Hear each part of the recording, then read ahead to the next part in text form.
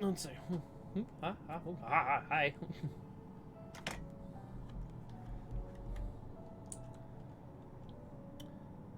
Alright, we are. Oh, we're on. Oh, right, I forgot to turn that back on. Oop. I was trying to find a blur box to put over that set of this, but no luck finding anything yet. Not without using plugins. So we will stick to that.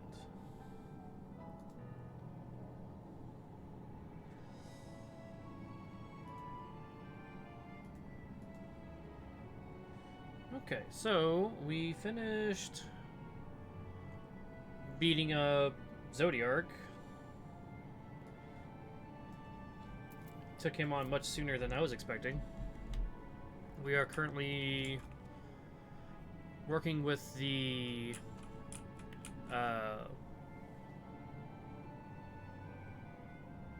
Lopo, the Lobo Reed, the Lopo Reed, yeah, that's right.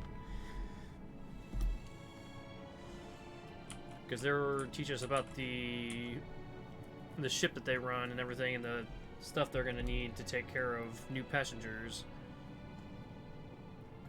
So we could just jump on in. What is this? Purple carrot juice. Right then. Now that you're here, we need to teach us all you can about your people, and quickly. Yeah, they had all the rooms and everything sized to the original, well, what the Asian's unsundered size was, which are much, much taller. I was trying to think what their damn name was then. I guess you would say Amaratians. And then, what was it?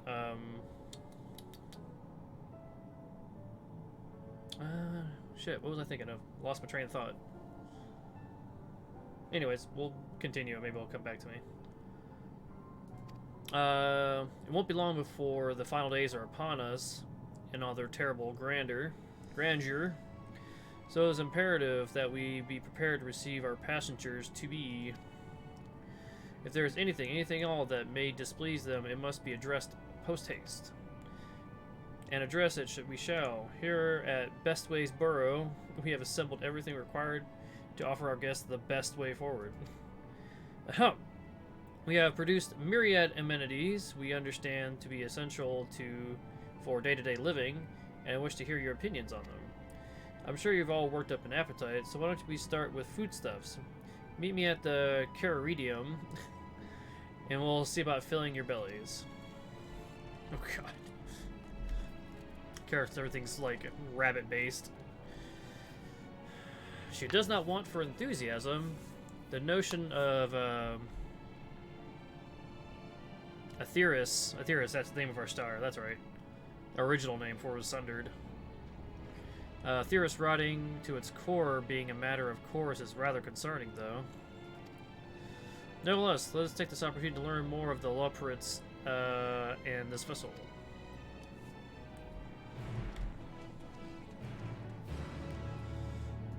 Yeah, at this point we pretty much know the Charlians are the ones they're working with to gain everything they need to make essentially an arc. Where are we going? This way? Do we jump down?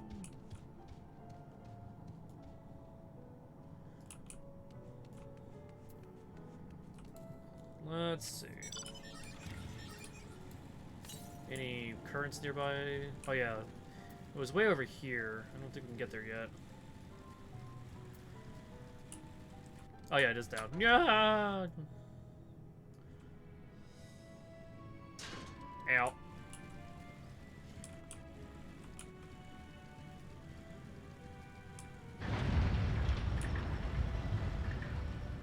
Oh, it is a door. Alright. I was wondering.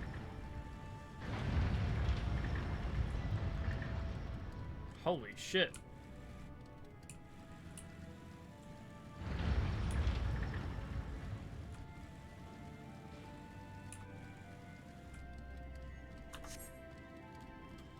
What are the multicolored aetherites for? Is it kind of like what we did on the first with balancing elements? Oh, hello, monsters. Why are there monsters? Caretaker. Yeah, sure. They also have rabbit ears. We're going the wrong way. This way.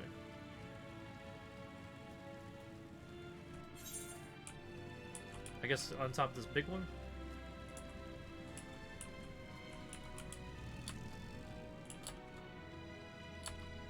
Oh yeah, these supposed to be steps for like Amaradians. Like, these are a little big. Oh, Aether Current. Sweet.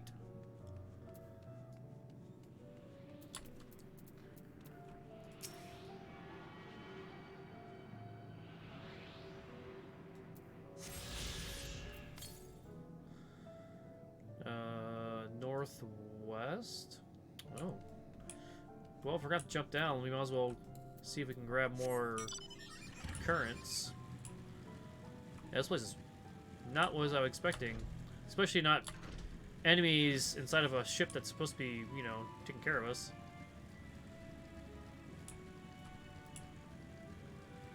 Can we drive up the wall? Yeah.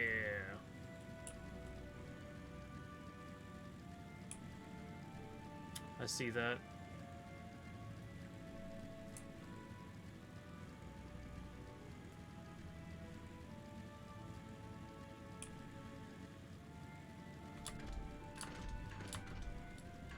Jump! Come on. Ugh. Alright, I guess doing it on bike is more annoying.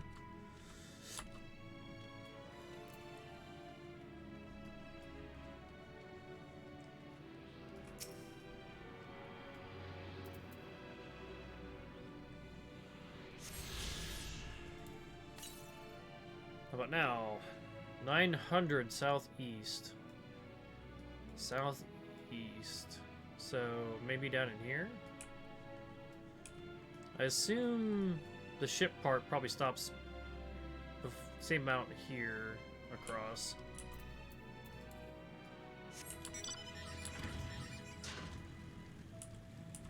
Well, let's head south and just get a look around.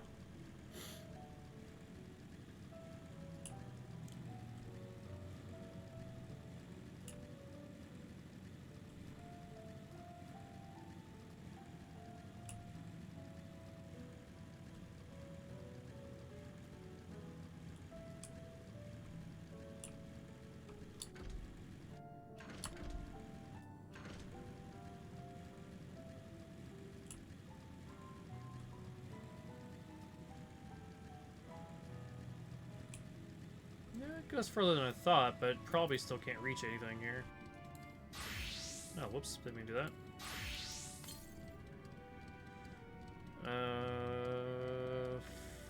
400 southeast. Yeah, that's on the outside. Okay, let's go do the quest part.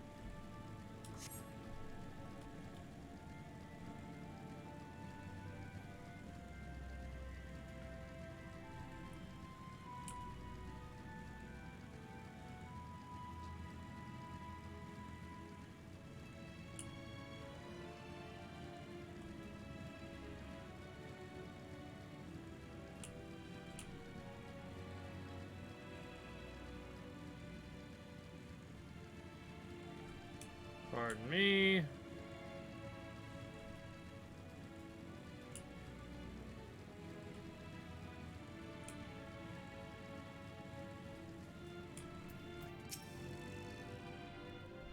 Welcome to the Caratorium.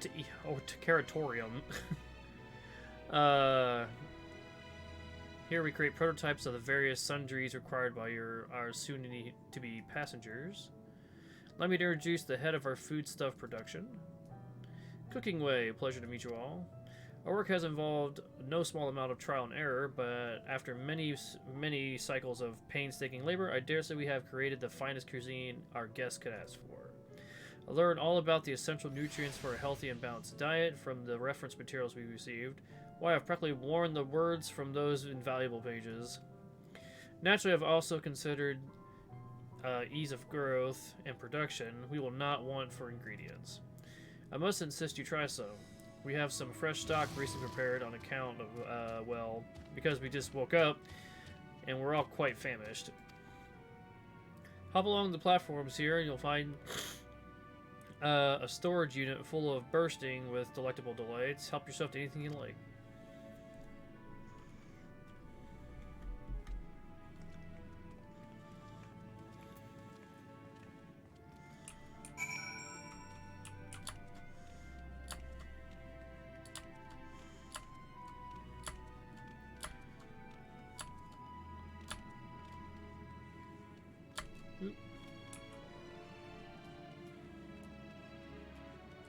Storage crate. With a storage unit, you find a rainbow-colored assortment of carrots. Okay. Unassuming orange, particular-looking blue. The blue one?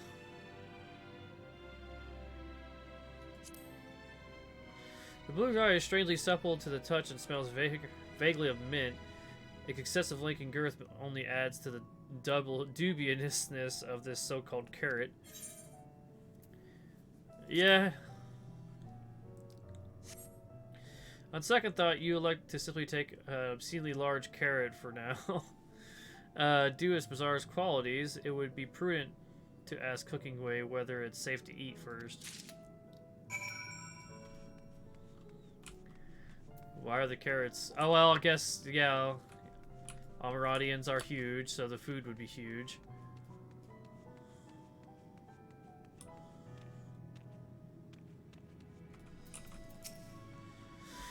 So there are selections to make your mouth go... mouth to watering? No. About this, obscenely huge carrot. Ah, yes, fine choice. One of my personal favorites, actually. Please dig in. I'm eager to hear what you think.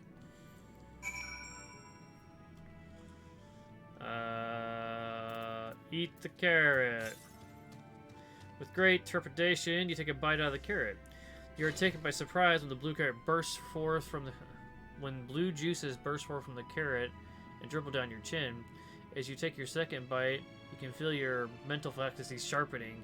Your mind opens to the universe, and for a brief moment, the mysteries of existence are simple, transformative truths, but the revelation is fleeting. When you at last finish the carrot, the sweet yet sour aftertaste lingers in your tongue, and the number 42 in your mind. Oh my god. Hitchhiker's Guide reference, there you go.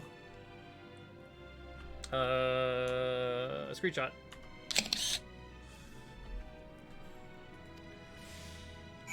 Philosopher's Carrot. Ah. You find your mind suddenly much sharper than usual. I guess I picked a good one.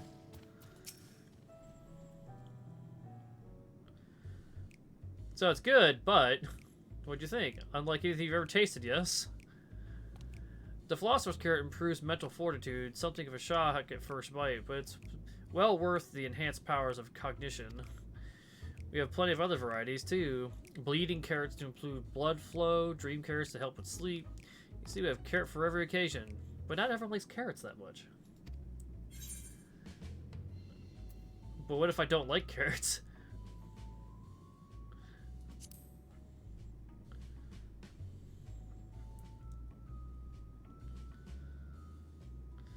You don't like carrots? Oh, you must mean you don't like them served in this fashion. Don't worry, not.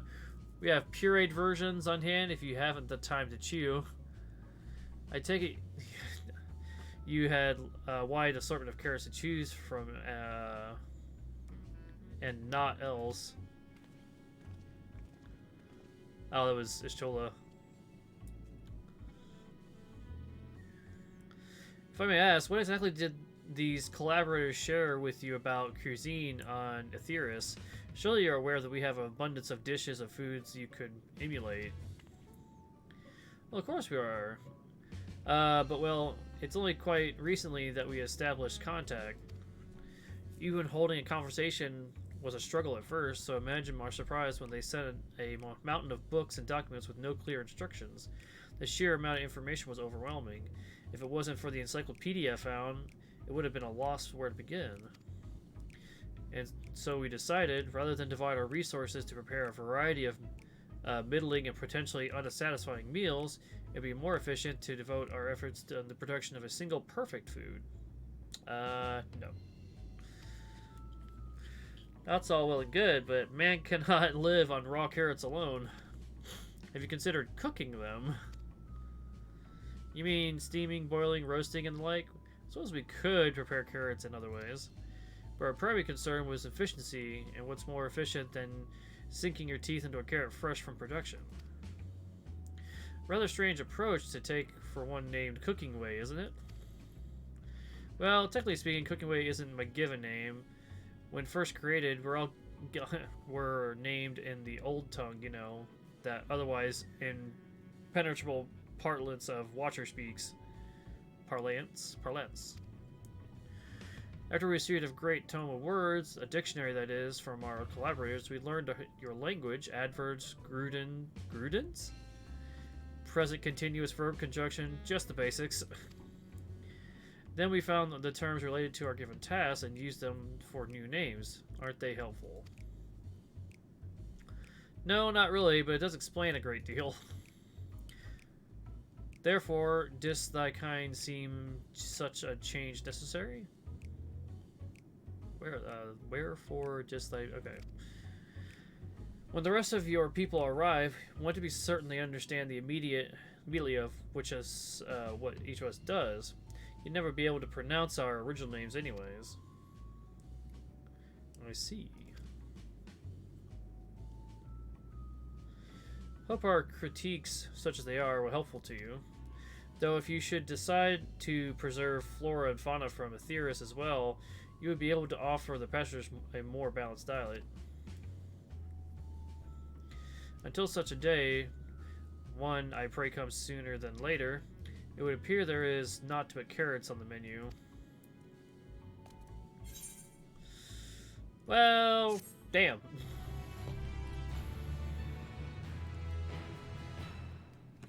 Choices are carrots, or carrots.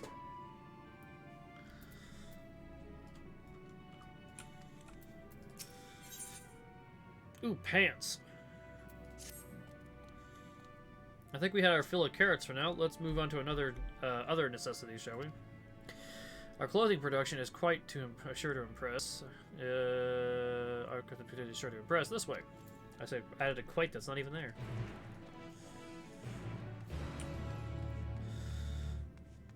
Watch out for robotic rabbits with guns for arms.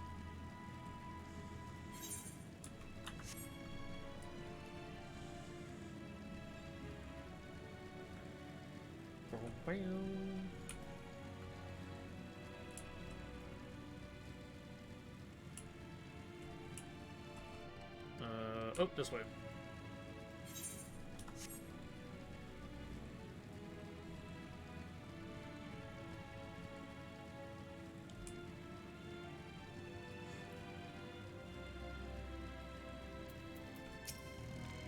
Living way.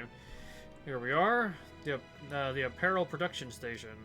We've chosen to employ more traditional methods for this task, creation magic. Heidelin, in her infinite wisdom, blessed us with the self-same affinity for magic her people possessed. We have other amazing talents, of course, and I know you're dying to hear about them, but we will regale you with the details another time. That said, we did run into a spot of trouble at first. Our magics alone was not sufficient to see our work done. In the end, we discovered crystallized aether was a powerful catalyst that could provide us with the extra viz we needed. How resourceful. The sweet sound of recognition. You'll also be impressed to hear we've read all about your habit of changing attire to match your chosen profession, for the sake of efficiency, I presume. This has also been taken into account with our designs. But why take my word for it when you can simply try on our clothes? Make yourself known to the workers and they will see to the rest.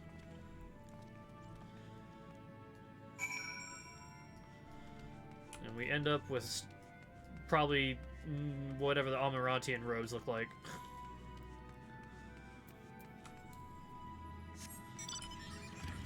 Place is so big.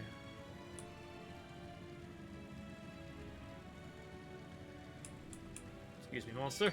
Ah, damn.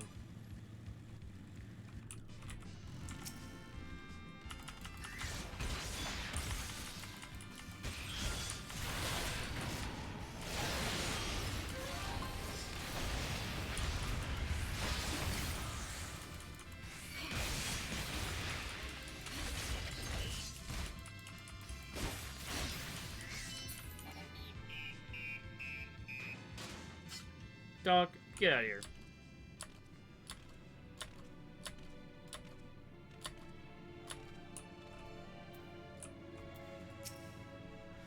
Ah, it's you. One of the visitors from Aetheris. Goodness me, Mapping Way wasn't kidding. You really are smaller than the Watcher. Oh right, you're here to try on a set of clothes, yes? What would you have me fashion for you today? Something embodies my bloodlust. Something simple yet functional, fashionable and refined.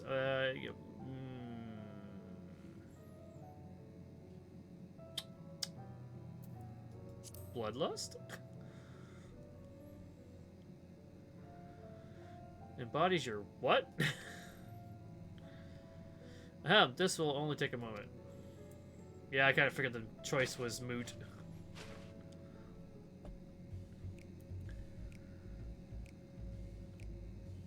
In the most simplest of garbs, kind of figured. There we are, all finished. Perfect to fix if I don't dare do say so myself. Would have been lying if I said I understood what bloodlust is, but I assume it's something you enjoy. I made certain the clothes are flexible yet sturdy enough to endure whatever you plan to do while wearing them.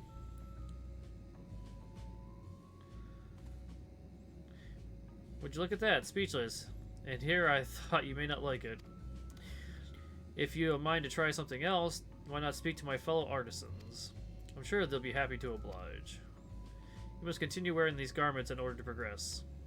You'll change back to your normal garments if you move too far away. Look to your map for the garment change area of effect. Speak with the restless swap for it to restore or prolong the garment change.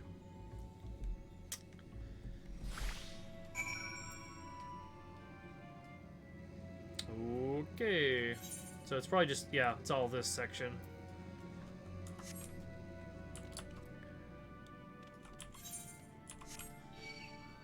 Oh, god dang it. Really? The heck with you.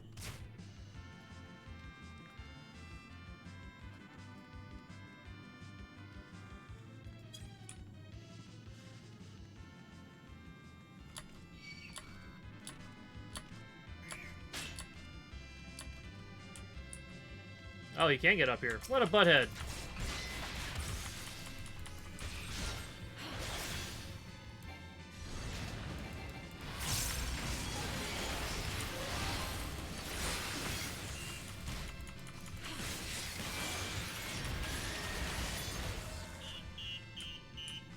Enough of your nonsense. Alright.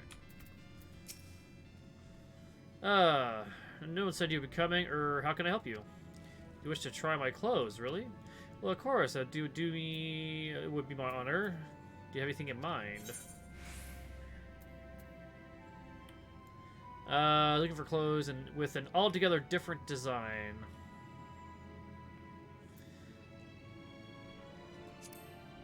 Make it simple.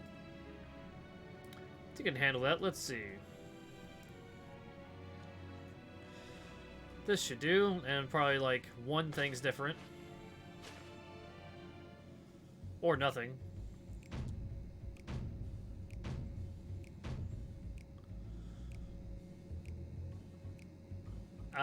Sorry, best work yet. You're a strange one, aren't you? Honestly, I wasn't sure what to do when you didn't ask for anything specific. I take my work seriously, however, and I'm never one to disappoint. That ensemble is a blend of concepts from myriad professions, all-purpose attire from the modern woman of Aetheris. I was worried how the concept would turn out when put to the proof, but it looks stunning on you. Once you go around and show Living Way, I'm sure she's eager to see what we've come up with. Yeah, I keep wearing this nonsense. I mean, it's kind of better than the last one. Barely. Oh, wait, I have a mask too.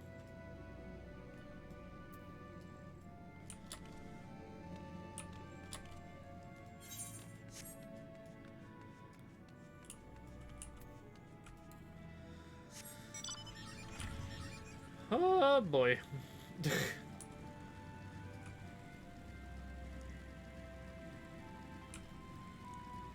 Living Way, this is terrible.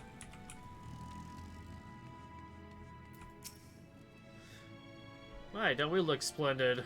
The result of much trial and error, but I know quality work when I see it. Shh, you mustn't speak. I can see your adoration for the moon and we Loperids in your eyes. No doubt your friends will feel the same, having sampled our creations. I think I'd rather die on Aetheris.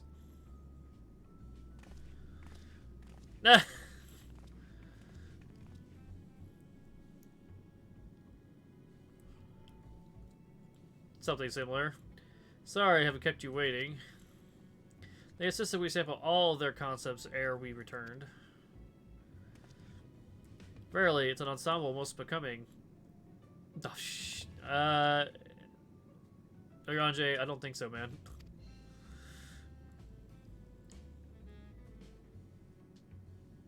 And why the mask? I think it's past time we return these clothes.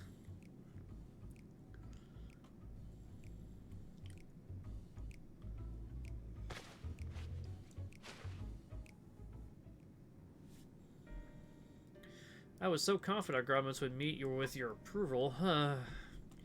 Whatever doing wrong. The Watcher taught us that in this time everyone wore the same robes.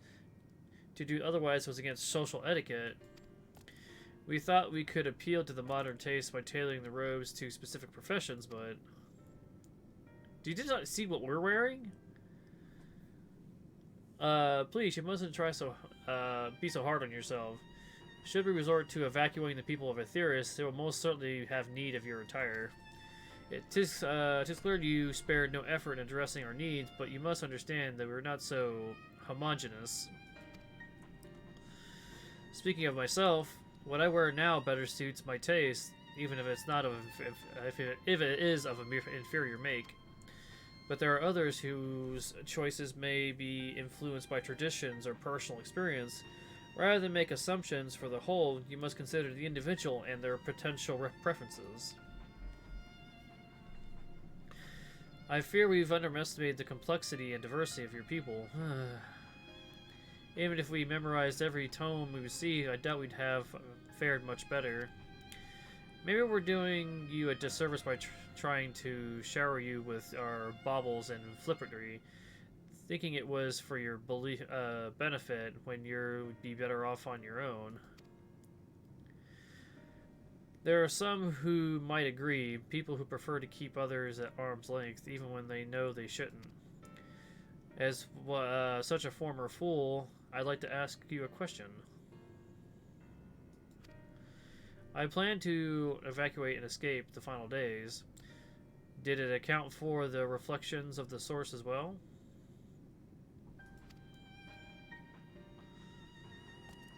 Not that I'm aware of. We were born of Heidelin's love for Aetheris and the salvation of the people on the star, and that star alone has ever been our aim. Surely it is better to devote ourselves to saving one world than to divide our efforts across 14 and risking failing them all. I suppose you're right. Living Way, might you have leave to explore Best Way's burrows unattended? You have given us much to think about. Why, certainly. Until later, then.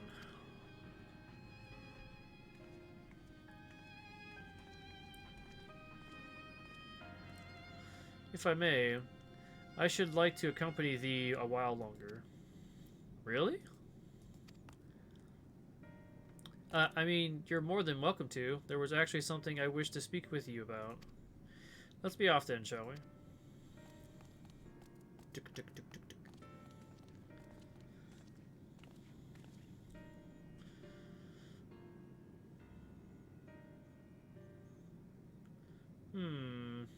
Fidgeting Loperate.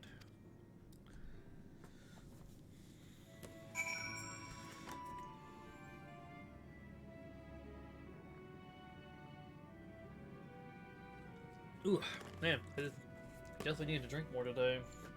Slight headache, I guess, from not drinking enough.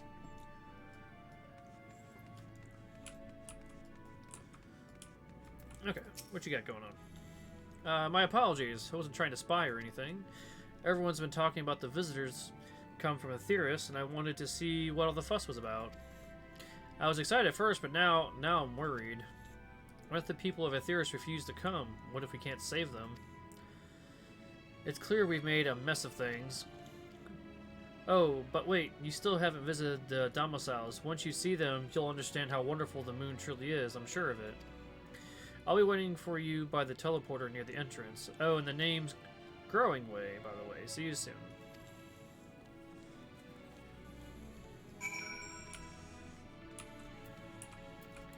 Vroom vroom. Oh, I guess I could teleport.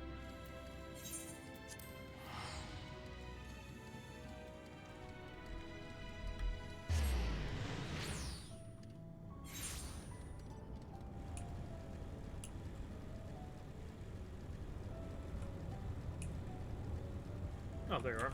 Oh, is this the teleporter?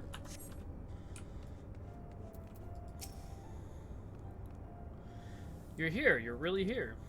Thank you. Thank you so much. Sorry, what should I call you? Misakai? Misakai with a Jurassic. Correctly, even your memes are amazing. Well, Misakai, we'll be using the teleport to enter the residential area. Whenever you're ready.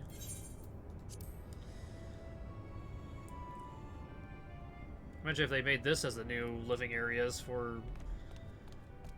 Ready in the teleporter. Oh, hello. Go ahead.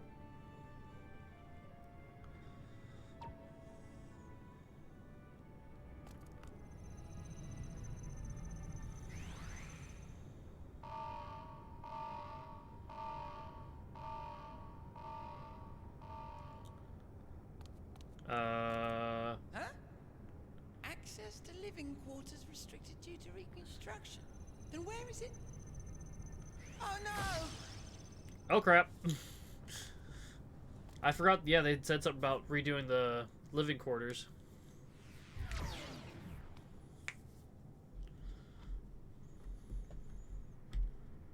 A private audience, as thou didst request, for reasons I know not.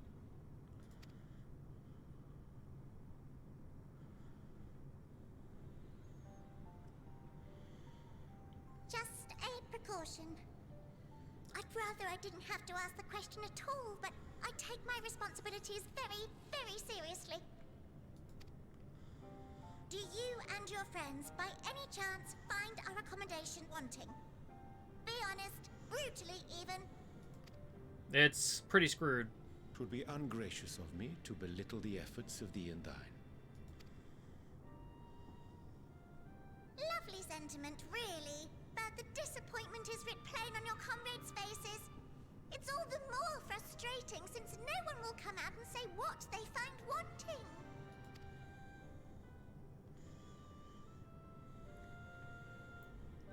If there are faults in our work, we need to know. We can, we will do better. But time is not on our side. The final days will wait for no one. If your people are to be saved, we must take quick and decisive action. This vessel must serve as a home for as many passengers as possible, for far longer than we may like. Which brings me to my request. Our collaborators on Aetheris are doing what they can to prepare for the voyage. would you be willing to go and lend them a hand? Oh. Having seen the moon for yourself, you could speak to its many splendors, learn what else they might require, and assuage whatever concerns they have. So that's why we'll get we'll get more access, because they'll have to give it to us. Wherefore wouldst thou entrust me with such a task? How to put it? You're the only one who appears not to be wholly unsatisfied with our work. Oh, quite good at pretending that's the case, at least. Calm, collected, tactful to a fault. Very particular with your words, too. You understand that, in the face of great danger, one cannot pursue perfection at the expense of practicality. The difficult choices must often be made for the greater good.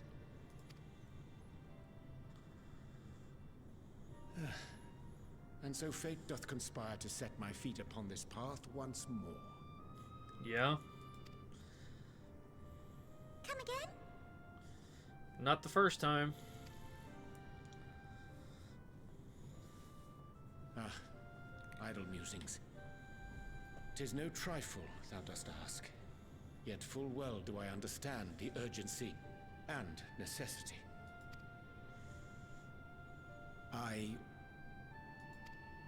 Oh, dear me! Dear me! I'm terribly sorry for the mix-up. It's a bit of a malfunction. I hadn't realized the residential quarters were inaccessible, you see. But you're still in one piece. So, all's well that ends well, yes? Won't happen again. I promise.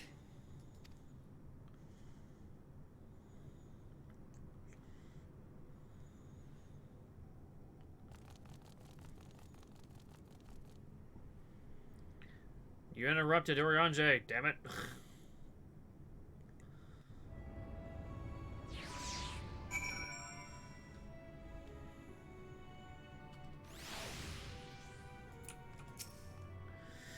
Gosh, that was embarrassing. I promise to be more careful from now on. Since the residential quarters are closed for now, I've routed the teleport to allow travel between floors instead. Hopefully it proves useful in the meantime. It's a shame you couldn't see it, though. You would have really liked it.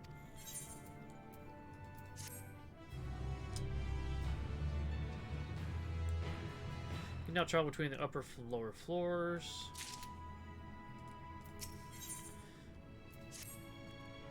It may not seem like it, but we've been planning for this far longer than I'd care to admit. Each time we woke up, we'd have long discussion about how to save as many of you as we can. I feel like everyone had an opinion on this and that. But the one thing that we all could agree upon was that the people or theorists wouldn't take action to save themselves until it was far too late. That's why we're striving to make the moon a vibrant, magical place they'd hop at the chance to visit, rather than waiting for the flames of oblivion to get them off their tails and force them to accept our invitation. The residential quarters may not be up to necessary standards just yet, but there are plenty of other places worth seeing. You've already had a look at the Curatorium. Wait until you see what's coming for you at the east end of the borough. Follow me.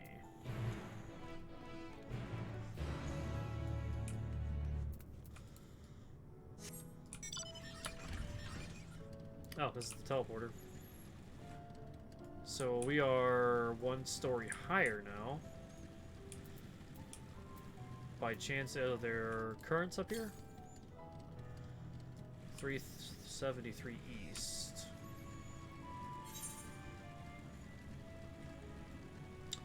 Uh-oh, I see blue ones.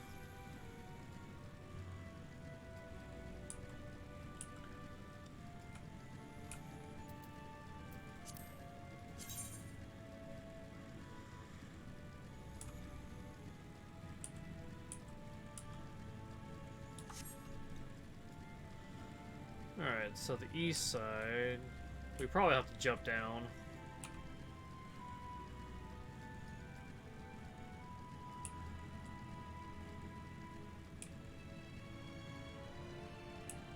Yeah, kind of figured.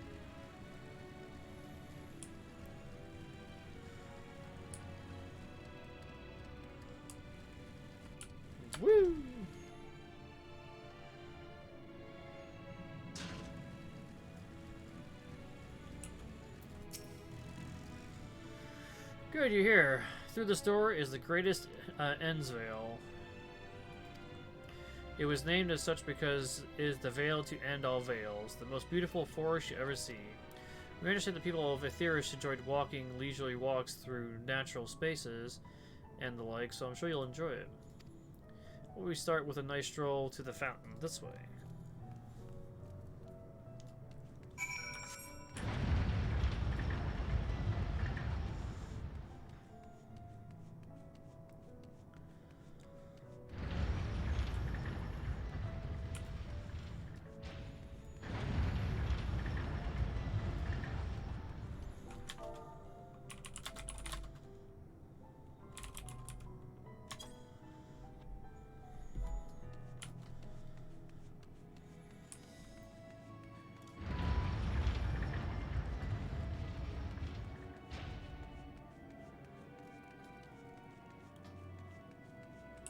Well, I don't see anything yet. Is it going to be like digital forest?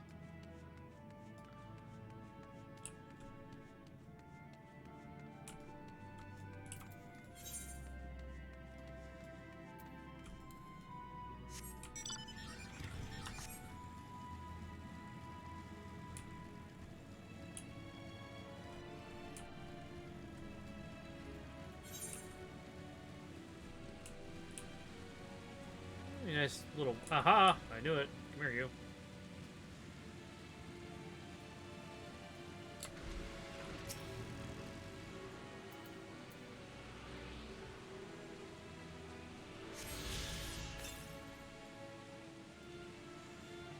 Northwest.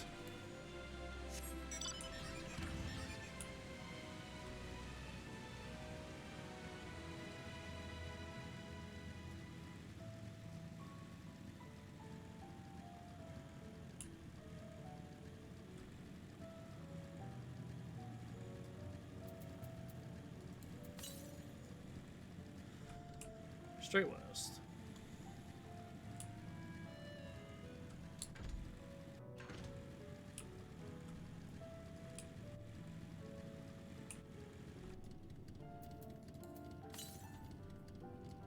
Southwest. Oh, there it is.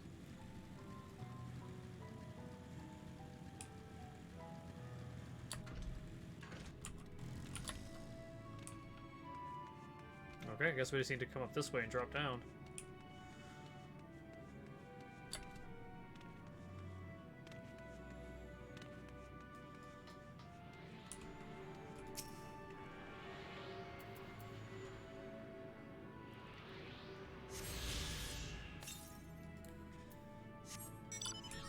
Southwest 506. That's gonna be down here, I think.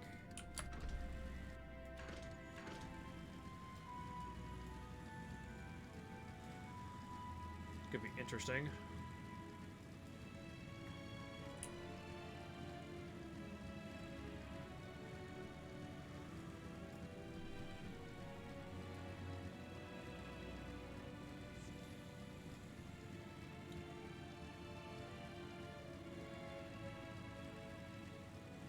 Alright, now we got the area uncovered. Got to come back out to the moon area and, like, deal with that.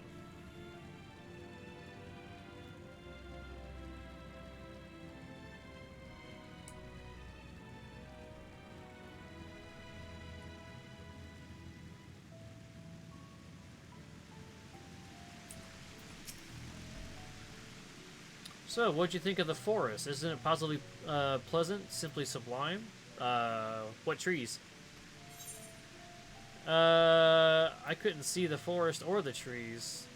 I didn't see any. Wait, you don't mean those crystals out there are... It's transcendent as burying your face in the chocobo's plumage and taking a good long whiff. Wait, what?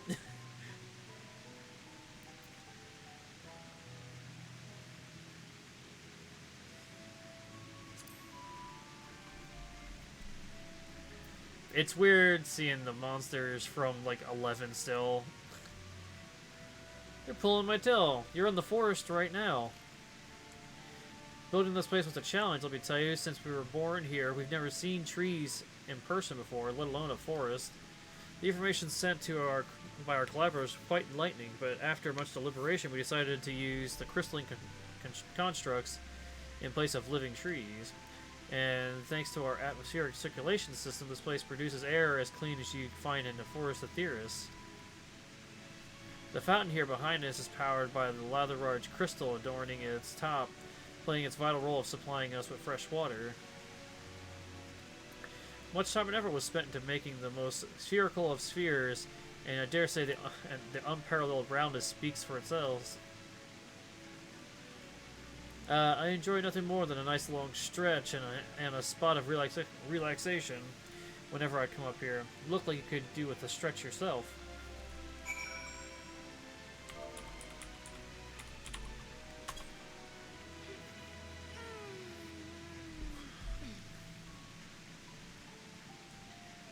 That's the spirit. I feel more relaxed simply watching you.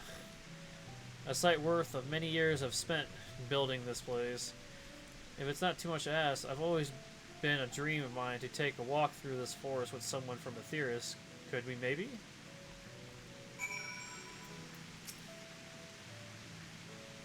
You will? Oh, it would be quivering whiskers. Yep. Alright, let's go. Oh, you're following me, okay.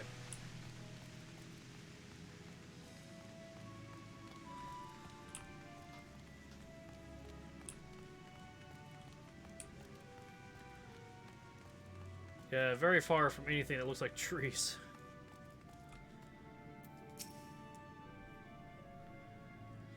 I was thinking that I could be more helpful to you by teaching you a little about the moon and what it is we do.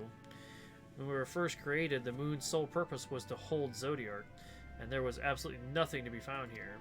Eventually, Hylian gave us our first task: furnish the moon with propulsion systems capable of facilitating travel to other stars. It sounds impressive, and I suppose in some respects it is, but it was only possible thanks to all the knowledge Hylian shared with us. We also had a lot of time to get it done. 6,000 years, give or take. Holy shit. But anyway, let's keep going.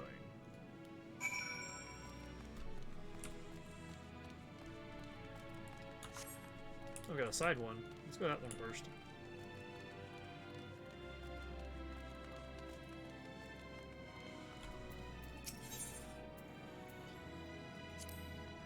What? No.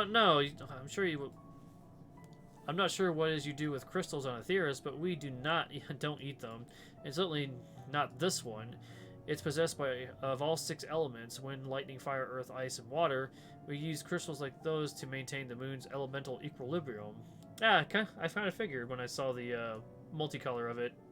Reminded me of the crystal we used on Eden. Or the what was it, the waste to make them livable.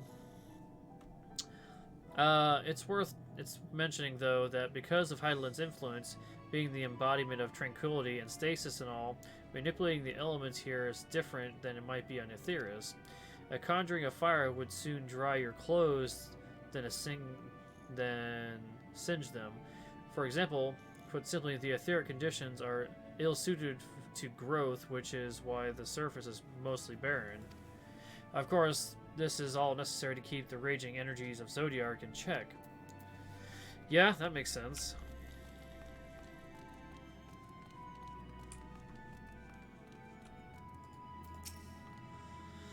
This may come as a surprise, but we didn't begin building the habitable areas until after the propulsion system was ready.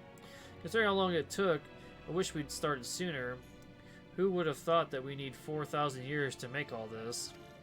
I'm certain it wasn't work you dare rush. Either. We had to create infrastructure and countless support systems, some of which wouldn't be operational till hundreds of years later. And then there was a brief period when our productivity came to a screeching halt, when that bizarre red satellite was sent up from Aetheris. The Elegant's mischief, I think. I thought maybe some new nefarious actor was colluding with Zodiac. All we could do was stand by and brace ourselves for the worst. I can't tell you how relieved we were when Highland informed us of its destruction. Oh yes, there was much joyous humming that day.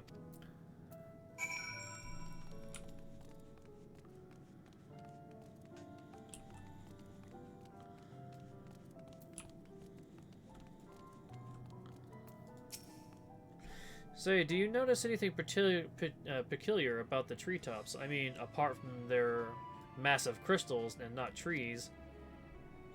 I'll give you a hint. It's the golden rings emanating from the glowing spheres. Along with the device fixed near the ceiling, they fulfill a role similar to our sun and do so better, even.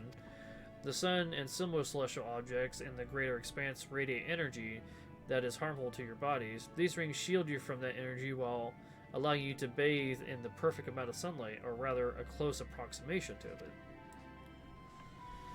Pretty impressive, wouldn't you say? Oh, and if you look closely, you'll see different types of trees have ever so slightly different curvature. Yes, indeed, this forest truly is the greatest.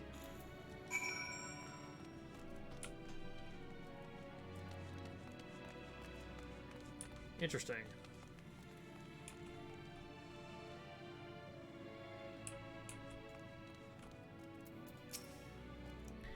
There was something else I wanted to tell you about. Right. The propulsion system and habitat facilities were completed around 2,000 years ago, and with that, the most important features were fit for purpose. Which was all well and good, except we still knew absolutely nothing about the present-day people of Aetheris. Why not go and visit Aetheris yourself, you might ask? Strictly forbidden. Were our technology or knowledge of the moon's true purpose exploited for evil ends, the results could be disastrous. Then there were a few more rejoinings, and it became increasingly difficult to converse with Heidelin. Fearful that we might lose the ability to communicate with her altogether, we beseeched her to find people on Aetheris we could trust to help. We were quite fortunate everything worked out as it did.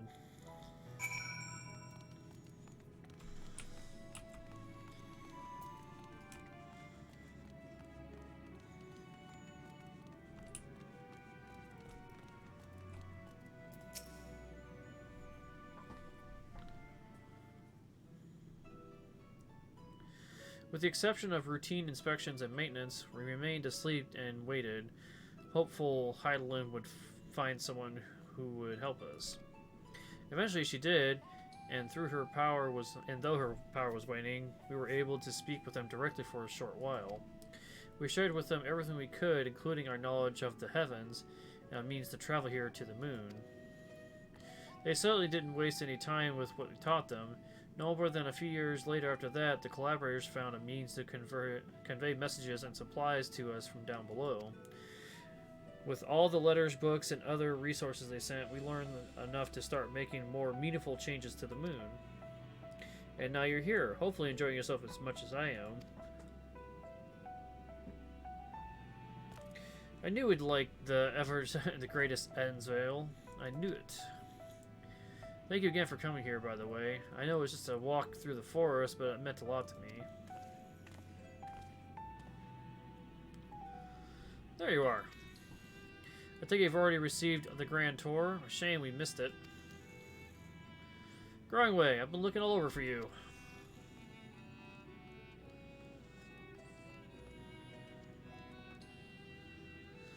Oh, is this about the teleporter and into the residential area? No, never mind that. We have more pressing matters at hand. Click.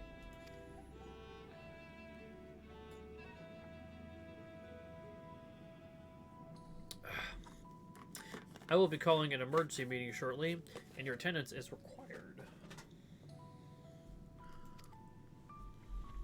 Really? I can't imagine why you'd need me there, but if you insist. We won't be away long, so you are all more than welcome to continue looking about the borough. Now come along, Growing Way.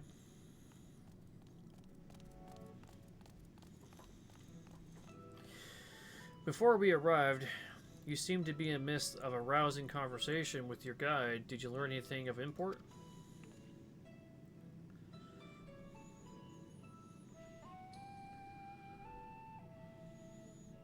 They spent 12,000 years preparing for this. With the appointed hour fast approaching, I can certainly understand their restlessness, but still. It remains to be seen if the people can be persuaded to evacuate when there are yet no signs of the final days. What's more, the technology of this place defies imagination. I doubt there will be many who be readily come to terms with living in such surroundings. Wherever these collaborators are, unless they are possessed by the world's most charming personalities or a means to forcibly evacuate people, they will meet with a great deal of resistance. Indeed, even if we face annihilation, the decision to forsake all one knows cannot be made lightly.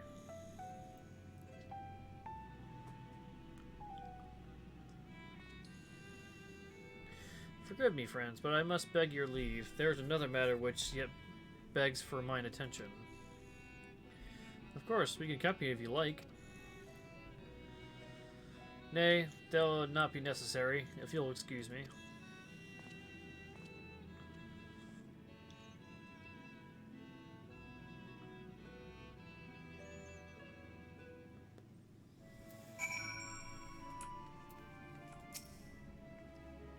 It is clear now that difficult decisions lie ahead of us. Preparation for the evacuation of Aetherius is indeed crucial, but I am not yet willing to forsake our world and its reflections. I trust I am not alone in my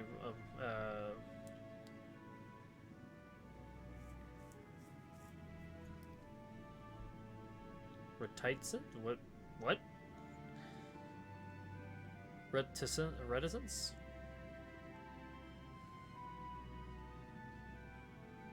I'm bad with words.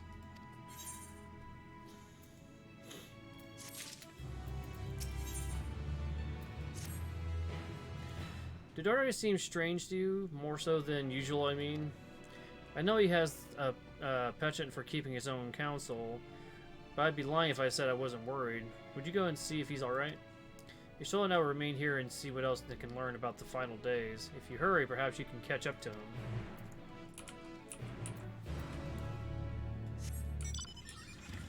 Yeah, just him doing the usual thing.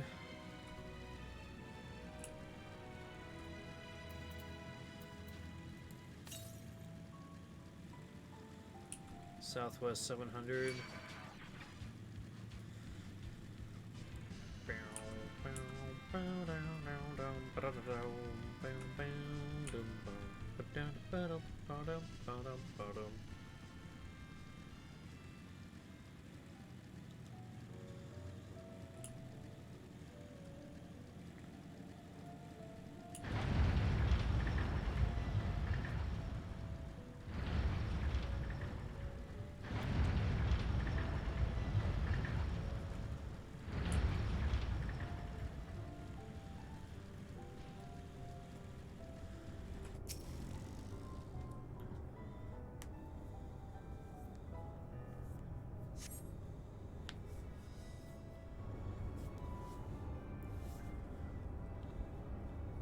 Probably see him walking in some direction shortly. It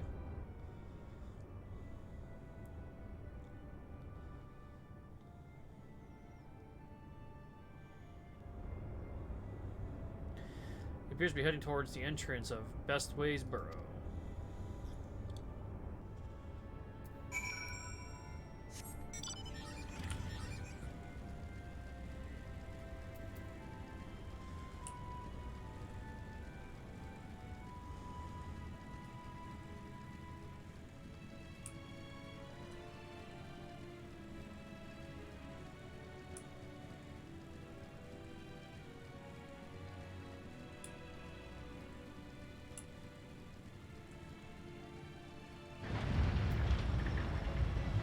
Where do you think you're going?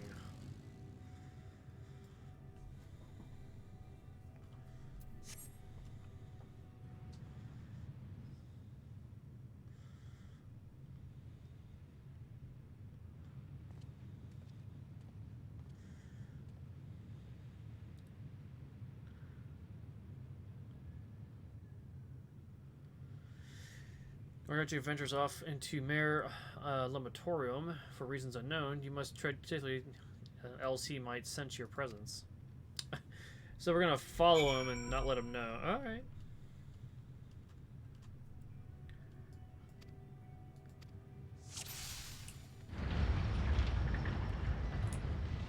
So, supposed to keep him from seeing me, but is there anything here for me to hide behind?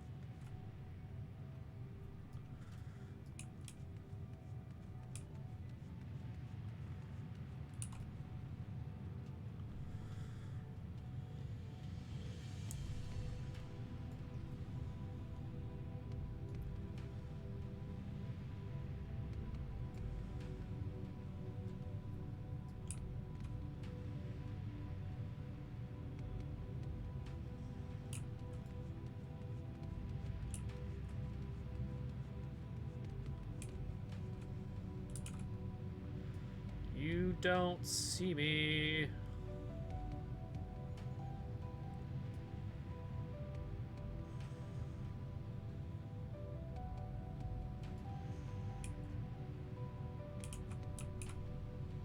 Who's there?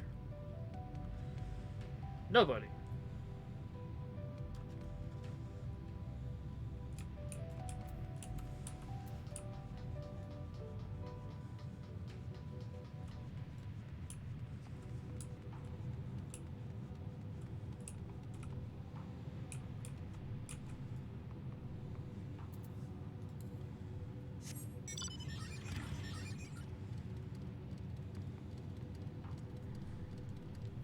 There's no one on a bike behind the rock.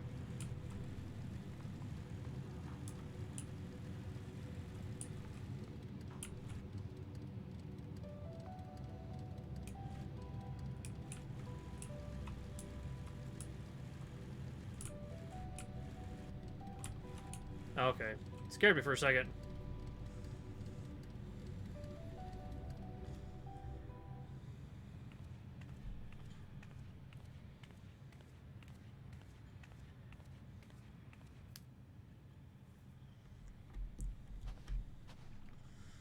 Thine arrival is timely as ever. Yeah.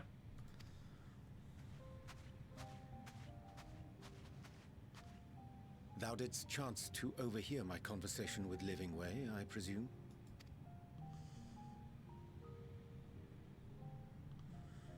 'Twas not mine intent to move in shadow. Nevertheless, I have been asked to do that and more yet again. Is it so plain that these strangers could intuit it at a glance? My capacity for silence and secrecy and duplicity? And Grahatir did contrive to deliver the first at the price of his own life. I was complicit in the scheme. A sacrifice averted for a mercy. Would that I could say the same for Menphilia. One life for one world. And by that bloody bargain brokered by my hand were the scions robbed of a dear comrade, and Flamine her beloved daughter. Two souls, whose selflessness was beyond measure, whose resolve was unshakable. They would not be moved even had I thought to protest. But protest I did not. Far from it. I pushed them forward. No effort did I make to seek out alternatives, ones that would not demand such terrible costs. That resignation weigheth heavy on my mind, as does the memory of another lost to mine inaction. Dearest Moonbringer, who did face death unflinching, that we might secure a means to bring low the Ascians. In her hour of need, I did naught. Dutiful disciple of Louisoix, ever looking to the greater good. Had I shut mine eyes and bid her live instead, mayhap she would be with us today.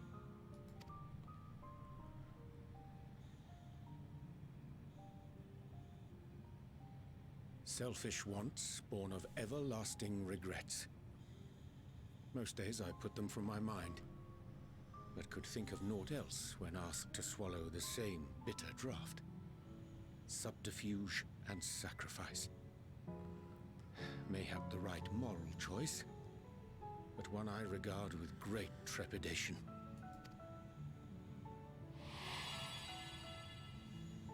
The calamity of Amarot was a tragedy beyond reckoning. One which must never again come to pass.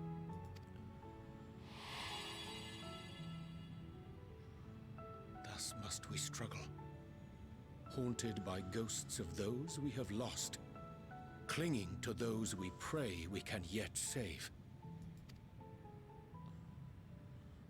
But what of those we cannot? How do we make peace with the dreadful algebra of necessity?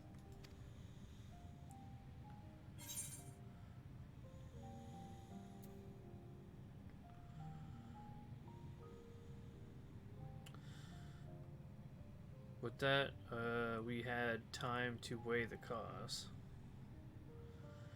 Faith in yourself and your decision. Take heart and protect, well, those you can.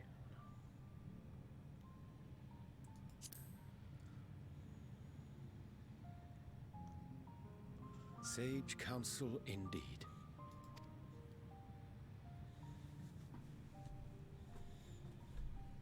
I see. Wisdom as befits a great worm. Curious that he should think thee in need of such encouragement.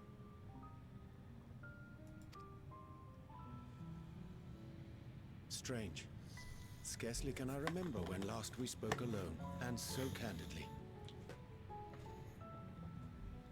Has been a while.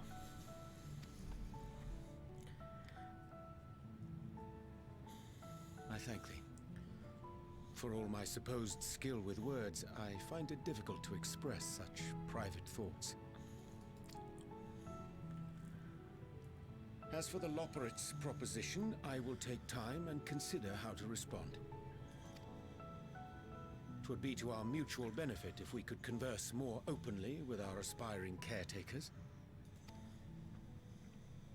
A concern I should be glad to address on the Scion's behalf. To dispense with all pretense and bare one's heart to another is a frightening thing indeed. But we cannot move forward ere we take that bold first step. A lesson I have learned many times before. And today.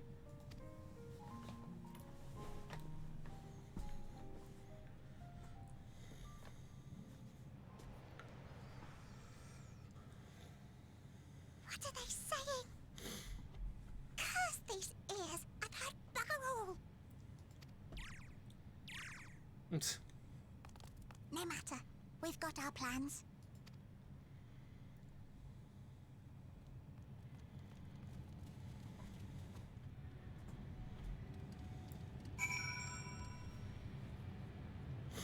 That's concerning. In truth, my reason for traveling hither was to effect a plan of my own, a place which may pave a way forward for us all. May, I say, for there is no guarantee of success. 'Tis the reason I set out alone, that failure, should it come, would be mine to bear alone. Yet thou standest before me with proffered hand, open and heart. To be remiss of me to refuse thy amity, and so I ask, wouldst thou join me in my endeavor? Of course.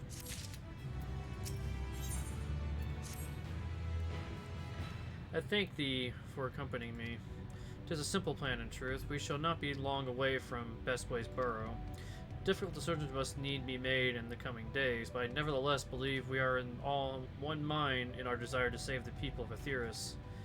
To make clear our resolve to the Loporrits, I would offer them a gift, but its making doth require a most singular ingredient. What you looking for, man? Also, currents. 145 to the north.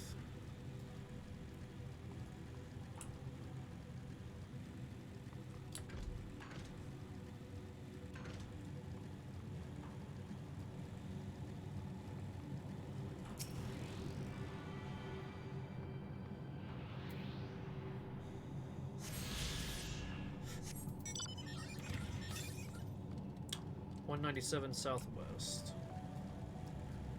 Not too far. It's probably on top of that ridge there. If we can find a way around.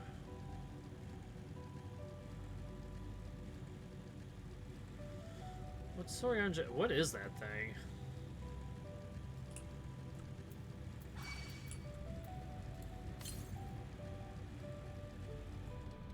Wait, how did it get further away?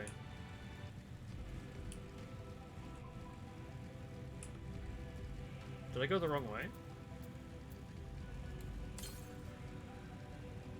Straight west.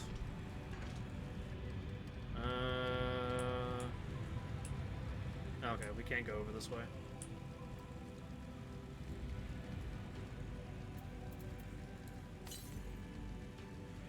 Northwest. Inside this crater, maybe?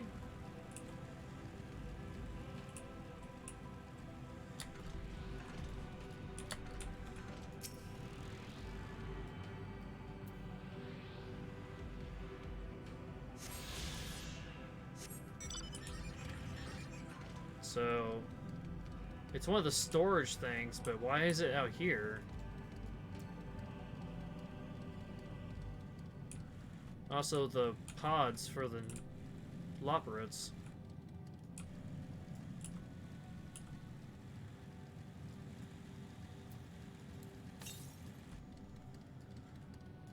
.579 southeast. Way over that way.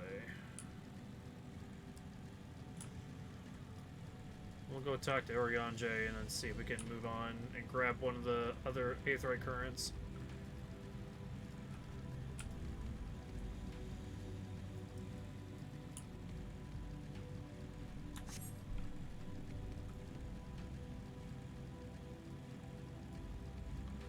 Loving Waste Darlings.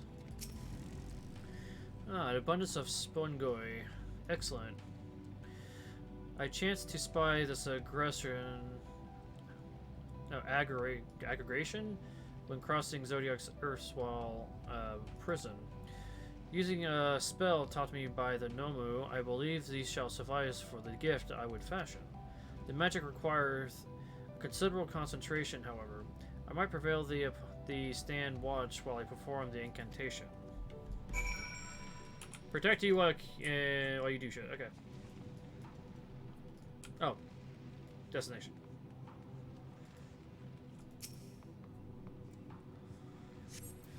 Can I call my Moon Chocobo?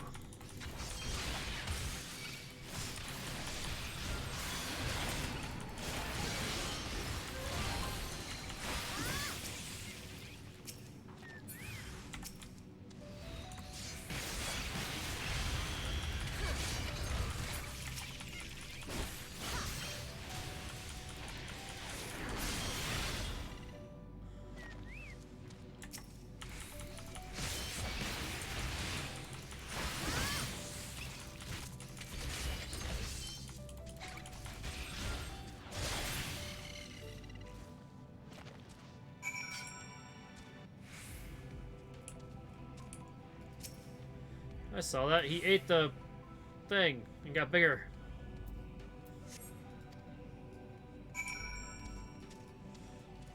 Easy enough.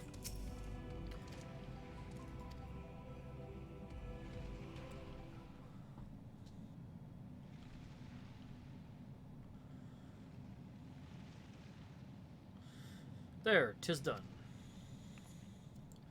I magicked ink. Every ounce of vaciousness as that crafted by the Nomu. Rare is the occasion I would conjure my own, but is nevertheless the most useful skill. The resulting product is admittedly possessed of no preternatural properties, but its hue is one of mine own choosing, which I pray the Loporits will appreciate. Masaki, Oyanje, oh thank goodness, I thought you had been eaten or had perhaps fallen into a crater.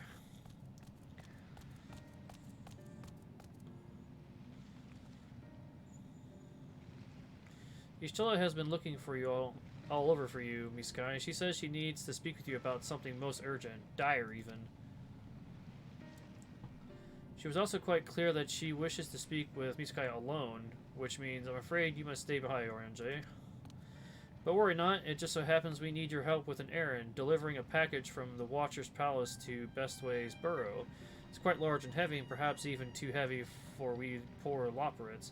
We would be ever so grateful you could lend us a hand. That's convenient. Suspiciously convenient. Are you insinuating I would betray the trust of Heidelin's Chosen, or worse, do anything to risk getting Ishtola's bad side? She's clearly not one to be crossed, or made to wait. Now off with you. Worry not, I shan't be long. Yeah, it's called bullshit.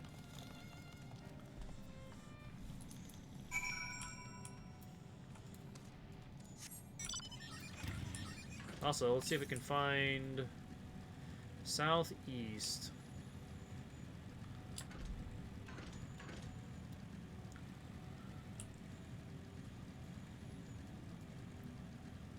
$300. That's quite ways. Southeast 300. Wait, that's what? What? Oh, I'm totally going the wrong way like a crazy person. Can't cross that. How do cross? Do I need to take Argos and go back that way? Yeah, it doesn't look like we can get onto that section there at all. Not from here, at least. Let's go around just in case. Yeah, no crossing there.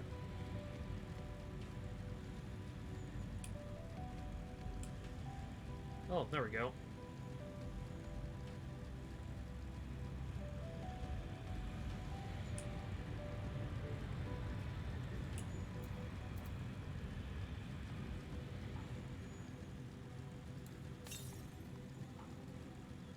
South.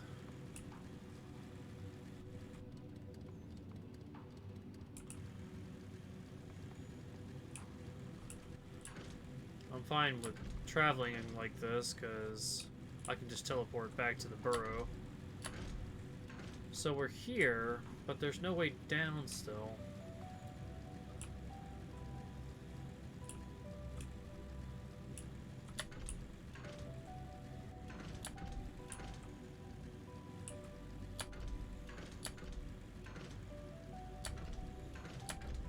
I'm also curious about that piece of Allegan tech.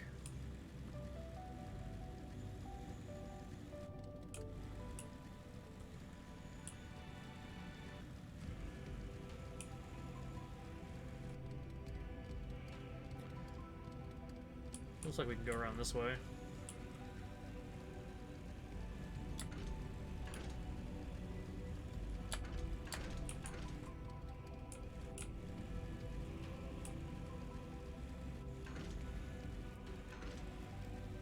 Yeah, it looks like they tried to come to the moon and, like, crashed.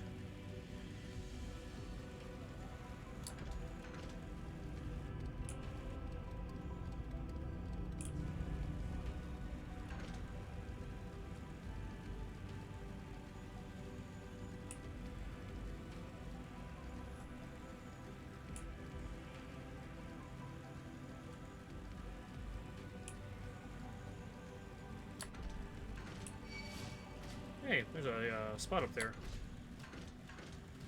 Ah, I got stuck.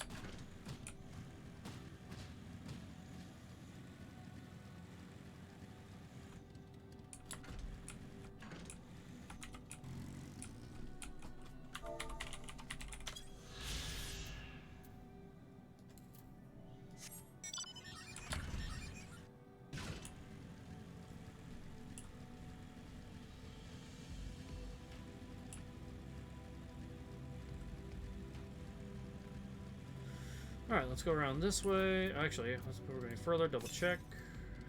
130 west.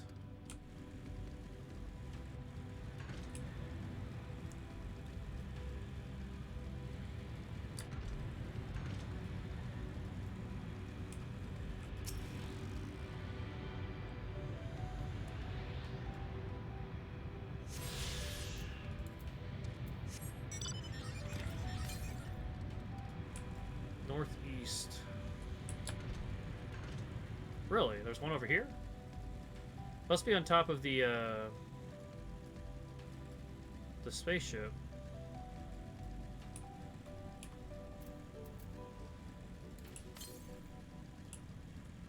Yep, more northeast. Oh, I see.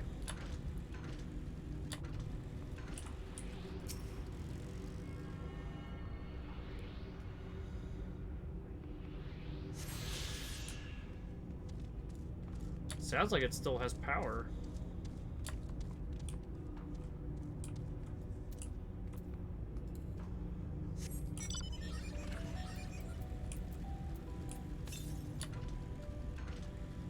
No turrets nearby. Travel. Kurtz. Yep, we got them all. Alright, we can teleport back to the burrow. So far there's 2 quests to get. Our quest-related ones.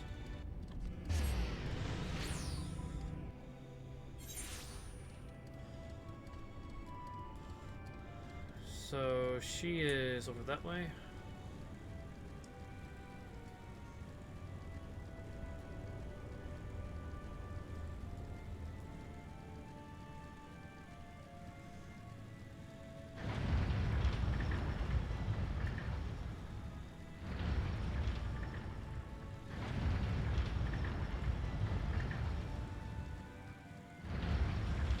And of course we're gonna find her and find out, oh, they didn't ask for you. What are you talking about?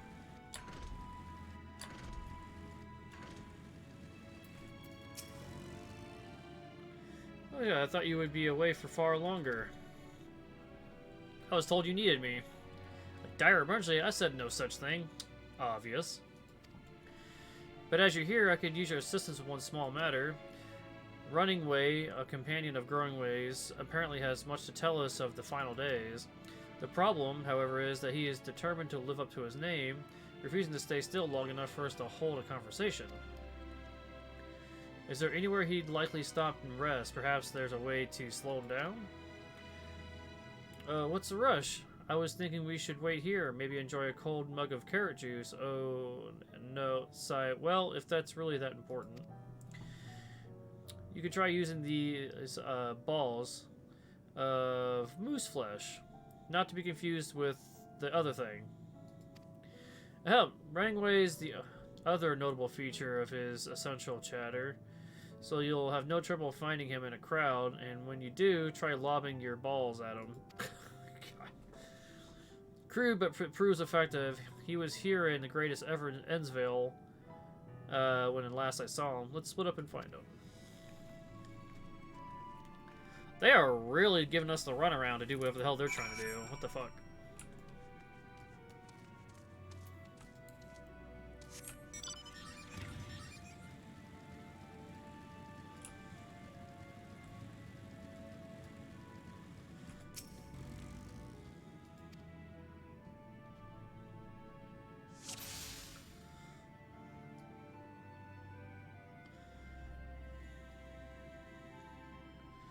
Do not hit unassuming Loporits.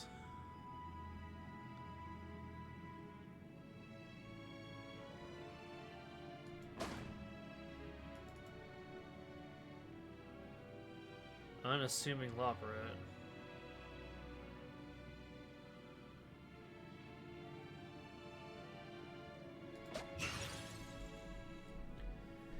Oh, that's smart. If it was meant to be a joke, it's not funny. I almost hit the wrong one. Just hit them all, it's fine.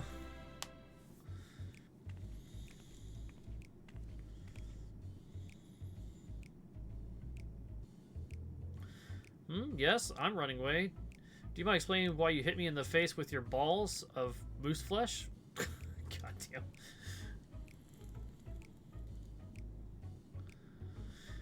I'm highly knowledgeable about the final days.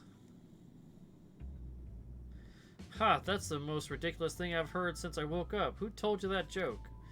As if I got the time to look into the final days when there's so much to do before the great voyage.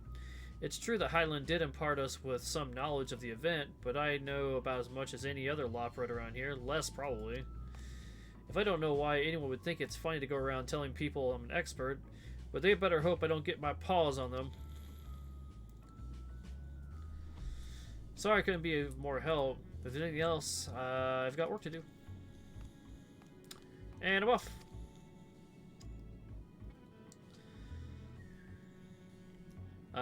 Quick, to the tower, because nonsense is abound. What the fuck is going on here?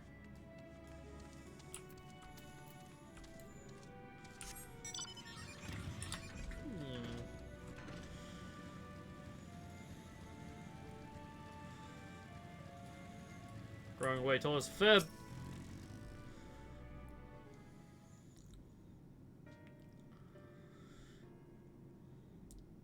Couldn't find hide nor hair of him. How did you fare? He knows nothing. So he knows no more than the others. Care to explain yourself, Growing Way? Well, you see, I misremembered. Yes, that's it. I misremembered. Terribly sorry about that. I'm afraid I'm drawing a blank, though. Try as I might, I can't remember who I was thinking of. On an unrelated note, what of Oriange? I assumed you spoke with him earlier, but he say when he would be returning. On his way to the Watcher's Palace with Livingway.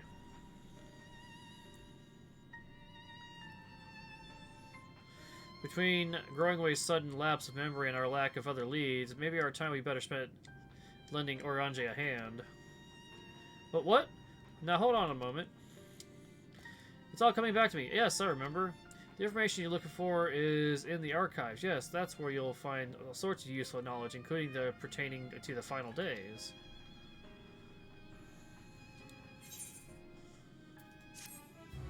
Sounds like more bullshit!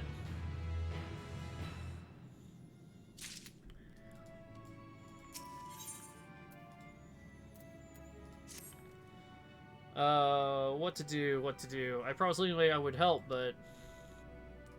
No, I promised to help, so that's what I'll do. The archives on the second floor of the main plaza. Eastern wing, follow me. I suspect the Loports are up to something, but if there's ought to be learned from the final days, I best we play along. For now, at least. I mean, it really should be just let me go after Oriange while you two check out the library.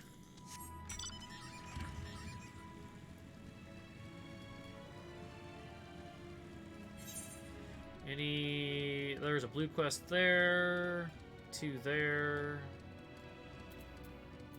So that's 3, and I have 1 for this current quest. That leaves 1 more missing. Oh wait, no, there's 2 there. I didn't see the other one. So 1, 2, 3, 4, plus the one I'm on. Okay, and then we'll be able to fly. Yes!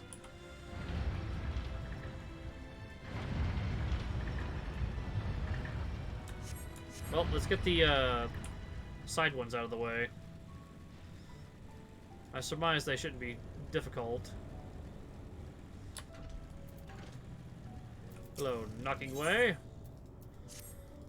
You have impertinent things I need. As what you need to say, I don't care. Speak to Dreaming Way. Oh, this way.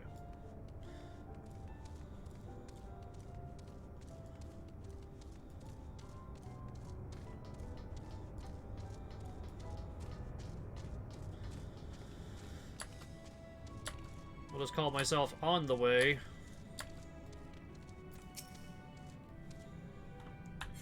Skip, don't care.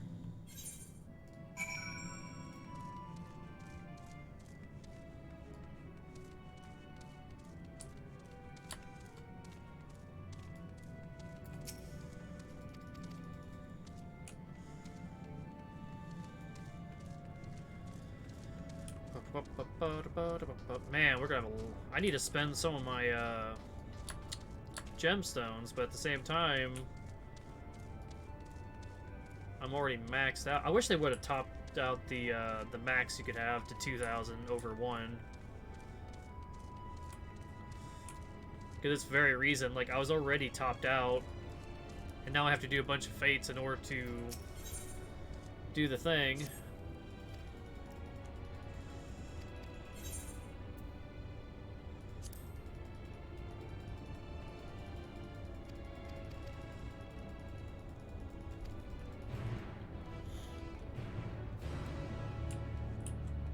There's like easygoing Loperate.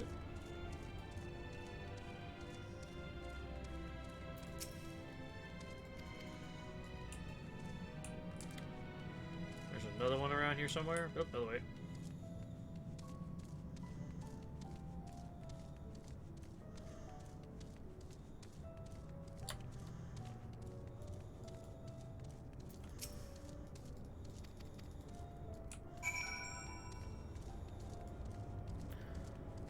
Alright, head back.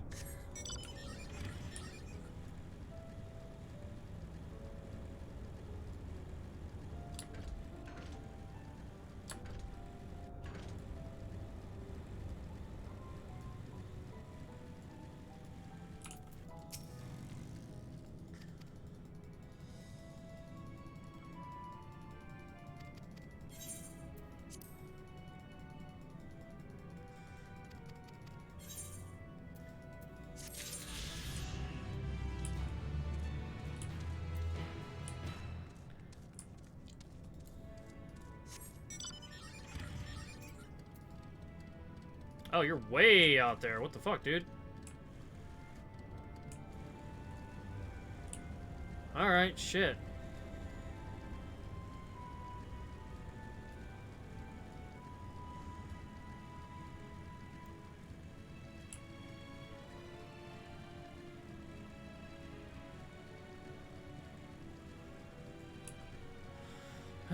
Taking Argus would probably not work in my advantage, because it's going to take me to the opposite side, and I don't think you can cross that chasm at all.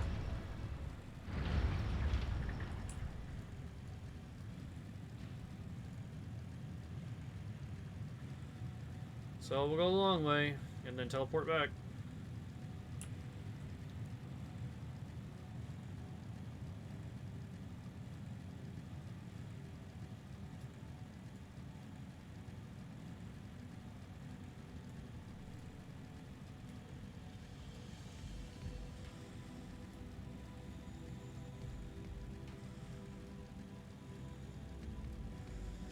Yeah, where that thing currently is, there's absolutely no way to get there. Because that bridge connects these two parts.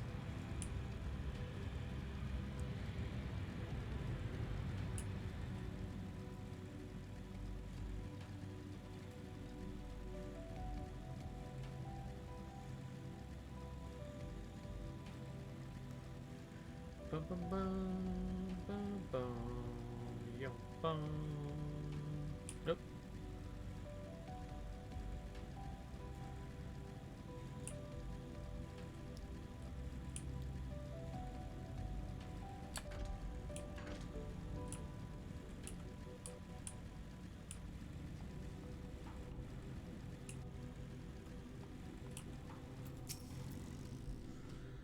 Crash I just have. If you find anything that proves useful, I'll be grateful if you retrieve it.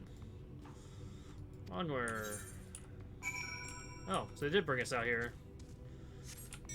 Makes sense. Something useful from the crash site.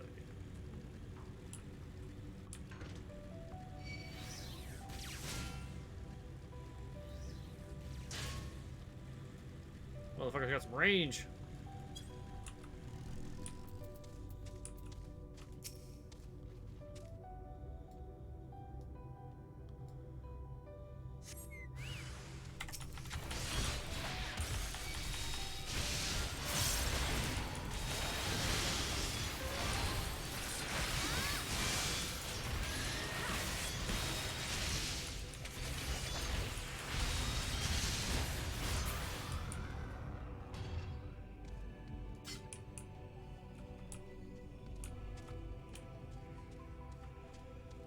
Too far out. There's something there.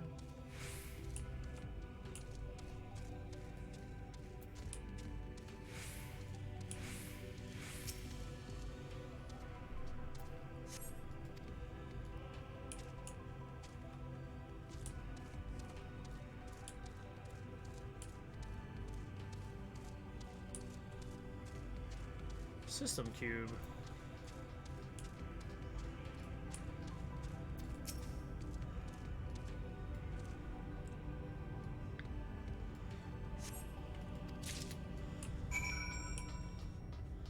Come with me, cube.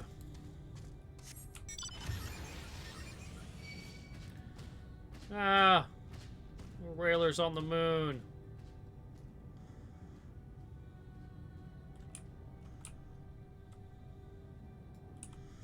Ah, that explains it. He's under attack.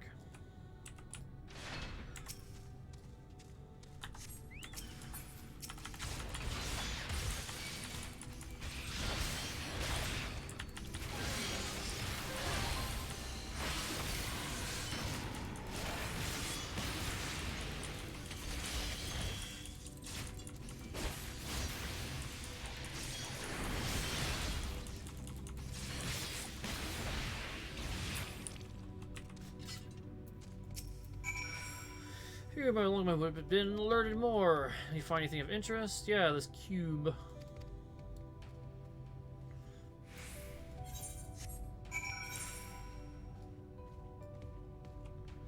Alright, teleport back.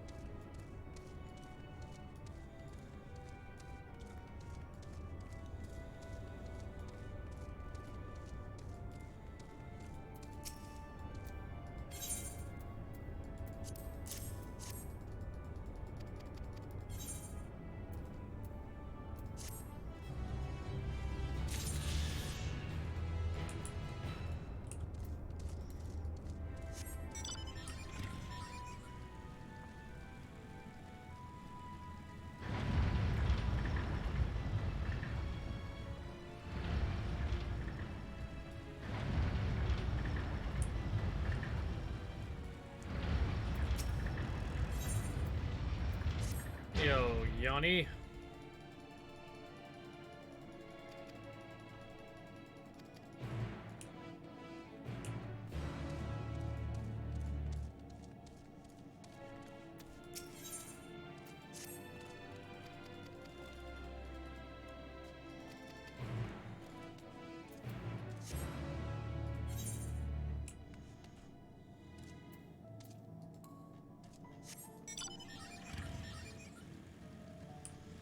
Go this way. We'll hit a 2 for 1.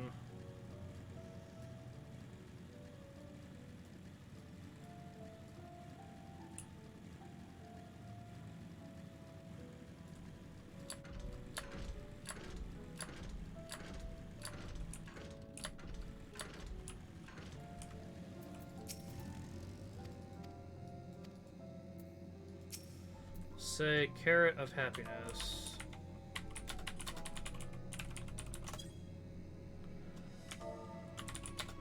Forgot to put say first.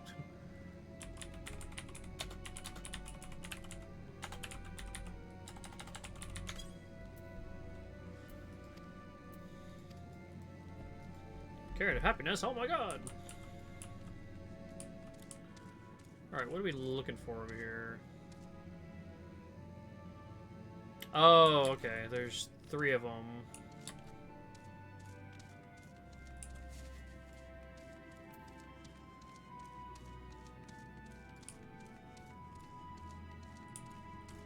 Nibbled iron carrot.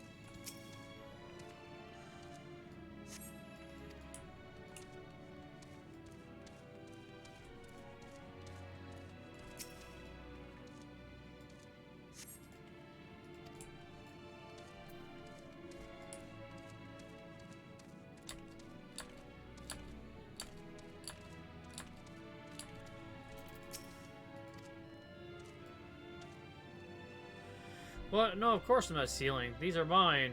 Is it wrong to enjoy an early dinner?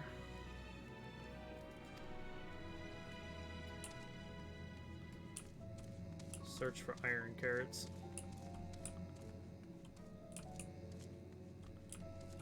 I'm assuming this way, since there's one on the bottom step here.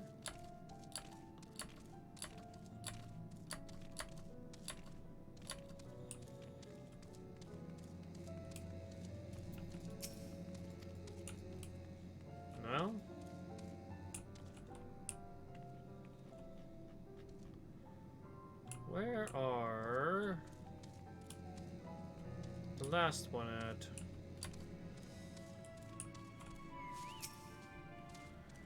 So we already looked at this. Nothing.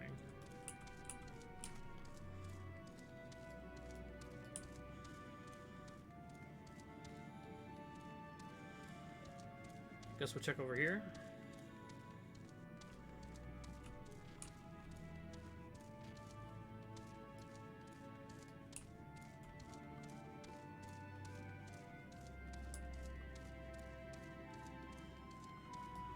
Carrot supporter. Blip blip, insufficient stock of iron currents. Iron current detected. Initiating iron current procedure.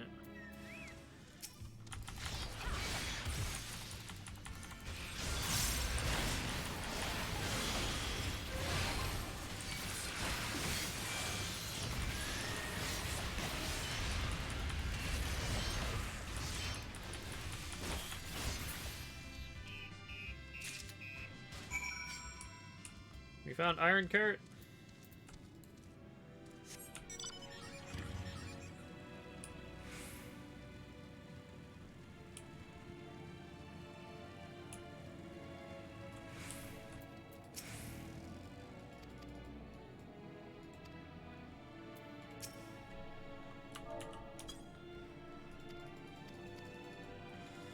Go get your carrot of happiness so we can move on.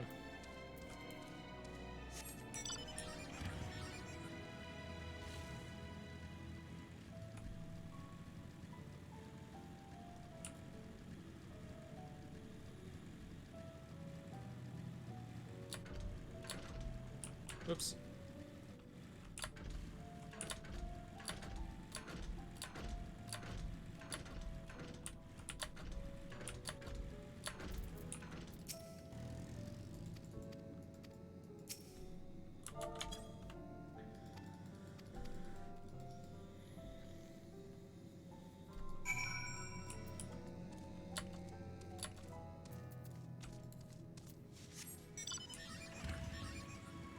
Sparkling-eyed Loperet.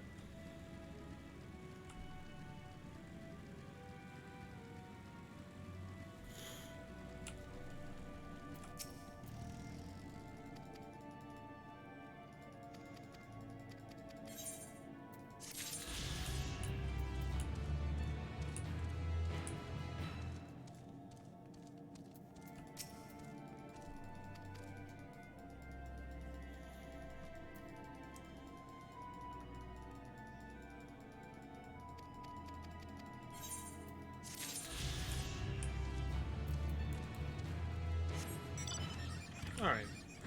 All of them are done except for the final quest of this area.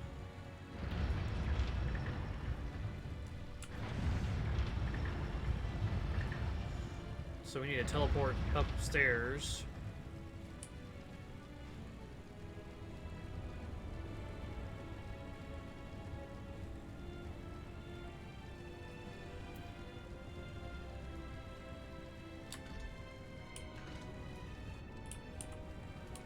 Wait, I thought this was the teleporter. What's up?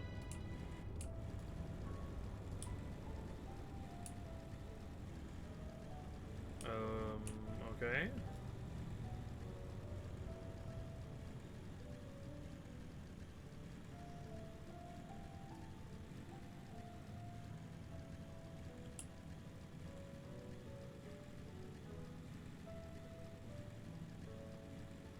Well, we're on the correct level.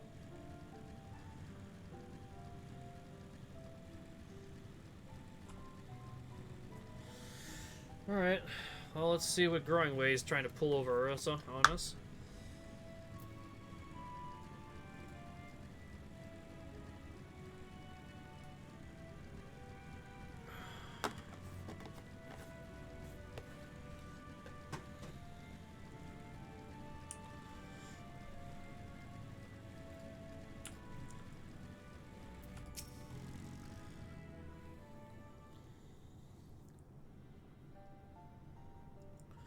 This isn't gonna open. The archives are right through this door, but it seems to be locked. I guess we'll just have to find out whoever has the key. Growing Way, enough. If you have naught else to tell us about the final days, You need only say so. We can ill afford to be wasting time here, as you well know. Did you yourselves not tell us we must act quickly? Yes, we did, but the moon was to be a perfect paradise for the people of Aetheris, and we're running out of time to make everything ready for their arrival. We'd hoped you'd see the wonders we have to offer, but you found nothing but faults and flaws in our work. Only one of you saw our potential, so the others must be kept here. So that's what's Livonoi's game. Run us about in circles. Failing that, lock us away so we can't put the plan at risk. Everyone except Oriange. He understands what is at stake, what must be done. I fear you misjudged us, Growingway. Never have we decried the notion of using the moon as a means of escape. That said, my heart breaks at the thought of abandoning Aetheris and her reflections to their doom. If there is a way to avert the final days, I wish to find it. We all do. We may fail, but our efforts would be at the expense of your plans. Would never be at the expense of your plans. But why would you take the risk? Because that's what we do. There's no room for ifs and maybes now. The people of Aetheris will escape here to the moon. They'll be safe, and we'll finally get to see all their happy, smiling faces. I'm sorry, but we can't let you leave. We just can't. No. Do what you must, but try not to hurt them. I'll be back in a moment. Don't do anything rash while I'm gone. Like you guys are strong against me. If we dally, they'll overwhelm us in sheer numbers. They say we knock these ones out and split up and make our way to the exit. Great, let's reconvene where Argos awaits us outside.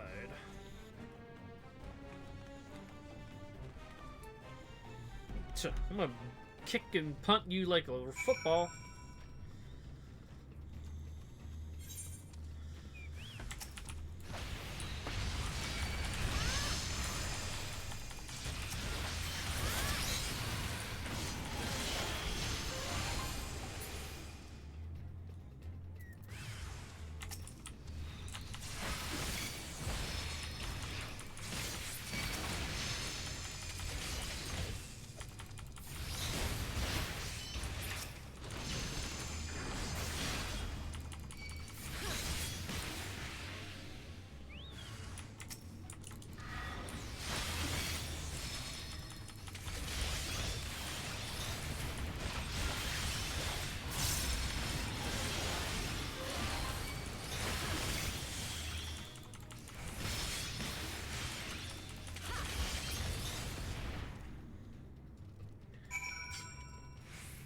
You do remember that you said that the moon is a place of stasis, so any magic you try to cast is going to be much underpowered, right?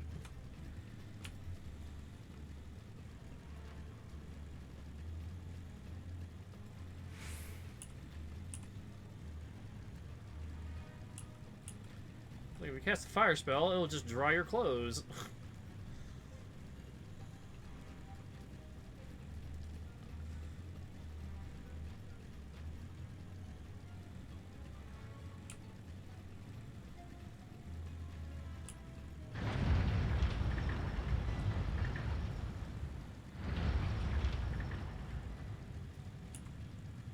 Yo! Good, you're here. We must hurry to the Watcher's Palace and find Oriange.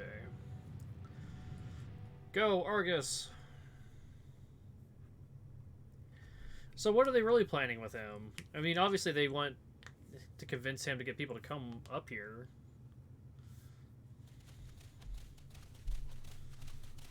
And what, pray tell, do we seek at the Watcher's Palace? Oh, come off it, friend. You know full well why we're here. The time has come for you to return to Aetheris and help your brethren prepare for their journey here and beyond. Forgive me, Living Way, but I cannot in good conscience proceed with this plan. Huh? But what about the final days? The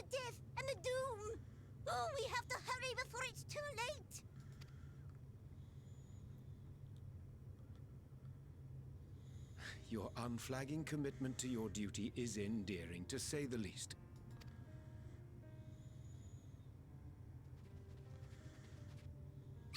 Oh, bugger!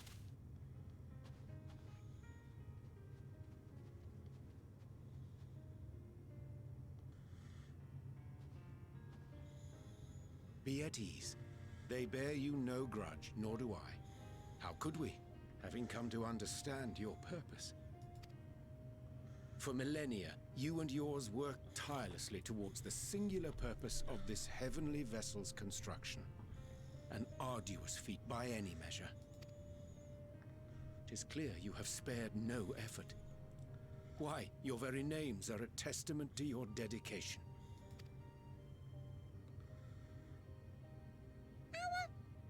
Our names? I'm not sure I understand what you're getting at. Names are an expression of the self, a declaration of one's hopes and aspirations.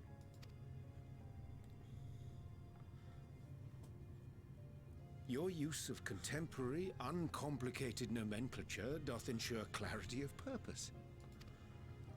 There can be no doubt that your love for the people of Aetheris is boundless and pure.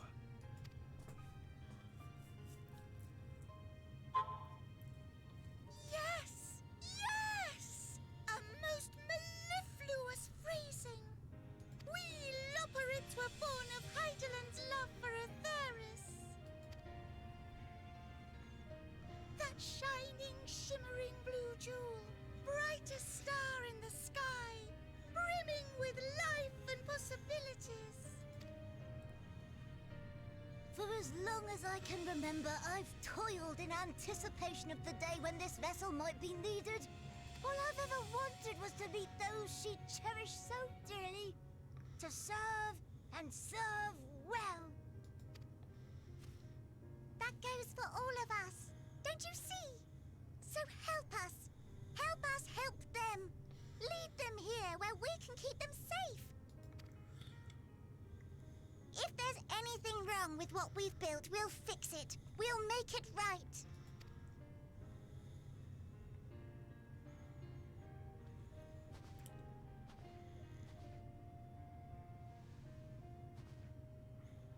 Your works want not for repair. Yet there remaineth much for you to learn of men, and your own kin besides. Singing Way, thy name bespeaketh more than the simple marriage of rhythm and rhyme.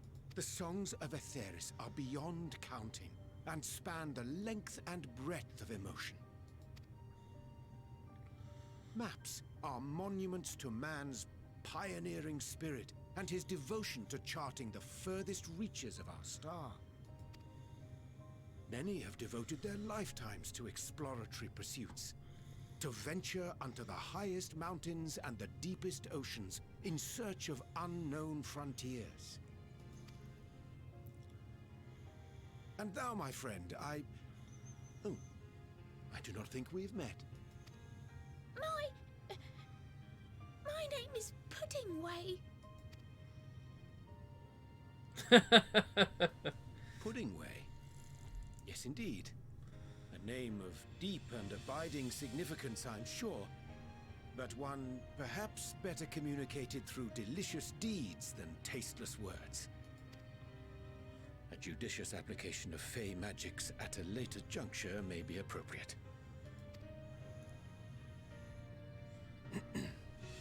And Living Way.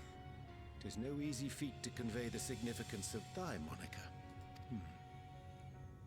When I was a bookish boy, a dear friend of mine was fond of peppering me with questions as I read, to my occasional annoyance.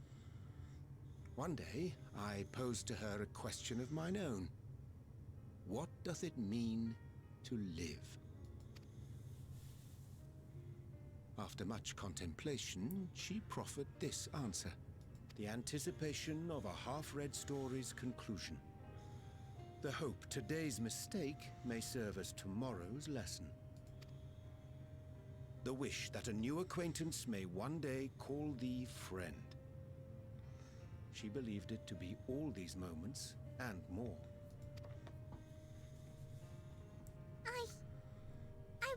to understand, but I, too, still labor to find mine own answer. 'Twould be my pleasure to assist you and yours in embarking on a journey of self-discovery and enlightenment. For thee.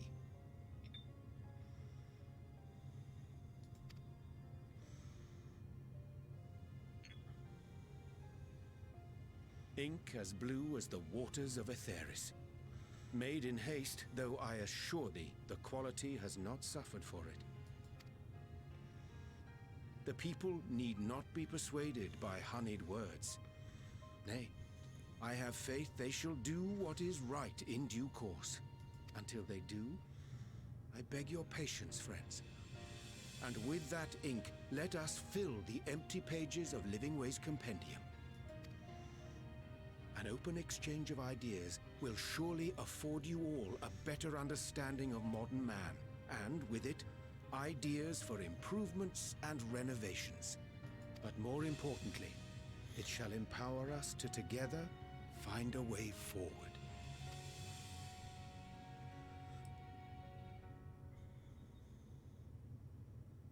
I hope you're right. Thank you for this lovely gift.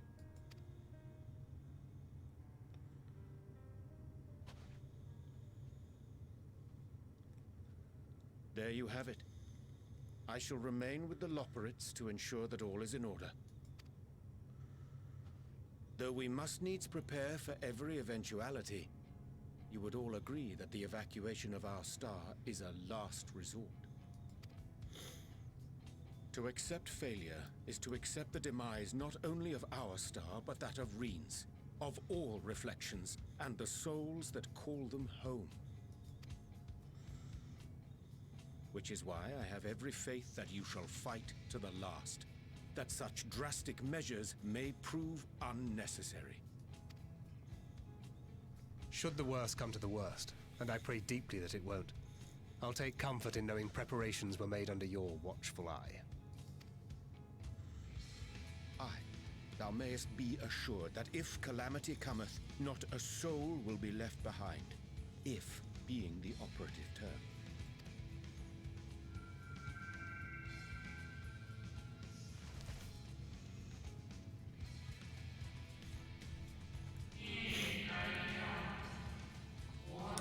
That flower, how it came into your possession. Heidelin gave it to me. How very like her.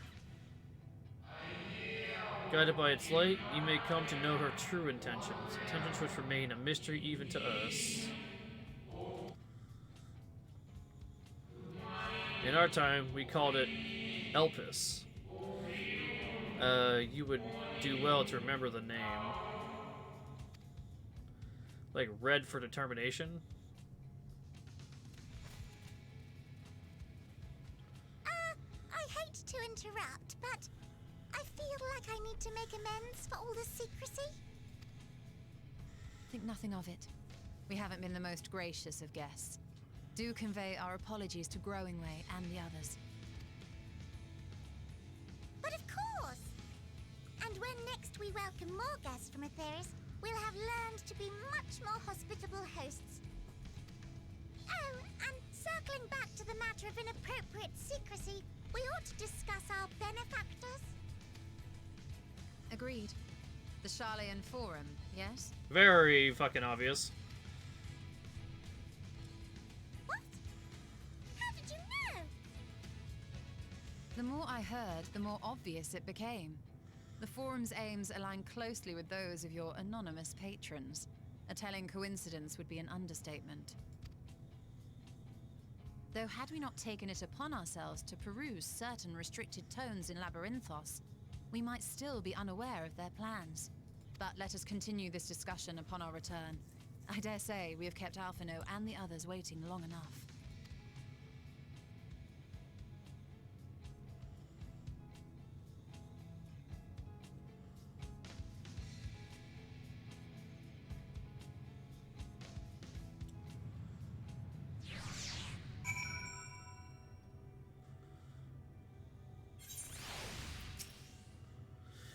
It was a relief to see Livingway was pleased with my gift of ink. To serve and serve well. Though their knowledge may be lacking, their boundless love is a blessing without peer. It would be no easy task to prepare them for what needs to be done, but I gladly do embrace this duty, even if it doth necessitate that we part ways for a time. Forgive me for my absence, but I have the utmost faith in you, and all our fellow scions. When I next return to Aetheris, I pray I find you in good health and good spirits. And I can fly! Free bird!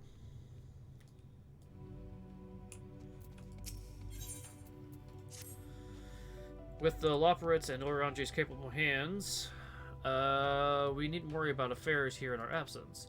Knowing now the face of their earthly collaborators, there is much to discuss with Alphino and the others. Let's return to the Tower of Babel. Our battle for the star will soon begin in earnest, and we must be prepared.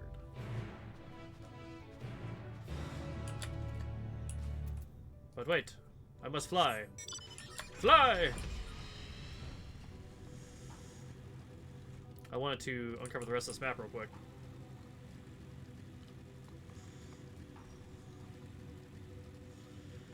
Because we probably won't be coming back here for a hot minute.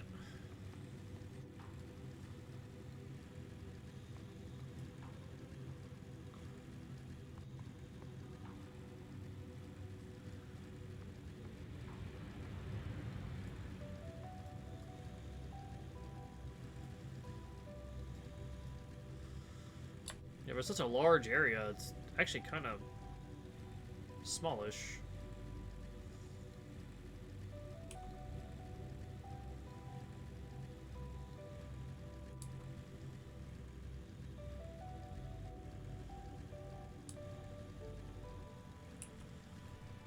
Now I can fly over the center and get that one too.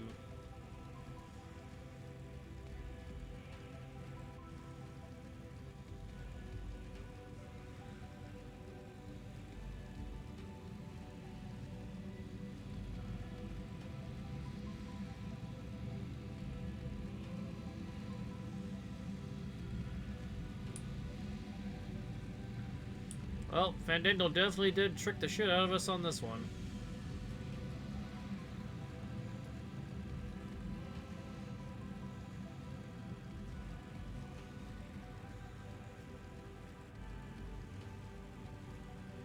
Oh look, it's the man in the moon face thing.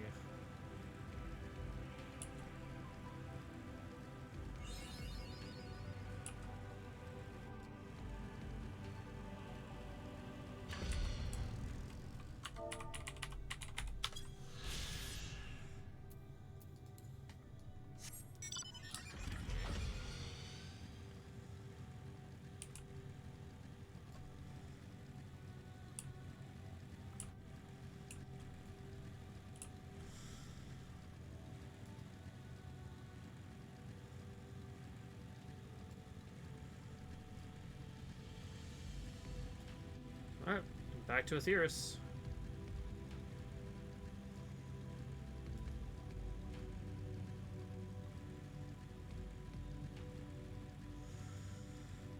Don't have to worry about the brands anymore. He's kind of dead.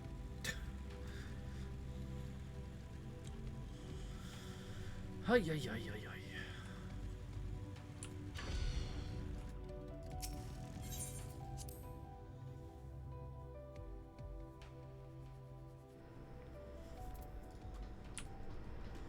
We're back. Gods, I can scarcely believe we went to the moon and back. But we'll have time to reflect on that later. Right now, we need to head back to Cap Broken Glass and deliver a thoroughly detailed report to Lucia. We'll know even much more how everyone's getting along on there as well. They only just begun to treat the tempered prisoners when we left. I'll show your curiosity, but warning our allies of the final days is greater importance. I speak not only of the contingent, but of course, the head state of every nation must know what we've learned. We know not when or where in the manner of final days will begin to manifest, so we must not have everyone is prepared. And agreed, though we may wish to stress the importance of discretion, lest the public is sent into a panic, Not that anyone in a position of responsibility should need to be told as much, but it bears repeating. Anyway, first things first, to Camp Broken Glass.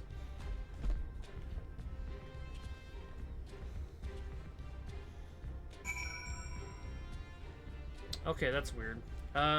Give me just a second. I smell something burning. That's a little off-putting.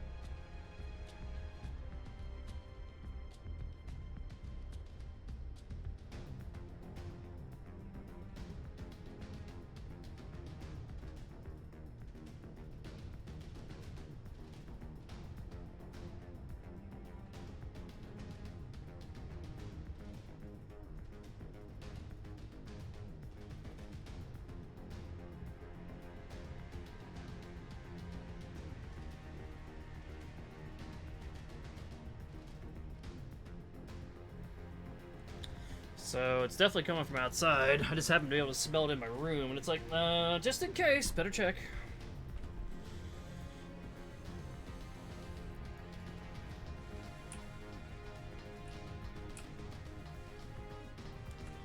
Just odd that there's like, it's 2:30 in the morning. Who the heck is burning crap?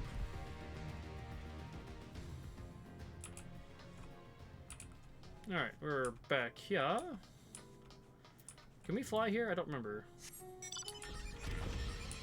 Oh yes, I can. Thank God.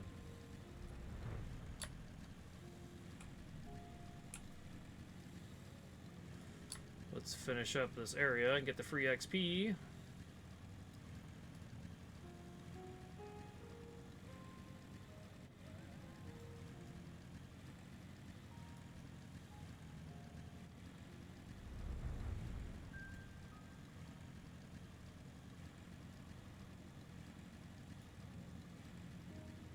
I haven't seen any callouts for notorious monsters.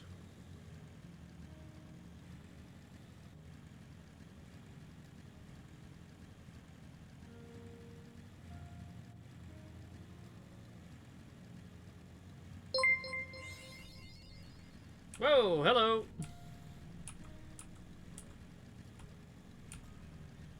Random raid is random.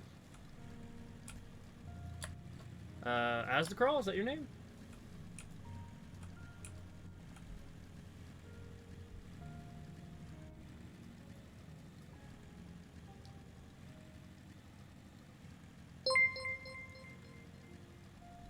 Hey, how's it going? Appreciate the raid, man. Just copy crawl. Yeah, it makes it easier. Hopefully no one's too far into the story. Oh, dang it. Hold up. Let me fix that. I forgot I didn't fix my overlay when I added the new thing. I've got it going on twice now. Turn that one off.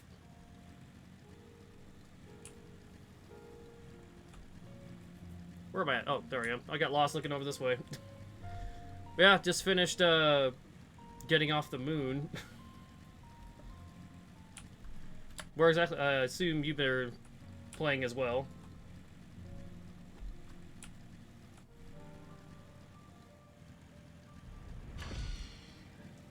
Oh, that's good. I've been taking my time with it.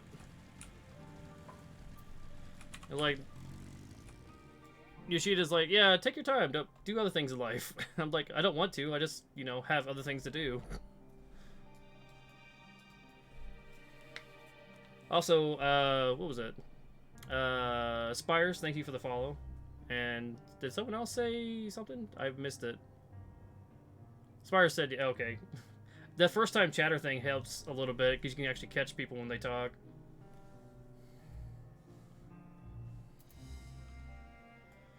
Oh, wait. Hello? Ha! Ha! I can wave! Ha ha! I keep forgetting I have my hand tracker turned on for once. Usually I have it off.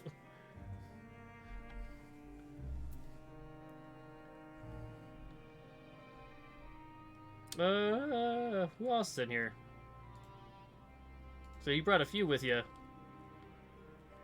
But all the rest of you say hi. I may not be super interesting to watch because like I'm still used to streaming and most of the time I'm kind of just by myself. But as far as like playing through, I've been trying like read all the text that's not voiced over, although I have no aptitude for voicing myself. So it's just kind of like not super interesting. Move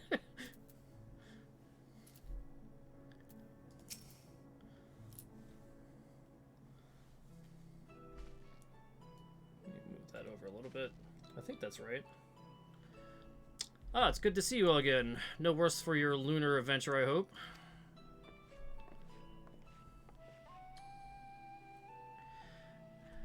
We've done what we can for now, and believe me, we intend to tell you all about it. But before we do, you might tell us what's become of Garlemald in our absence. We succeeded in subduing the Tempered inside the Tower of Babel, and we took many alive, but combined with those who were already in our custody, the number required of care is growing exponentially. And inclement conditions here have made it difficult, if not impossible, to treat them all here, so we've petitioned to aid them, the aid of the allied nations. Some are understandably hesitant to proffer assistance, particularly those that were recently subject to the imperial occupation. That said, several others have agreed to grant them refuge for treatment. With assistance of your fellow scions, we endeavor to see them safely transported and subsequently cured of their temporary. Will all the Tempered be relocated?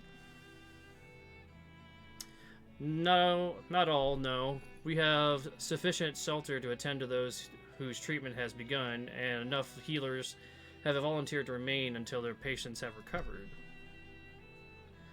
Julius is one such patient, though he is not yet fit to receive visitors. Truth be told, it was a miracle that he and those of his company were not harmed in the chaos. If not for Alphino and Elise's timely assistance, I dare say none of them would be with us today.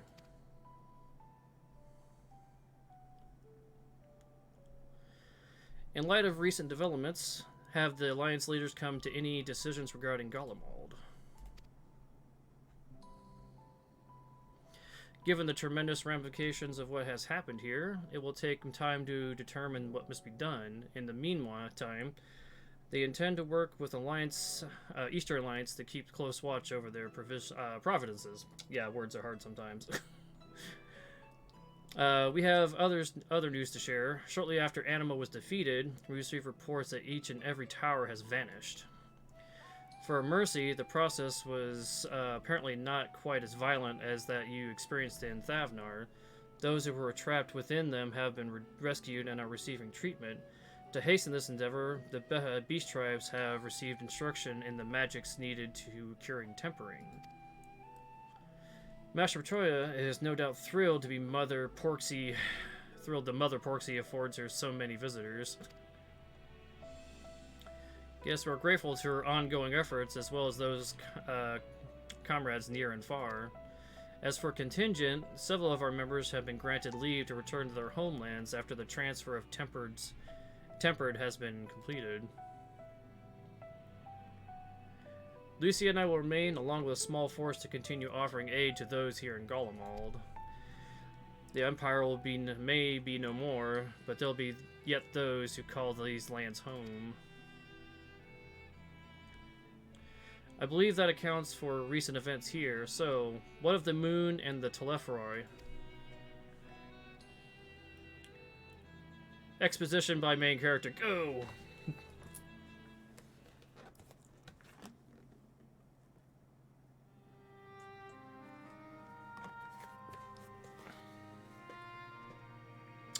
The final days, gods, I pray your victory would mark the end of our troubles. Far from it. There is still much we do not know, but the Alliance leaders must be told. Would you be willing to contact them in our stead?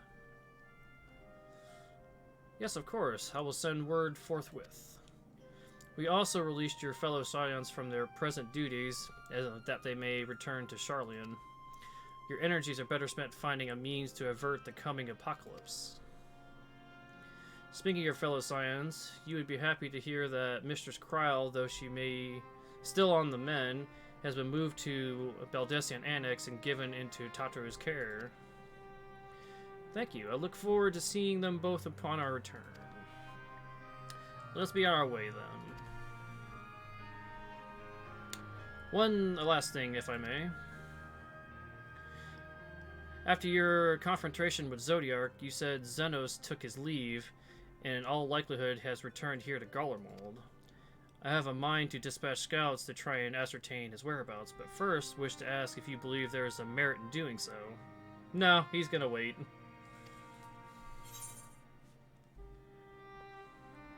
An admirable but futile endeavor. If you expected a trail of destruction to follow, you won't find one.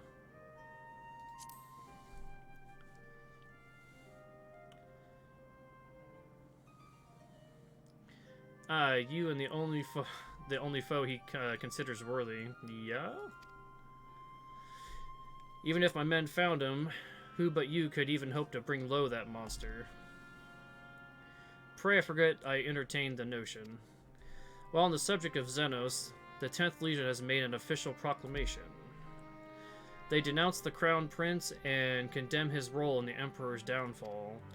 His very title has become a source of shame among the former subjects, and its continued use serves only to hinder relations with foreign nations.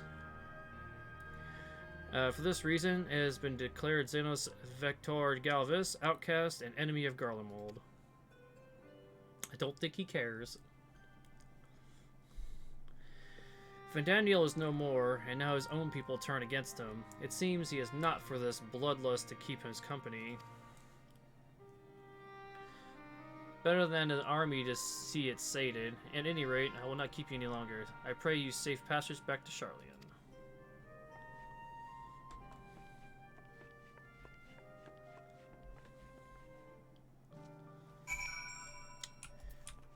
Let's see.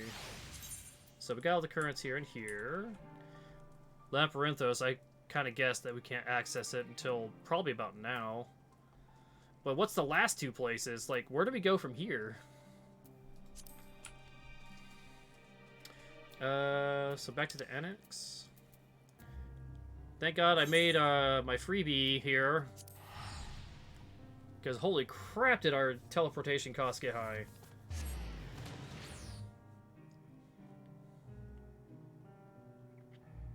Well, speaking of... what is today? Today is... Wednesday. No, I don't think there's anything in main towns I need to do.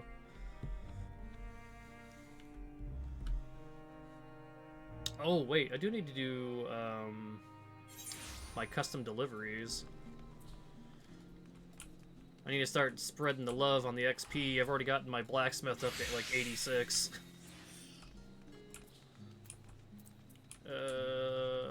Up, this way.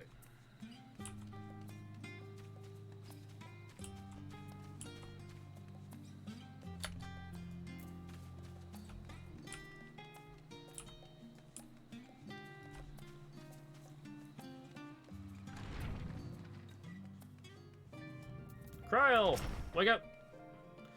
Welcome back. We were so terribly worried about you. Though it's plain I have caused my own fair share of worry, and for that I apologize. Heidelin called for me that day when you entered the Tower of Babel. Her pleas were faint but desperate, and I knew that at once she required a vessel to carry out her will. I came after feels like a dream, barely remembered. Recommended? Wow, I could frickin' read today. My blood flowing through the light stream toward Garlemald. Is it blood or body?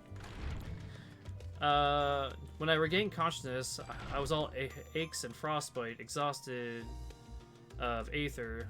So exhausted, in fact, that I could only laugh, for it was at that moment that I understood Raha's weariness from the Tower of Zot.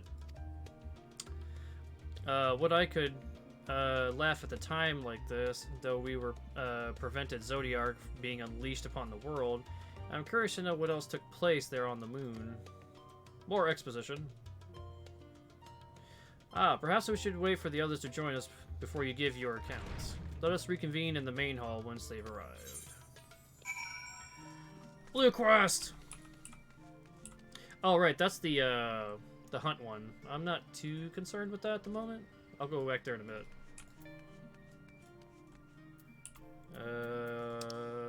Okay, I figured.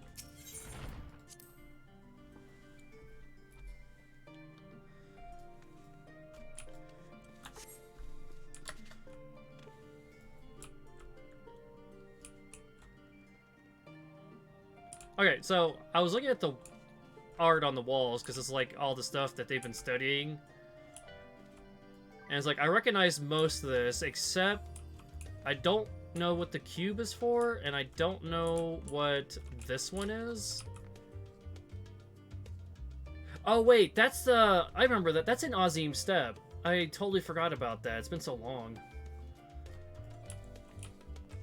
At least I think it is. If anyone else remembers. But I think that's the thing, yeah, on the north side cave of Vavzim. The rest of it's pretty straightforward. First time in here, I just saw the different things. I was checking it out. Of course, the random picture of our scholar fairy.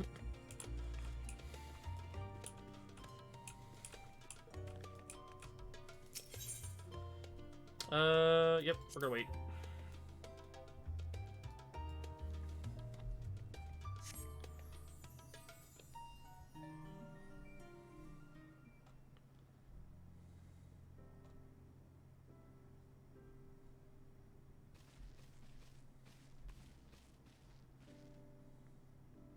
Sorry to keep you all waiting. Not at all. We understand you've been quite busy. Will Orange be joining us? No, he's on the moon. Duty keeps him away, I'm afraid, though Miskai can explain why better than I.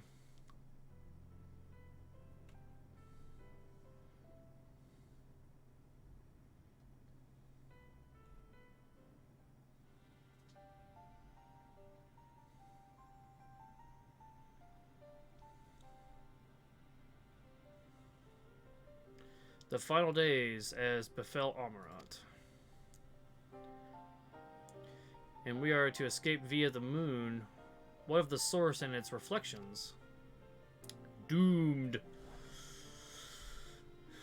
I have no intention of standing by while the world falls into ruin. So, how do we stop this? Unfortunately, we have no answers at present. If the celestial currents have grown stagnant, as with the case in the time of Amarat, the solution would be to alter the flow of aether through the entirety of the star. The ancients accomplished this by summoning Zodiark, sacrificing half the star's population in the doing. But it should go without saying that such a sacrifice cannot be repeated. Which leaves us with the daunting task of identifying the underlying catalyst for the final days, a feat of which even the Amaratians could not accomplish.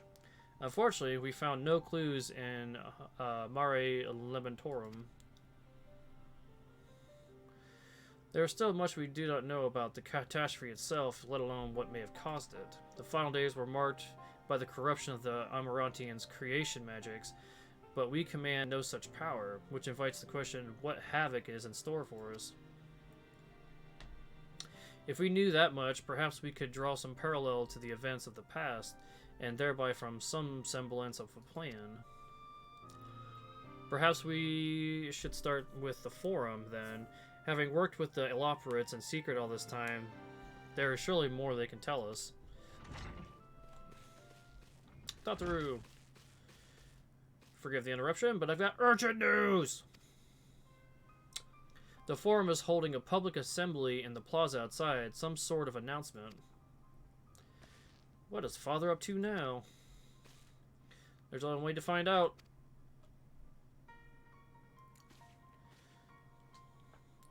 That just begs the question. It's like, were the Charlians only going to basically save just themselves when the time came? Or were they actually going to let anyone else know what's going on?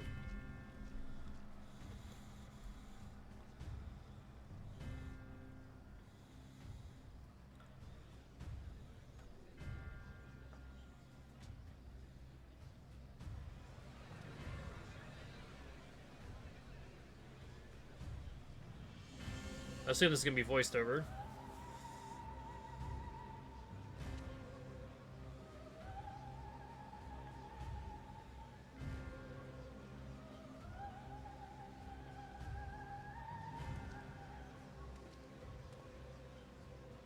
Order, order, I say. Called it.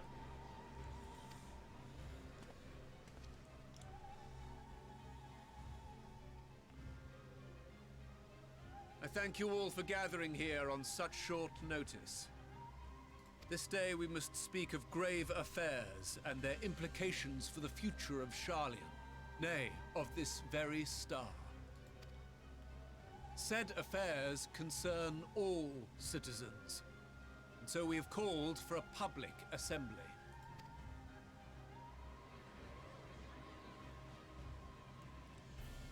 You may have heard rumors of the Telophoroi and the havoc these madmen wreak abroad.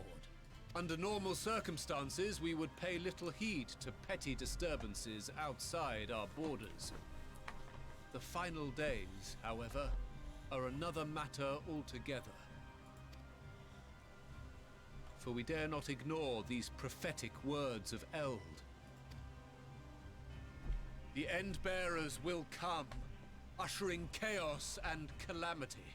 The final days descend and devour the very star.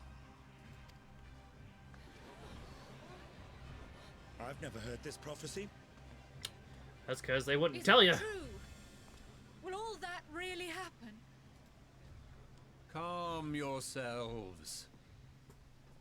The time has come to speak of the Forum's most sacred duties. But first... What are you butt firstin'?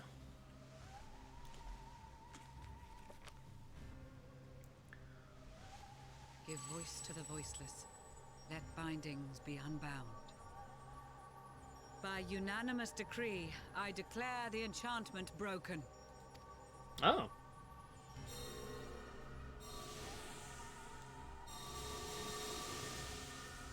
All 99 are allowed to talk now.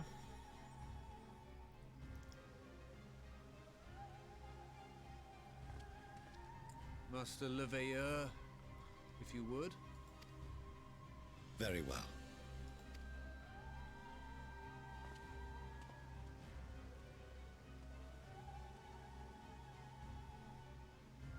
"270 years ago, our forebears began an expedition in the Dravanian hinterlands, in search of a route to access the ethereal sea. This much is public knowledge. Their findings, however, would become the Forum's most closely guarded secret. What those researchers discovered in the hinterlands was not a passage unto the ethereal sea, but the very heart of our star, and Hydaelyn herself." Oh, what? Really? Holy shit. She spoke to them of a calamity that would extinguish all life, and of a means by which we might be spared. The moon. 'Tis in truth a gargantuan vessel built to serve as sanctuary for her children and deliver them from this doom. Much like Nunkref's hope in ages past, it will bear the people of a world in the throes of death to a new home. Needless to say, this will be no small undertaking. To facilitate the great work, the Forum has maintained close contact with the servants of Hydaelyn, who presently reside on the moon. Convinced that the foretold end was all but inevitable, we began amassing a wealth of knowledge, not merely for the betterment of our nation, but in preparation for the journey to come. You reveal this to us now? By the gods, how long do we have? Don't know.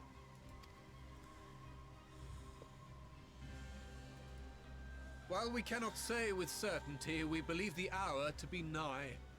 We received a transmission from the moon suggesting as much not long ago. Which is why we must in earnest begin preparations for the great exodus. For his impressive contributions and the leadership he demonstrated during our withdrawal from Dravania, we have elected Master Leveilleur to oversee this initiative.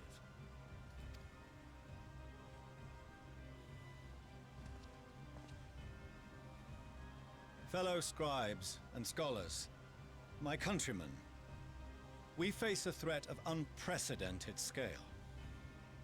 We must challenge the trials before us with composure and conviction if we are to find salvation.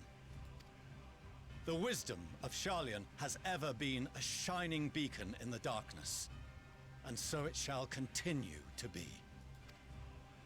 It is our solemn charge to see our heritage preserved for future generations. For those who will come after, we will brave a new frontier.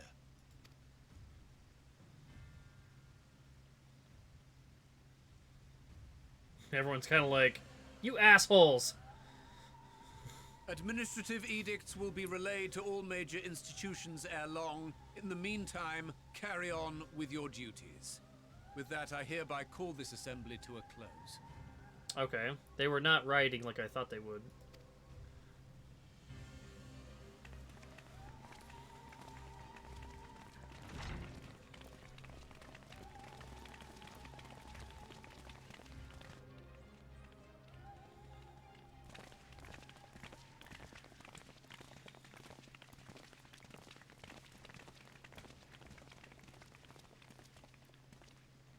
Do you remember what Mother told us when we visited home? That it wasn't until after we were born that Father seemed to lose himself in his work. If that great work of his was the evacuation of this star, then... Yes. It wasn't for his benefit.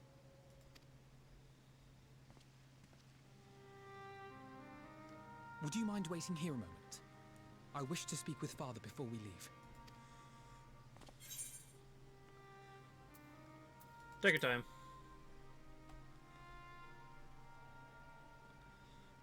Thank you. I shan't be long. I don't know if civil If will it's all be the a same to thing. you, I have a few choice words to share with Father as well.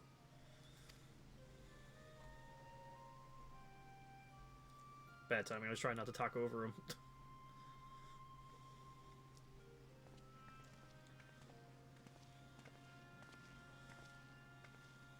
So, come to call us cowards and bid us join your fruitless battle against the inevitable.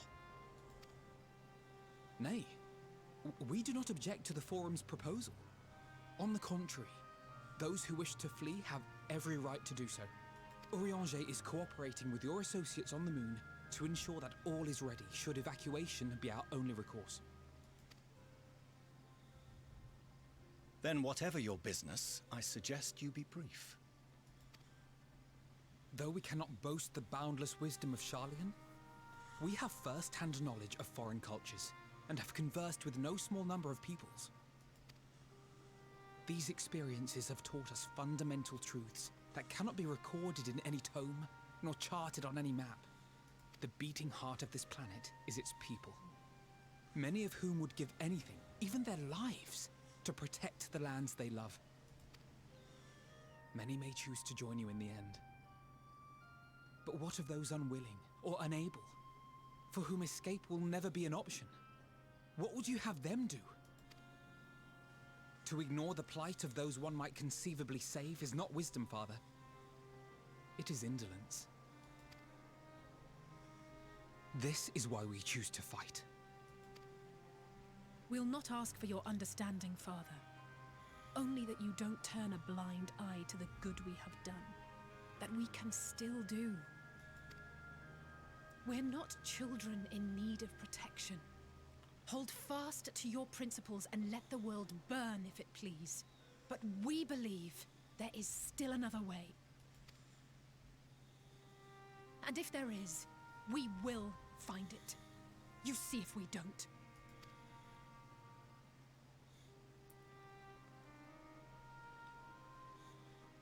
Do as you will. Just stay out of our way.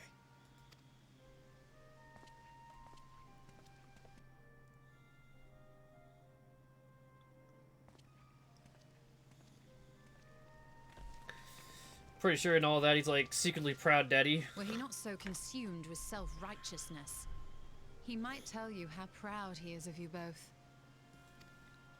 Bold words call for bold action. And there'll be no turning to your father should plans go awry. As if I ever would. So long as there are those who wish to stay and fight for this star, we have to do what we can to help them.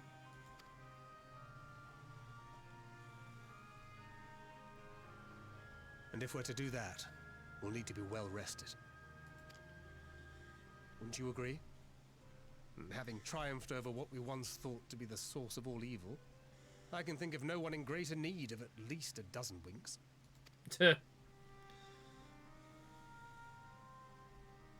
Shall we then? To the Annex. To prepare for tomorrow.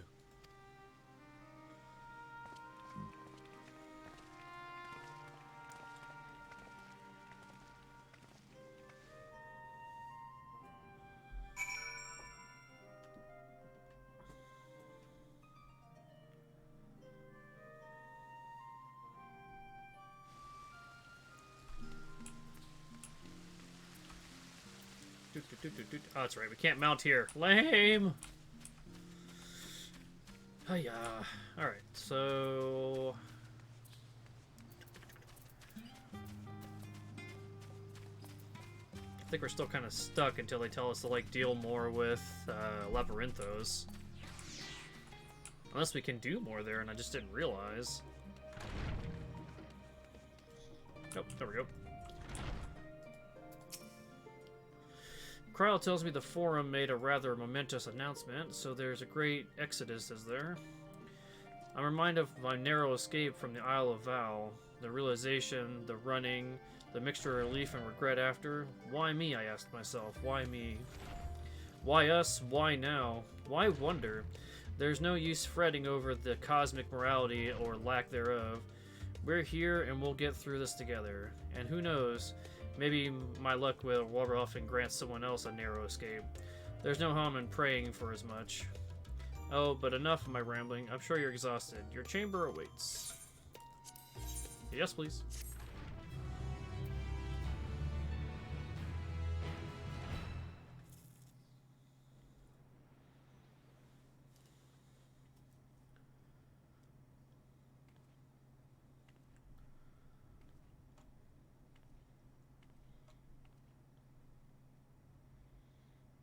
Now staring at the moon has to be weird. It's like, I've been there.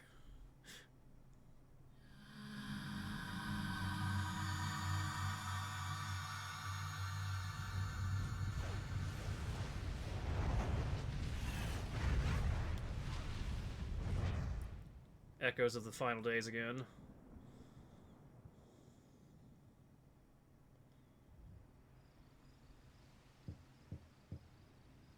Knock knock. Visitors come knocking at your door. Whoever could it be? Oh, that's right. You get to pick. Oh, crap. I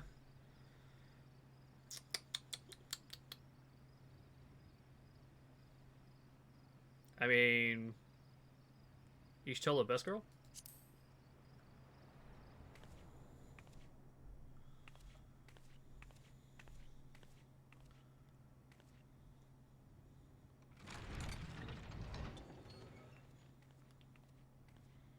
You're still awake. Good.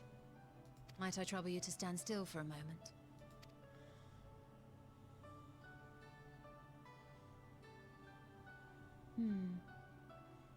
Nothing appears out of the ordinary.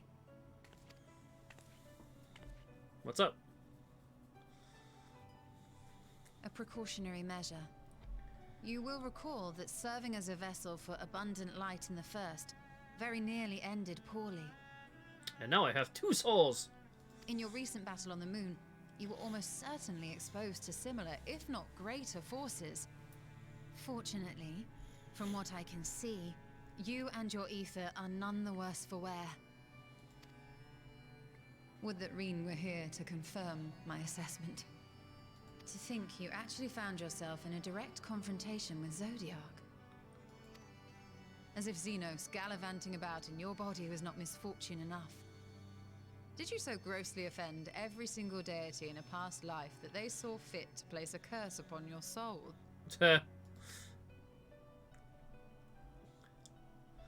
Forgive me. That was in poor taste. I recall vividly how battered and broken it was in the depths of Amarant. Would that you could have seen it with your own eyes. Mayhap then you would understand why the greater part of me is glad you did not. It was a horror beyond description.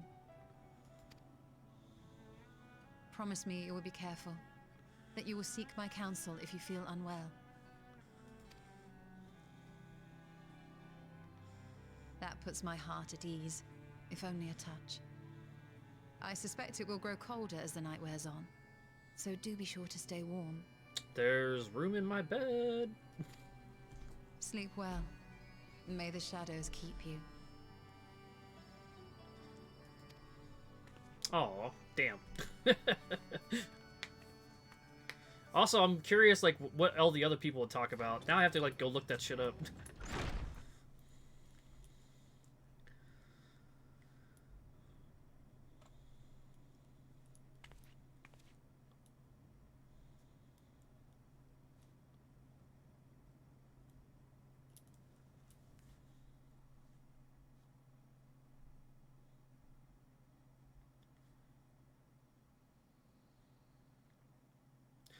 Meanwhile, I will be taking a drink, and meanwhile.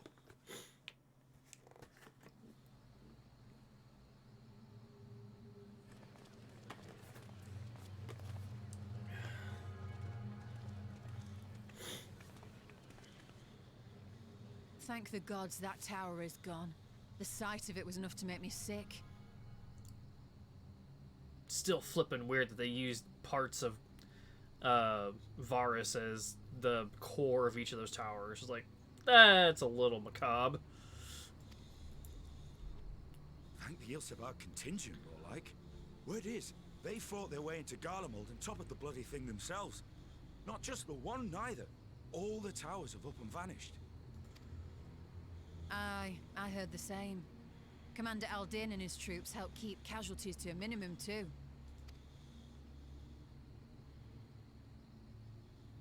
But is it true they brought back tempered Garlean soldiers? As Commander Aldin tells it, they've a treatment for that now. But don't you worry. Cured or not, they've no plans to bring them into the city proper. I see. Well, that's a relief then. I know we've brothers and sisters among the lot, but I can't say I'm eager to welcome them home. As you say that. Only to think about it for a while yet. They're to be looked after in Alagana for the time being.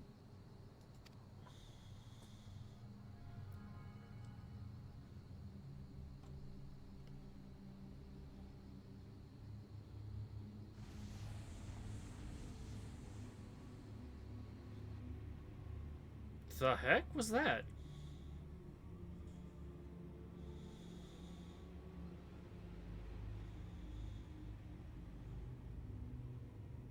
I was pretty sure that was Julius, but the heck is going on?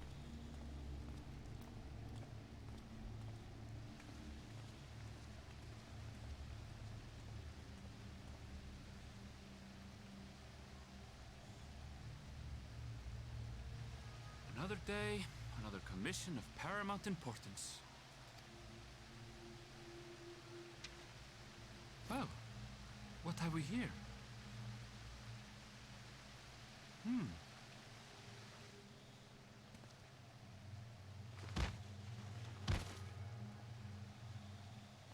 Hey, are you all right?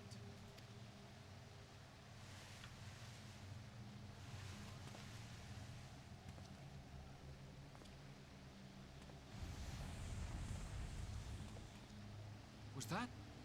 No. The shadows play tricks, nothing more. No, you definitely saw something, dude. The towers are gone, and the Garlean threat is abated. And yet, why does it feel as though it's about to get much, much worse?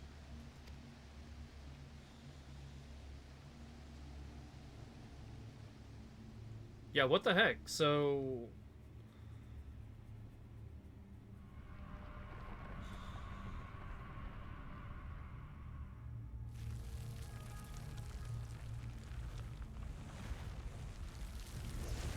Oh shit, so this is where the first is gonna happen.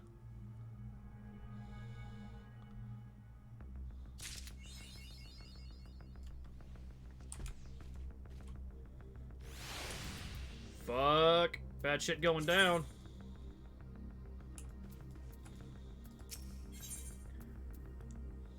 Sky's aflame. Okay, random die is random.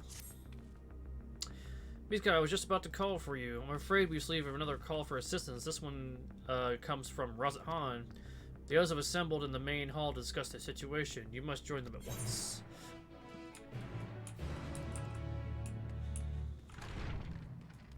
I mean, shit, the background music is just like... shit's going bad.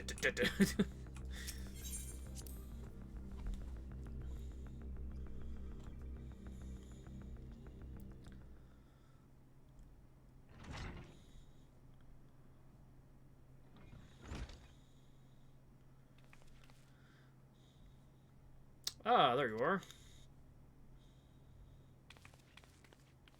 Yo.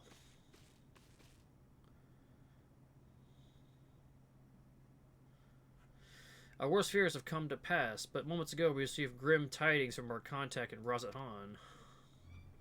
Vile beasts have appeared as if out of nowhere, claiming one victim after the next. What's more, they say their very sky burns above them.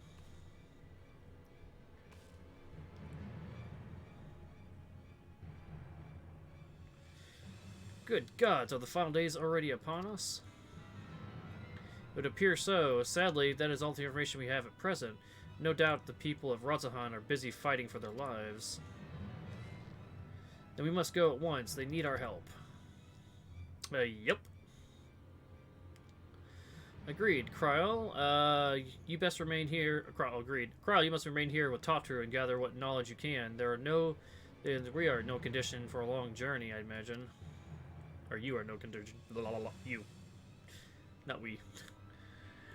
Very well. Similar phenomena may have been observed elsewhere, and if so, we must know about it at once.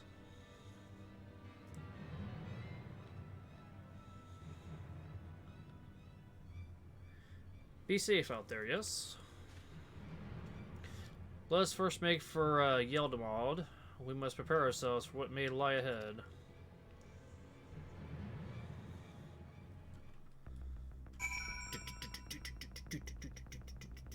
Oh man, I'm ready for this soundtrack to come out.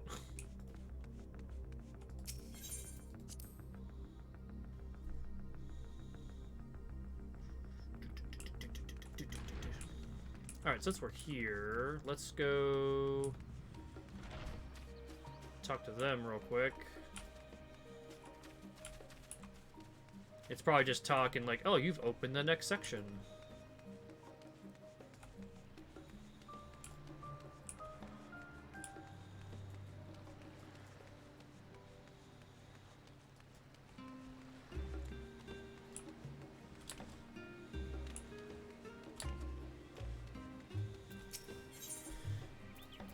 Accept. Good to see you. I've heard a great deal about your recent exploits, and everyone else has. That's why I feel confident recommending you for associate level hunts. The challenges faced are blah, blah, blah, blah, more significant, blah, blah, blah. Yeah, kind of figured. Blah, blah, blah, blah, blah. Completed. Free XP.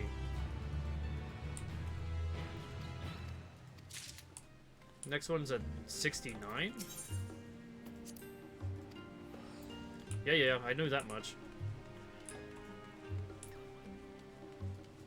Alright, to Thavnar.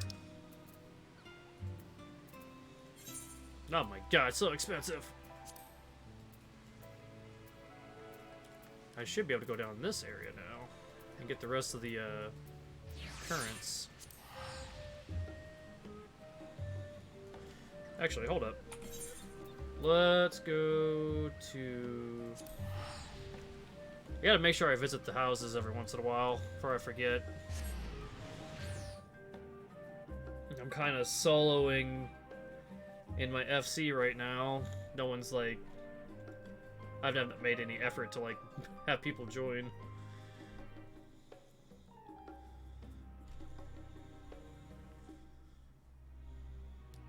Gubalate. Also, I need to check my retainers. I haven't done that since I got on.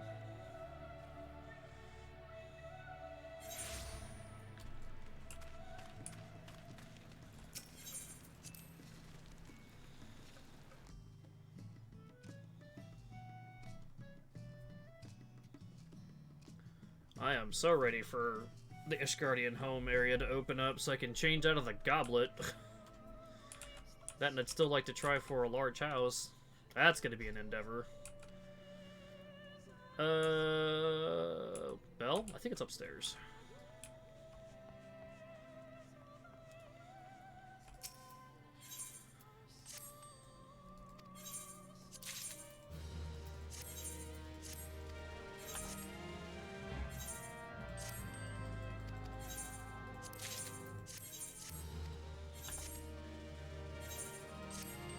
Just a quick send out.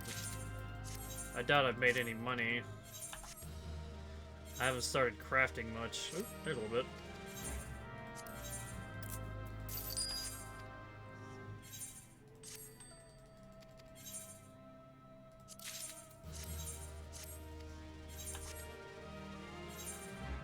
Oh, hello. Made money there. What the heck did I sell? Oh, some more of the, random stuff. I kind of figured that, leveling gear for Reaper would sell for a decent amount.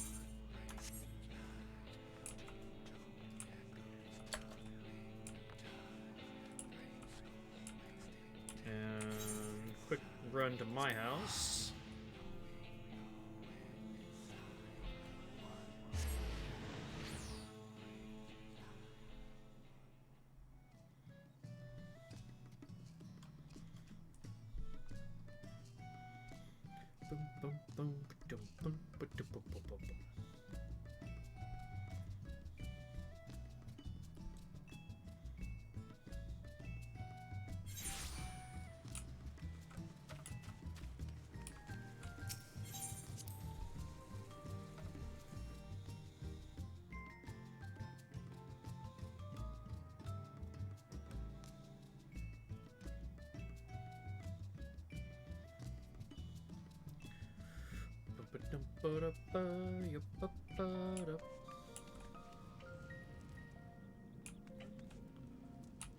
Alright. Mostly just coming by to reset my timer, because I don't like losing my house. I like my place. Still a work in progress for the most part. I haven't done anything with the walls or anything. Got my study. Bedroom needs work. I haven't done crap with it. Bathing area. Simple, but I like it. Oh yeah, I totally meant to finish this thing. It's supposed to be a commode. Woo! And this is just like a thrown together mess. All my NPCs and whatnot. I did, man, the gem things I really liked a lot, so I basically made it like a, goldsmithing is probably my favorite crafting job, so I went with those kind of objects around. And then downstairs, this is a definite work in progress. I had like this runway idea, and I have not put any work into it much. It needs to be worked on. But that's a project for another day.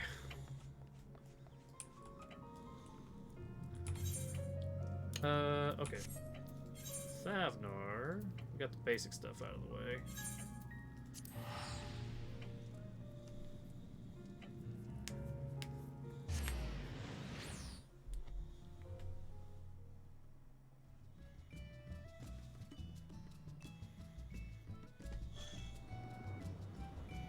Oh, cutscenes.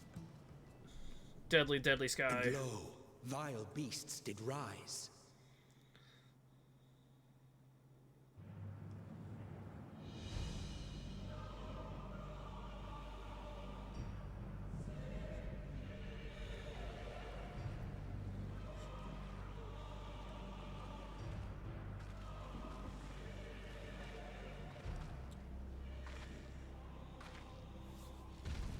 leaving naught in their wake but blood and ash. Sun scorches earth and boils seas. And our sins ascend unto the heavens. 3 dooms to unmake all we were.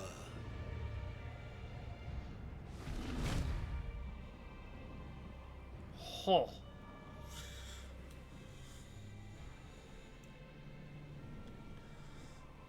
The sky burns. The final days are truly upon us. My friends, I trust you have heard the news. I mean, you can see it. Shit. We have. What can you tell us of the situation, Your Excellency?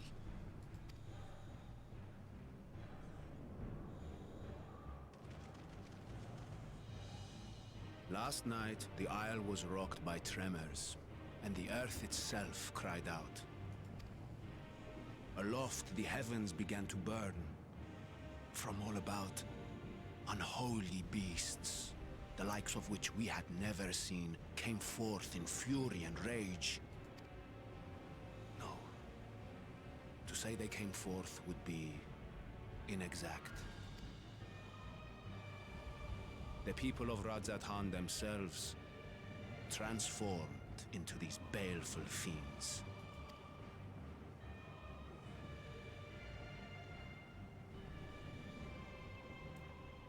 Though the phenomenon was observed throughout our lands, the first creature, the largest and most dreadful of the lot, wrought havoc upon us here in our fair city. Though they bear superficial resemblance to divinities of legend, they are ungodly abominations. The people decry them as blasphemies. The large one's rampage has since taken it to the northern reaches of the island. I mean to dispatch our radiant host in an attempt to quell the threat. And what of Vritra? Vritra too makes for the north of his own accord, and yet he knows the blasphemy and its minions were but yesterday his beloved people. I pray his boundless compassion and mercy does not deter him from taking unenviable but necessary action.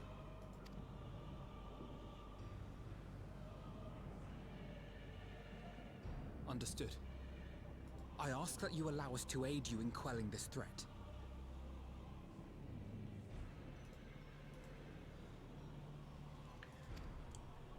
You would risk your lives to help us yet again?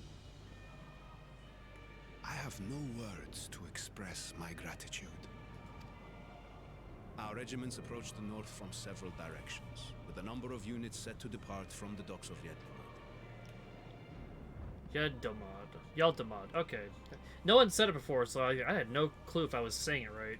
They will make landfall in an area of dense jungle, where one can expect to encounter dangers even beyond the fell beasts we hunt. I leave you to your preparation. You will find me at the docks when you are ready to depart.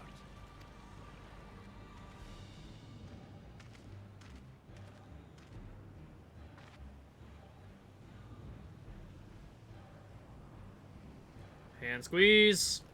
Number 7 now? They've overused that so far throughout the story. Let's go.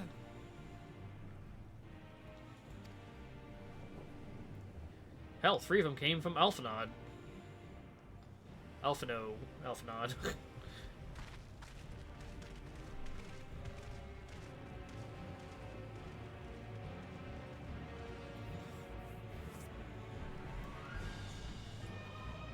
Yeah, very anime-esque thing to do, but at the same time, it's definitely been overused.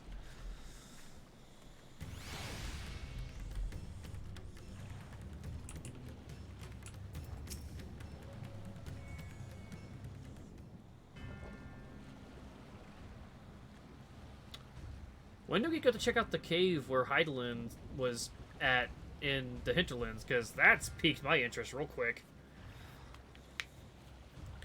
Everyone has assembled, yes? I thank you for lending us your aid in our battle against the blasphemy. Let us review our plan of attack. I would have you board this boat and circle around the north side of the island. There we find a dense jungle we called Vanaspati. It is a sacred wood, home to many a temple and a number of villages. Vitra and the Radiant Hosts have gone there ahead of us. I ask that you join them and duel on your power to destroy the blasphemy. Or this blasphemy.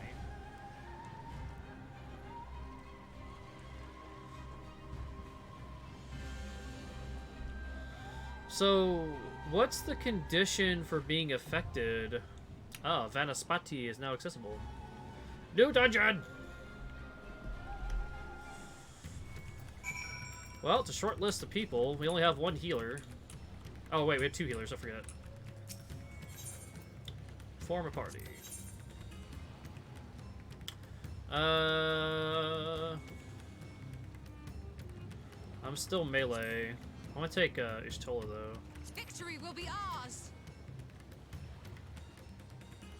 Actually, I'm kind of curious how I stand ever ready. Graha fares. Is he going to be ranged or melee? I would assume ranged.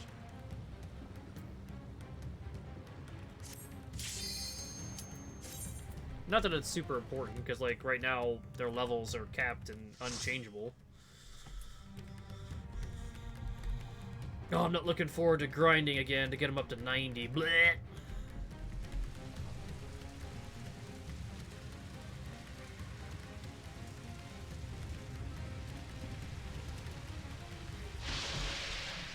Rawr.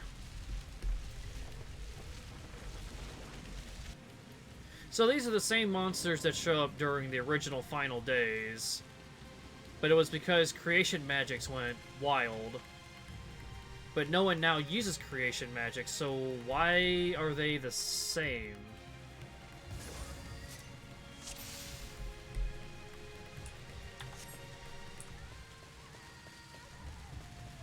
I see Vitra.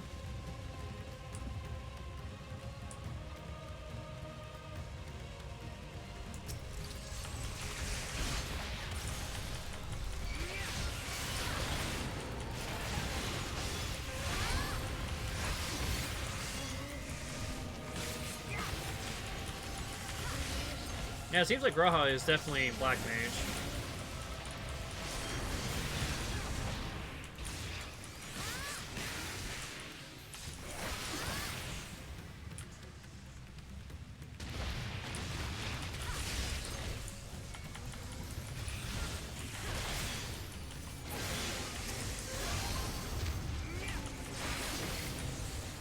If I may.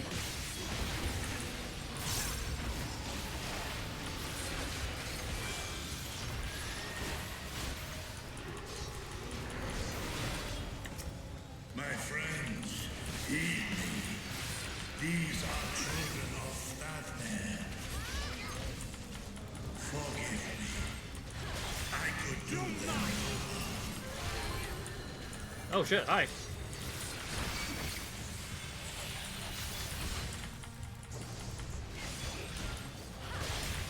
Actually, let's finish this, and then we'll switch because we'll have Draconian Fire ready.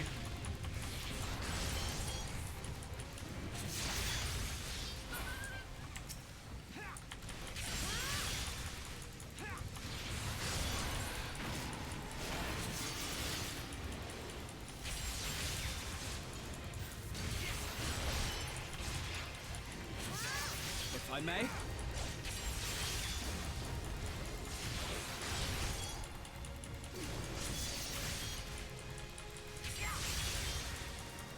Yeah, not having my Blood of Dragon up makes this take a lot longer.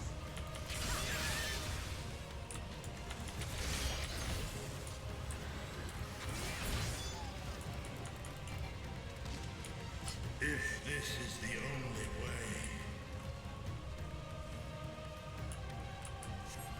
I shall silence the beasts of the air.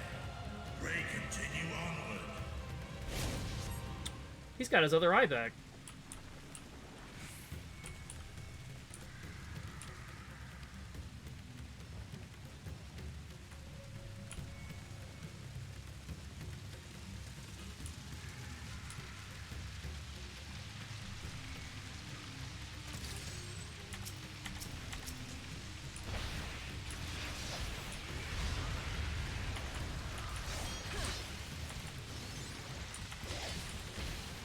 Oops.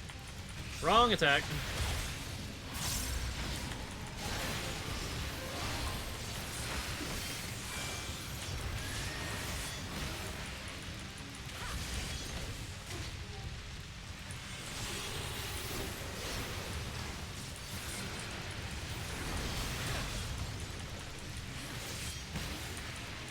You cannot stop us!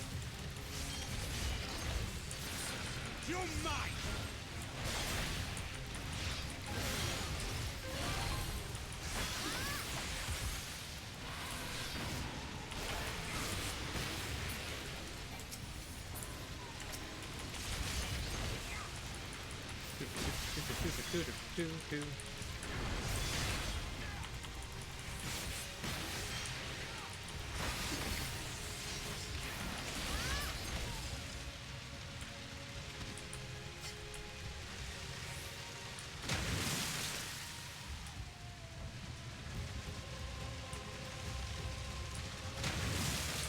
Treasure? Treasures? No? Ow! Balls!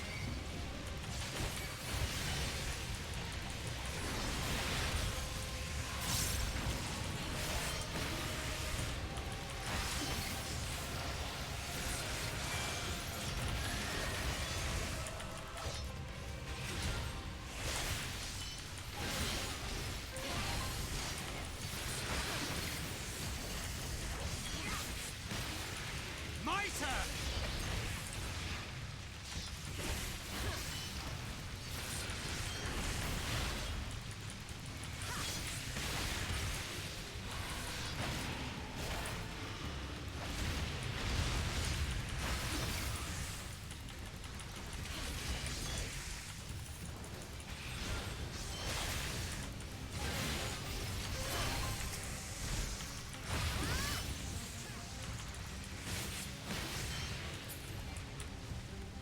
Gotcha? Gotcha.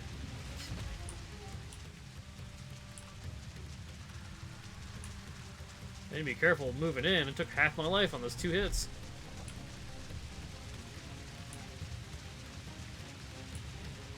Uh-oh.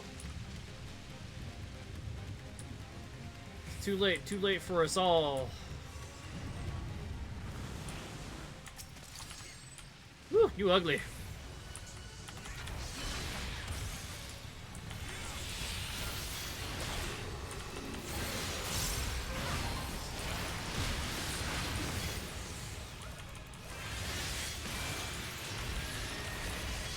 Mouth off.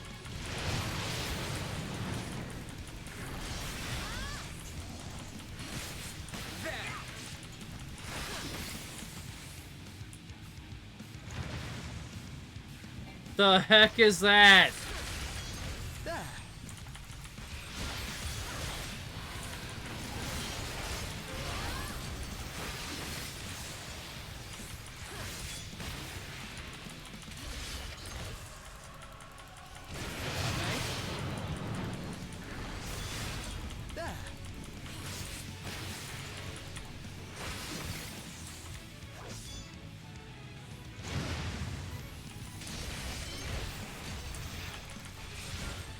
Okay, that was trying to read that, and he's like, oh, I'm gonna do this other move too. Thanks, man.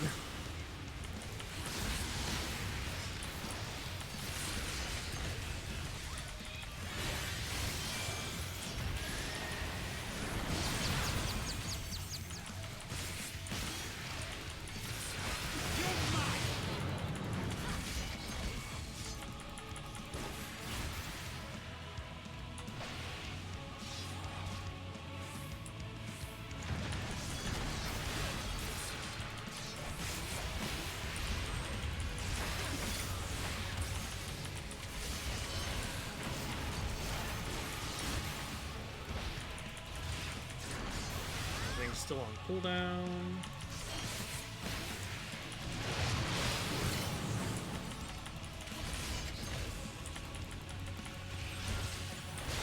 Oh, what's left?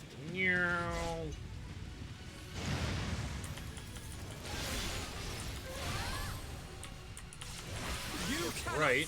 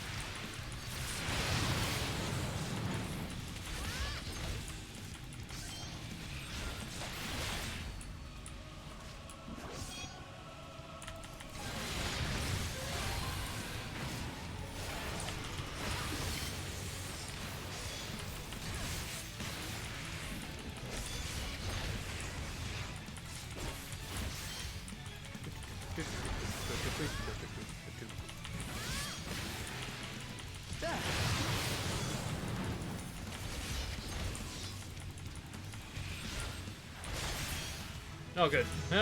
Level up, sweet. Oh wow, yeah, they really upped the XP. Holy crap! Like in the 83 dungeon, I only got like less than 200k for a kill. Scouting.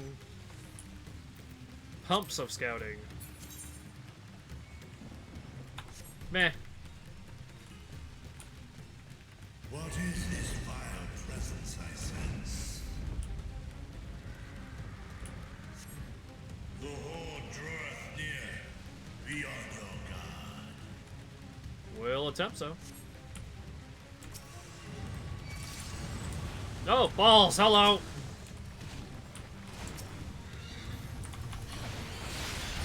You're mine!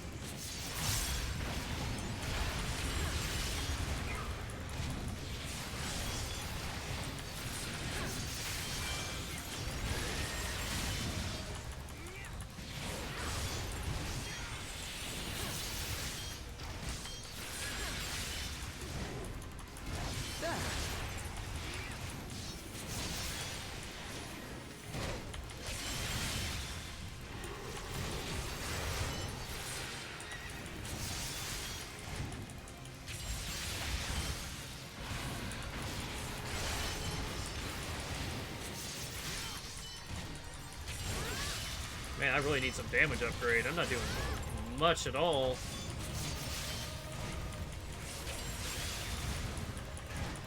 But so far, all the weapons that they've given us have been weaker than what I've got right now. I don't even have the last Bosja weapon.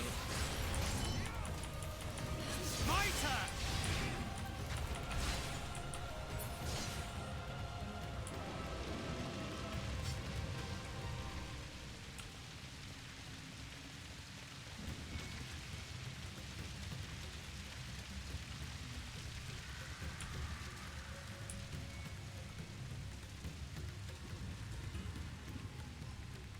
Oh, that's not good.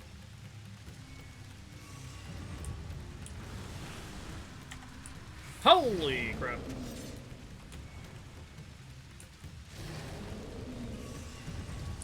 Oh god, now they all changed.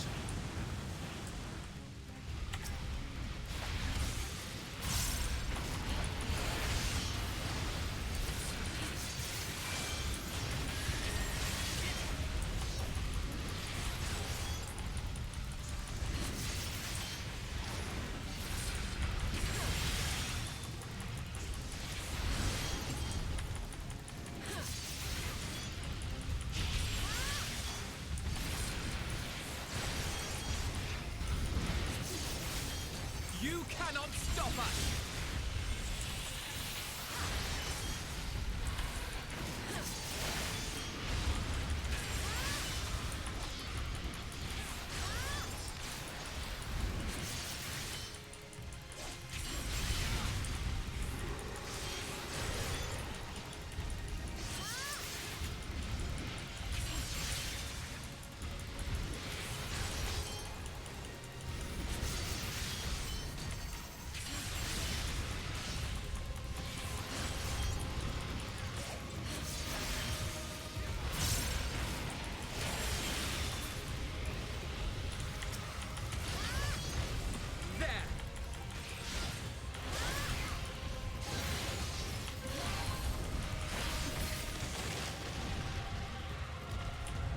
I thought for a minute it was gonna be a boss fight when she changed, and then they all changed. I'm like, oh god. Ooh. Bracelet of Slaying. 530 critical determination versus my critical determination. Upgrades. Critical skill speed versus critical determination. It's fine. It's still like an upgrade. 104 to 97.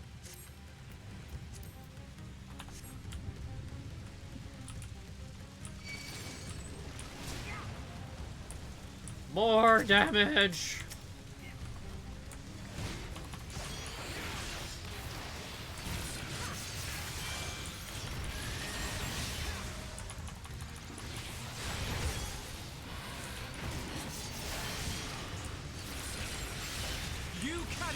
stop us!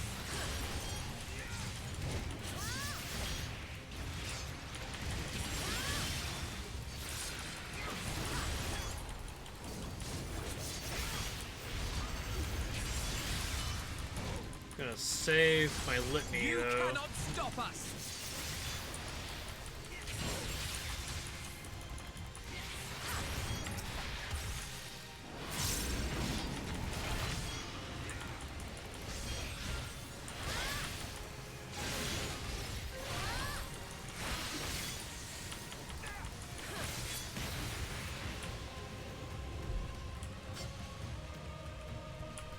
More treasure coffers.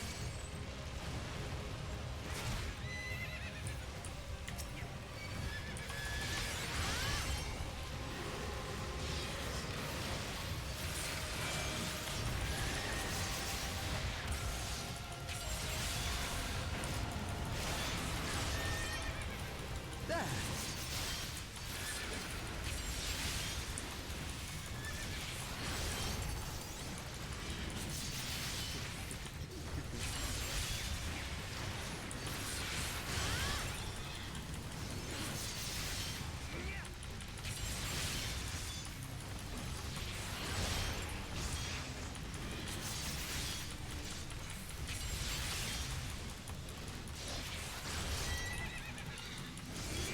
You're mine!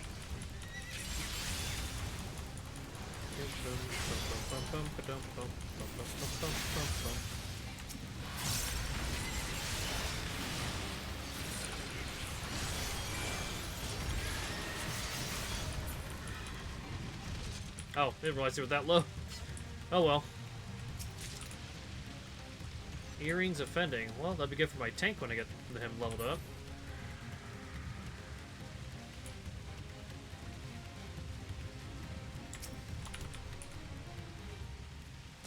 Well, you Thancred.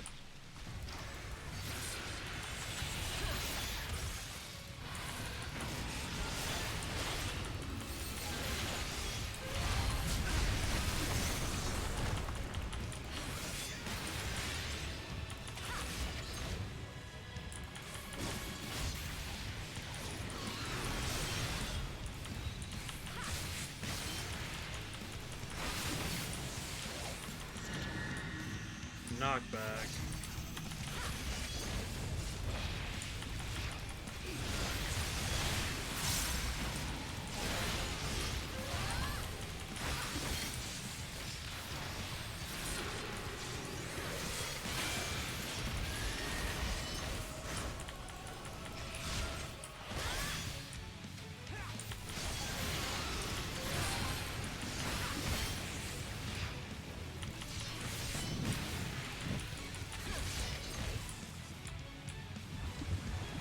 Oh, okay.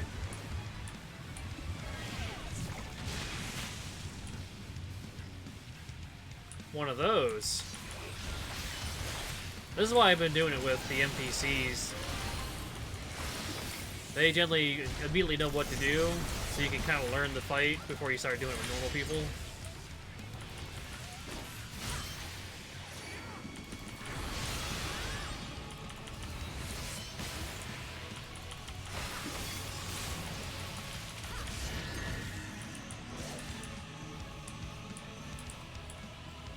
There.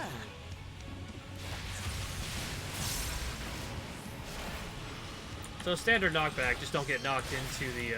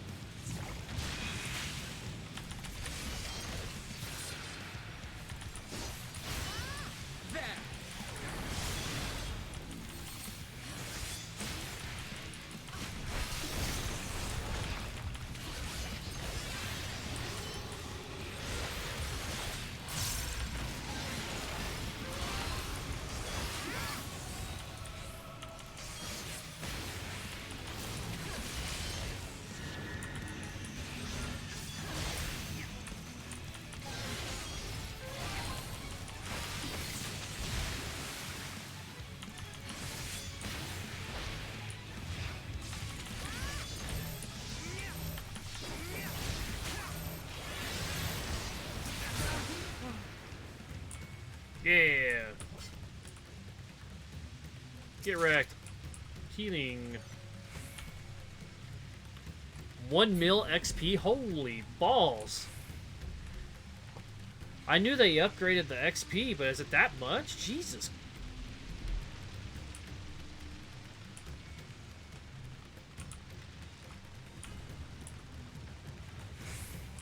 It's gonna be real quick to level up from 80 to 90 now. Plus, I'm one of those crazy people that like to level up every job.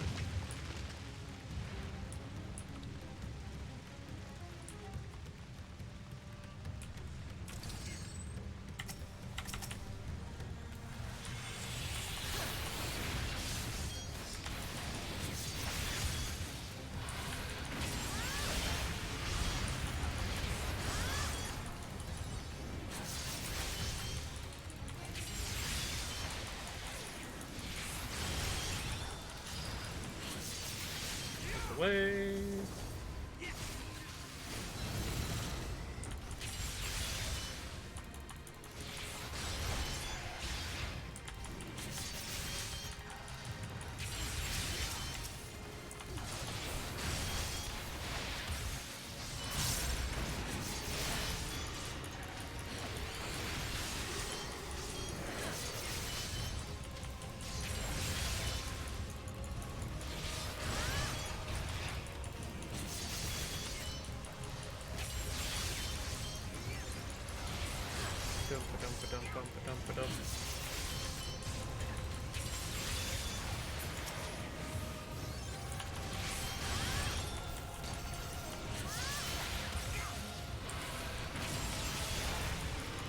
Gonna save my You cannot stop us.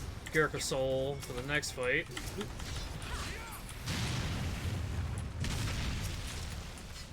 Aiming, nothing there. Guess we're jumping down. Go! Oh, maybe not. Maybe this way? No, yeah, it's supposed to be... Oh, never mind. Doy! I wasn't looking to see the pillar fall. Thanks, map. Prepare yourself.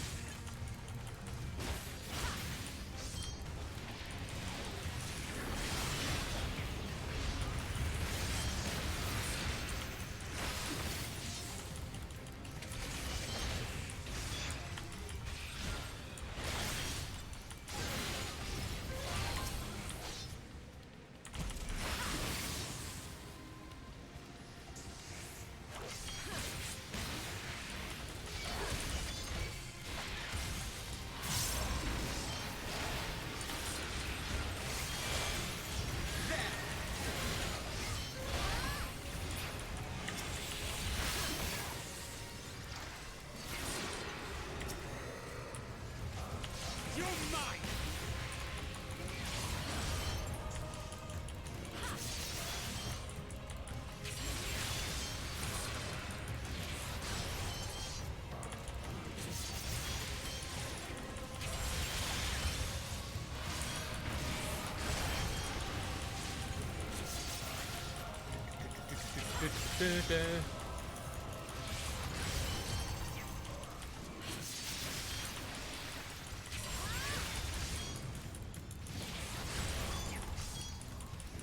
My turn.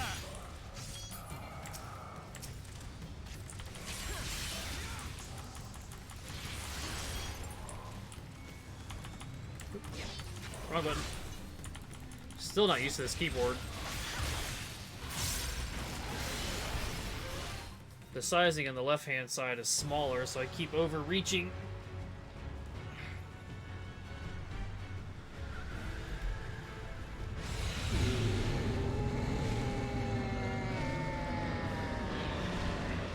Wow, that's not funky looking.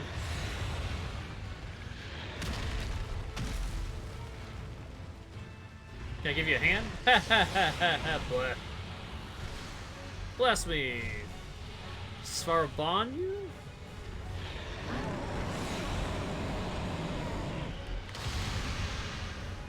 Rar.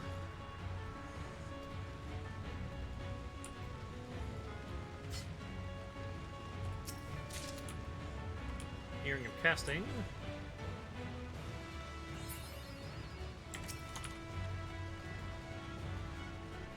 Do it to it, Thancred.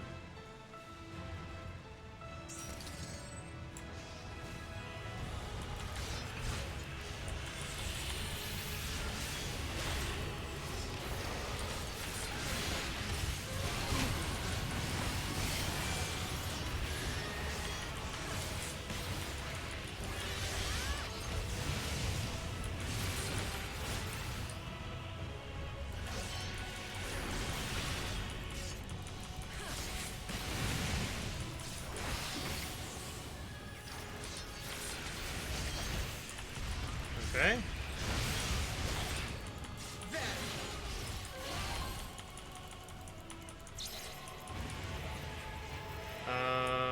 So stay in the red?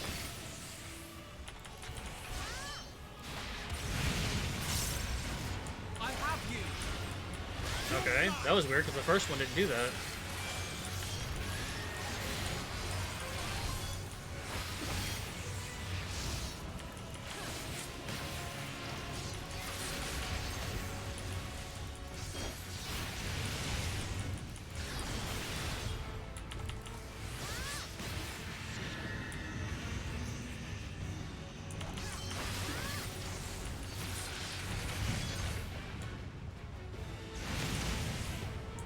Oh, damn it, I misread that. Okay.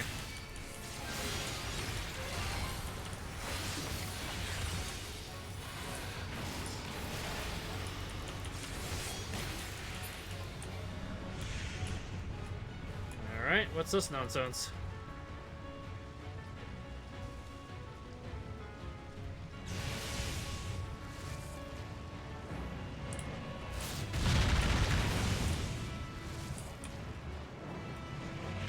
Okay, that's pretty easy to read.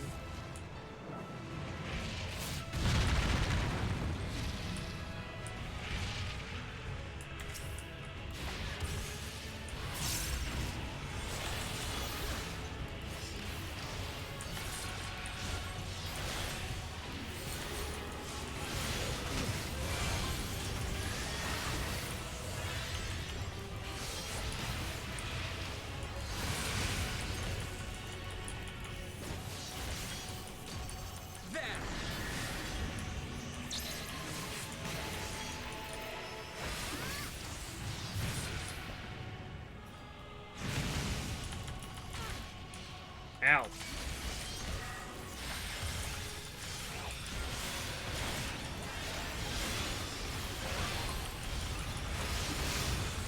I'll just heal myself, thank you.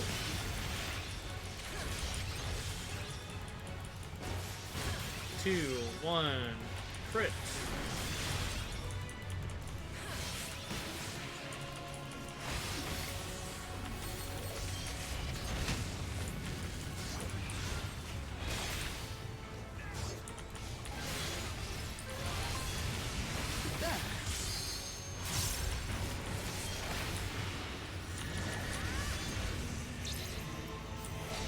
So we would get knocked back this way.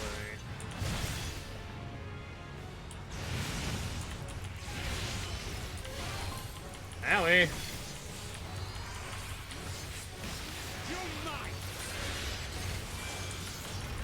I may.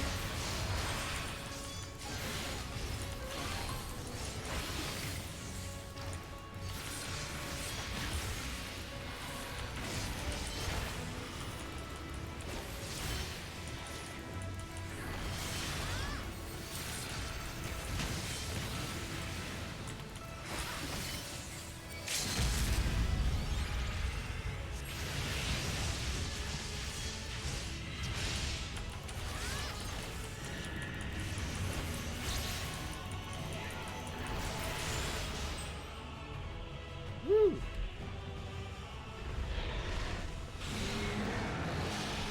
It always went with the white marking on it. When the first one, it was the red ones that exploded. So it's like, did this have a weird 50-50 luck where it was always the other?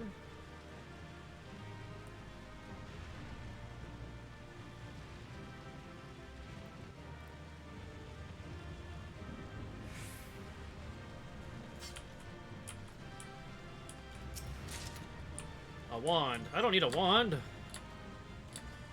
Not right now.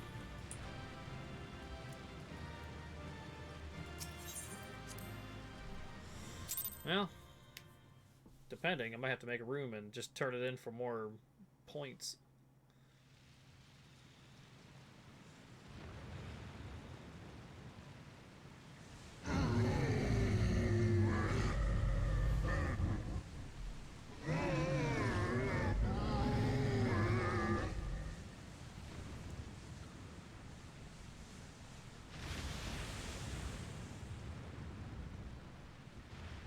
As I feared. What is it? People in despair are being changed. The beast was there, and now it is no more. Yes? So is the person involved in the making. Indeed. We saw it plain. But you didn't, did you? I saw nothing. Not the blasphemy that perished here, nor the other men turned beasts. And because of this, I now see all too well. There is no ether. Where the creatures should be, I saw naught but emptiness. Emptiness? But that would mean... Recall the words of the Watcher. 'Twas a stagnancy of ether, a cessation of flow, leading to decay and absence, that led the ancients to conclude their star was dying. This is the same phenomenon. The instant these people are seized by the transformation, their ether begins to rot and crumble away like dried mud. Until, from their corporeal forms to their very souls, naught remains. But the beast spoke with its dying breath. Surely at least a sliver of the man it was endured. Mayhaps so.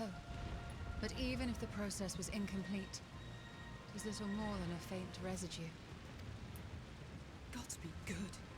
You're saying they cannot be saved? Not by any means known to me. Or by any means at all, like as not. For there is naught left to save.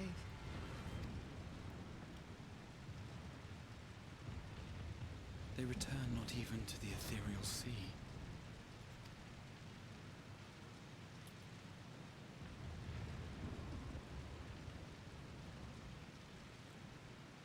That's pretty bunk.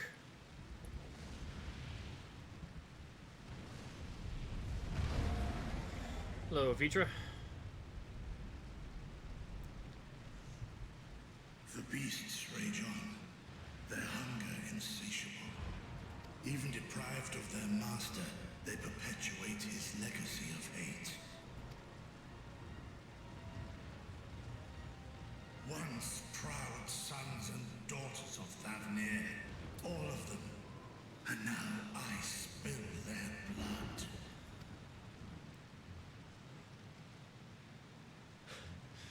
Vitra, my friends, I am heartened to see you safe.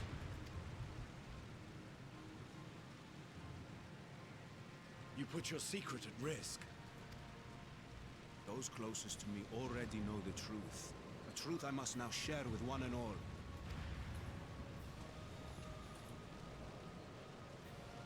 Vitra, calamity has come to Radzatan. Our fair nation is rent by screams of pain and despair. More than ever, we require a strong leader to shepherd us through the storm.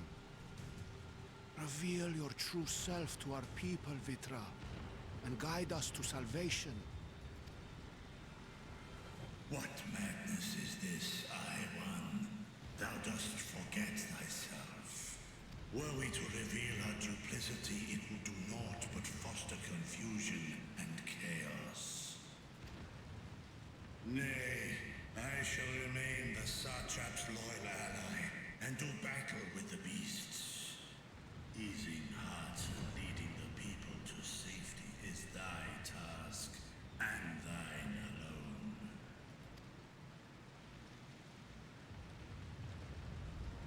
I ask that you remain at Ahewan's side, and render unto him what aid you may.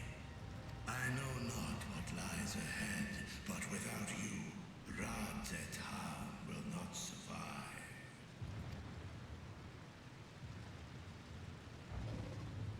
Take me with you.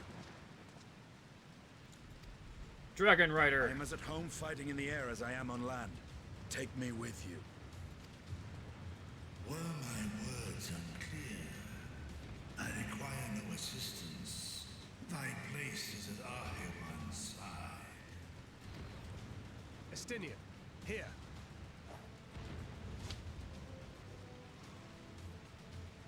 The last thing you ever wanted. A link pearl. Huh.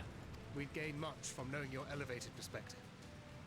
And it'll keep you from getting lonely, which I know you love. You heard the man. Seems I'm coming with you after all.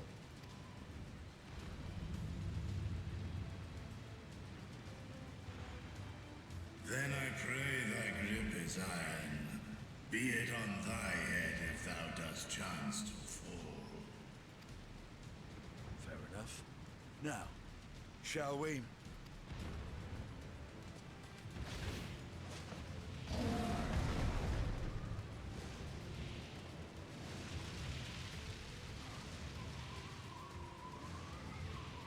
Look at it, he's not even jostled.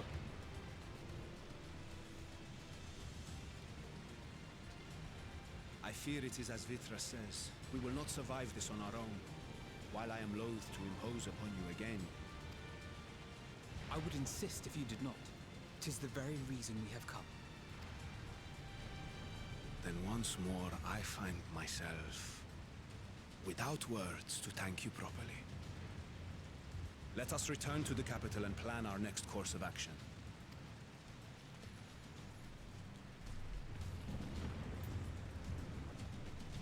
I like how none of the monsters in the air are just like coming down to attack us. They just like, yeah, we see you, but nah.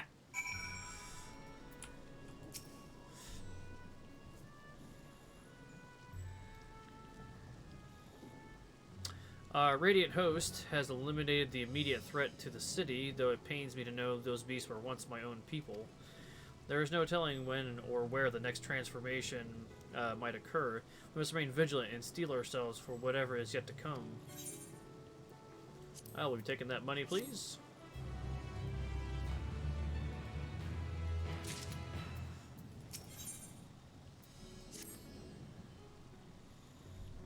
Forgive me, my friends, but I must return to Megaduta.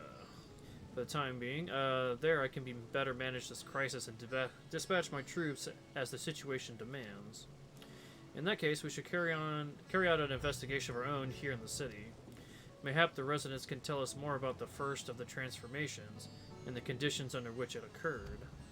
If we can ascertain exactly what triggered these tragic events, it may give us some insight as to possible solution. Time is of the essence. Let us split into 3 groups that we may cover more ground. Alicia and I will see to the Paxa's path. Thanker and Nishtola may pray make for Dharma. I'll leave Athra and Grahatia to you. Any information you can gather on the first blasphemy or the manifestation of the final days here in the city would be most helpful. When we have completed our respective inquiries, let us reconvene in the front of Megaduta, and then we might share what we've learned with the Sterap.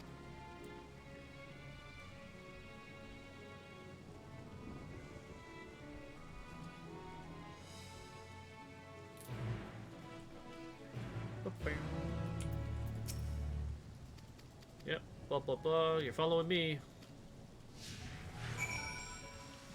No teleporting, blah blah blah. Alright, where are we going? Way over here?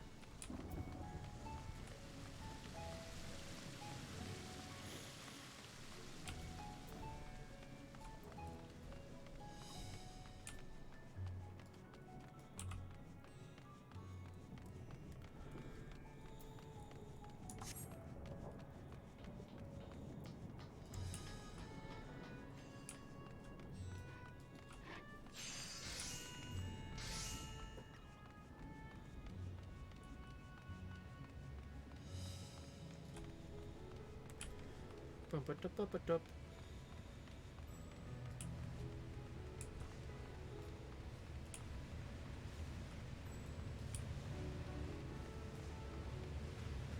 Hadin. Ah, I remember those red eyes. You were with those scions who commissioned the scales from us, yes? Well, you're back from the High Crucible. What brings you here in these troubling times? We are assisting the Starapa in investigating the crisis that plagues the city. Did you happen to catch sight of any of the creatures? I did. As I was going about my work, I was disturbed by crashing footsteps so powerful that the very ground shook. I rushed outside and could not believe what I beheld. The night sky was burning. Suddenly I heard panic screams coming from the direction of Balsahan Bazaar, and in the next instant a monstrous beast poked its head out of the stalls. A handful of the Radiant rushed to the scene, only to be sent crawling as the fiend and its minions propelled themselves skyward. Oh, someone's buying my potions. Thank you. Didn't need those. So the blasphemy came from the vicinity of the markets. This knowledge may prove useful. I thank you for sharing your tale. Well, I do believe we now know where we should inquire next. The bazaar, then.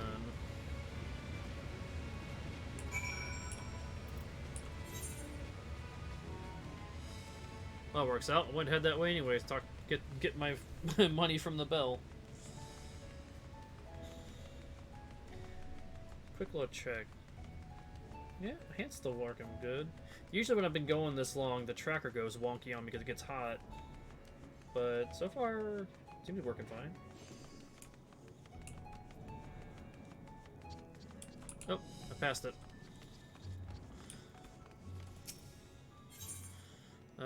Money, money, money. Who's got the money?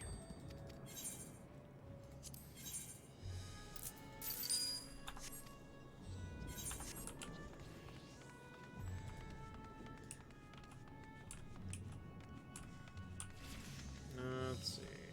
Oh, here we go.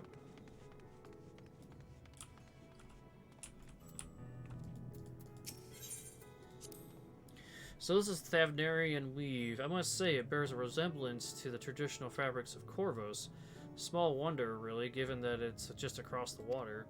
Not that I am much of an expert in Corvosi culture, of course. I've not had the occasion to visit my ancestral home since the coming to Charlium. And like as not, I will not reside there again. I'll never reside there again.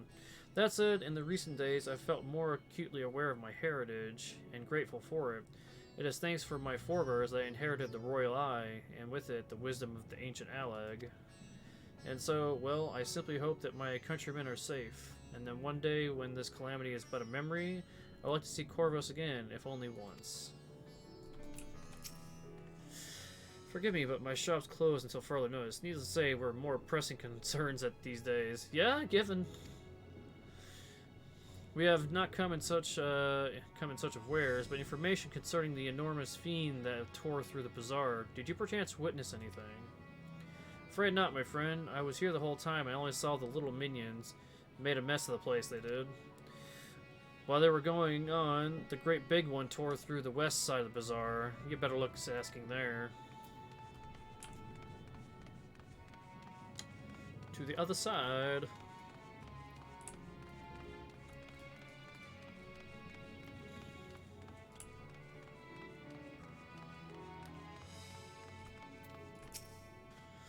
Is something the matter, traveler? If you are lost, perhaps I could be of assistance.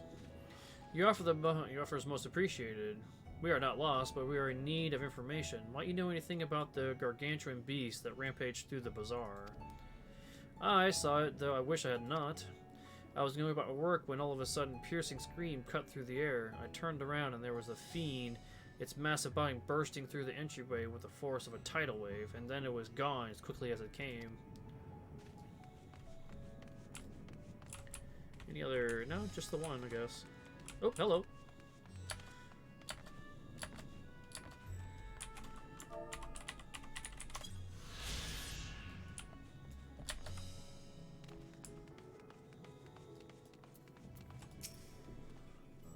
Sisters have mercy, what is happening to the world? What am I to do? There's nowhere safe? Settle down, friend. The danger has passed, at least for now. If it's not too painful to remember, could you tell us what you saw? First I heard the screams, then a horde of ravaging beasts came charging towards us. One of them was huge, bigger than a Merid, throwing people out like a rag dolls, and then it was eating them. I hid under the counter, so saw others do the same. But the shrieking and wailing kept getting louder. More voices in the throng, beasts or victims, I couldn't tell. I knew not what was happening, I still don't. That's enough, my good man. You are brave to share with us your tale. Many of your fellow merchants are safe. The High Crucible, too, has survived mostly unscathed. Pray, stay close to your friends and loved ones, and rest your body and mind while you are still able. I suspect this is the most we can expect from people to hear to tell us. I think it was best we find a place outside the bazaar where it might rest and view our findings. Oop, this way.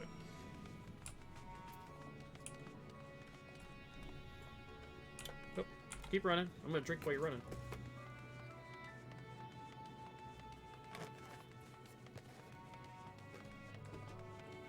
Oh yeah.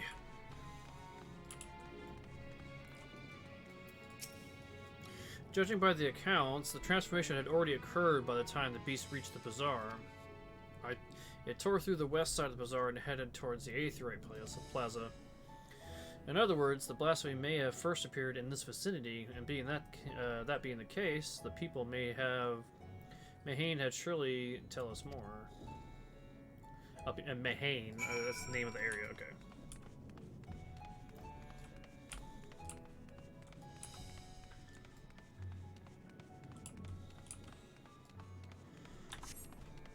Hello?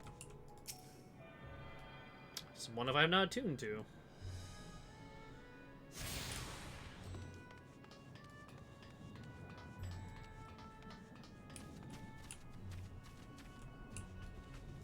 Also?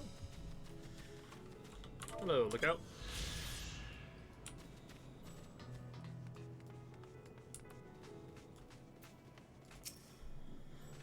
Even after repairing all that damage, it'll take a while for business to pick up again.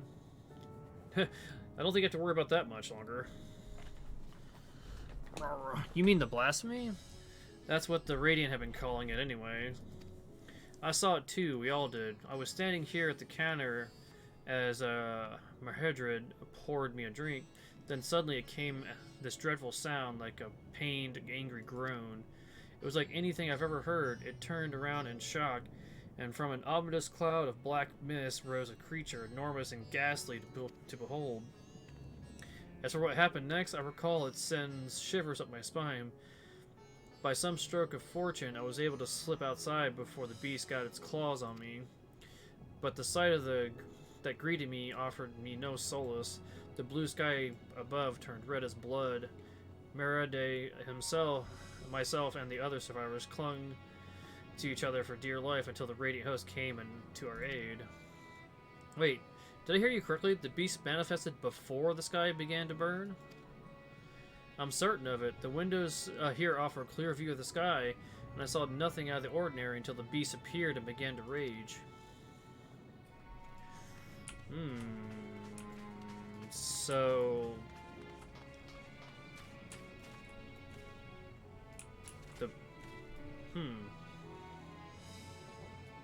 So the burning sky came after. So, I mean, it's obviously an effect of the loss of Aether and stagnation.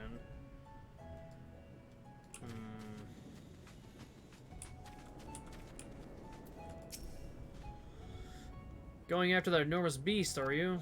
I saw it, including the very instant that poor bastard transformed. Damn the gods for putting me there. It started over there by the window. A few men, merchants probably, talking and drinking. Conversation must have taken a turn for the worse. Next thing you know, their leader, I suppose he was, buries his head in his hands, and black mist was swirling about him. Then his whole body bursts apart, and there stands a hideous, slavering beast, massive and foul, all gaping maws and bulging eyes. His friends start shrieking, and then the black mist comes again until the change takes them too. The stuff of nightmares, I tell you. Nightmarish indeed. Incidentally, do you perchance know who those merchants were? No, I'm a decorator by trade. Not much cause to mingle with their sort. I saw Mahili, Mahilo, the barmaid, chatting with them, though. She might know something.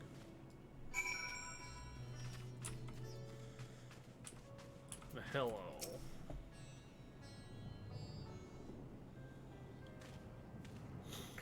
Oh, hello there. Welcome to Mahane.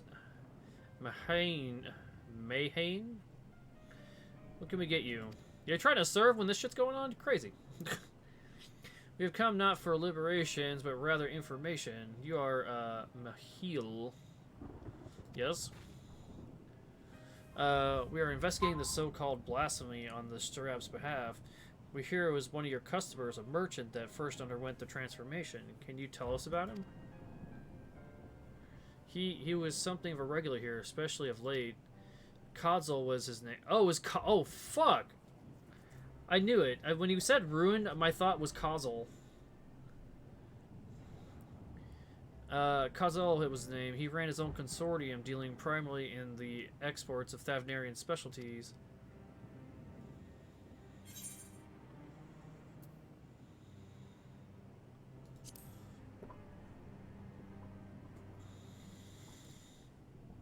Yes, the name rings a bell. Didn't you meet them both your first trip to Thavnar? If I recall correctly, Kodzal ran a trading operation in Yeldamald, and it was there that you made Mastaya's acquaintance. Yes, and then it's the same Kodzal, no doubt, a rather successful man from what I gather. That said, it was clear that he had fallen on hard times of late. Those ghastly towers popping up everywhere cannot have been good for business. Even now, with the towers gone, the collapse of the Empire has led to all sorts of problems elsewhere. The market of luxuries is surely not what it once was. Trying times for the head of the trading consortium, indeed. Kodzal was a compassionate man. Even his own business suffered. He did what he could to provide for the artisans, fishermen, and many others who could not counted on him to sell their wares. Indeed, it was that very topic of yesterday's meeting, as far as I could hear. Yet they discussed matters further. Kodzal's tone grew grave and grim. It was when that... Forgive me, I would not have you recall the memory if it brings pain. If I could, I would ask just one more thing. Did you notice anything unusual about Kodzal in particular? Please, anything at all. Sorry, nothing springs to mind. Perhaps someone else can help you. Kodzal lived for his work and had no family that I know of. His employees and associates knew him best, but they too are lost to us. Oh, Mastaya. Still, perhaps his neighbors knew something I do not. I can direct you to them if you believe it would help. What do you say? Of course, anything.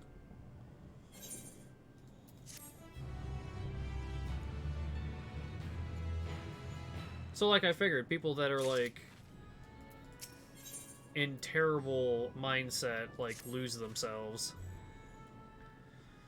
Kodzal made his home in Kama, a nearby residential area. From what I gather, Kodzal lived there since childhood and was well known throughout the neighborhood. Kama, the name is new to me. How do we get there? I'll write down some directions. Cannot promise you'll find that what you seek there, but if nothing else, it's a start. Come, let's see where this lead takes us. Graha, follow my butt. You on me? Alright, let's go. So where are we going? Oh, over here. Okay.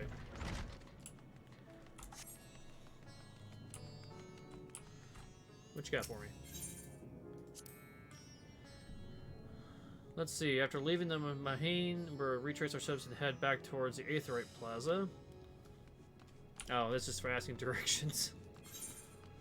I've got map.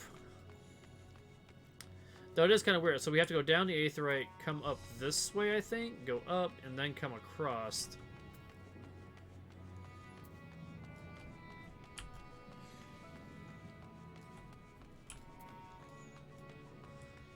Because getting to their residential district is a little awkward.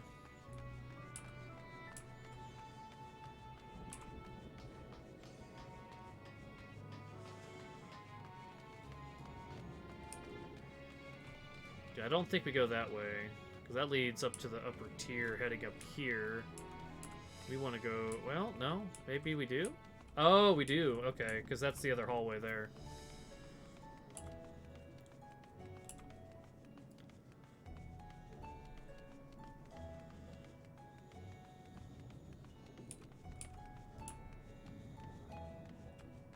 Oh, that's locked. Trying to go through closed doors. Where to go here? Left.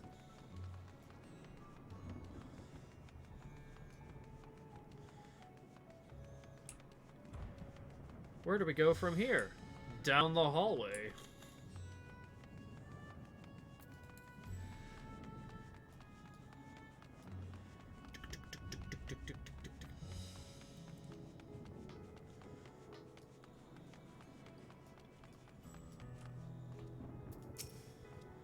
This must be Kama. We've arrived at last. Let's begin the questioning of the residents without delay. I doubt someone here can tell us more about Kozul. No doubt. Given recent events, I imagine many here are taking shelter indoors. And I think I need this Aetheryte while I'm here, too.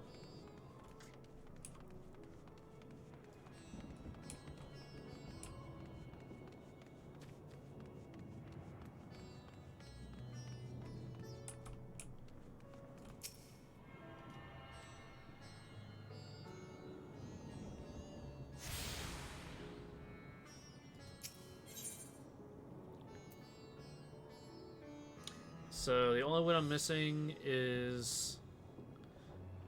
Oh, yeah, right. I was missing the main Aetheryte because they turned it off at the first time I was here, which was silly. So we need the main, and then the Hall of Radiant Host, and the airship landing.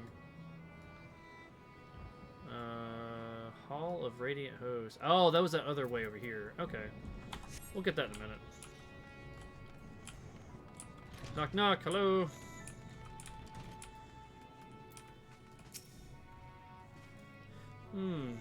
Could you come back at another time? I just woke up and I'm not exactly in the mood for idle chit-chat. Well, that's one way to avoid the panic, I suppose. Pardon the intrusion. You may have noticed, but the great danger has come to Thavnar. I encourage you to stay alert and prepare to flee the city should the situation turn dire. But before we leave you in peace, pray allow us to ask a question or two.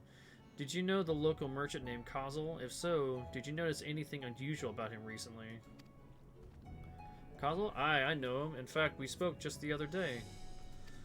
Like many others, his business was doing poorly. Still, it seemed as though he managed to turn things around, thanks to generous orders from Ruveda Fibers, while he was practically dancing in the streets. I haven't spoke to him since, but I assumed that all went well. Jinnabaha might be able to tell you more, though, as I recall, he was the one who brokered the arrangement. Jinnabaha at Rovedal Fibers. Let's make a point to visit him after we've spoken to the other locals. We have two choices, so it should be easy.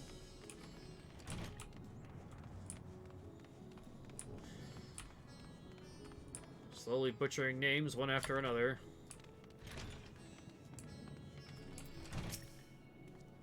Mati. Kazel, you say. Yes, I've known him since he was a boy. If I ever was a man who was born to be a merchant, it was him. Always early to depart and late to return. He spent his days procuring the finest wares and seeking out willing customers. You could say it came to him as easily as breathing. Sadly, business was flagging as of late. No surprise, really, with how dangerous travel has become.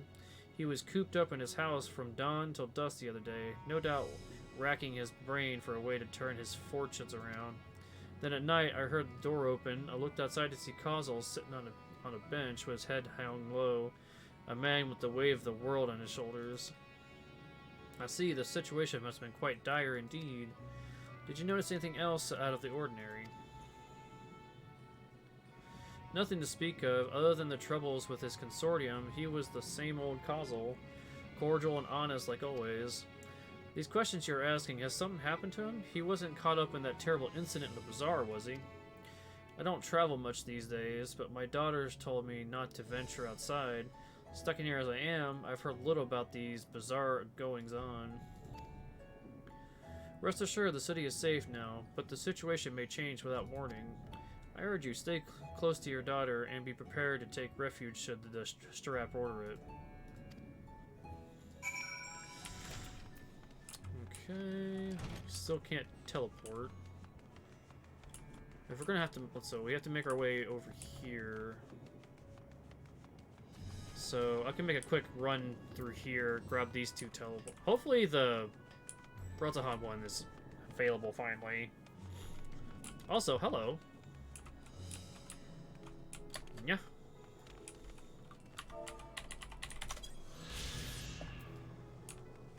Can I get back up? Probably not. Yeah. Yeah. Wait, can I catch this? Nope. Well, that's one way down.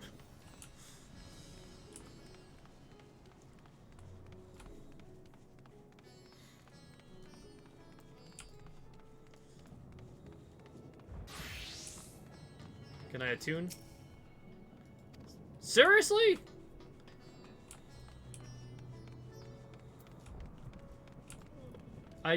Why? Why?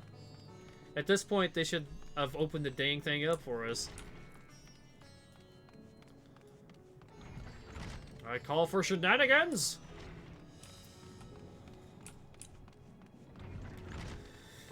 Oh my god, ah. 4:30? Yeah. I'm good for a while longer. It's a tuna.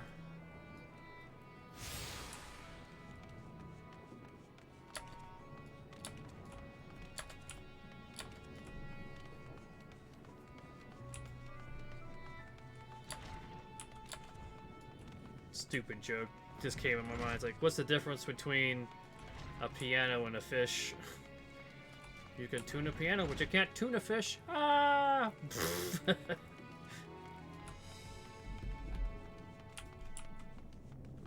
Dumb joke is dumb. Don't care.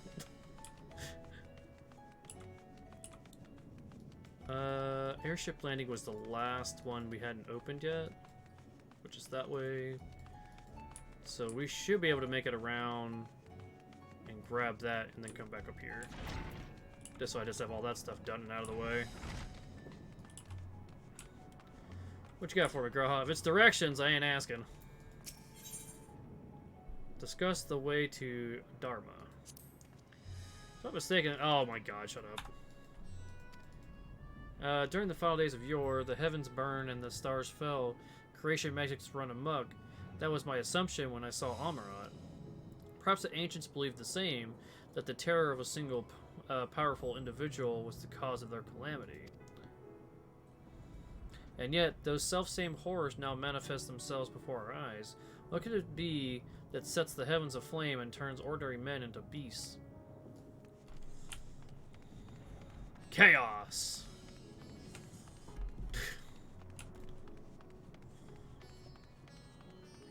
Alright, so that's where the quest ends, but we're gonna make a run over this way. Boop, boop. Also, I see you. How'd you get? Because I know we can't... That is an awkward spot.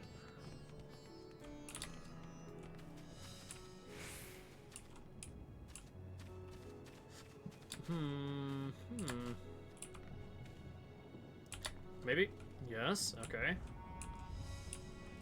I don't see... How?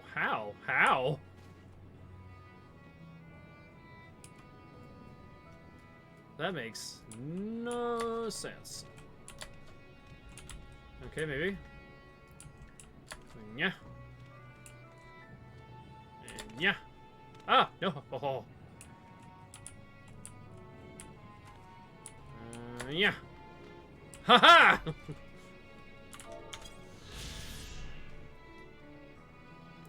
Parkour.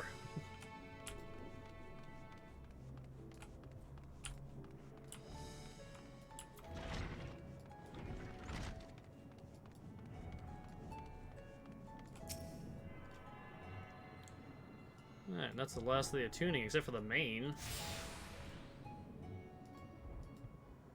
You attune yourself to all the Aetheryte shards in Razahan. That is a flat-out lie. I still not attuned to the main one. How can this be?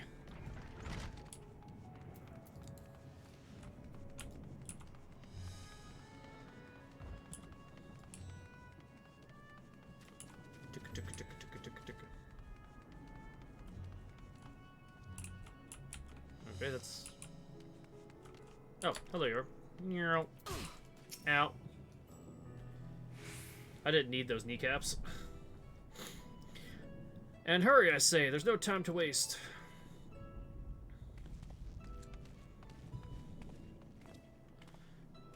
I bet you they had to cancel their order with Kazel. Pardon me, but you're in charge of buying and selling here. We have a few questions we'd like to... I'm sorry, but I simply don't have the time to chat. If you haven't noticed, we have our hands full at the moment. We must carry all our wares and equipment to safety before those accursed beasts return. In that case, might we be assistants? Perhaps we could speak when the job is done. Very well. You can start by helping us move our equipment. Ask the others what to put it where.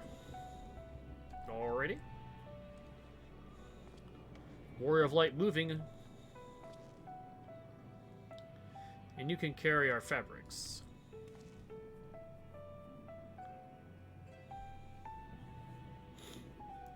Go through that door and speak with Kamala. She'll tell you the rest. Remember, these textiles are a livelihood. Handle them with care. I don't think it's gonna matter for a minute. Your livelihood's about to turn monsters.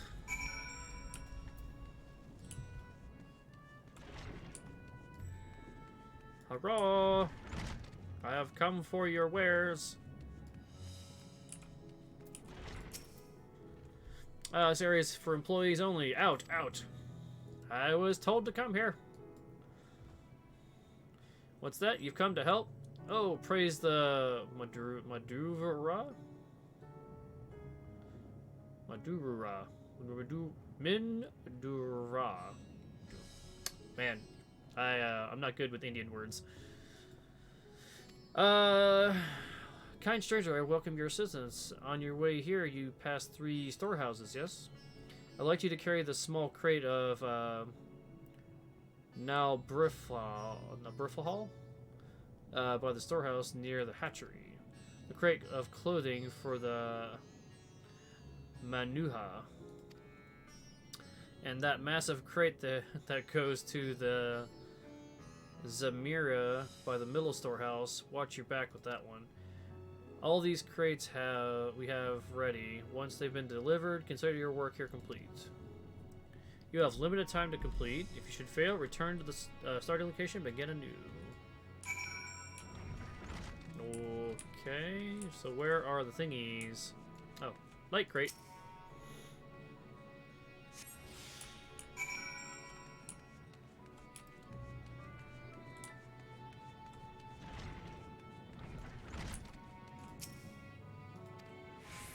Take the thing. Good job.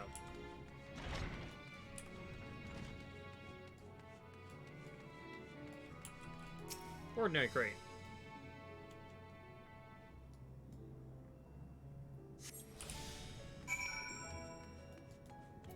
Manuha. Big ass crate.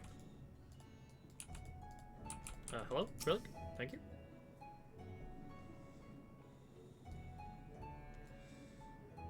Become one with the crate I have. Oh.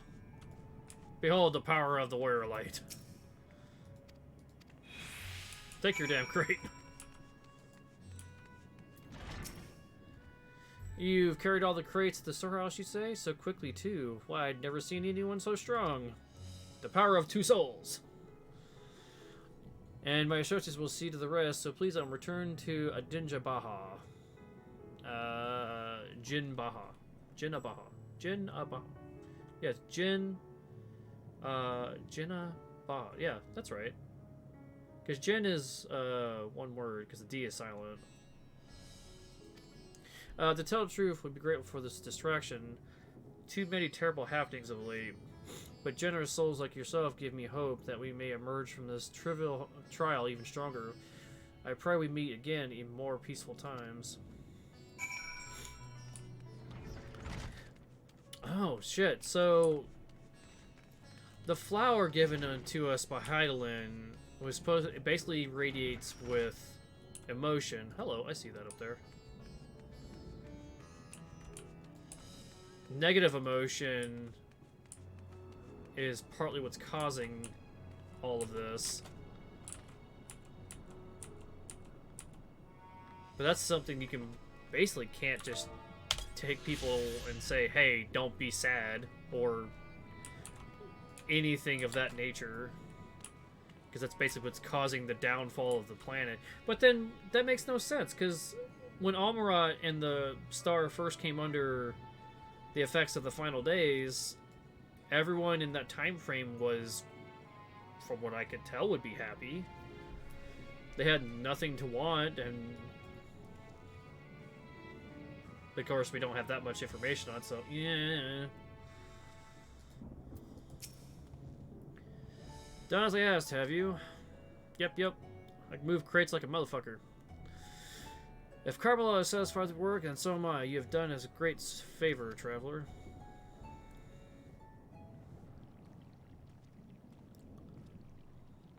I too have delivered the instruments and apertures entrusted to me. Apparatus. You both have my thanks. With our wares safely stored away, we'll not to lose any more to those fiends. I take it that your establishment did not escape at the attack unscathed. We did not. Thankfully, most of our workers had already left for the day, but those of us still here saw it all. We looked to the burning sky in confusion, and then, before we could even begin to make sense of it, hideous creatures burst through the doors, shrieking. We ran for our lives, but one of my colleagues was not so fortunate. He cried out, a scream of such agony and such terror. And the next instant, he too sprouted fearsome claws. The sight of it caused another fellow to panic, and then he too transformed.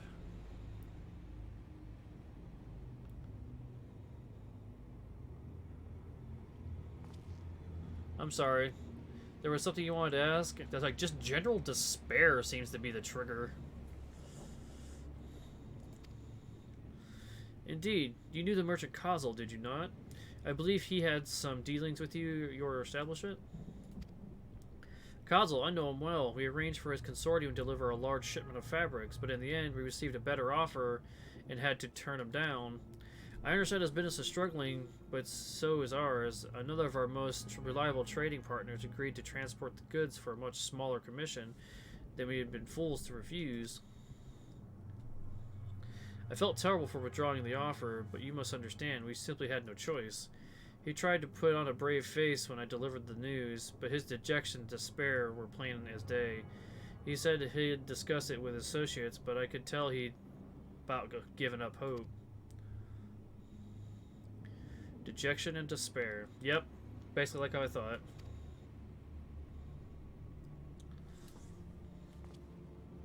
You remember what we saw in Vansapati? Yes, soldiers and jungle dwellers pushed to the very brink of turning into beasts one after the next. It would seem the same phenomenon occurred here. The poor craftsmen attacked by the fiends, as well as those who witnessed it, all undergoing the change. I suspect that everything began with Kozil. By all accounts, it was he who suffered from the most profound and piercing despair. Wait, could it be that could be it? As such intense emotions are what triggered this transformation. Much remains unclear, but I believe we're drawing closer to an answer. At any rate, we must discuss our findings with the others. Yeah, that was fairly obvious. That's the way it was going.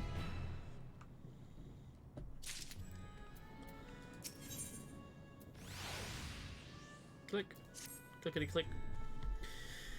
We were to reconvene with the others in the front of Amagaduta, were we not? That should be just outside. With any luck, we'll have already returned from their own investigations. My friend, we must take our leave. I pray your establishment is spared further tragedy, but remember, your lives are far more precious than any other of any wares. If you are ordered to flee, please do so without hesitation. Indeed, I thank you for your concern. I pray you too take care as well.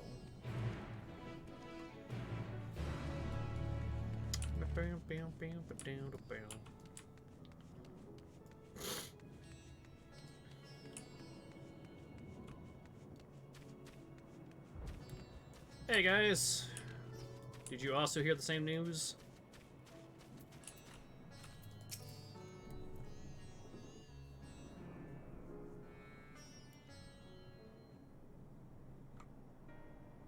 Could be voiced, probably not on this part.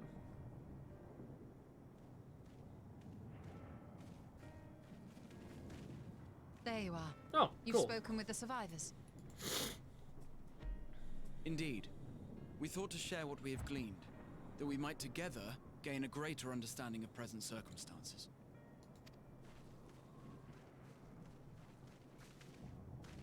Fortuitous timing. Alize and I completed our own investigations not long ago. Then we should take a moment to compare notes. Shall we begin with the two of you?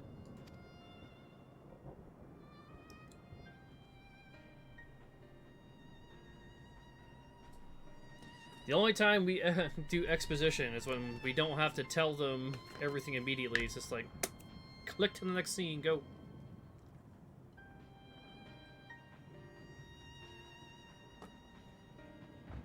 So the merchant Karzal was gravely concerned about his business in the days preceding his untimely end.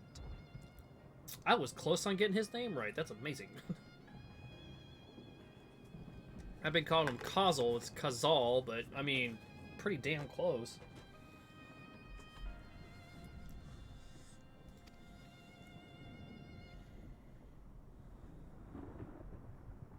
The tales we heard were much the same.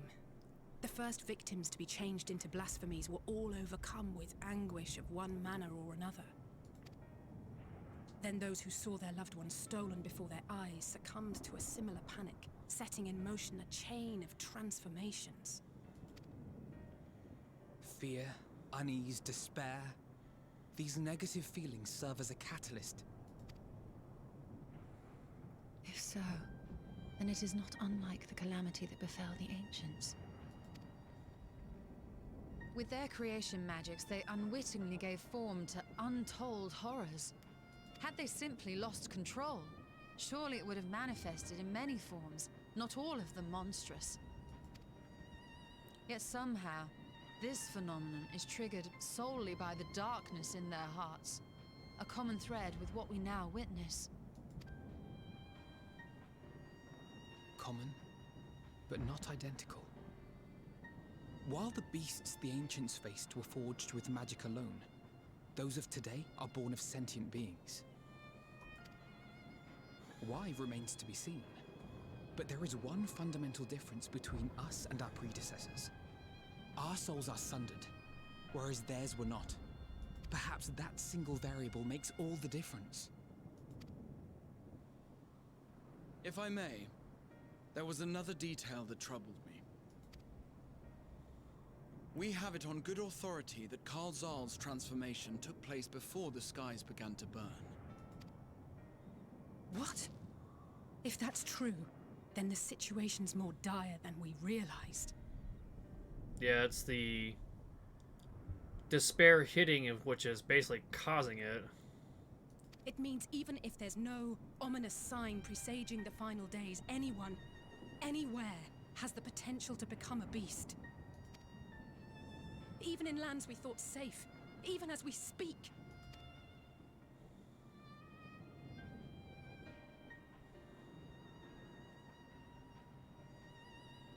Look!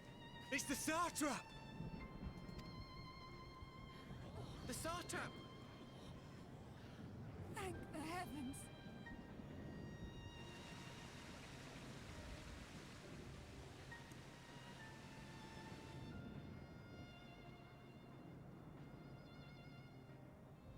My countrymen, I am relieved and heartened to see you strong and safe. While the danger has not yet passed, far from it, allow me to assure you that the beasts that raged within the city walls have been exterminated to the last.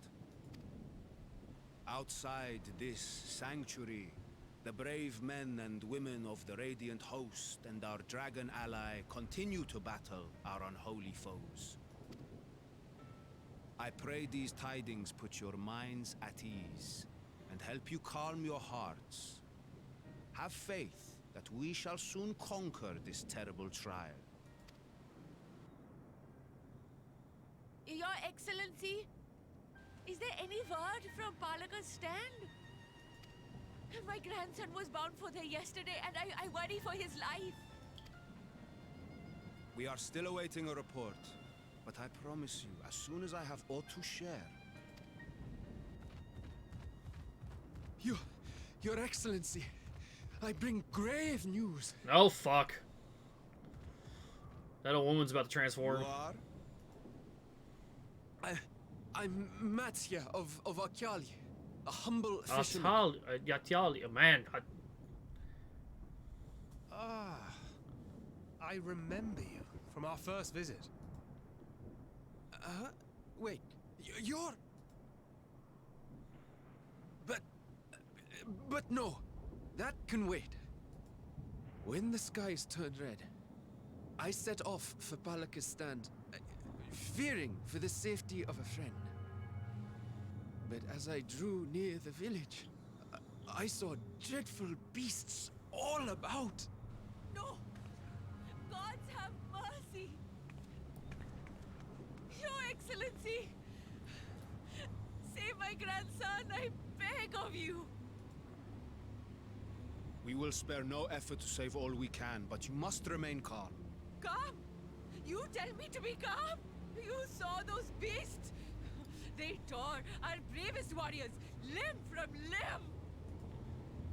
What if we are too late, huh? They catch him, stick their fangs into him? Calm down, bitch. You about to transform. The fangs! The screams! Get away from her, now!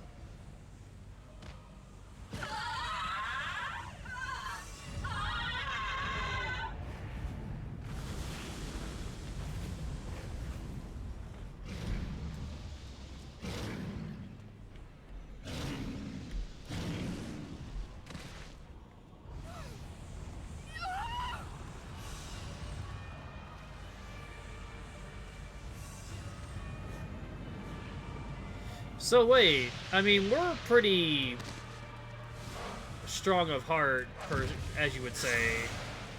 We've dealt with a lot of bullshit. Damn it! We've got to kill them before it spreads. We'll handle this. See the townspeople to safety. So, all the scions should technically be susceptible to this too, right? Run as fast as you can!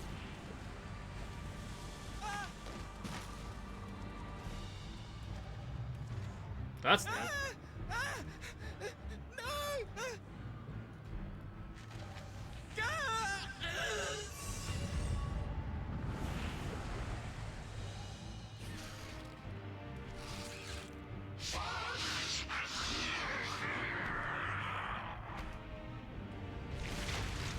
Oh, wow.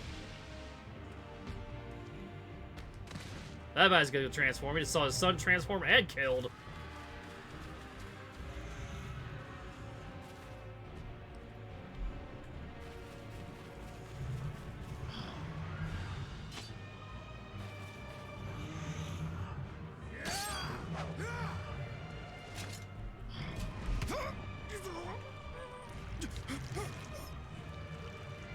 Vitra, our people, you must save them.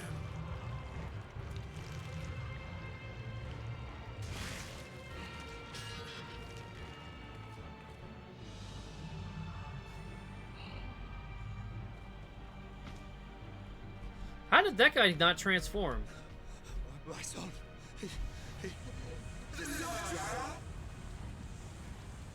Enough. You must run. For their sake and your own.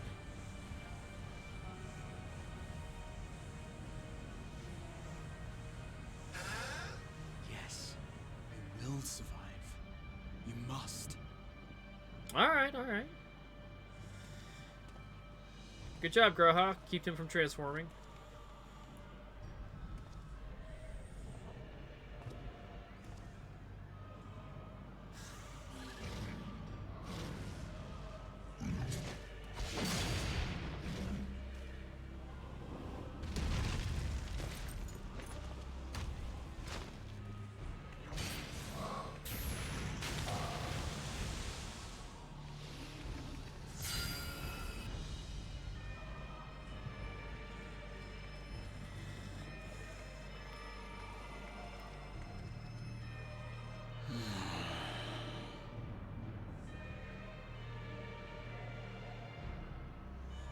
What you thinking, man?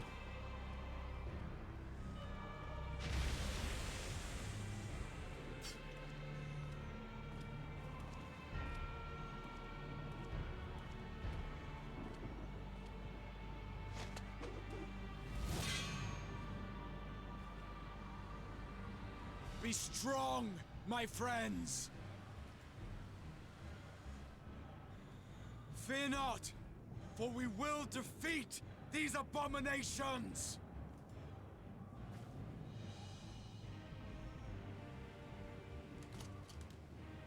Brave men and women of the Radiant Host, lend your Stola and Thancred your aid. Let not a single beast escape. The rest of you, flee this place. Carry the wounded if you must. Head indoors or underground. Above all, stay calm. No beast will follow you. We will see to that.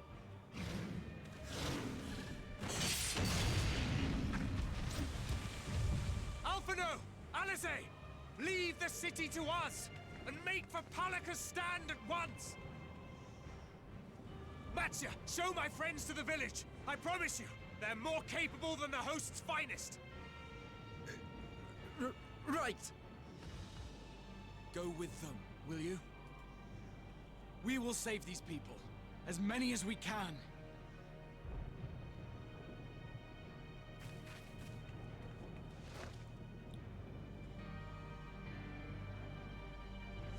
Graha stepping up to the plate.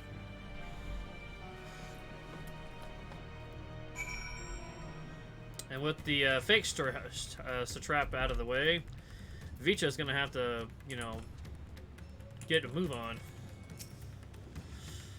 We must save Palakat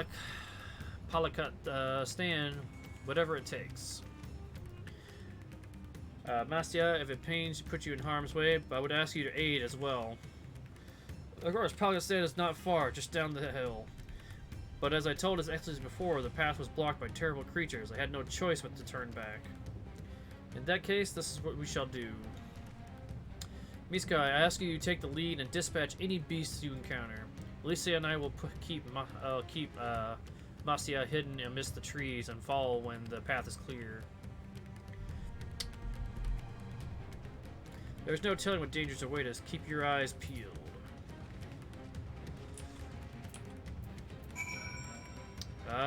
Kissor, I call for you.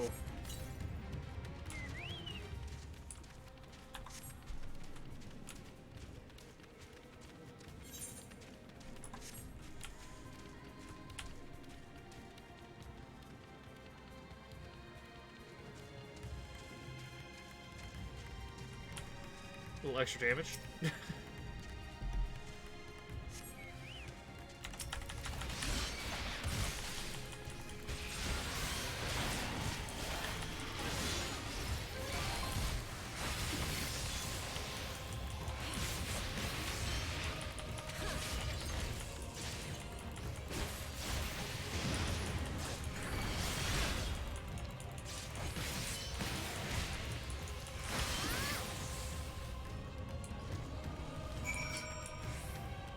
Anything else? Okay.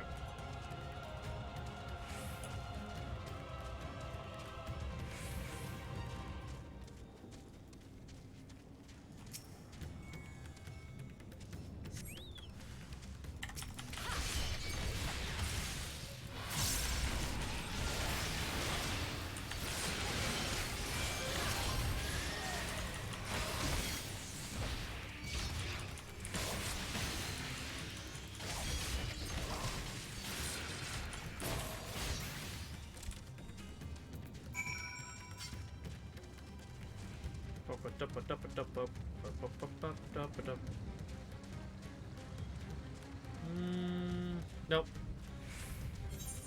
Oh, okay. This is that other area that I couldn't attune to yet. Whatcha?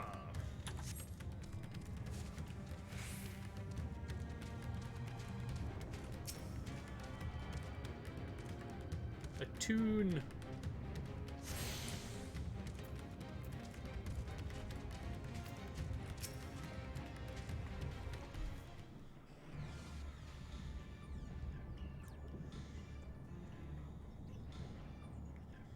It cannot be.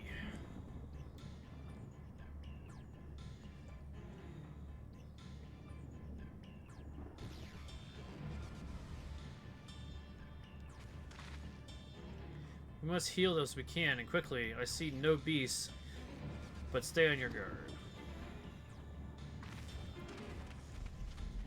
Burp, burp.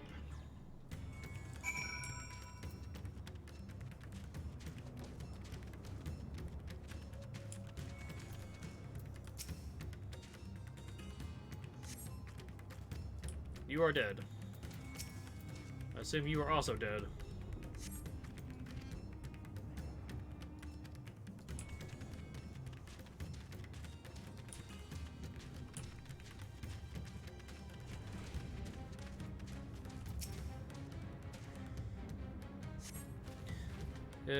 Lightning, he does not respond to your efforts. His breathing grows more ragged and shallow. Fake eyes are those of a man who has lost the will to live. Even if I wake, the nightmares go on. No, leave me to sleep. You call up, but the man does not respond. Yeah. That guy's like, nope.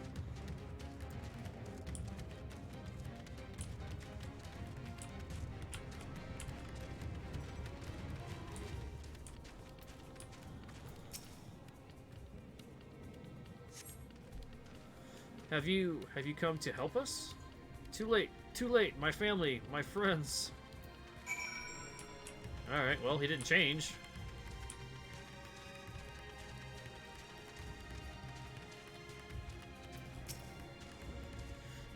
These are the only villagers who survived? I can only hope the others managed to flee, but if the rest have been turned to beasts by the 12. Let us do what we can to see that the damage spreads no further, and no matter what comes, we must keep our spirits high, lest we ourselves suffer a similar fate.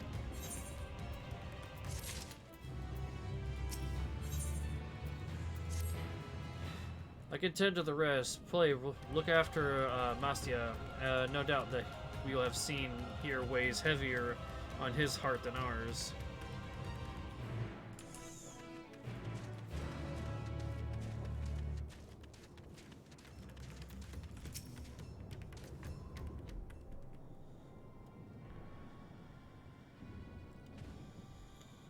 Oh, Misakai. This is Eurovet. Vit, the elder here. He is hurt, but praise be to the sisters, he still lives. Young Mastia here has told me everything. I have not the words to express my gratitude for your aid. When the heavens began to burn, We were afraid, but did our best to carry on as we always have done. Until today, when those unholy beasts came pouring into our village, a flood of midnight and death. There are no words to describe what followed. Men and women I have known since they were babies struck down by the creatures, only to rise again to join the murderous horde in the guise of those same hideous fiends. In the chaos, a handful of our villagers fled for their lives. I can only hope they have found their way to safety. Masya, do you perchance remember Kirasaf and Medvan, the young couple who always bought your freshest catches? How I could forget, Elder. When I first came to peddle my wares, desperate to eke out a living, they showed me such kindness. Others shunned me as an outsider, as is their way. But Kirasef and Medvan bought my fish and sung its praises. They turned my fortunes around. Alas, I fear they are in terrible danger. I saw them running towards Agama Temple, one of those beasts in close pursuit. They had their child, but still a tiny babe. To elude those fiends while carrying one so young, an impossible task. Surely, I beg of you, go to their aid.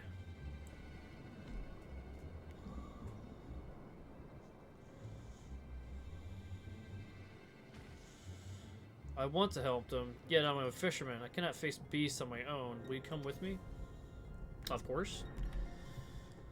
Oh, thank you. Agama Temple lies to the west of here. We must hurry. And this will be a good time to find those missing aetherite. Not aetherite, but aether currents. 190 to the southeast. Southeast.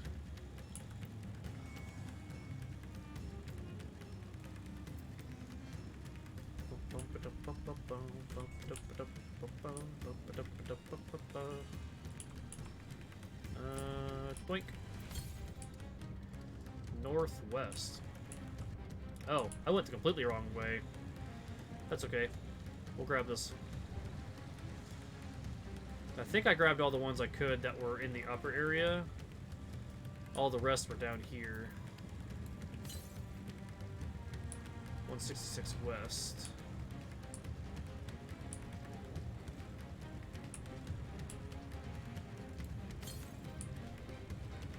Southwest. Should be just around the corner. There you are.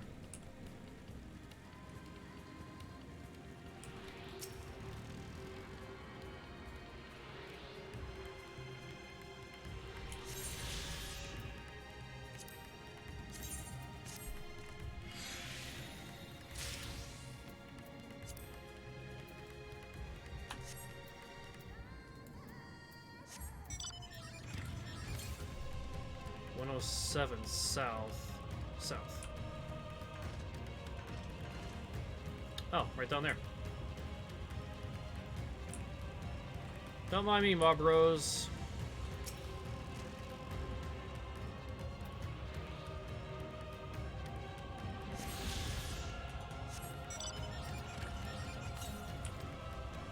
Alright, 470 southeast.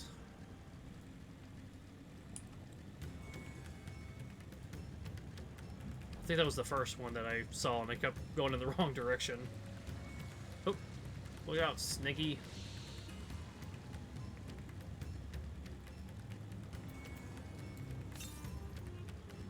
Straight east.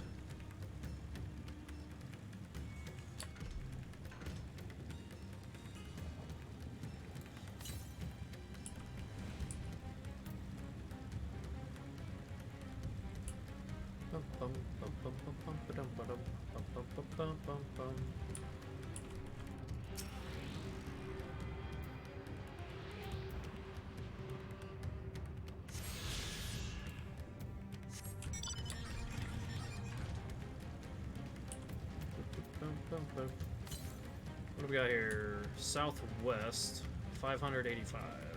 Two good chunk ways. Should be along the ridge down this way. I actually have quite a bit of area to uncover over here, don't I?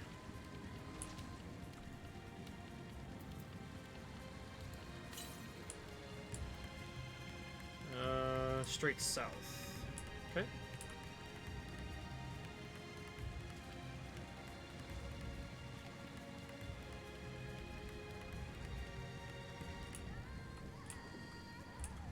Probably over here.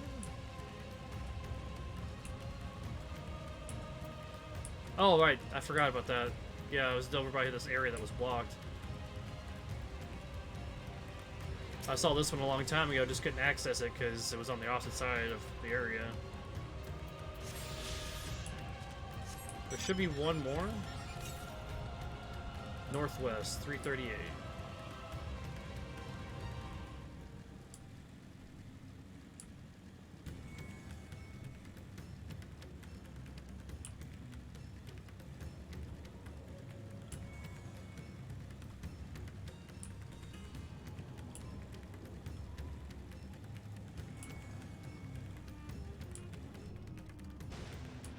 What is this?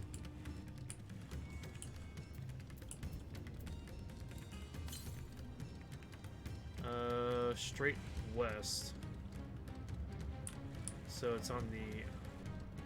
It's gotta be, like, in that temple or behind it.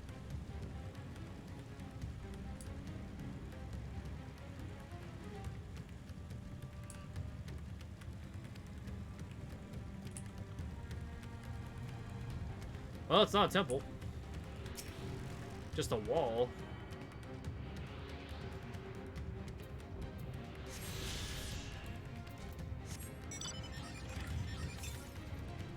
No, yep, that was right. That was the last one.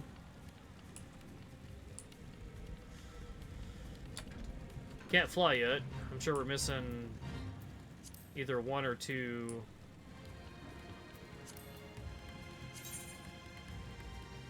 Oh, we're missing 3. So it's probably gonna be a main quest and 2 blues. Which I don't see any blues as of yet.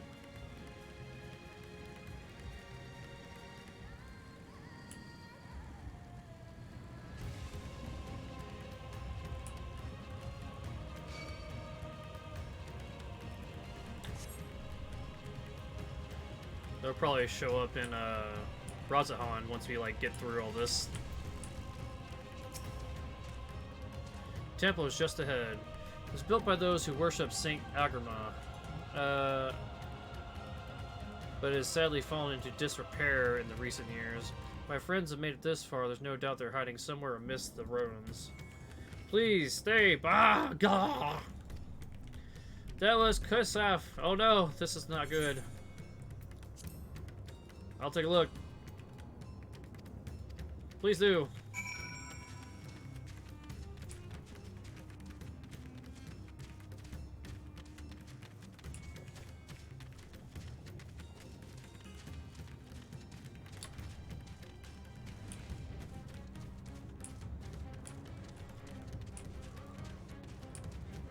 I can only assume the worst has happened already.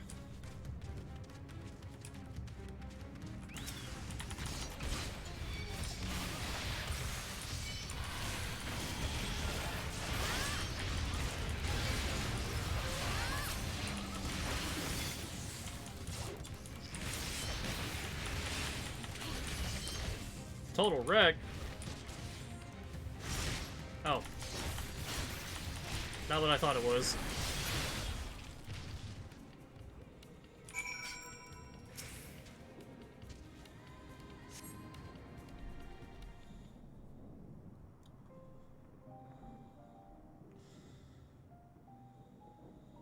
The man lies motionless on the ground, bearing a grievous wound.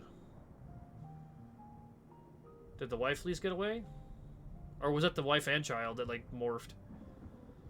I tried to stay behind, but I couldn't.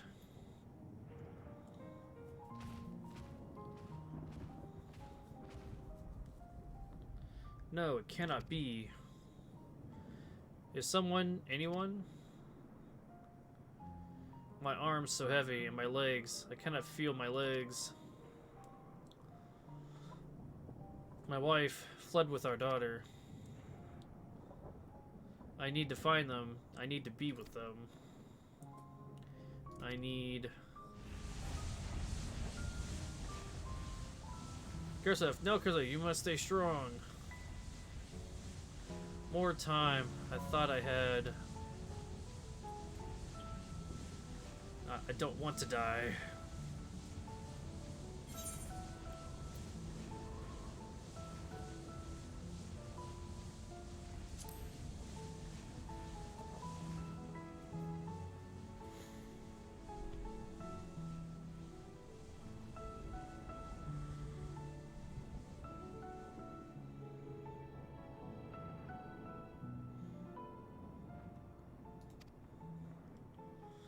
Please find them.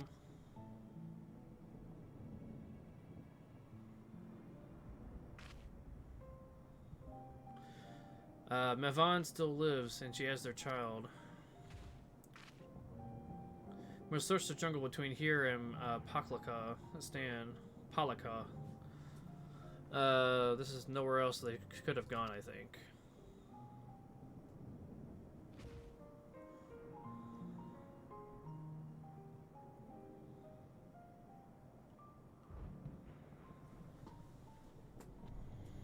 Forgive me, Kursef. Once we have saved your wife and child, we will return and lay you to rest.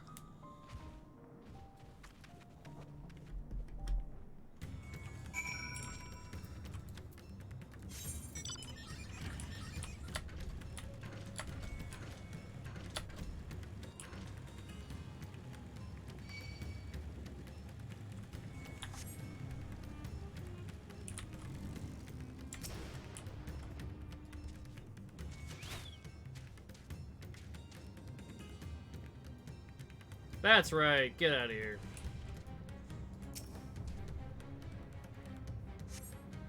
See no tracks or other signs of recent travel. The bunch of us have gone elsewhere.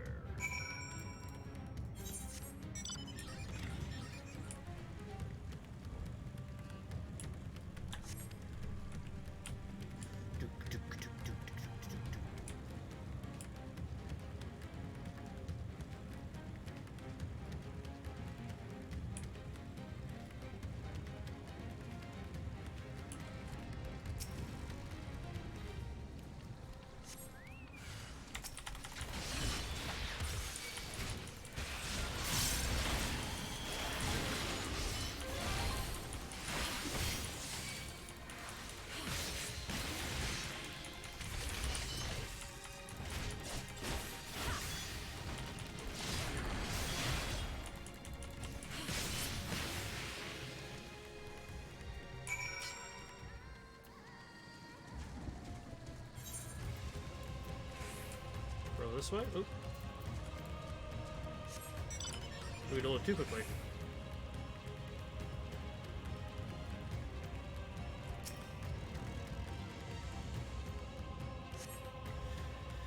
Came through here recently. You see no evidence of their passage.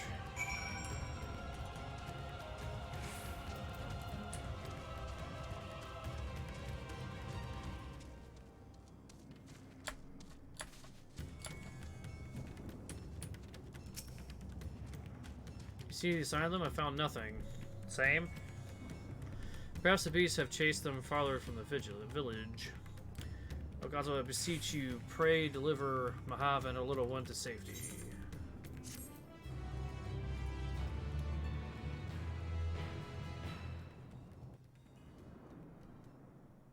Meanwhile, called it.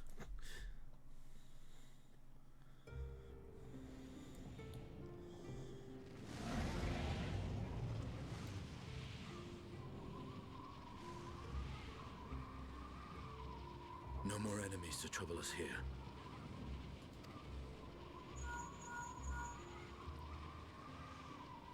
It's me. How fare you below?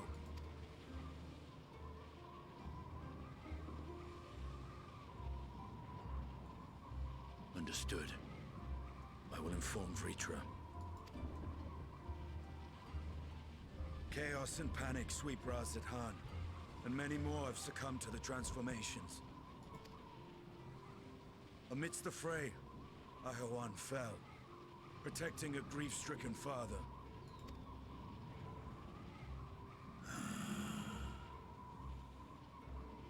My friends fight alongside your Radiant host to secure the capital. Beasts have been sighted in Palaka's Stand as well. We have divided our forces in hopes of quelling the threat there. Of small solace is that we now know what triggers the transformation. As my companions tell it,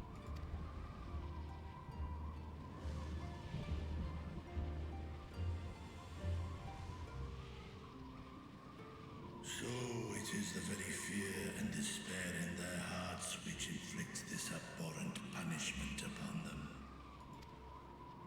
A nightmare from which my children will never awake. O capricious and cruel fate, they are undeserving of such condemnation. will you wallow in sorrow or rise to the occasion? Razat Khan is leaderless.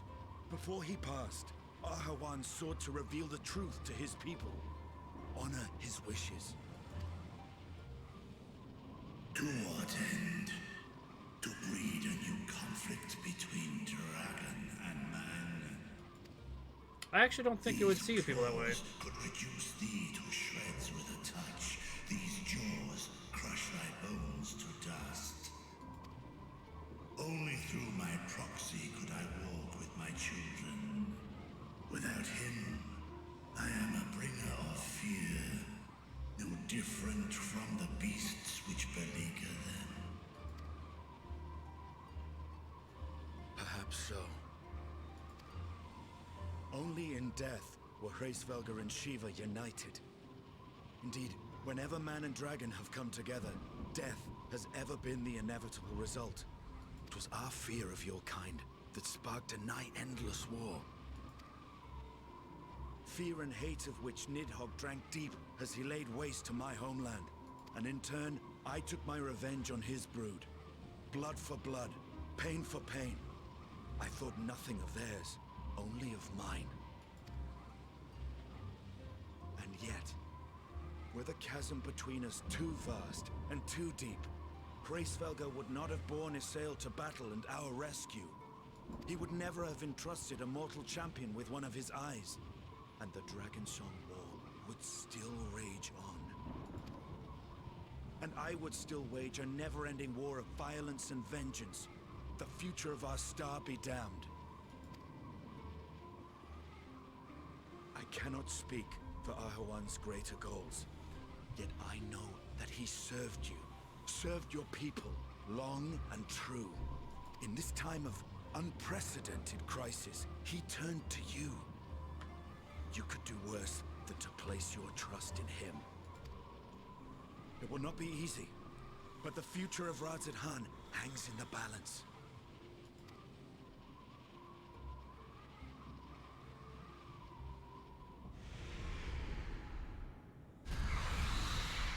We have company.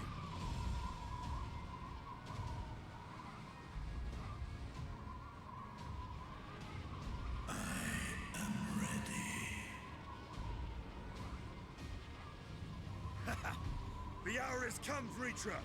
It's all or nothing!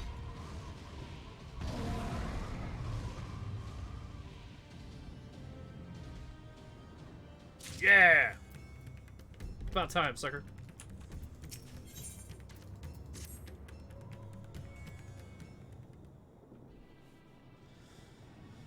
If Mohilitz fled deeper into the jungle, she had her child in grave danger, what are to do? Gods have mercy. Get out of fear, consume you.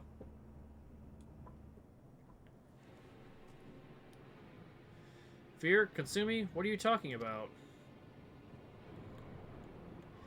If you do, you'll turn into one of them. Then I too could become a beast? I understand, I think. I've seen the wounded. I've seen to the wounded. How did two of you fare? Did you find your friends? No.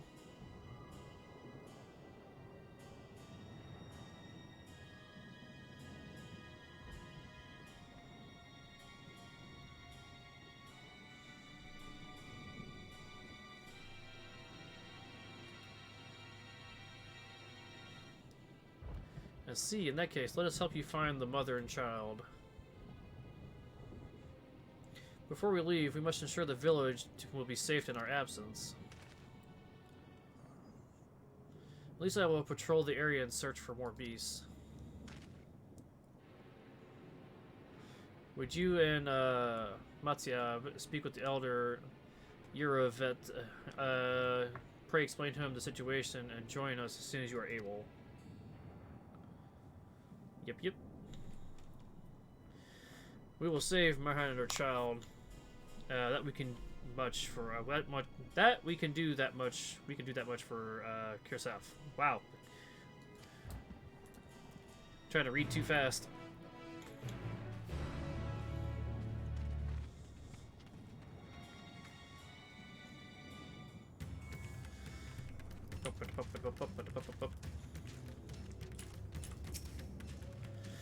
I am heartened to see you both safe. What of the family? We found Kirsaf, but he... Say no more, I understand. We have lost another two of our dear friends. Kirsaf may be gone, but there's still hope for Mavan and her child. Please find them, I beg of you. And if you, in your search, you come across anyone else who escaped the slaughter, pray tell them what has happened. I'll do my best to keep the villagers safe and their spirits high. Come, let us rejoin your friends at once.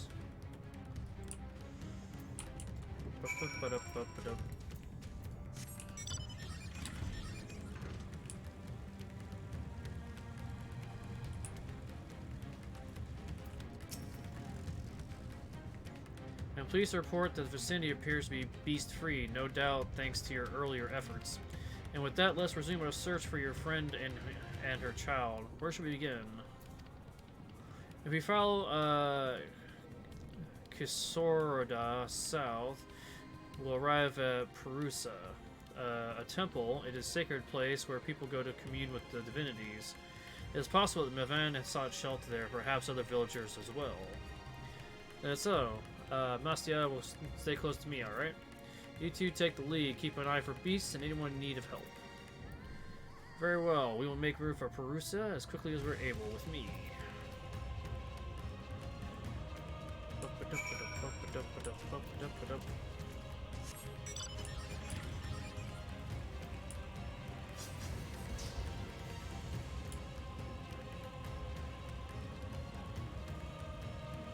Why is my map glitching like it?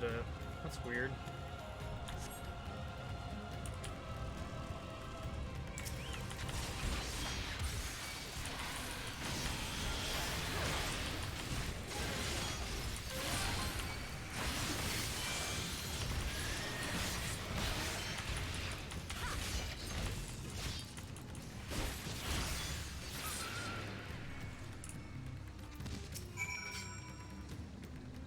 Lens of aid. Thank you. I thought I was done for. She was somebody else somewhere trying to avoid the beasts and with her child. Gods, worry not for me. You can make your way back to the village of my own.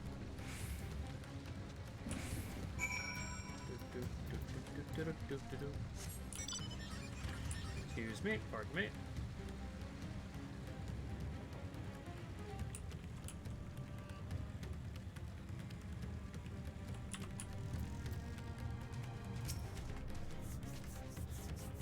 Wait, Perusa lies up ahead, but something terrible has happened. The beasts have come. Many of them have already been killed. Alphinaud and Elise have gone to do what they can, but they are so many, more than I could count. You must be ready.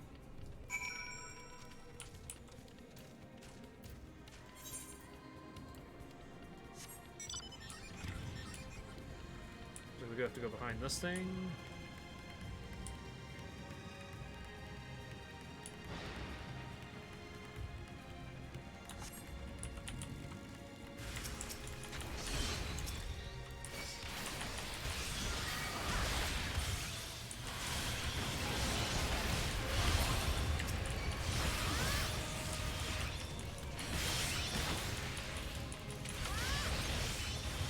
Didn't mean to activate blood for blood, but that's fine.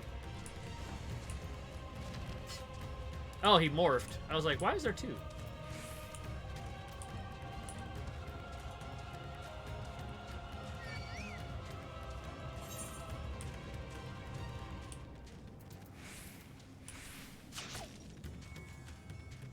Miss me!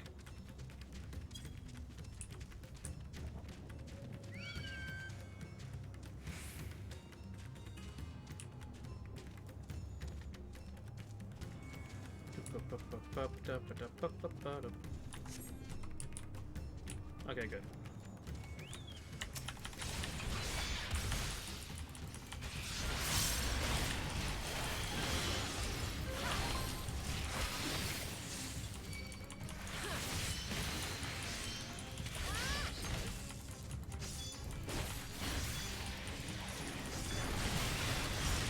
Oh, what a total wreck.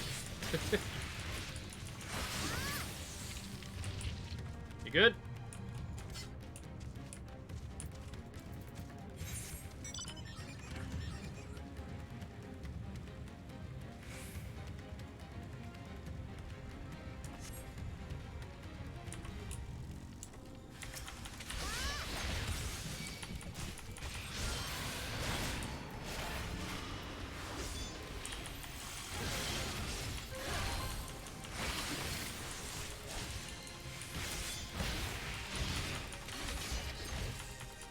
Nice shatter dive.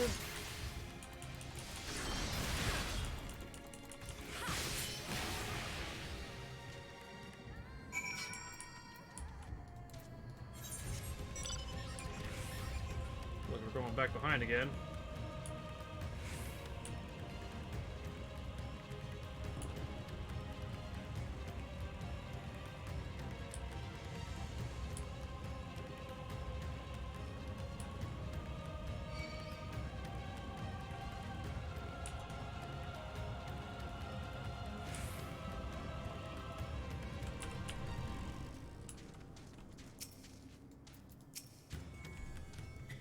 Here, how fare the others? Not so well in the most. I see. You've seen all those beasts in sight. In that case, let's have everyone gather in front of the temple.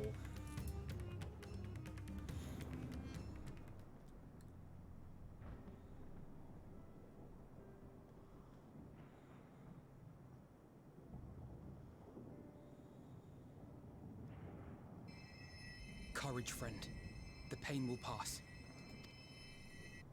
Has anyone seen Mevan?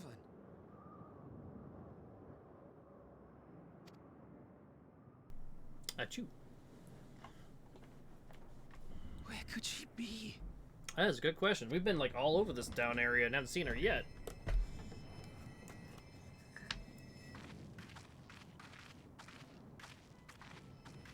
We've dealt with all the blasphemies and made certain no villagers are still in hiding. Good work. We've otherwise tended to the wounded as best we can.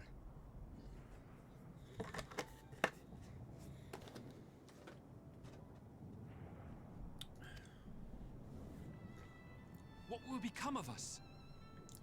Hopefully nothing bad. Shut up.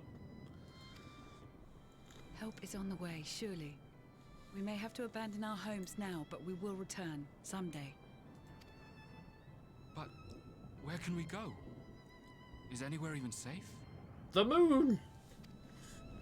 That I cannot say. Well, I can.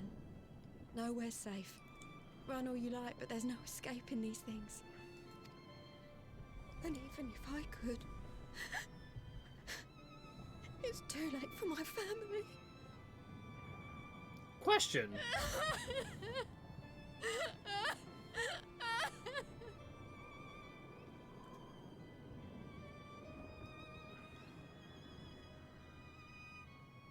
Once we're all... This isn't good.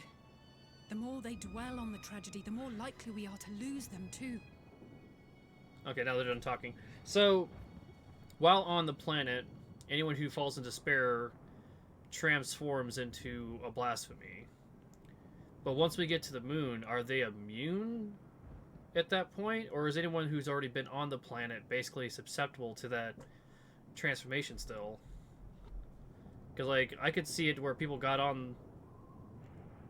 finally get to the moon for safe passage and keeping, and still end up despaired from leaving their planet and losing many people and having transformations become a problem anyways.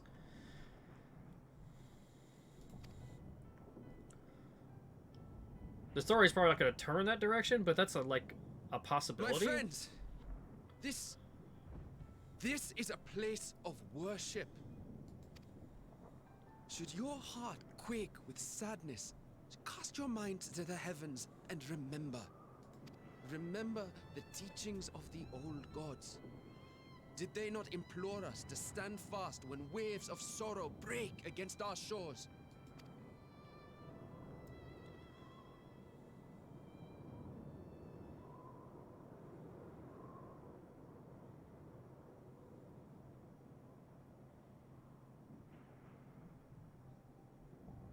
Know this, my children. There is more ugliness than beauty in this world. To live is to suffer. To drink of calamity and drown in anguish. To toil and be tested, always and ever. 'Tis a perilous path you walk. Death lurks in the dark, and is the sole promise that awaits at journey's end. You will tremble with terror. You will weep tears of anger and despair.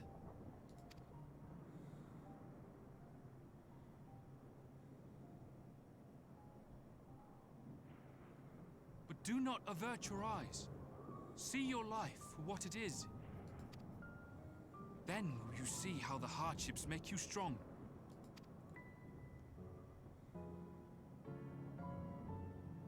Every doubt reforged as scales for your armor. Every agony to temper your blade.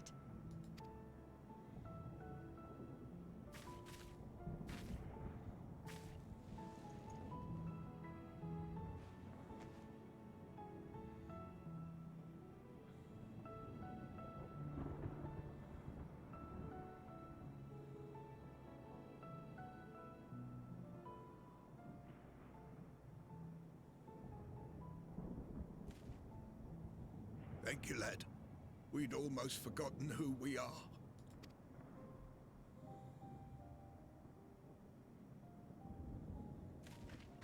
My undying gratitude to you as well, my friends.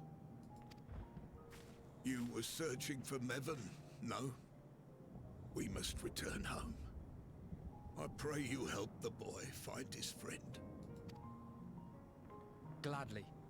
We dispatched what beasts we could, but the roads are still dangerous. Stay together and go in safety.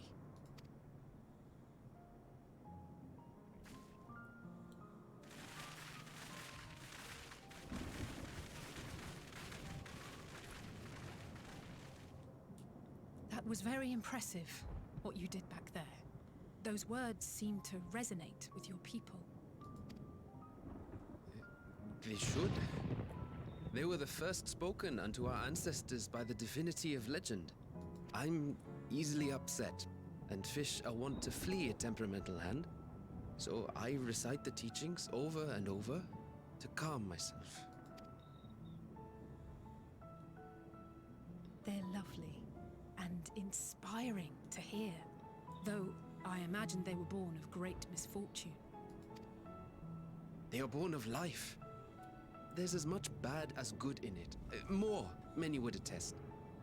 All the more reason to appreciate the good when you can.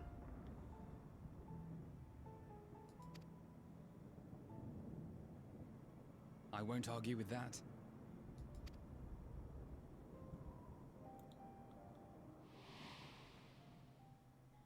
In darkness, seek joy. Surrender not to sadness, and see beyond despair. Walk free, and bear the light for others to follow.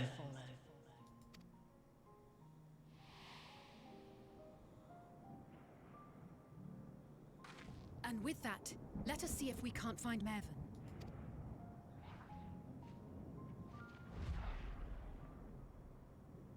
Did you see?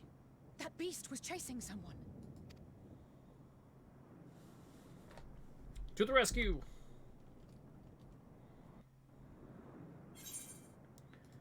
Complete.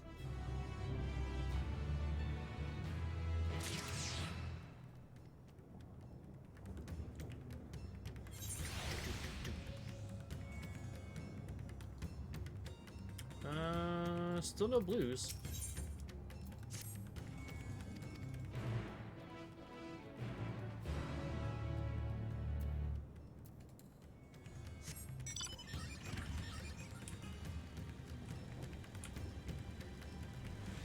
Someone need a res?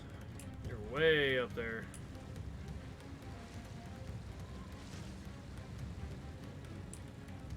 Oh, never mind.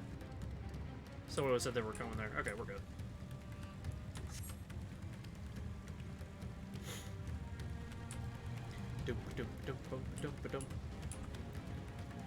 Oh, look out.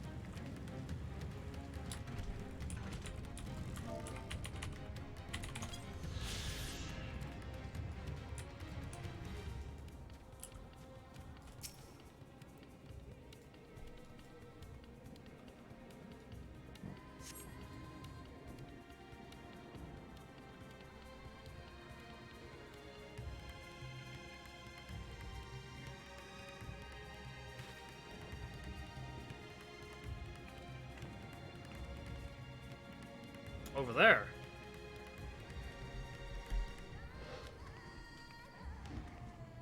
That's her. No, I'm sure of it. Niven! Don't, please!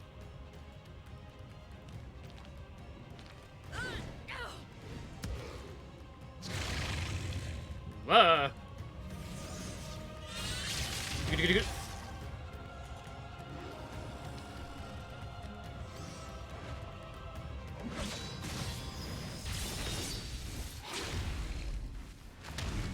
Ooh, damn.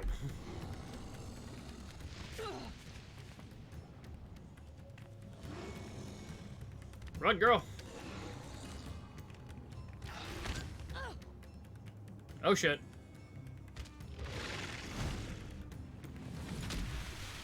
No! God have mercy! I'm a fish.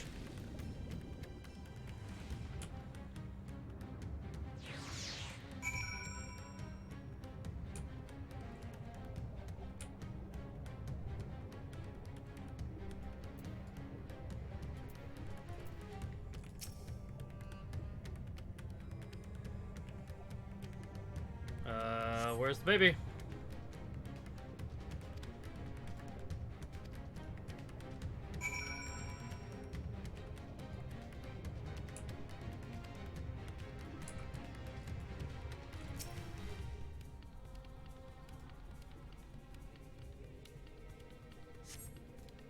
Take the baby in your arms. If she yet lives, you cannot tell, but she will surely survive unless you tear the surface at once.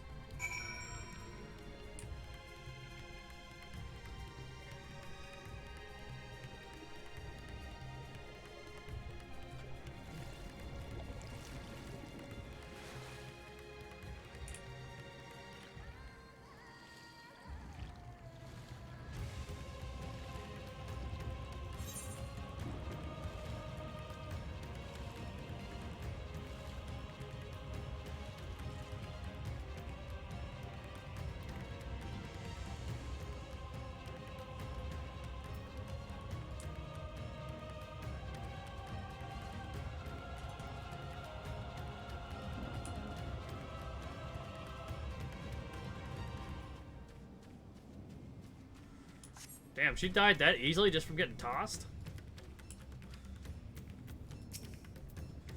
Did you find Maven and her child?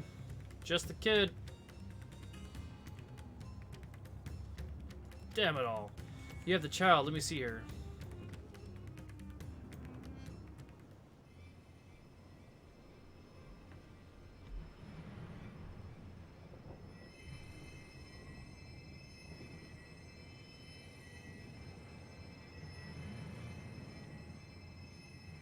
She's so cold, Elfino.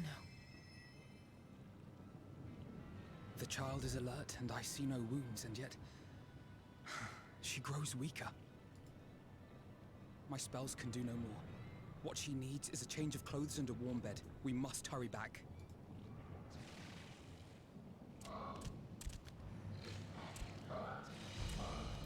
Not now! Matsia, take the child.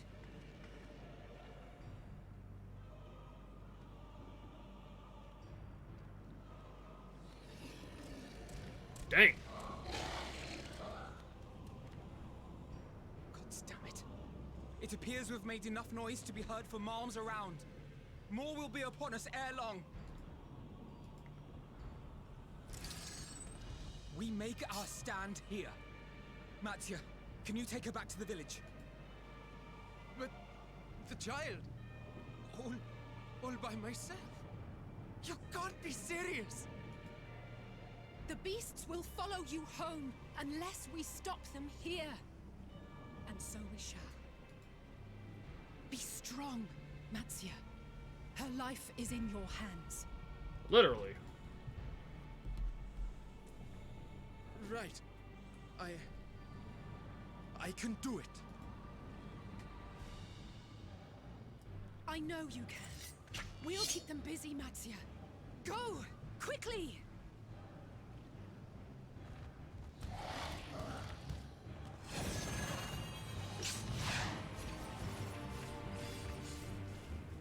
Rawr!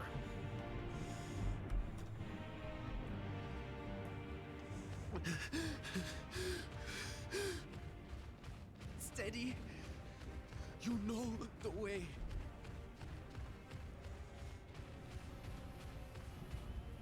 No.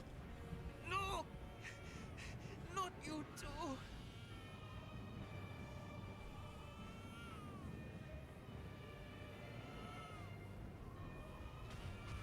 Don't be afraid.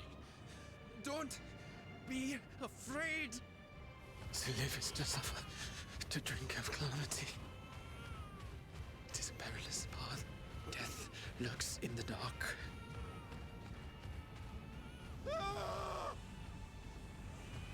No! I'm not afraid! I'm not afraid!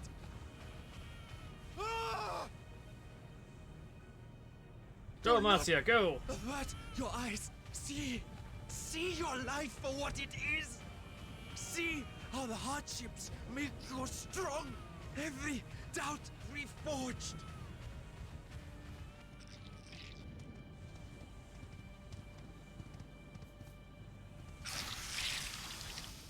Crap. Every agony.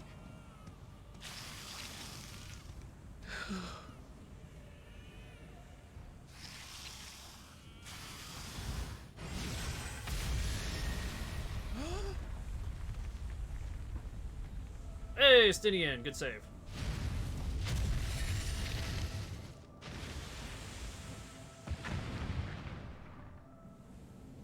The divinity? Nay, but one who would deliver thee just the same.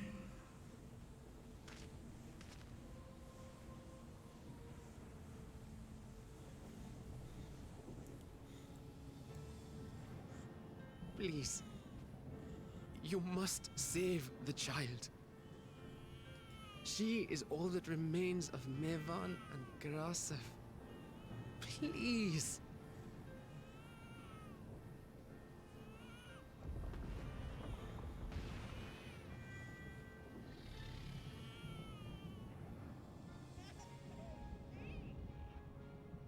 Well. Seems the babe's taken a liking to you. Thou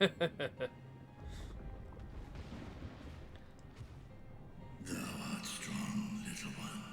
Let us convey thee to thy home.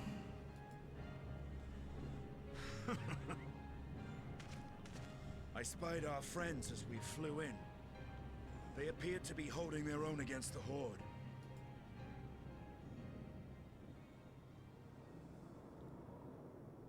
Is it fighting time?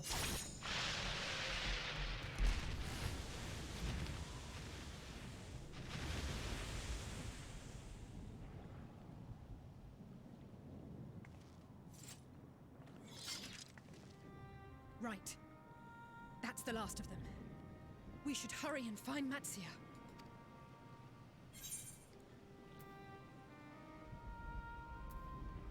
He had help from on high.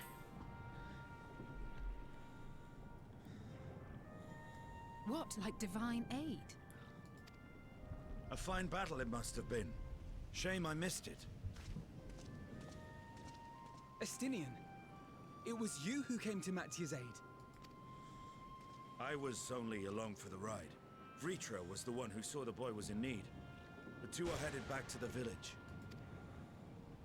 Where the worm will honor Ahiwan's wishes and finally reveal himself to his people. Perhaps so. Will you go and join them?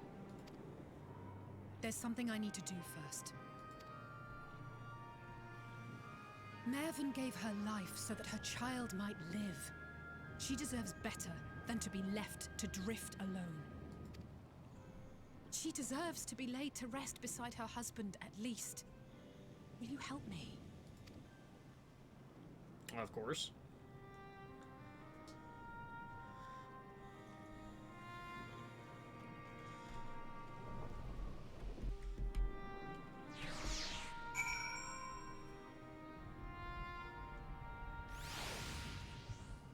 And the DM now awards you inspiration.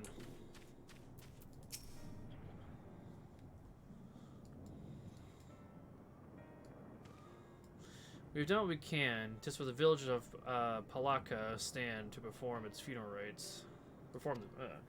If nothing else, Mevan and Karasuf died as they lived, as themselves and not as beasts. Their souls will find peace in the ethereal sea. To think that one day the day would come when even the smallest of solaces would be this comforting. And Ether Current. Yeah! Saitu Avanu. Okay, don't know why they're giving us crafting tea. You are ready then? In that case, let's head to Pakistan. No doubt Vitra is awaiting us. And I can teleport there.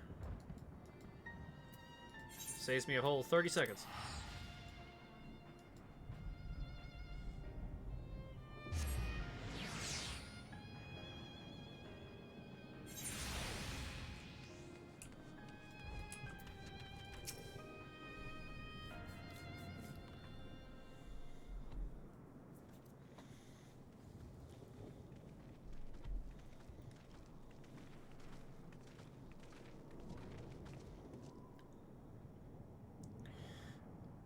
Rest easy, for all is well here. Jan Matsia returned with the babe safe in his arms, owning to a warm bed. The girl hath already begun to regain her strength. Less joyously received was the word of the mother and father's fate, as well as that of their transformed neighbors. How many children of Thavnar must we lose to this calamity? Mothers and fathers, brothers and sisters, sons and daughters, every death another void can never be filled. Yet, who survive must carry the weight of their memory as we strive to regain the semblance of what we had lost. Kursif and Mavan's babe is a child of Thavnar as well. I thank you for returning her safe.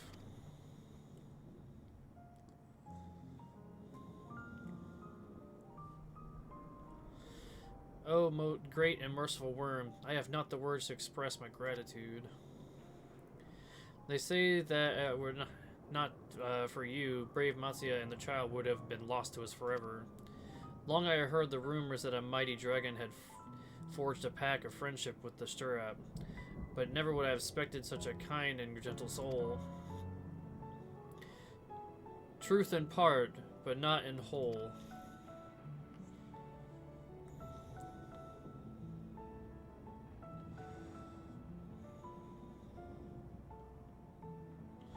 I am Vitra, and for years unaccounted hath this isle served as mine abode. An isle I have ruled over as Stirab, with Athuane as my loyal servant. Are my ears to be believed? You were the true Stirab all along?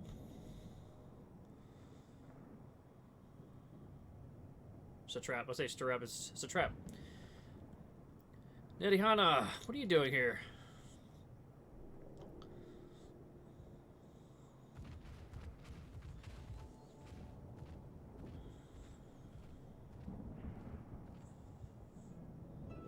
I had heard from Radiant that you had gone to help the people of Palaka stand in their time of need, and so I and several of my colleagues from Great Work came to offer our services.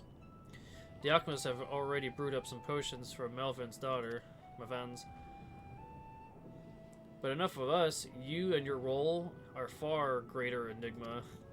If you were the true satrap all along, could it be that young Varshan was created to serve as your emissary? Thou didst suspect the boy was a simulacrum. A rumor had circulated for many years around the High Crucible that most skilled alchemists were once commissioned by the Sarap's family in secret to fashion a mammoth indistinguishable from a living boy. Looking at Varsham with that knowledge, I simply put two and two together. I was not alone in drawing this conclusion, but like me, they had no doubt recognized that the Sarap was using the simulacrum to work more closely with his people and decided not to press the issue. I had always assumed one of Alawain's associates was manipulating it from afar, though the truth is indeed far more surprising. It is an honor to meet you in the flesh, Master Vitra. Please allow me to express my gratitude. If you had not believed in and given unto us your scales, I do not know where we would be. Thank you from the bottom of my heart. 'Twas thou and thy fellow alchemists that fashioned the means to unmake the towers. You were the saviors not only to Razahan, but the star. Far too kind you are, Master Vitra, but the star yet wants for salvation. Once more, my colleagues and I can commit the knowledge and resources at our disposal to the mission of aiding the people in this their darkest hour. 'Twas seen this place was in good hands. I would return to see how Razahan fares. What will you do, Scions? Worry for the survivors we met Perusa. We shall pay them a visit for making our way back. In that case, I might ask a favor. Nothing too burdensome, I promise. This way. I guess this time when we make it back to Razahan, we can finally attune to the crystal.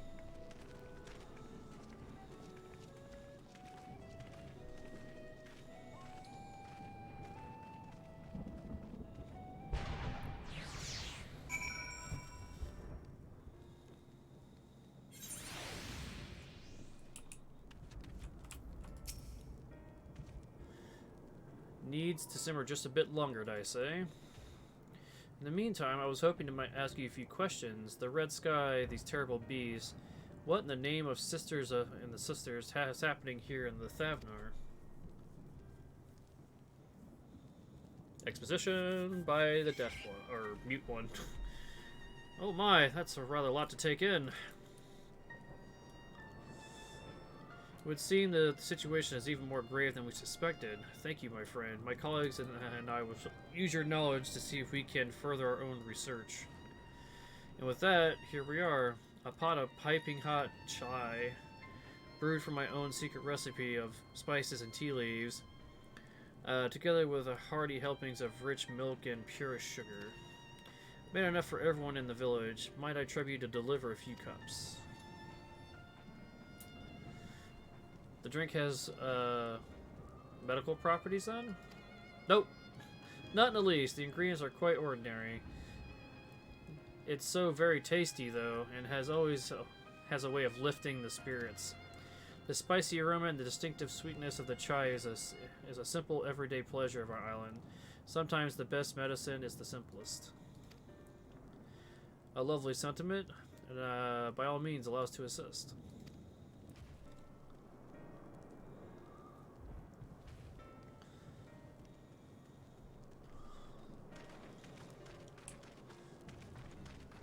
While you lot distribute the hot beverages, I'll do a sweep of errant beasts to slay. Far less arduous task, no doubt. When you have finished, look for me at the Wakeful Torana.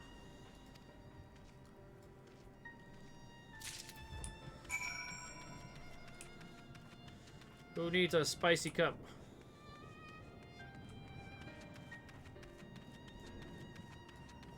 You, sir, you look thirsty.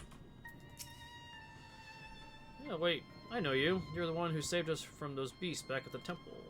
If not for you, well, let's not even think about that. At times like this, we mustn't dwell on what might have been, but look to the future.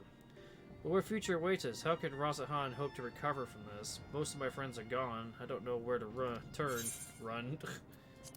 Hot chai. A cup of chai. Well, if you insist. Ah, that aroma has a way of clearing the mind. Come to think of it, we've faced our fair share of trials in the past as well, and no matter how hard the times, we've always come together as a people united. One day at a time, one step at a time. That is all of us can do. Yes, back to work. Once I finish this cup, thank you. Hello, traps. Anyone over here thirsty? Nope. There's a chocobo, dude.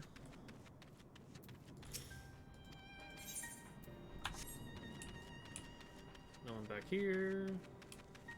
There's one. Anyone here? Look at them, all lazing about, knowing full well the beast might strike again at any moment. Did not realize the lives are in danger? I, for one, intend to survive. I'm too young to die. Yes, I'll leave this island behind if I must. But where would I go? Is it safe these days? I give you tea and tell you, go to the moon. Cup of chai. Can't you see I have more important things to worry about?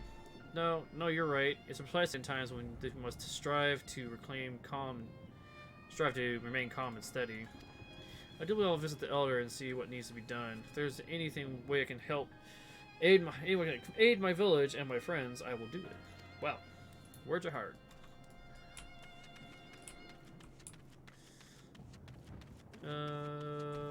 Nope.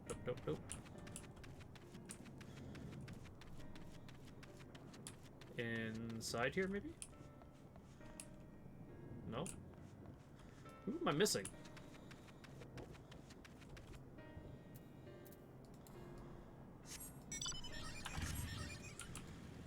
Alright, let's check around the upper lip.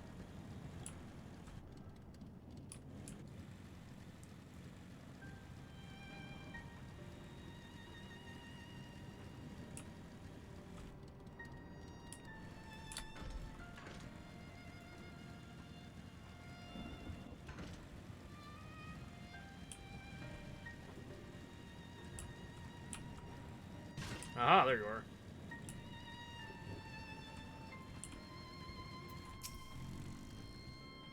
I'm sorry, I just want to be left alone. My best friend and I, we fled the village together.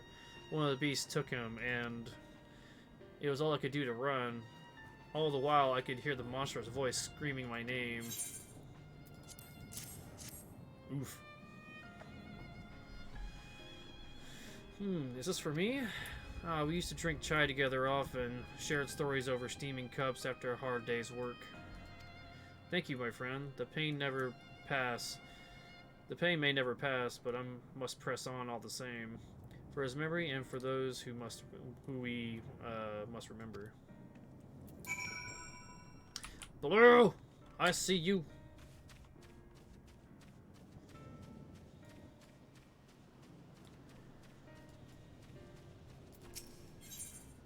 Gimme. Don't care.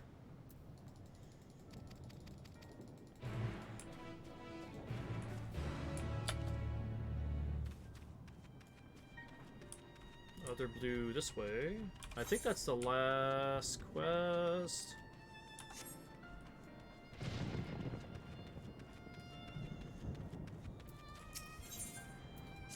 Accept. Blah blah blah. Go kill a thing, I'm assuming.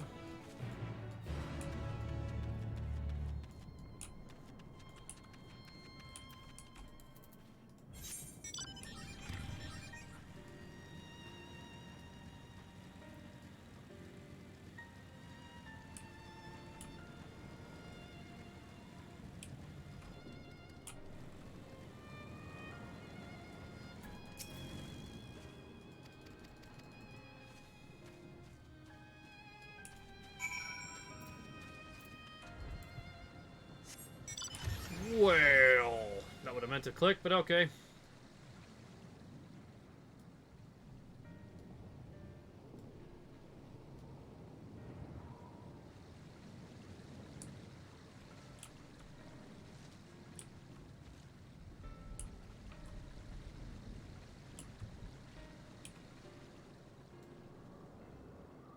Dang, whale definitely feels slow.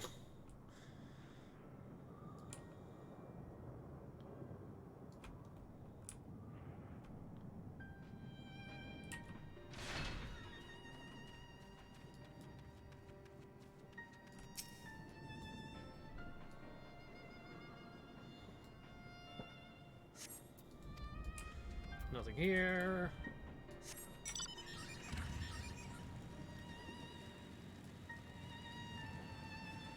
Rusa.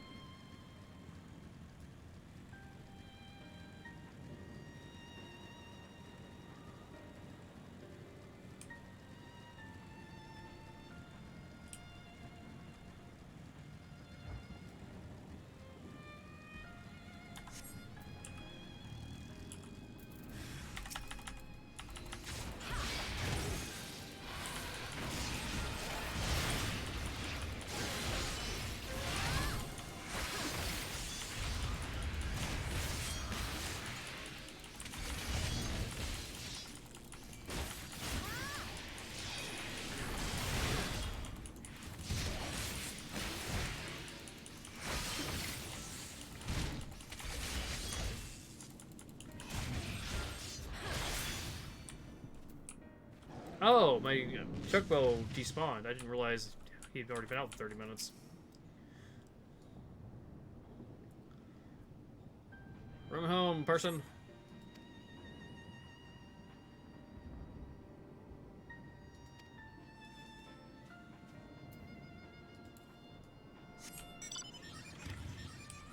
Don't mind me, big kitty.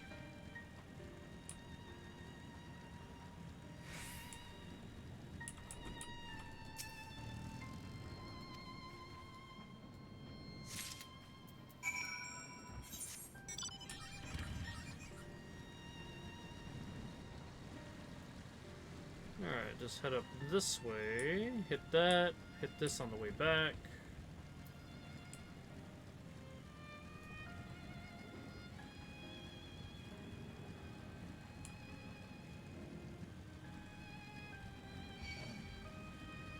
Ah, tiger.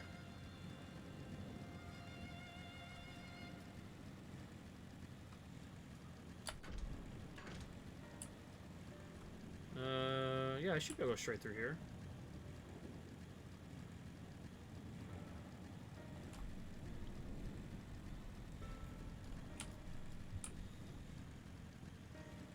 B rank.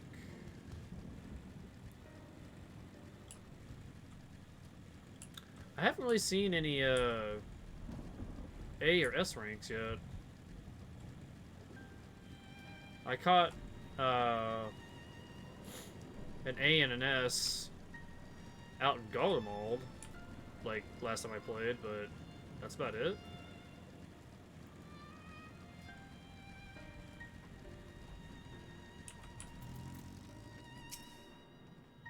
Blah blah blah. Yeah, we're here to help. Run home, sucker.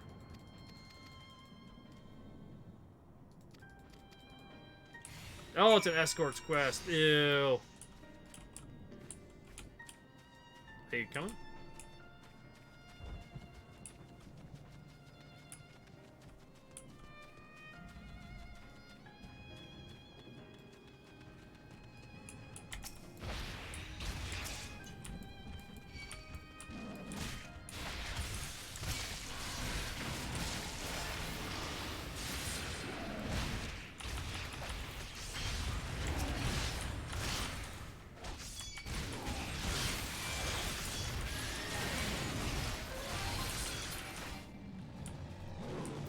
Rawr.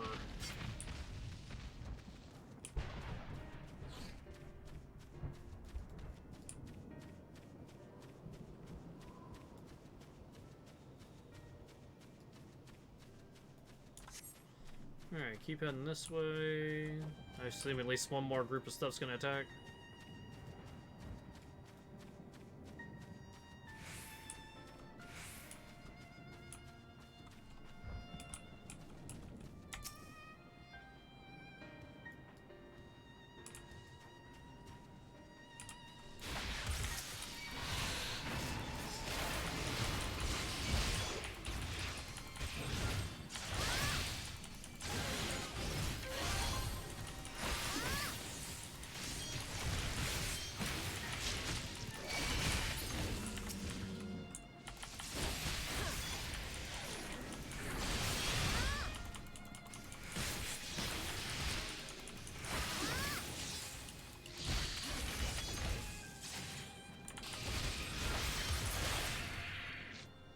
You good, man?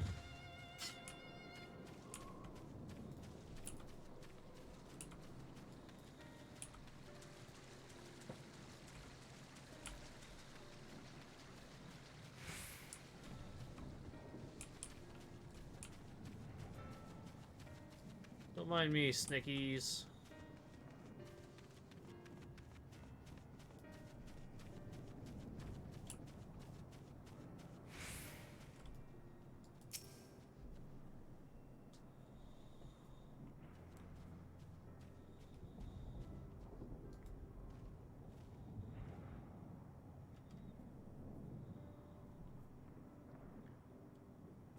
Yep, you're good. Alright.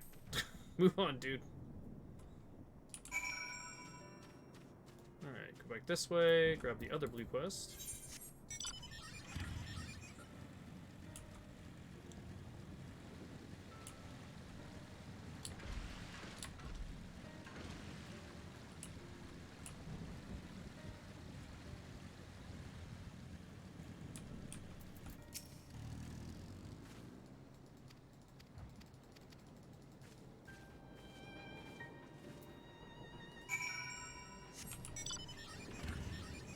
Nice.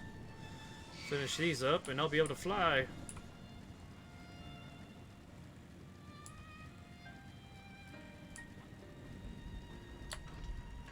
Rah! Crunch.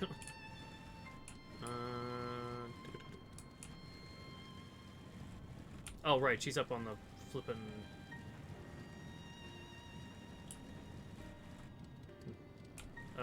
other side of the hill. That's right. Find you eventually.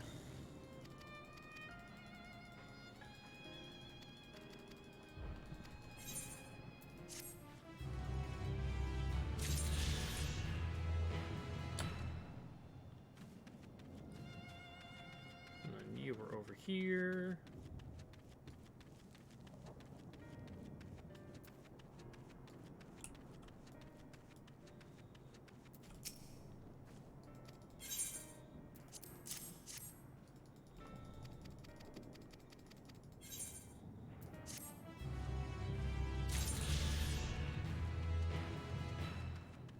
And then we turn on this, and we get a level and fly.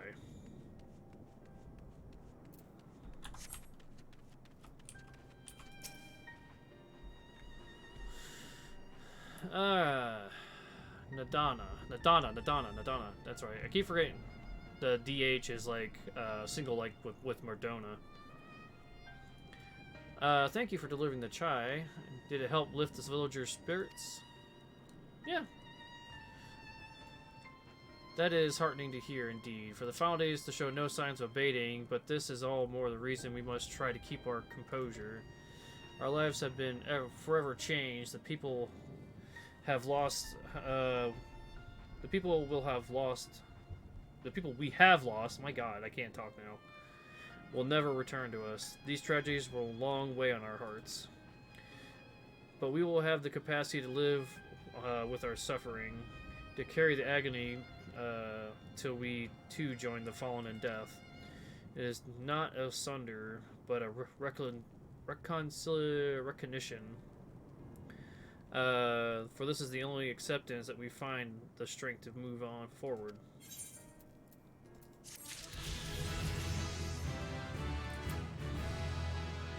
Enhanced. Oh, that's right, I get 2 of them now. Cool.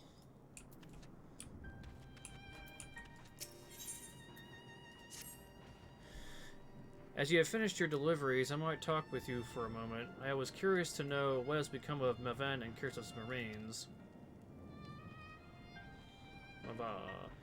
Oh, thank you, friend. Surely they will be able to rest peacefully by each other's side. And the people of Pakistan will perform their rites as soon as we are able. As for the child, it will not be easy for her growing up without her parents, but I promise to do what I can. Once she is able to eat solid food, the fish I catch will help her nourish her.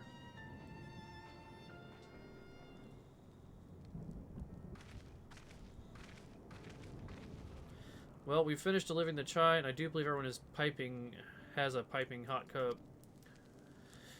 I could almost believe there was magic at work, how their tensions faded with every sip. Let us pray that Pakistan has seen the last of those transformations, at least for now. As they are still at risk, as every village in Thavnar is like as not. Still, I trust we can leave this place in the care of our friends from the Radiant and the High Crucible. Shall we return to Razahan? By all means, do not keep you any further. There are still many who have need of your wisdom and strength to deliver them from this terrible calamity. And I will do what I can as well. I will bring rations and supplies from Akyali. We have plenty to spare. Now let's find Estinian and be on our way. Where did he wander off to again? The Wakeful Tirana, near the bridge to Rajahan, as I recall. Very well, then.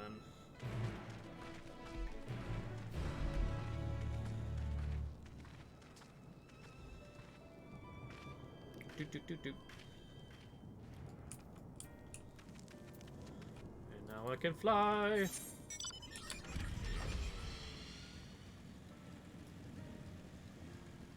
And we can uncover some more of this area. What is over here? Oh, it's the testing area. Okay.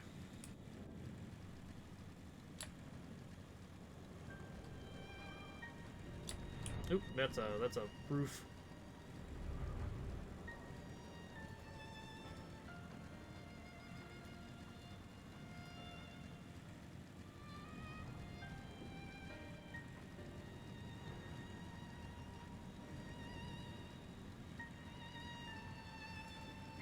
Assume we can't go too far this way.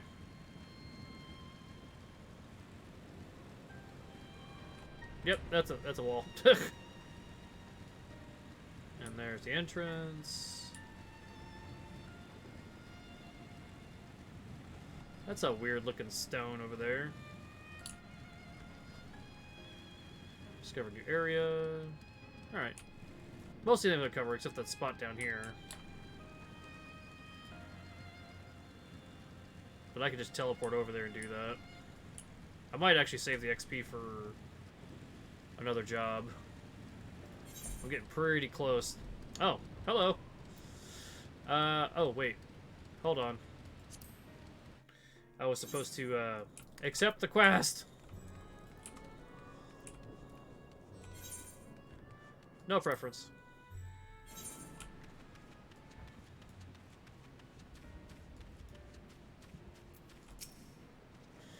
Alphinaud told me everything.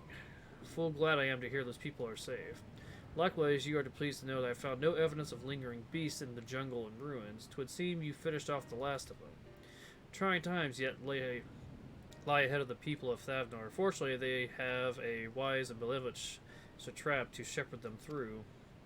Speaking of which, I received word from Thancred not a short while ago. He awaits a return to the city as Zaldal's path comes.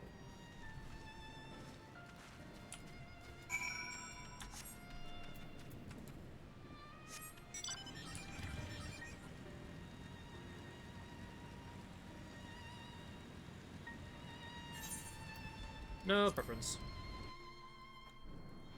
Surprised there's only 2 sections for this. Usually there's 3 for each of them. And I nearly forgot immediately that we can't flippin' mount in here. Nah.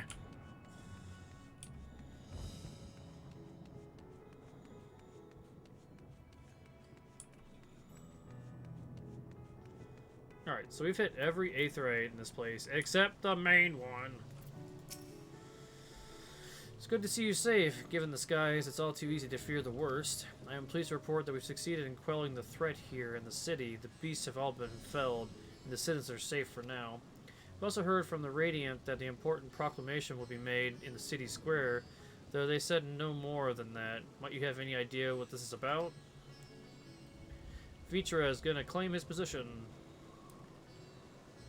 So Vitra is coming out behind the curtain. I suppose we too should hear what he has to say. to Megaduta then, but before that, let's appear that word of the assembly has not yet reached all the city. If anyone on the way seems unaware, we best enlighten them. Think you're gonna follow me? No? I guess not. Alright, goddammit. Let me hit the 8th ride already.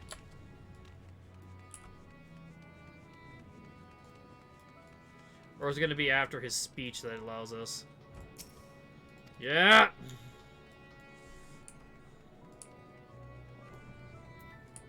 Ha!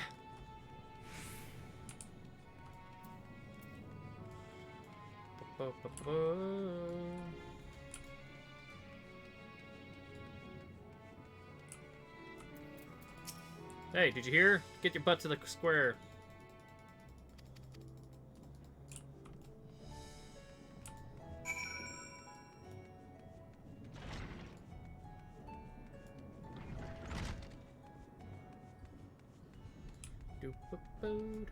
Spooked. Oh shit! Get to square. But I'll be in danger there. Get going, you fool.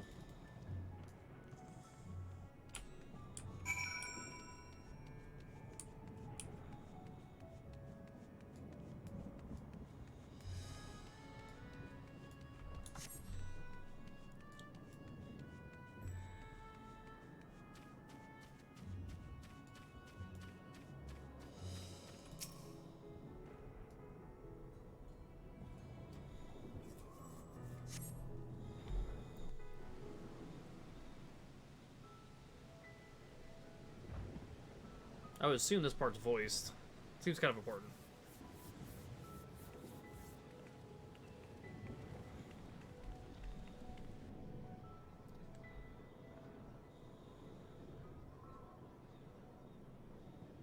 Look, someone's coming. Oh, he brought back his Simulacrum.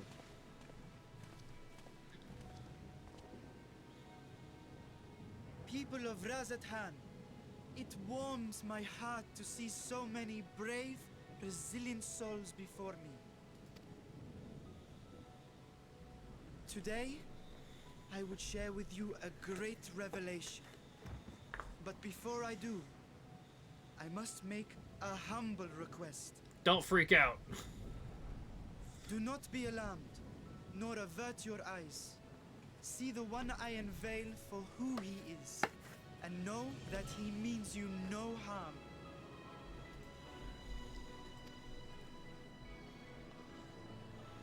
They're like, what?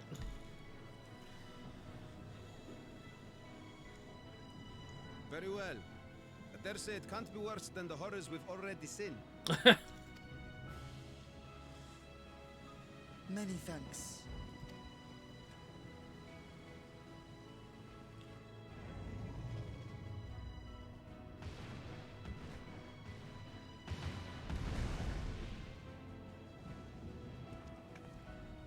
A dragon!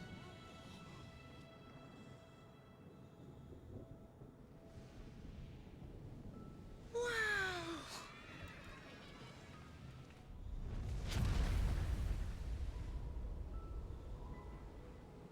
People of Radzathan, I am Vritra, and for years uncounted hath this isle served as mine abode.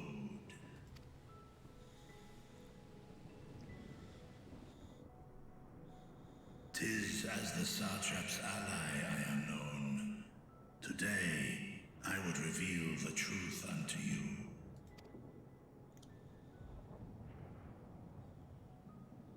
Let us hope they accept him.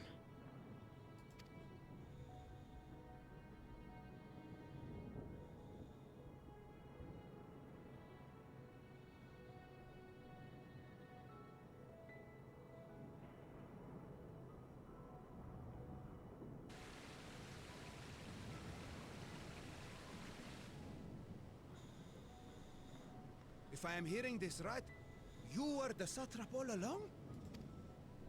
Vashan! I mean, Master Vitra, does your divine eye really see all? Nay, child. While mine eye hath borne witness to the whole of our nation's history, to its future I am blind as thee. Countrymen, calamity the likes of which we have never known is come to Thavner, our home. Friends and loved ones have been taken from us. I, too, have lost my closest confidant. Ahewan loved this land and served it with dignity till his dying breath. A nobler satrap there will never be. For so long, I lacked the courage to face you. I will not easily earn your trust, this I know. And yet, I cannot sit idly by and abandon Ratzathan to her fate. A font of boundless vibrancy, this jewel of the ocean. Since time immemorial, hath she glittered with every color imaginable. To this dragon, slumbering in his dark lair, 'twas a mesmerizing sight, and one that brought no end of joy to my heart. This calamity hath stolen too much from you already, yet so long as you live, the light of Radzathan will never be extinguished. I pray you let me watch over it, over you, and lend me your strength, that we might face this trial and those to come as one. I do not know you, dragon, but I thank you for speaking the truth to us. As divinities, both Manusha and Riga once joined together, so too do I believe that hand in hand, we can overcome this ordeal and welcome an era of peace.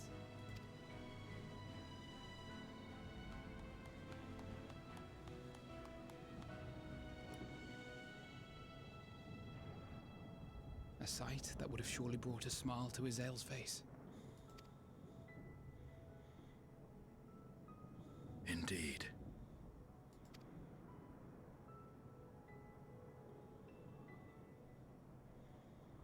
No, shit. Charlians are here.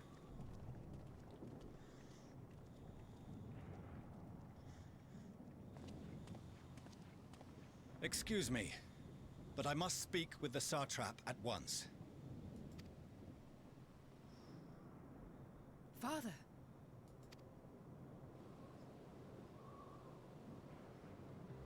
You have suffered dearly of late, yet you must endeavor to look beyond these losses to the future you yet have.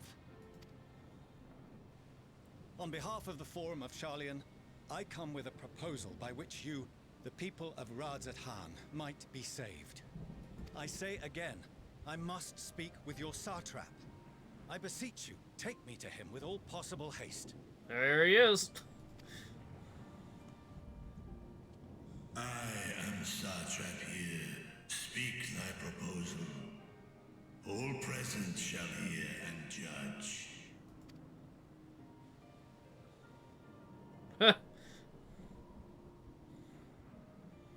If I have given offense, then I apologize. First, allow me to share with you what knowledge we have of the phenomenon responsible for your woes. The final days. 'Tis an affliction of stagnancy and rot, sown into the currents of the star. Though the first prominent manifestation was here, in Thavner, it will invariably spread to every corner of the world. The Forum was forewarned of this apocalypse several centuries ago. Thenceforth, my predecessors sought to prepare for the end times in the only conceivable fashion, by securing a means of escape.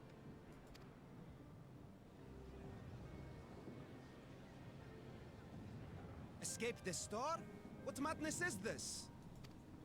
To the moon! 'Tis by no means madness. With the coming of the 7th umbral calamity, the true nature of the Red Moon, Dalamud, was revealed. That it was an artificial construct of ancient Alag. But what of the Silver Moon? This celestial satellite is yet another technological marvel fashioned and maintained by ancient allies. A ship that will sail the heavens and deliver our people from destruction. And by our people, I speak not only of Sharlayan. We mean to save every man, woman, and child it is within our power to save. Including you, our dear friends of Radzat Han. Recent events necessitate adjustments be made, and quickly, but we can and will escort you safely to the moon. Man's talks crazy talk. Long has thy forum been allies to Thavner. I trust thou dost not extend this offer lightly. Yet I wonder, is this truly the way? Is there a future to be built for us beyond this star our father deemed the last bastion of hope? It is for that very reason I come before you and your people. To answer any and all of your questions. To offer my assurances and allay your fears. Though, if you wish the best for your people, I advise you to render your decision swiftly.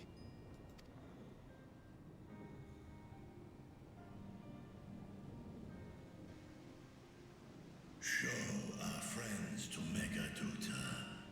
They are to be received as honored guests.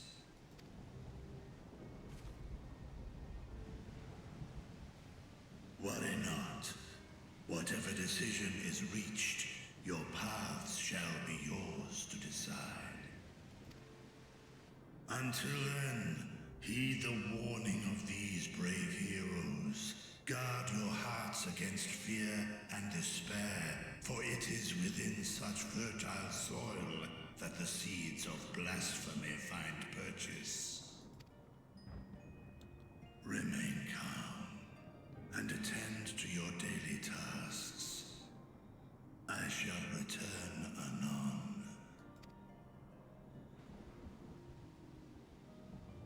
We'll do as you say, Master Vitra. We believe in you.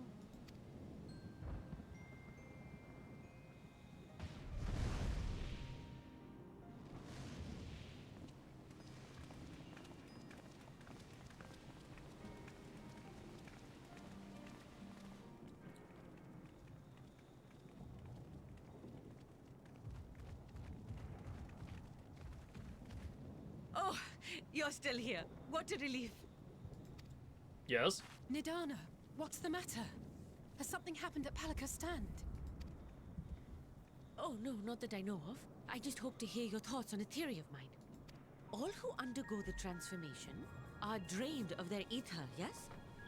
What is it then that gives these beasts the strength to carry on as they do?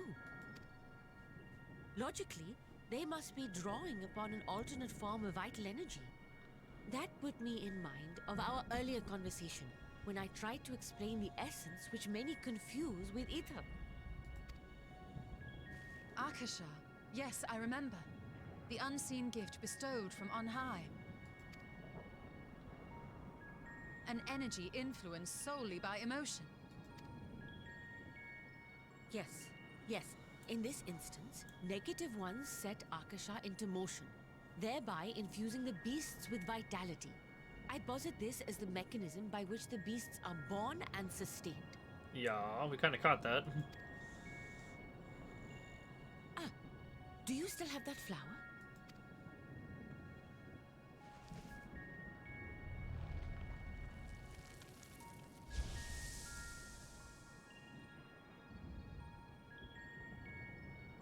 If we accept that it once shone bright by drawing upon Akasha, influenced by the thoughts of those nearby, then fear, terror, despair, negative emotions so powerful as to suffocate it, permeated the air in this place.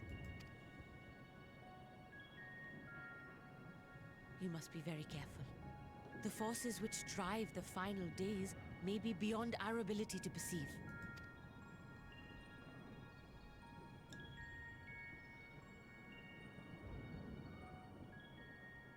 Sorry, I didn't mean to scare you like that. At any rate, I will continue my research into Akasha. Do temper your expectations, however. There are sadly few detailed studies upon which I may draw. Formulating a new theory as you have is itself no small feat. I wish you well in your endeavors, and pray you take care. Thank you. You stay safe as well, yes? Till next we meet. And... Oop. Didn't mean to skip.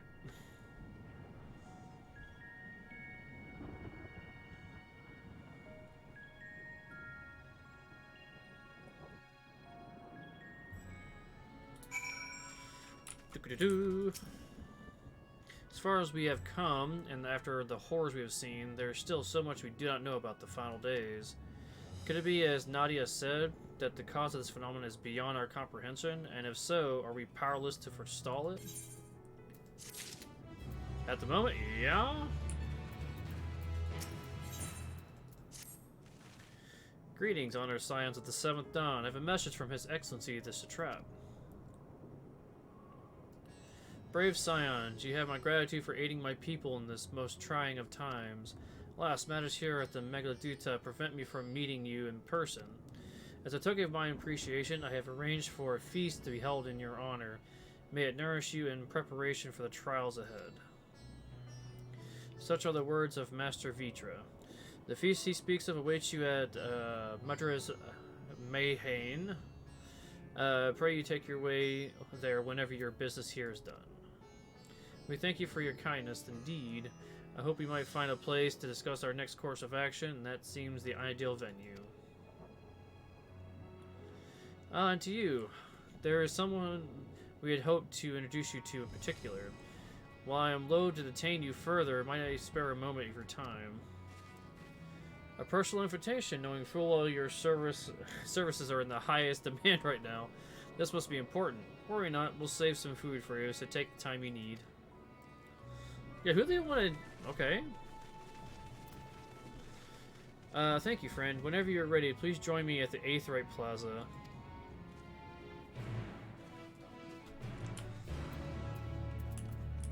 Okay, who do they want me to see? Also, can I finally attune?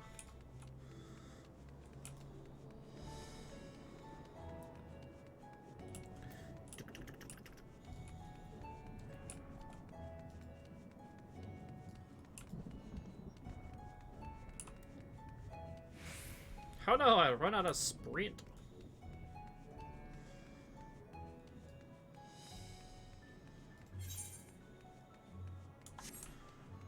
Shortcut.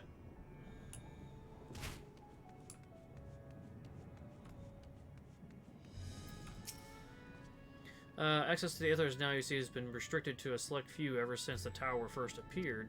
Still apologize for the inconvenience, but it was deemed too dangerous to prevent the free movement of visitors at a time of emergency, a risk we could not take. In light of recent developments, however, the Satrap had decided that such restrictions would only hinder our efforts to combat the final days. As such, we encourage you to attune with the Aetheryte before proceeding along the corridor.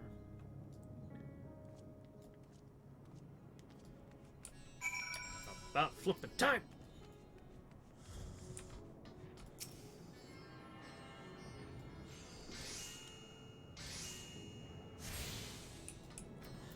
And... oh, we need to go to... oh, well, I could have teleported, but oh well. We have sprint for a reason.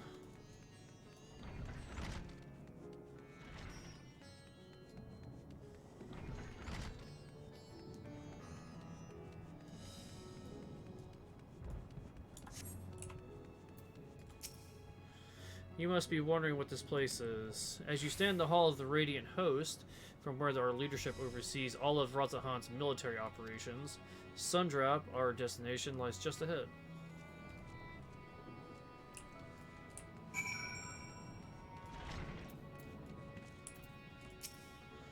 Roman delegate.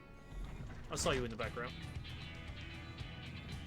Welcome to Sundrop. Without further ado, allow me to introduce you to...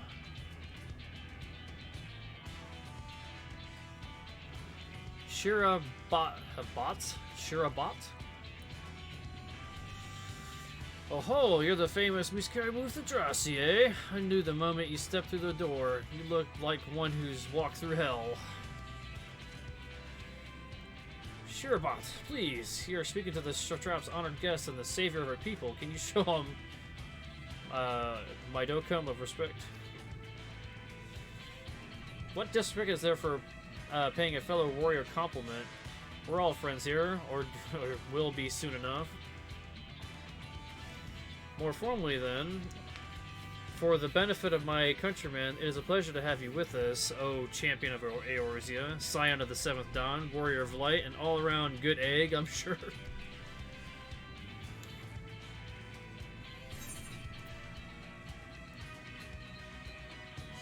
Oh, let's talk about Ace. Reminds me I'm late for dinner. Who are you? A fool with too many scars and knees that ache in the winter. The name's Shirabot, and I attend to business here. As for what sort of business? How can I put it? Rosahan welcomes delegates from the other lands to oversee trade and diplomatic dealings, and there are military matters to discuss, which is why all these officers are stationed here in Sundrop. I imagine you are more familiar with each of the nations that they represent, yes? We've got representatives from Doma, Yip, Ul'dah, and Alamigo.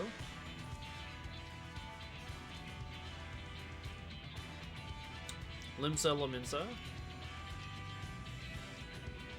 Never met these guys. Gridania, of course.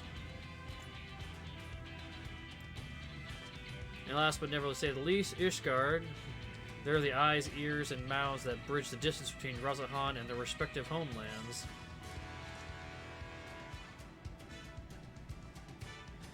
We've used this brief respite to share the details of our plight with our overseas counterparts.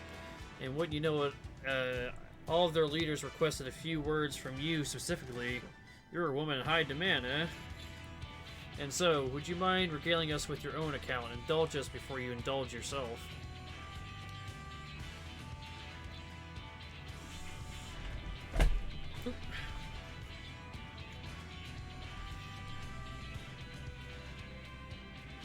And thank you for the report. The conditions under which men are turned to beasts, the etheric anomalies you have observed, you have given us much to consider. It is concerning that the first transformation apparently occurred before the skies turned red. It's contrary to what one would expect. Thankfully, the information you conveyed to Lucia upon your return from the moon has already proved invaluable. As soon as reports of the calamity here in Thavnar reached the Grand Company of Eorzea and our far eastern allies, our leaders knew at once that the foul days were indeed upon us. They began taking steps to assess the extent of the phenomenon's spread. Our agents were able to confirm that for the time being, the skies burned only over the Bounty, including the Isle of the Corvos.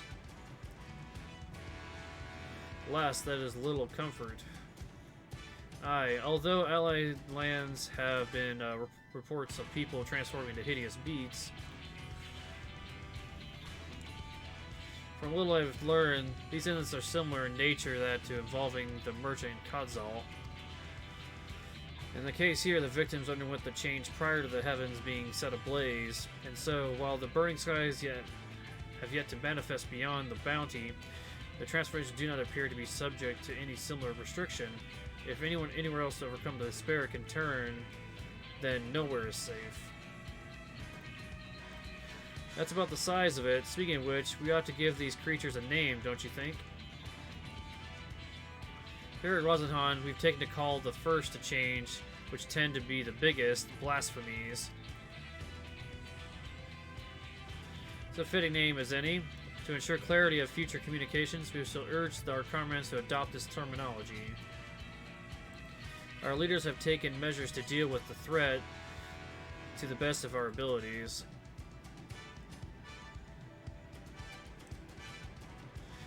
Each nation has assembled their own groups of elite soldiers to put down these so-called blasphemies and their spawn when they appear. At the same time, they are doing all in their power to put people's minds at ease and prevent panic and fear from spreading. That said, brave souls with strength and fortitude fell these terrible fiends are not easily found. Just so, and it is the very reason that we turn to you. Pray, lend us your strength and help us slay these blasphemies that plague our homelands.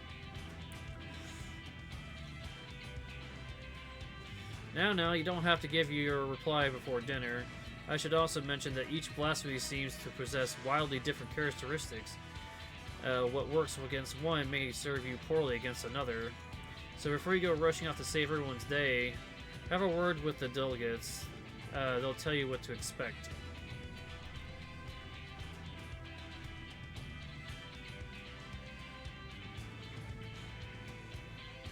And with that, I do believe our friend has a feast to attend. Spare a thought for us while you're tucking into all that fine cuisine, eh? You've gained access to role quests for Endwalker. Oh! A separate quest lie in the story now available with Tank, VD DPS, Physical Range DPS, Magical Range DPS, and Healer. If you want to take these quests, speak to any of the delegates in Sundrop, and agree to defeat the blasphemies that plague the respective homelands. Oh, okay, that's cool.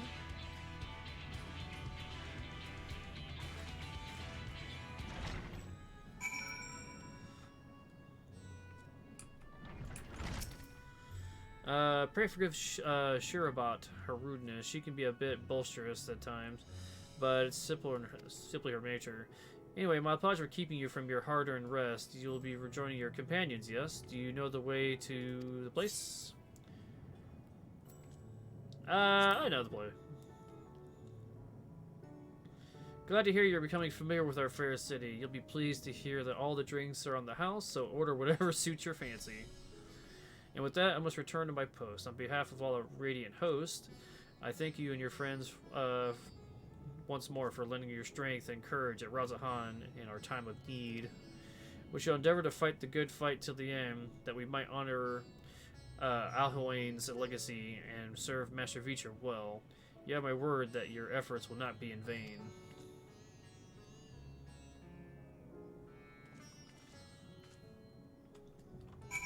Well, I guess I'll pick up the melee one. I'm not close at all to the others. What level do you need to be? 85? Oh, that's not bad.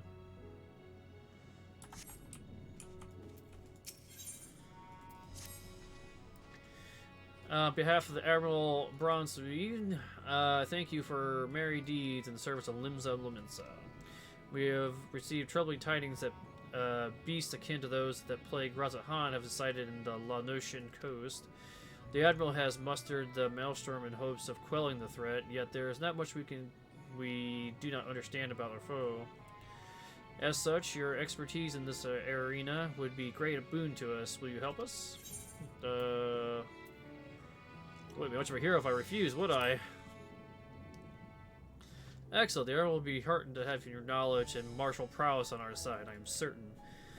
Pray, set sail for Limsa as soon as you are able.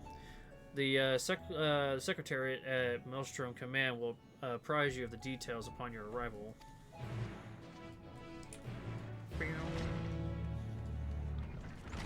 Well, you know I gotta do all those quests.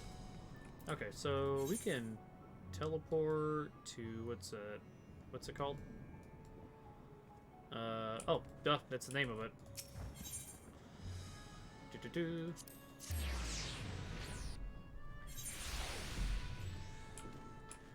Didn't realize there was also a hunt port here. Not too worried about that. Hello. Welcome. When the Satrap asked us to entertain a party of... Oop, damn it. By the way, I heard about Kazel from your friend Grahatia. I understand there was nothing that could be done, but I was heartened to hear he meant us no harm. I cannot thank you enough for dispatching the beast. All the smoke is all sick of our thanks. Your food and drink tonight are Mahid's treat. Speaking of which, shall I start you off with? Piping hot mug of chai, please. Glass of your finest local spirits. I need to get drunk. As you wish, please join your friends and I'll bring you a drink. Welcome back. Whatever did the Radiant want with you, pray tell? Our allies have sent military delegates. That's news to me. Mind sharing the details?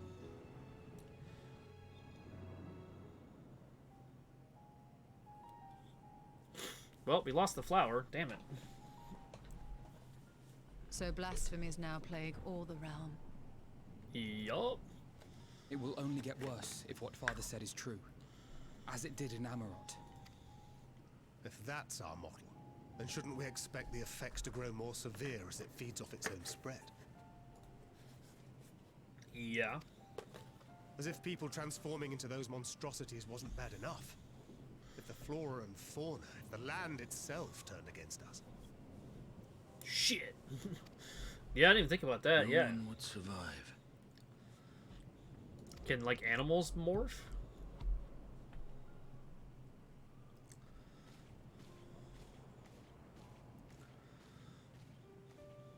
That is a big-ass cup. Here's your order, friend.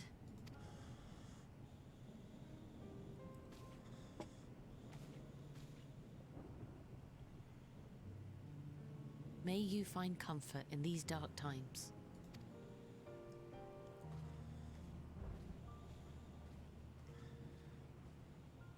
Where do we go from here? I see me and Grau have the same taste. Go. If there's one thing we've learned, fighting blindly and simply reacting to what comes will accomplish nothing. We must find a solution that addresses the fundamental cause. Before our strength is exhausted, before this crisis spirals out of control. Is there something, anything we've overlooked? If there is an answer, Hydaelyn herself will have it. 'Twas she who bound Zodiac and forestalled the final days. Well, they already said, the Charlians already said that they found Hydaelyn when they were looking for a way to the Ethereal Sea, so that should be our next stop, right? Alas, we have heard naught from her since the Tower of Babel. Whether she cannot or will not speak, I can only speculate. Even the flower she gave us is no more.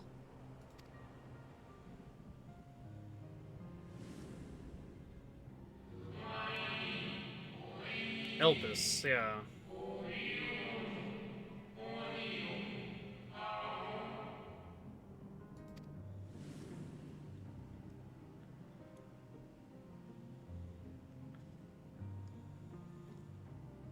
So advised the Watcher. But what could be the significance of that name? It is entirely unfamiliar to me. To me as well. It meant something to the ancients, though. In our time. Most surely. Yet I do not recall a single mention of it in the records of Anida. Another dead end. And quite literally. It's not as if there are any ancients living we could go and ask. Graha? Not alive as such, but not quite dead.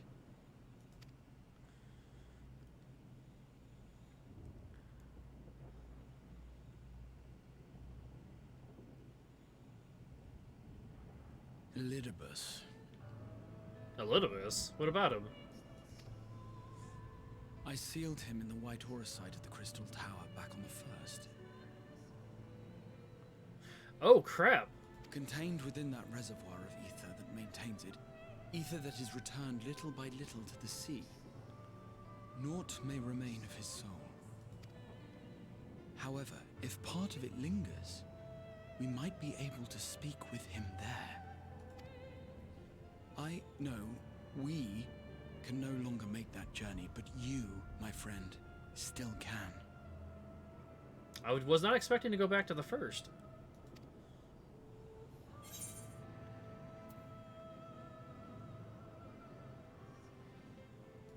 Yeah, it'd be an opportunity to check on the others. Thank you, my friend. That would mean much to me. If nothing else, should we learn the first is safe, we'll have that much more reason to keep fighting the good fight. That said, the odds are not in our favor, to say the least. Which is why we're fortunate to have Urianger up there on the moon, working hard to make all the necessary preparations for our departure, should it come to it. And why we have nothing to lose by staying the course till the last instant. Indeed. To the last, let us all do what we can. I will consult with Master Matoya and see if she knows of a way to reach Hydaelyn from the Ethereal Sea.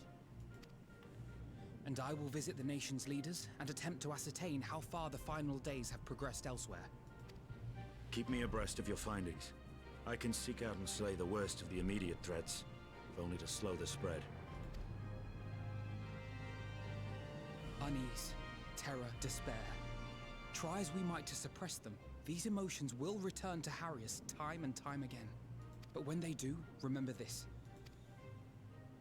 Your friends and loved ones are out there somewhere, sharing in your struggle. You are not alone.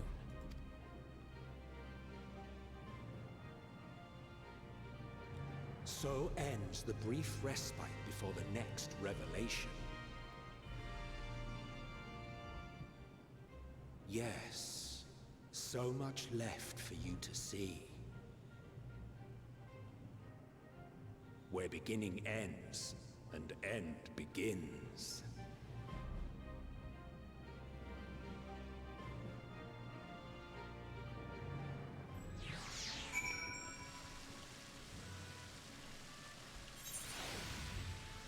Man, there is so much story in this expansion. Jesus. It's like, I've been going through this for, let's see.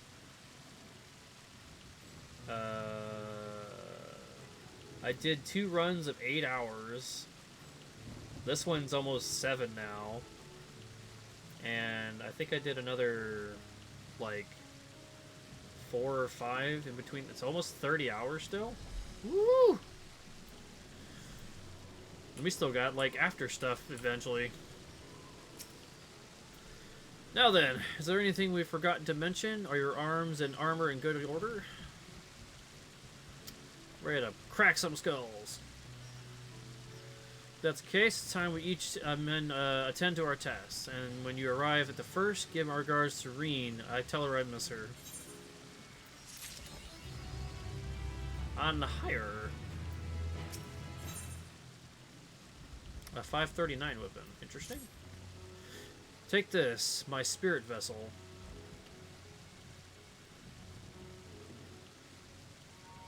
Oh yeah, I need that to get in the doors.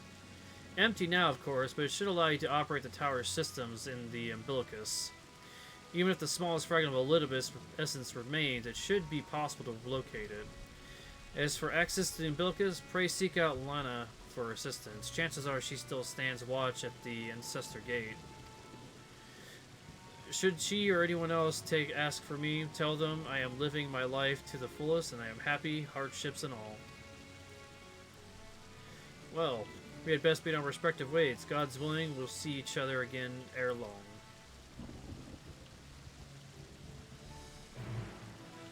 To the Castarium!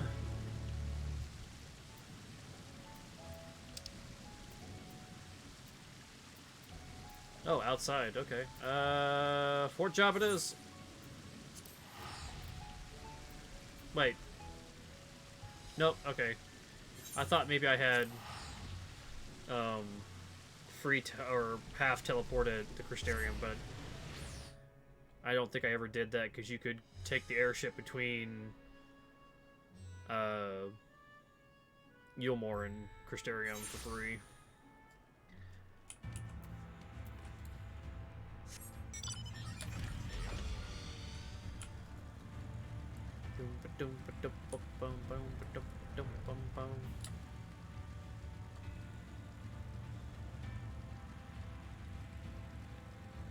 Now the question is, how has the first been having issues?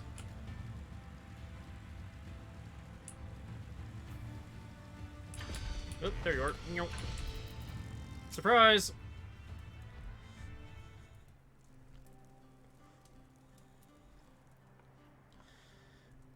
You are returned!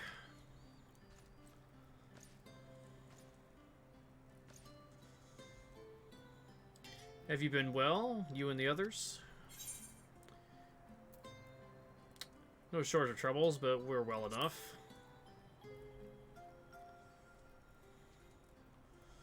Then things are much the same for you as they were here. My lord is doubtless enjoying himself. Now wait till you hear the shit that's been going down. He said this to you? These exact words? Oh, to know that he's happy, it fills my heart with joy. Thank you for taking care of him. When next you see him, please tell him not to overexert himself. Futile request though it is. And tell him that all is well here. The peace you gifted us continues, and we work hard to build new lives for ourselves. In the course of this, we occasionally bicker, but we've never been more than optimistic for the morrow. If I had to mention one dilemma, it would be the question of our governance. Even as we speak, debate rages over how we should run the city in our Exarch's absence. Most of are of mind that the Settlement Council should be continued to oversee the general running of the Crystarium, while representatives are elected to determine policy and handle diplomacy.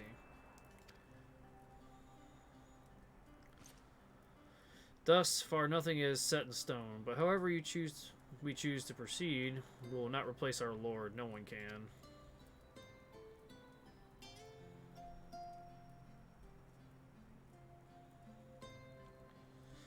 Have you recently observed any unusual phenomena? No, I cannot say there have been. Curious that you would ask me this question, though. Some days ago, Reen came and asked the very same. She was rather unsettled, in distinct contrast of how cheerful she has been of late. That's not good. She said other Crystarium youths also hosted a festival, you see. It proved so popular that there are already plans for another celebration, one much bigger than the first.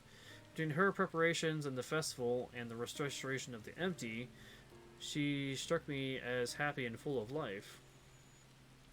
So when I saw her in a state of such worry, I could not help but feel worried and in turn, especially when she wouldn't tell me what troubled her. I dare say she would be more willing to confide in you. May I ask you broach the subject from her? Yeah, kinda need to.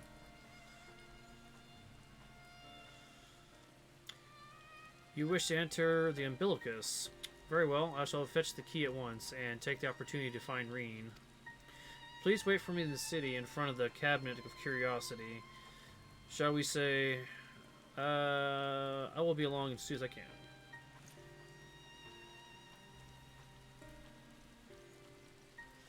That was kind of a weird sentence. It's like, why would you put "shall you say" at the end of that?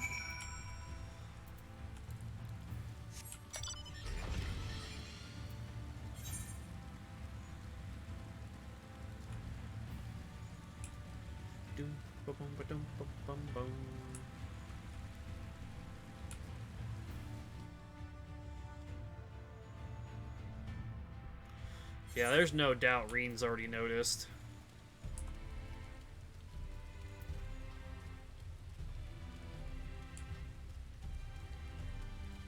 Was a Cabinet of Curiosity. Man, I've already forgotten, like, I keep expecting the teleport to be like it used to be, where it's like, oh, you have the list of things, go down the list. No, now it's the list with the map. Cabinet, cabinet, cabinet. Nope, this one. Thank you.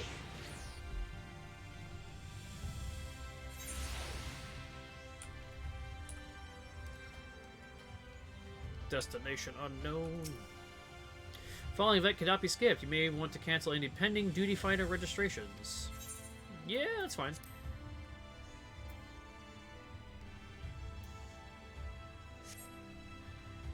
This seems important.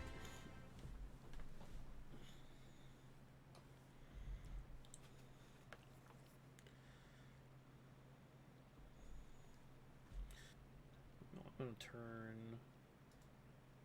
that off. Block. Do my old eyes deceive? Is that truly Misakai?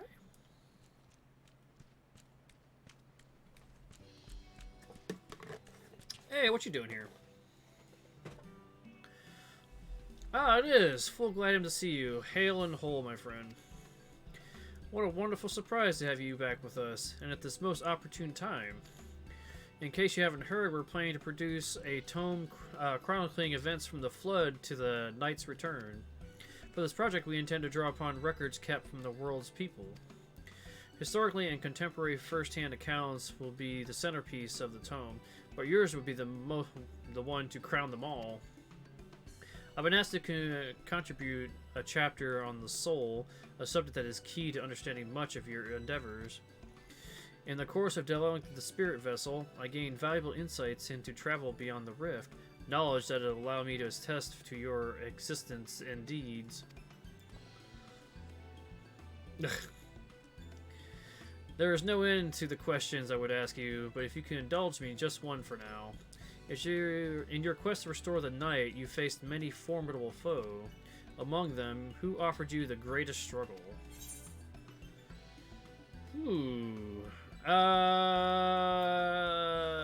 This may come as a surprise, but it was a plant. No. Titania, I would say Hades. Ah yes, Hades, the one who sought to resurrect his ancient brethren. He was the final obstacle in your quest to restore the night, your battle in the depths of the temple, the stuff of epics. Yet compelling as it is, I worry that mere words wouldn't do justice to that fateful confrontation. Not that we would ever think to admit it entirely, of course. No, at the very least, we will impress upon readers that it was the climax of your hero's journey. I know you love to talk your ear off, Morin, but we really should be on our way. Those documents from Yulmore won't collect themselves. Of course, and afterwards, would you care to join me for tea? I was hoping you might clarify a few points on your, treatise?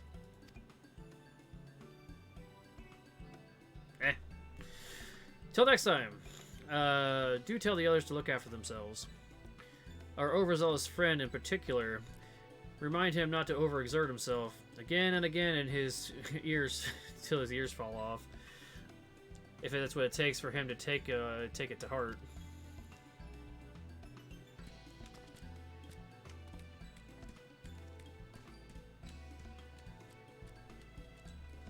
I see this is unskippable now.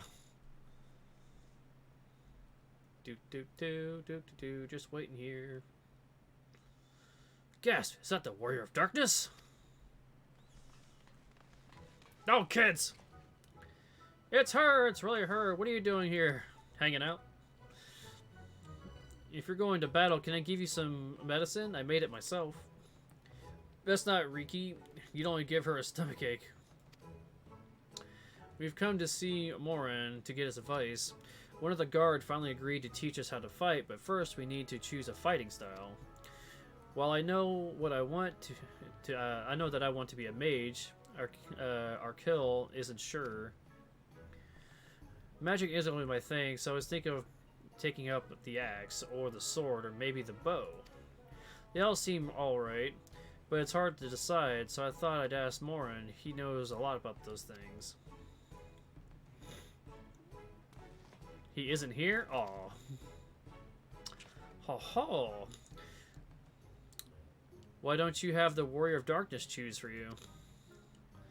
What do you think suits our kill best? Axe, sword, or bow?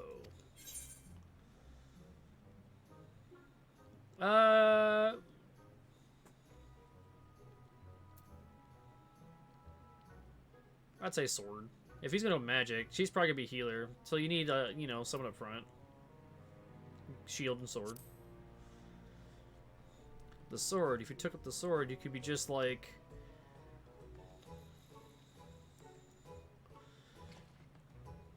Brandon, the warrior... Who the hell is Brandon? I love that tale. Let's borrow the book today. It's really popular, though. I hope it's still there. Thanks for helping me decide, Warrior of Darkness. I'll start with that style and maybe try something else later on. And when I get really strong, I hope to have a bout with you. Good luck.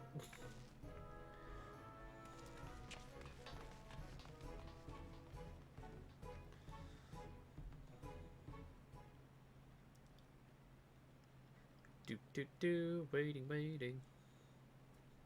Do do do do do. Such fun she's been having, baking in the auditorium of musky old bookworms.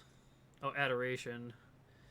Oh wow, I totally messed that up. Okay, such fun she's been having basking in the adoration of musky old bookworms and wide-eyed younglings. But does she spare a thought for me? Of course not. Who the hell is there? I waited and waited and waited, but she won't so much as acknowledge the presence of her beautiful brain. Oh god, it's foul. Even though they're right here. Such a heartless thing, our sapling is cold and cruel and heartless.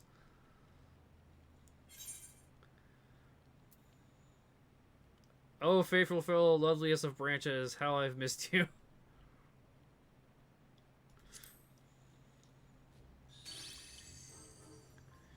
If you truly miss me, you should have cried for me at top of your lungs the instant you arrived. To make up for it, you will call me twice the passion next time. Though for there to be a next time, you've some struggles to overcome. So my adorable sapling, the world is on the verge of destruction, is it? How do I know this? Joined as we are, spying you is as simple as sliding down the back of a rainbow. What that I could aid you in your quest, but the fate of the Fae folk is bound to that of the star.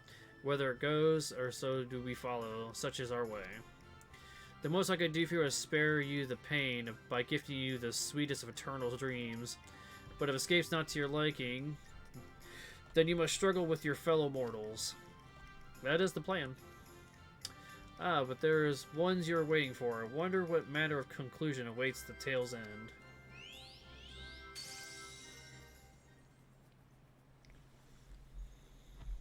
Assuming we save the star. There you are.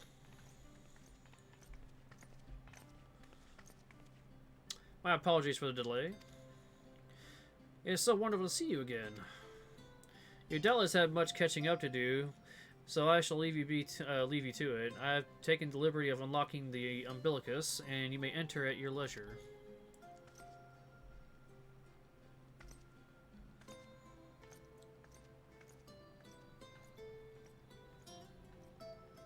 Alright, Reen, give it up.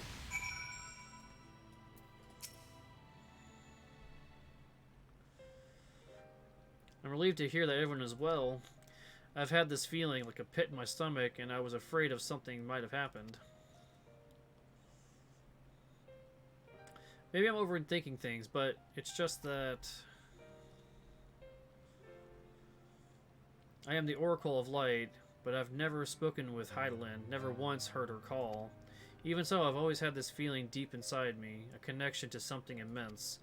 These past few days, though, that connection has wavered, as if that immense something was distant, then close, then distant again. And then, over the other night, I was jolted awake by the feeling that it had been completely severed. Wanting some fresh air, I went to open the window, and to my horror, the sky was ablaze, like during the star shower. You saw it too. But then I blinked and everything was normal. The next day, no one had said a thing. No one else seen what I had seen. As far as I could tell, nothing was out of the ordinary. I began to wonder if it was a figment of my half-remembered dream.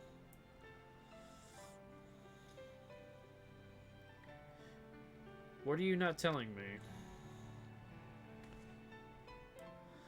I have to know. Please, don't... It doesn't matter how terrible it is. It's bad.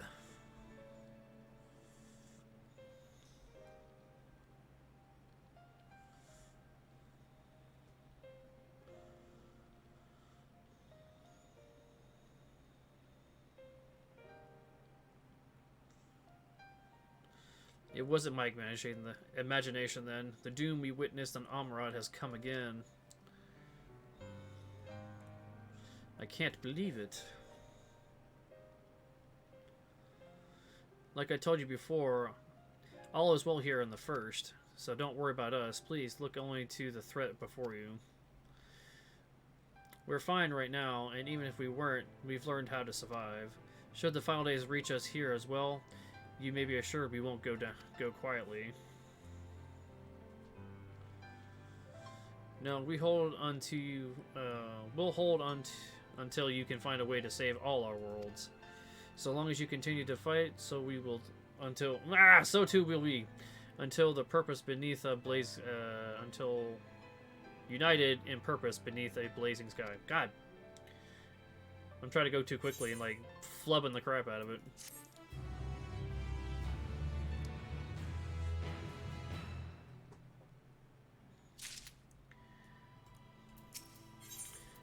Boop. Alright. You headed to Nimbicus to consult with Elidibus, right?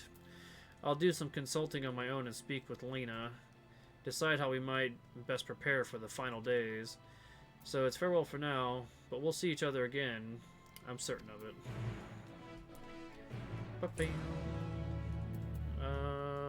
What's the one over here? Dosselgate.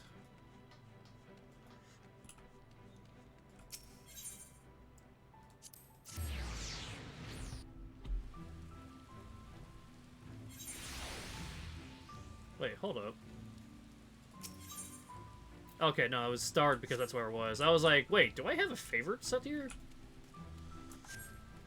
It's like, no, surely not. I just saw that.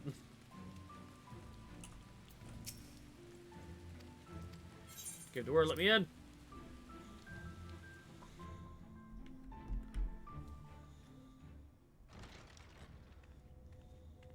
Alright, Elidibus.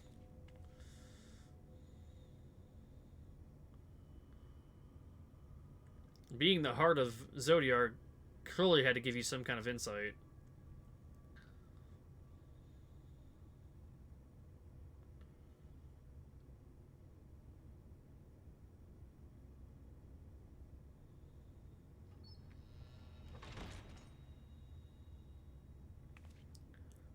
Side room.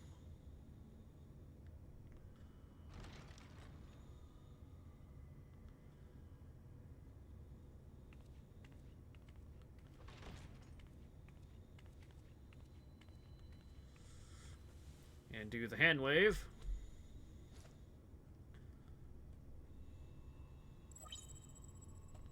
Oh yeah, I forgot. Gotta activate it first. Biometric authentication complete. Please state your business. I'd like to make a phone call, please. Acknowledged. Reinitializing Circus Tower systems. Searching for Elidibus entity.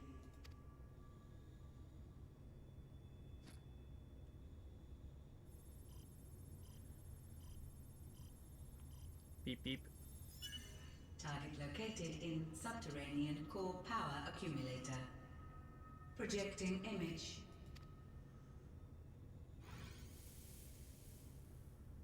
My home. My friends. No more than a dream.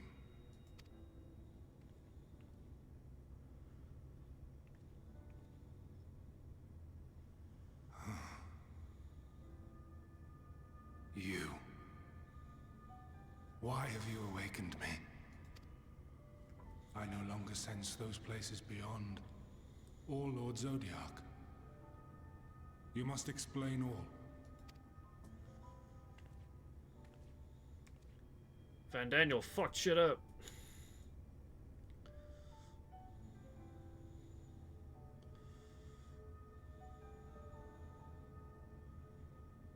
So, he is fallen, and my brethren's souls returned to the star.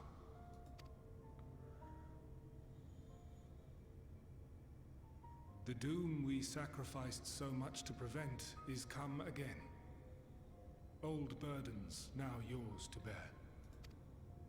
But if this is Fandaniel's design, then I, as Elidibus, have a duty to fulfill. Your unsolicited act has restored to me some few memories of the convocation. Such knowledge as I have, I will share.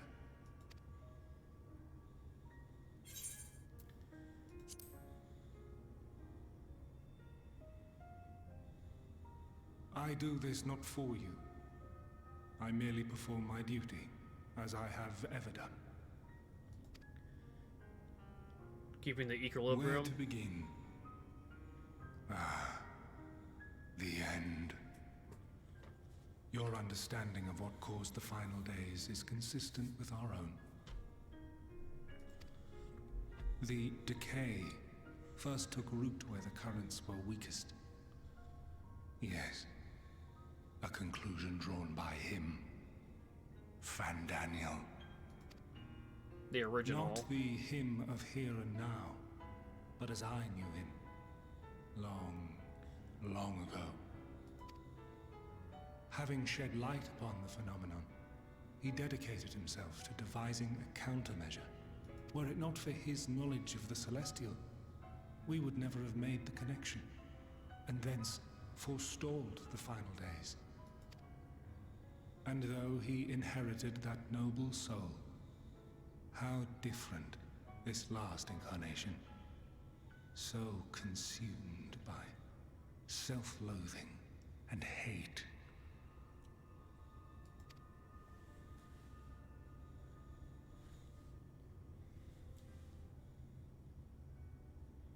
Elpis. Yes, the name is familiar to me. The heck is it? Yet I know it not as a flower, but a place. A testing facility for determining which of our creations were fit to be released into the world. Many worked there, and before joining the convocation and assuming the title of Fandaniel, he was their chief. He was Hermes.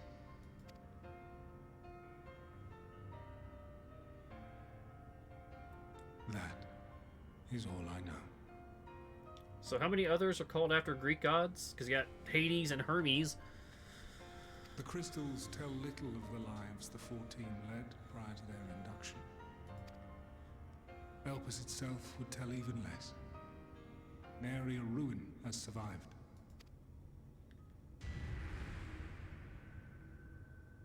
Wait. I saw you there. In Elpis.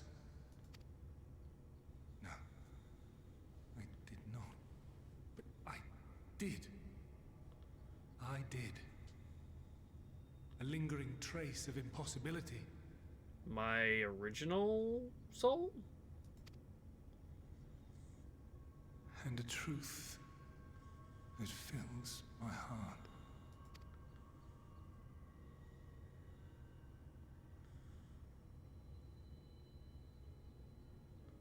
My memories remain clouded, I fear. However, they have revealed to me one possible course. You must travel to Elpis, to the time when Hermes served as its chief. In glimpsing the Exarch's memories, not only did I make his summoning magic mine own, I also mastered the workings of this tower, which, having absorbed my empowered essence, now harbors an abundance of energy. As such, I believe I can deliver you unto the past, unto that place and that precise moment. Oh, okay. Did not expect more time travel. Given the eons that must be traversed, the gateway will not be fully formed. Your form will be less tangible still than those warriors of light I had summoned. In all likelihood, none will be able to see or hear you. Yet even should you manage to interact with others, you will be unable to effect meaningful change. For the reality you wish to save, the reality to which you must return, exists as a result of the final days. You cannot reshape the past to undo the tragedies of the present. Cannot unmake the sorrow and suffering fated to come. In full knowledge of this, will you still entrust your life to your foe and make the journey? Of course we will.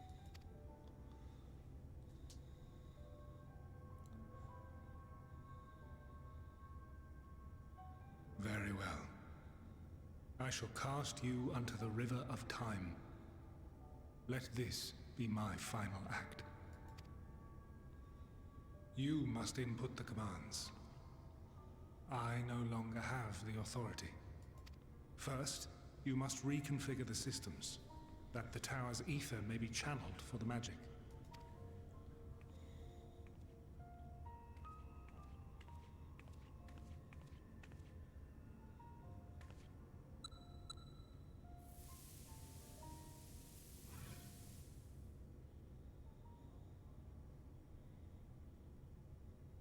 Interesting, interesting.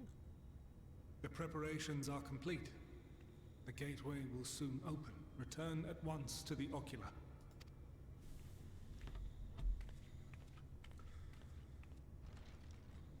So the gate that we used to go back to the source will be the gate to go there now?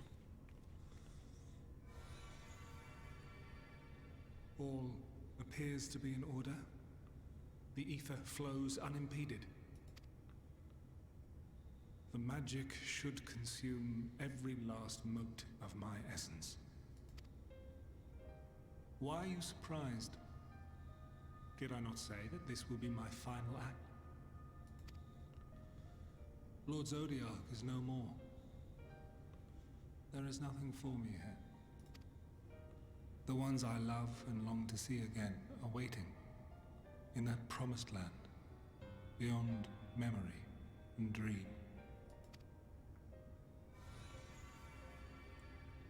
Now go, warrior of light. Go, and do not look back.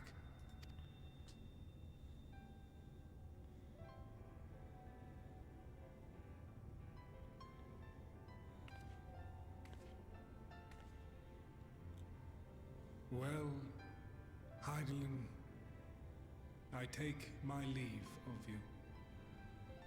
Yours is the mantle of the last of us. May you have the joy of it, the burden, and the solitude. It falls to you now. You and your champion to save our star.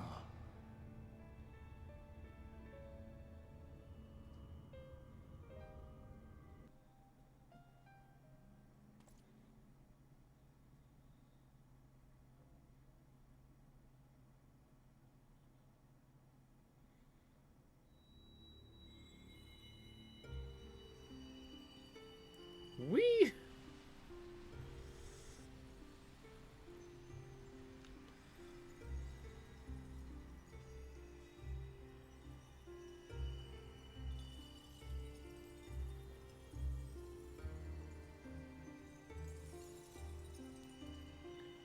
Keep forgetting to re-glamour my stuff.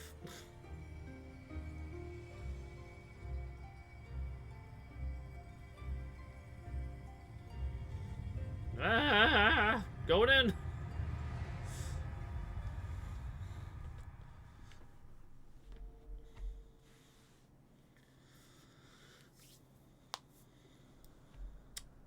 This must be Elpis. Oh wow, we really are intangible.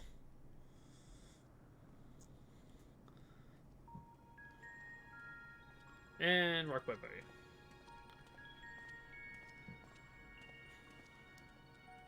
I like how he looks almost exactly like the guy from Charlian, one of the leaders.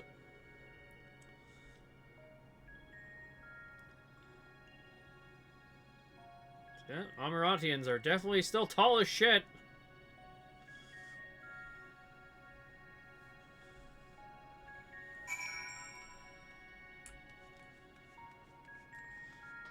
Wait, I can talk to him? But I thought I was incorporeal.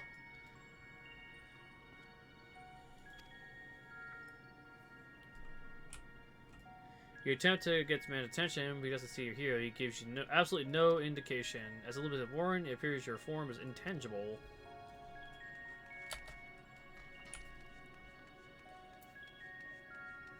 Oh god, what's his name? Fuck. What's his it starts with an H. I wonder if he'll like be able to notice us.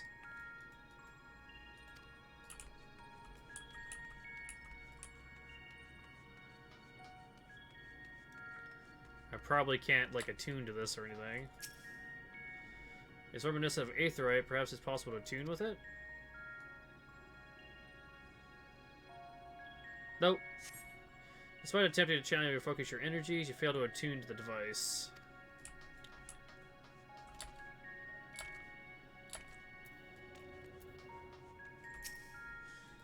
Yeah. We already know. Everyone's large. Hey, I'm here! Look at me! Yep. I gestured obscenities. I flipped the bird. He didn't seem to care.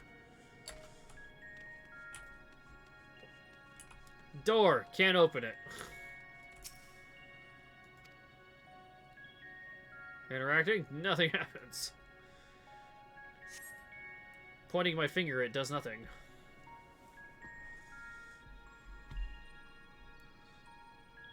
I assume someone's gonna walk by and it'll open. Whoop whoop.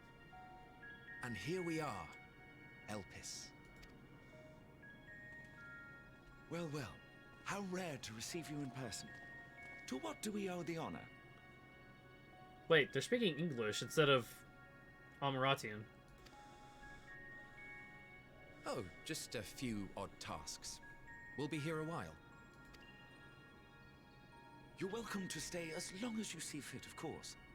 As a matter of procedure, however, I must ask that you kindly remove your masks.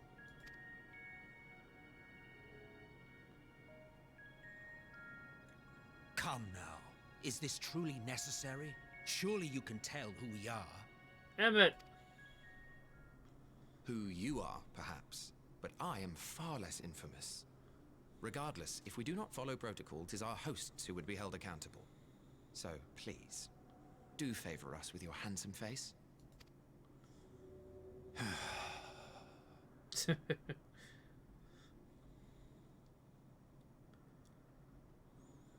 Yep, that's his mask.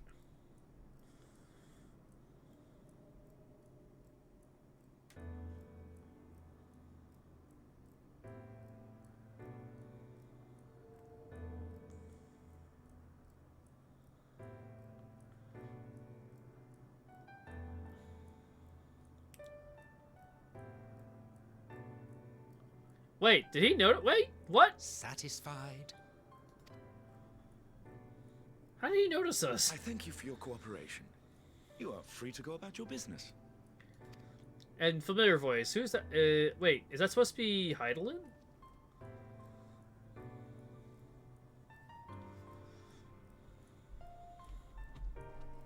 Or not Heidelin, but Azim?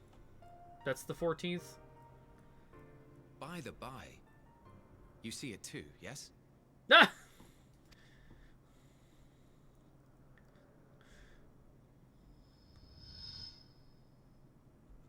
I haven't the foggiest what you're talking about.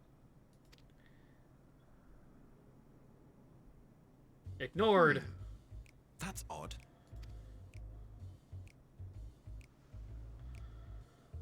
It's right here. A bit thin in the ether, but there's no mistaking it.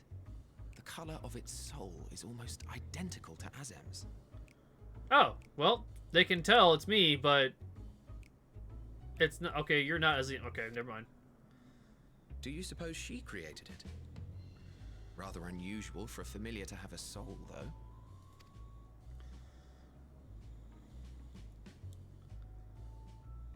Don't ask me.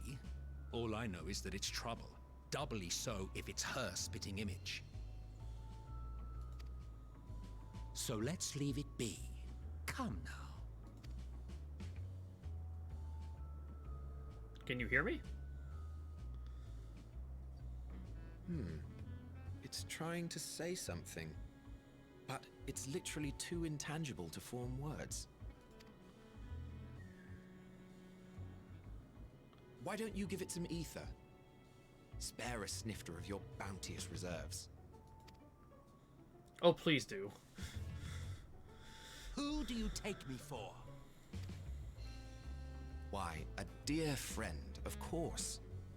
One who wouldn't let acts of kindness, such as my accompanying him on errands to far-flung outposts, go unrewarded.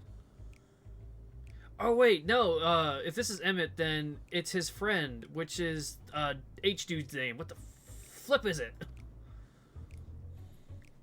I can't think of it at the moment. I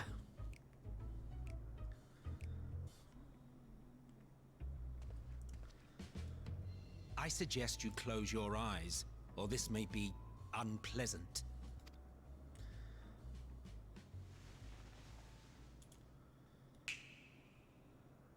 He snapped. Oh shit.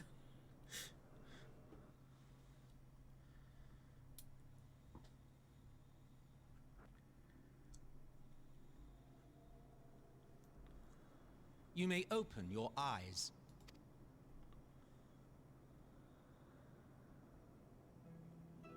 I'm whole again. Sweet.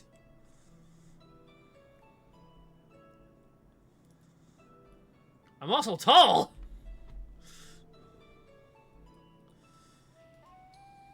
Oh, you even adjusted its size. The better to indulge your whim. This way, it will be easier to communicate. How very thoughtful of you. And may I applaud your artful reinforcement. Without further ado then. Greetings. I am Hythlodaeus. Hythlodaeus! Yeah, that guy! Sulking beside me is the most honorable Emmett Selk of the Convocation of 14. And how might we address you, my new friend? Miskai. A fine name. And I'm pleased to see you understand our words. So, tell us, whence have you come? The thinness of your essence suggests you weren't created here. I'm actually from the future. You do not know? Or cannot say? Allow me to ask a different question then. What brings you here? A secret name named Hermes.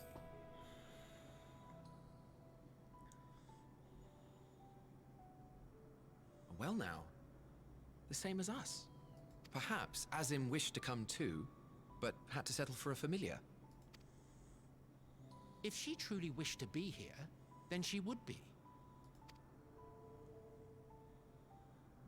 Right you are. Of course, we're never going to actually see Azim, I'm assuming. Even though we have... apologies if we've given offense. The two of us can discern the color of souls, you see, and yours happens to resemble that of a friend. As I was saying. We'll never actually see Azim, because then it would ruin the immersion of, like, the main character being that person. Even though they say, oh, they look just like you, and you have the same soul. Ha ha ha ha. And with your purpose matching our own besides, we jumped to a hasty conclusion. We are here to speak with Hermes, the chief overseer of this facility, which we also intend to tour in order to gain greater insight into the man's work. We, I say, though this is Emmett Selk's charge. I am here only to serve as his guide. And I should be happy to serve as yours as well, by way of an apology for the misunderstanding. Wait, are you suggesting that we bring it along on official business? This thing we know next to nothing about? If you harbor suspicions, better to keep it close than leave it to its own devices. Wouldn't you agree?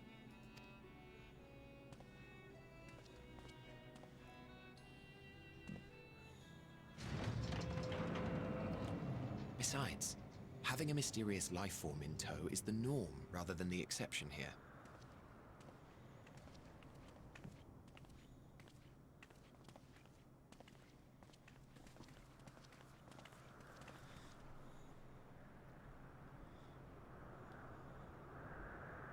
Welcome, my friends, to the testing ground of creation at Heaven's Edge, Elpis. The world unsundered, Elpis. So this is the new zone? Ho-ho. Argos! Which would make you Heidelin. This presence.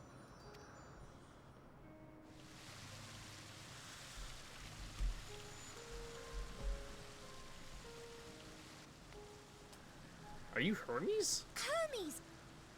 Visitors! We have visitors! Oh, nope. It would make sense that the tall one is Hermes.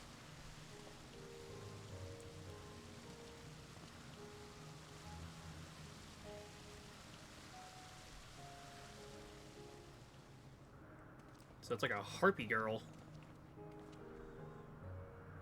Or boy. What secrets are you hiding, I wonder?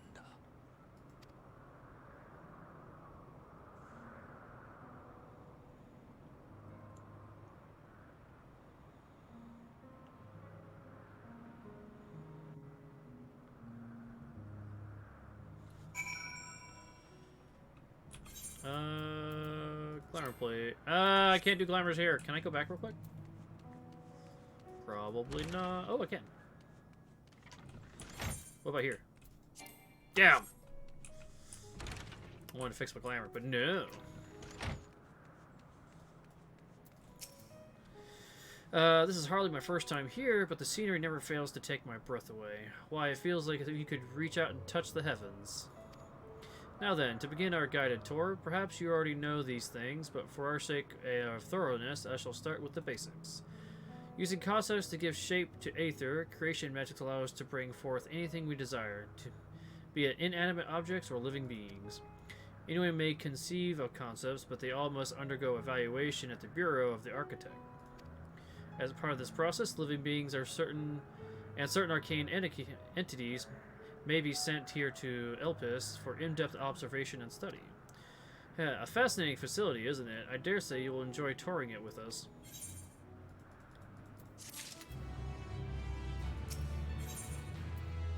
And this is when we get a robe to look like everyone else. Now then, our friend Hermes aside. Now then, for our friend Hermes, aside from overseeing the facility, he also conducts his own research. Chances that he will be at the main observation hub, so let's seek him out there first. Attired as you are, however, you'll stand out a little too much. Our dear Emmett Sup wishes to keep a low profile for his errands, so do you know how to make a robe? The basic concept will do. I do not.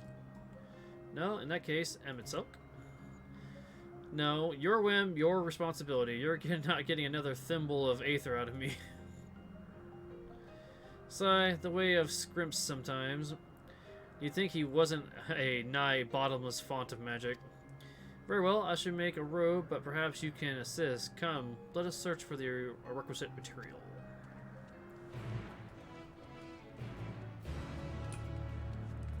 Womp womp womp.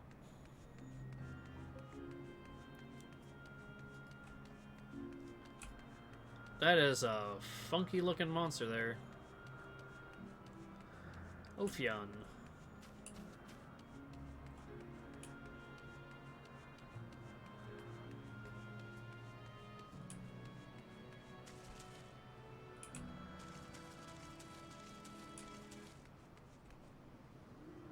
Yeah, you look weird.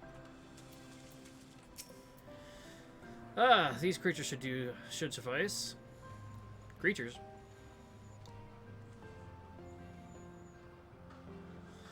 An Aetheric robe. I want you to use it to capture, shall we say, 2 Petaluidae. There are 3 species here, I believe. Any 2 kinds should serve. Now, I should mention that the strength of the robe is tied, no pun intended, to the strength of its user. As your Aether is still thin compared to ours, you will need to weaken the Petaluidae first. Good luck. So, attack some stuff. Gotcha.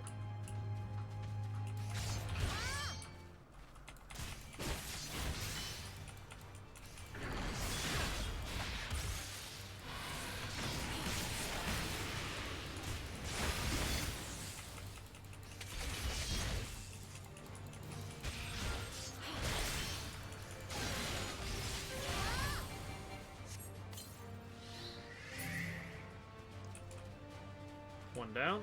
Ooh, purple.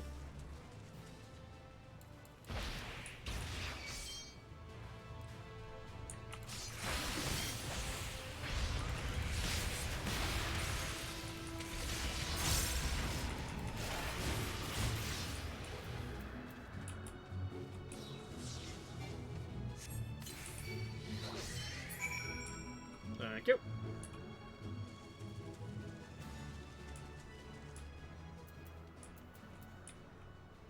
I actually still in battle? Okay, so it should have ended by now.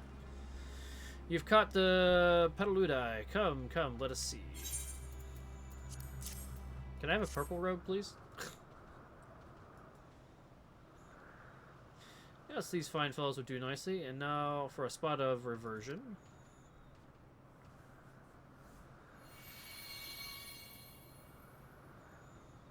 There, it's ready.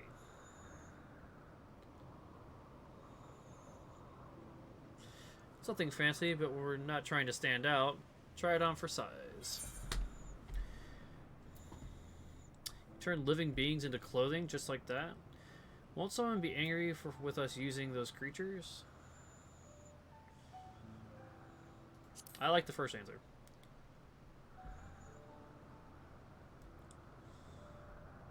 Well, not just like that. You need to revert them to their constituent aether first. Lest you wonder why I asked for two species, it's due to the difference in their etheric balance. Blending them allows it to produce garbs with superior etheric stability.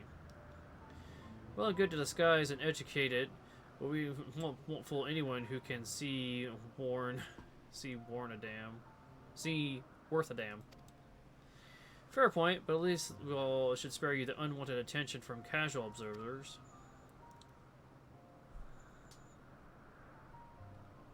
MSQ speaks true. Even dressed like this, your unusual nature will be plain for those who think to look. Should someone question your presence, do not make up an excuse, much less try to explain what you actually are. No, best to simply say that you are familiar. The question is whose? Azim? Of course, Azim's. If you say you belong to her, people will give you the benefit of the doubt for any and all outlandish behavior. Exploiting our associate's absence. Well, you already said you look like I have her soul. For lack of her presence, absolutely. Were she here, she had been the first to propose the idea, and you know it.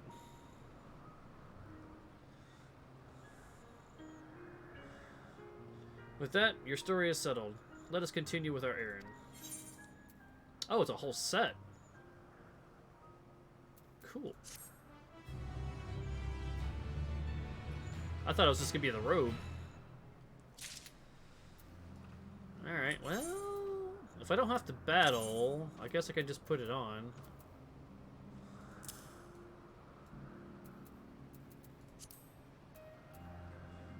Oh, there's no hands?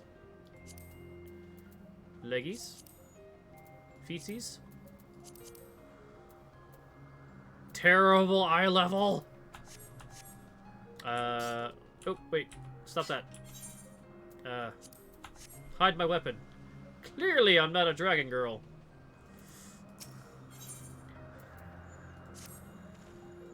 If you're ready, let's continue along the path to Argonosis. Place serves as an observation hub and residence both.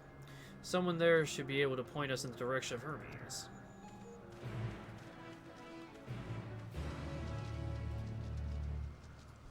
Alright, so just don't get in a fight with anything, because it'll probably kick my ass. Oh, I heard a cat. No one sees this, you know, vehicle driving.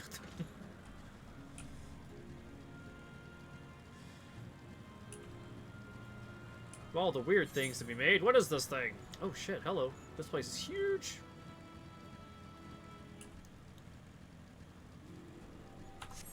Beep beep.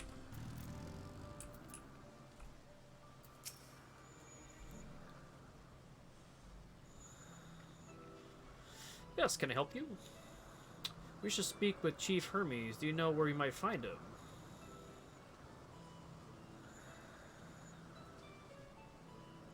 Well, now, by your mask, I assume you're one of the 14. I wasn't aware he was to be... there was to be a visitation. Between you and us, it's something of a surprise. Your discretion in the matter would be appreciated.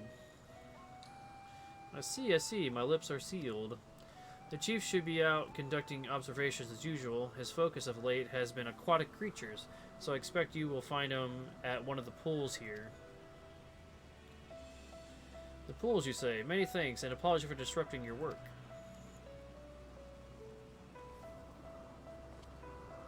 I say, Hythodalis, well, we've met...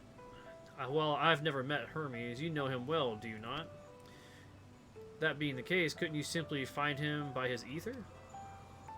That I could. As you know, MSQ and I can discern the color of souls. By the same token, we can also see ether quite keenly and from great distances. With his skill, I could readily locate Hermes, but I felt it would be a waste of an opportunity. We're here to perform an assessment, after all. By searching the ordinary way, we stand to gain insight into Elpis and the man in charge of it. This is much of a, this is much for your own enjoyment as not, but point taken.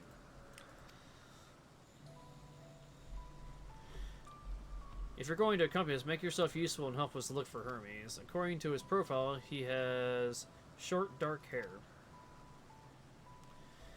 So, you know, it's because we're in Elpis, we don't have our cowls up. A special exemption due to the need to be aware of dangerous creatures. Elsewhere, we do not exhibit our individuality. It's unseemly. This is all common sense. But I would not assume you possess any. Gee, thanks. Yeah, it's a rare treat indeed to be able to search for someone by their appearance, and I thank you for humoring me. Come, let's find our man.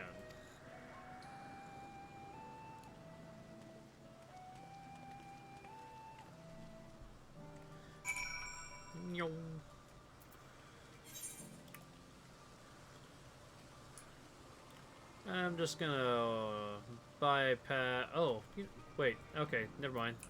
The adjoining area does not have an aetheryte. Good to know.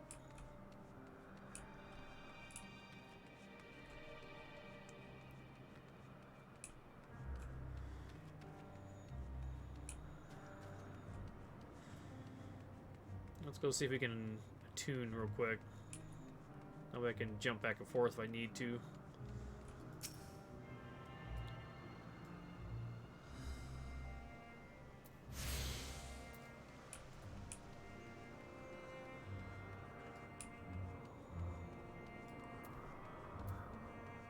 So no minor aetheryte, so this is like just a giant little outside area.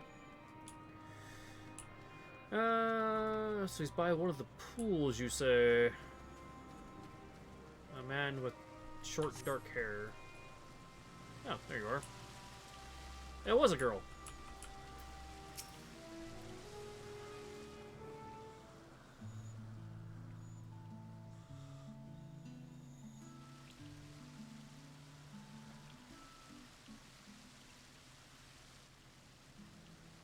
You must be Hermes.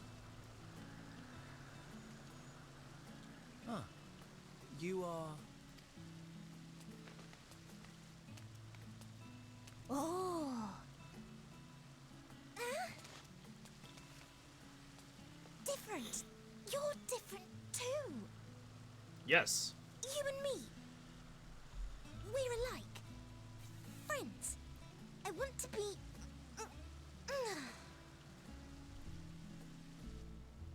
Wait. Please. Wait. Calm yourself.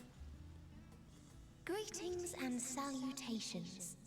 Can you hear me? Do not be alarmed. I mean you no harm. I wish only to hear your words, share your feelings, and know your thoughts. May we please be friends?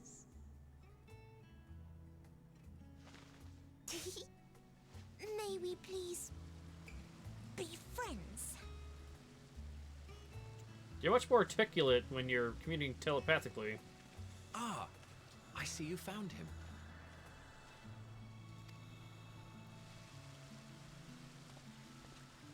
It's Ladeus. It's been a while. Too long, I think. Too long indeed for close collaborators. On this blessed occasion, I bring not only myself, but others who long to speak with you.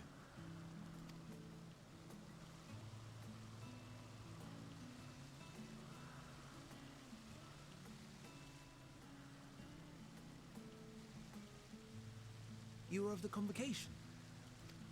Doy. Emmett Selk at your service. Do I have the honor of addressing Hermes, Chief Overseer of Elpis? You do. You have traveled far for it. Given your facility's purpose, its remote location is something of a necessity. Would that I didn't have to rely upon a guide. Oh, you wound me. Have I not ever been an attentive and helpful friend?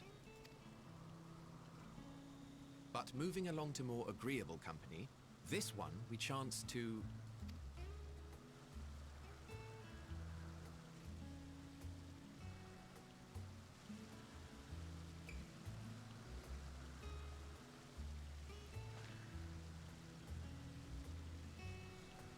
Well, you certainly have her attention. Is she one of yours, Hermes? I assumed. Her name is Meteon. It means shooting star.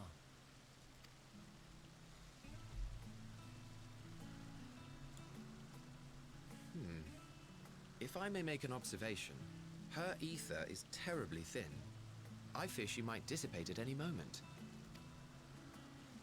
Nor do I believe you've made a submission to the Bureau. I would remember such a concept if you had. I haven't, as you say. I judged it too early. She's a pet project of mine, still undergoing preliminary testing. But rest assured that I will attend in person ere long. Very well. Being an authority on flying life forms, I appreciate that you are exacting in your work. I shall look forward to your submission. If we have finished with the perfunctory chit-chat, I would discuss official matters.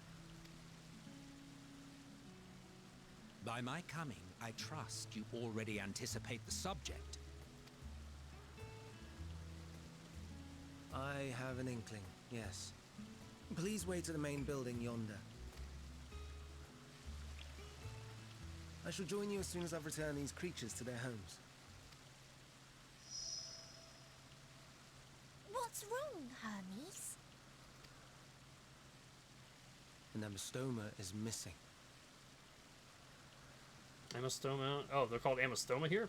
Interesting. Okay.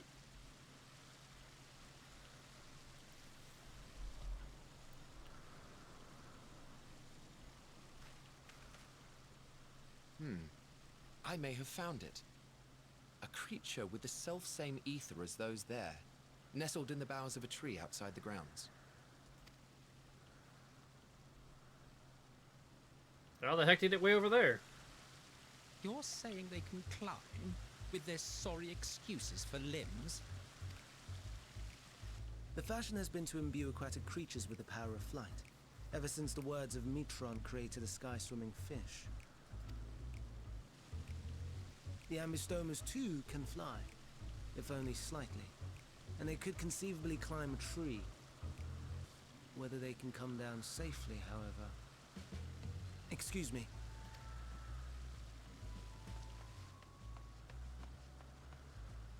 I'll help, too!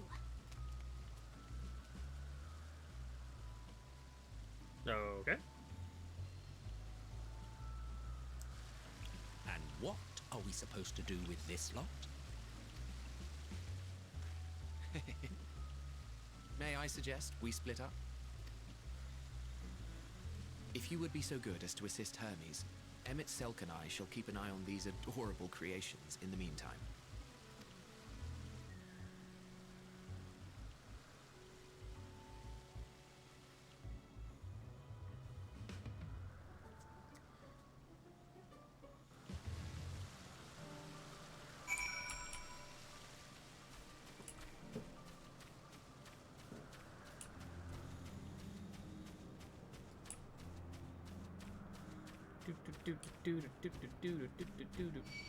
No, I've been attacked. Oh shit.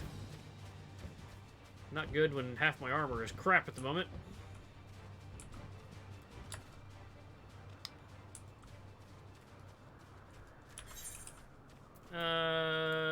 Yeah, we'll just wear our normal clothing for the moment.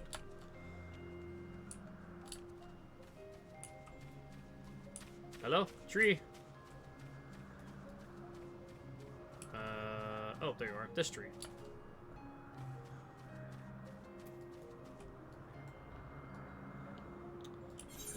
Since I can't fix my glam for a bit, we can do this way.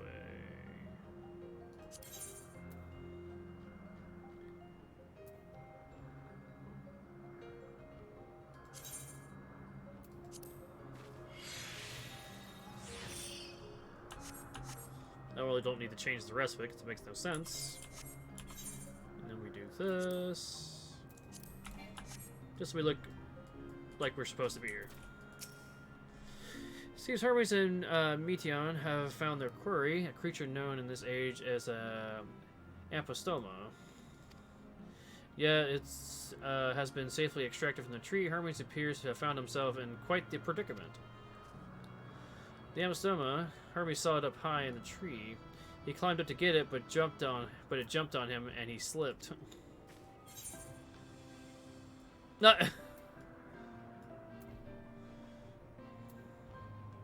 Everything under control, I trust? Yes, rest assured this is nothing new to me. I've ended up far more compromising positions in the course of my work. Now, for your own safety, please stand back.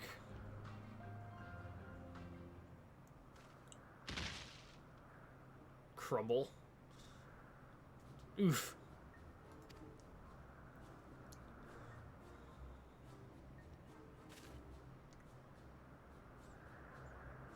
Hermes, are you alright? Quite alright, yes. My apologies for making you worry, Meteon. Both you and...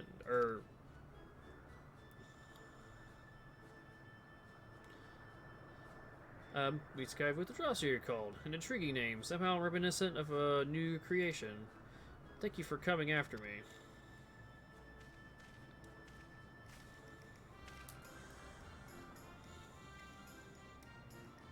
As for you, little one, you must be more careful. How does it fly? You may be able to fly, but it doesn't mean you cannot fall and hurt yourself. Oh no, I've forgotten about its fellows.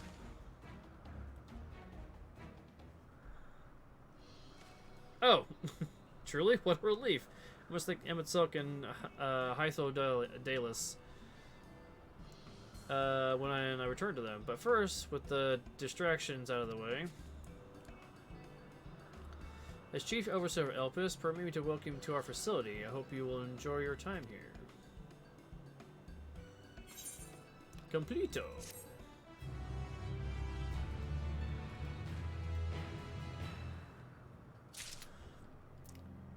I assume there's Aether Currents here. There's Aether Currents here. Well, we mustn't keep the others waiting. Let us return to Agarinthus.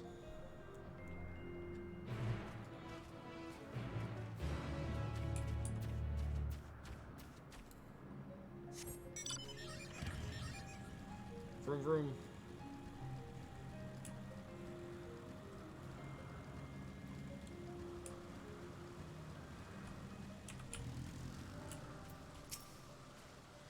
My apologies for the trouble. Owing to your kind assistance, all the Abastomas are safe and well.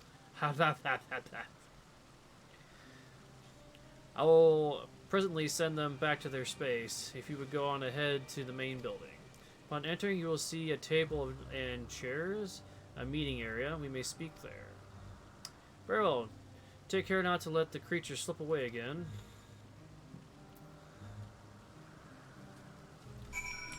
To the main building.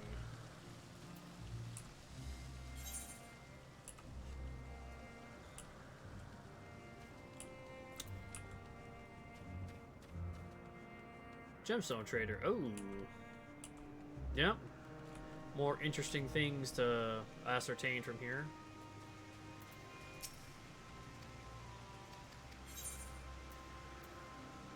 Bird, egg, hide, scales. Alright, yeah.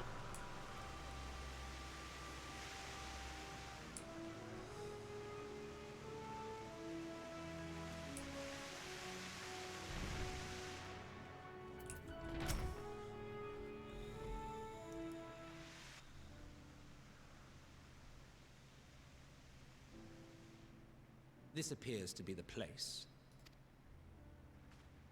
And here is where we part ways.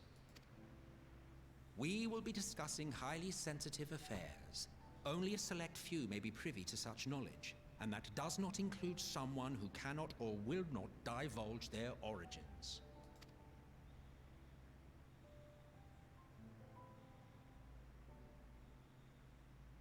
What?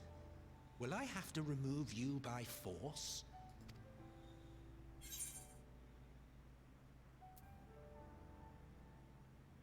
There are reasons I cannot speak freely. I have important things to say to him as well.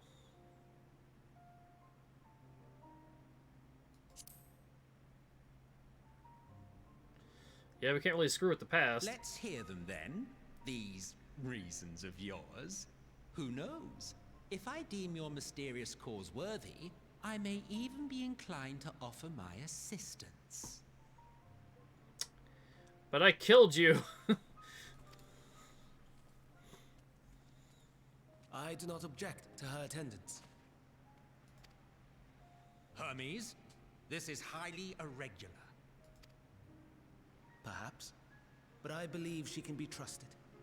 Meteion would not have taken to her so quickly otherwise. Moreover, the presence of a third party may help me to maintain composure.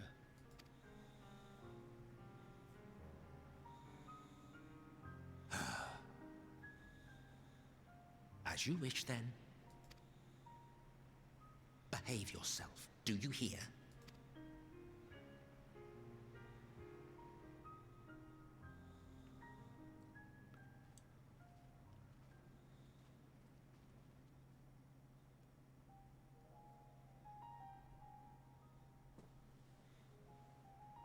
So, it's finally happened, then.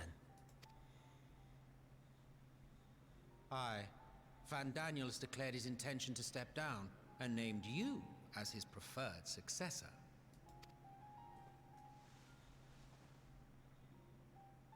In recognition of your knowledge and your works, the Convocation is giving the recommendation due consideration. As one who does not know you personally, I am to use my impartial eye to take your measure. And above all else, to ascertain your disposition towards the invitation.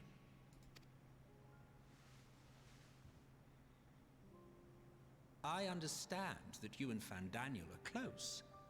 He himself was once chief overseer of Elpis after all. I should not be surprised if you knew before anyone else that he wished to relinquish his office. I did. He told me that when he fulfilled his purpose, he wished to pass the torch to me. A torch you seem none too pleased to accept. Are you so averse to serving on the Convocation? No, it's not that. For a humble researcher like myself to even be considered is an honor beyond words. No. What troubles me, what I struggle to come to terms with, is the very fact that Fandaniel is stepping down. Does this not mean that he will return to the Star?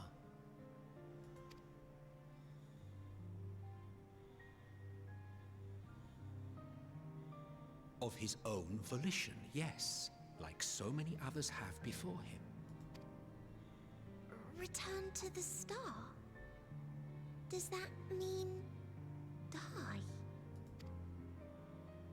Well now, that's not a word I hear often. Is that what you say here in Elpis? Mankind is the life of Atheris. Each of us, a drop of blood flowing through its veins, bearing sustenance. In our finite time upon it, 'tis our duty to make it a better place, that all who call it home, now and in future, may abide in happiness. To that end, we have dedicated ourselves to the pursuit of enlightened creation. And by our efforts did we transform this once untamed wilderness into the peaceful paradise you enjoy today. To return to the star whence we came is a privilege afforded to we who have so loved and nurtured it. A choice embraced by those who have lived their lives to the fullest, in service to our world. And when they depart upon this journey, it is beautiful, always. The 14 are no exception. 'Tis believed no occasion is more felicitous than the fulfillment of one's duty. Our office becomes our lives, and to retire is to return, or so the majority of us hold. Some few have elected to eschew custom.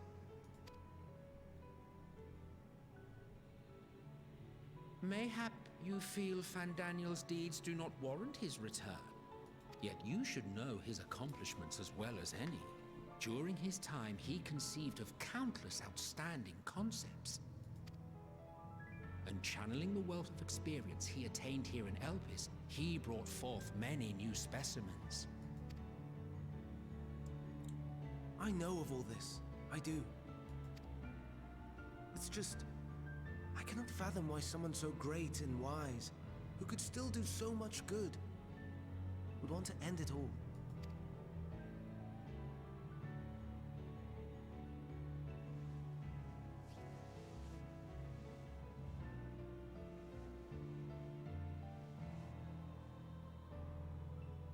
Oh no. I've made her upset. Forgive me. I know I requested your presence. Might I trouble you to take Meteon outside? A change of scenery would do her good.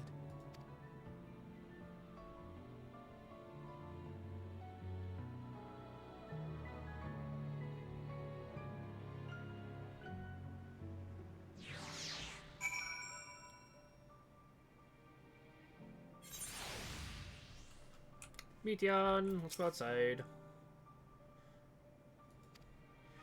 A walk. Perhaps we can go for a walk. Door? Door no open. Anything upstairs? Whole lot of nothing.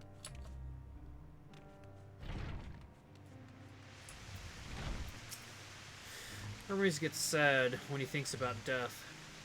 When others are sad, I'm sad too. That's how I am. That's how he made me. But don't worry, I'm fine now. So, why did you come here? You want to learn about Elpis and Hermes. Oh. Teach you. I can teach you. We could take turns. I'll tell you something, then you tell me something. Sounds like fun. It will be. Where to start? Yes, let's talk to Manon. He should be near the Aetheryte. I'm not good at explaining, but Manon is, so I'll have him explain instead. Follow me, bird girl. Whoop! Shortcut. Oh, I just realized my alarm's going off. Hold on.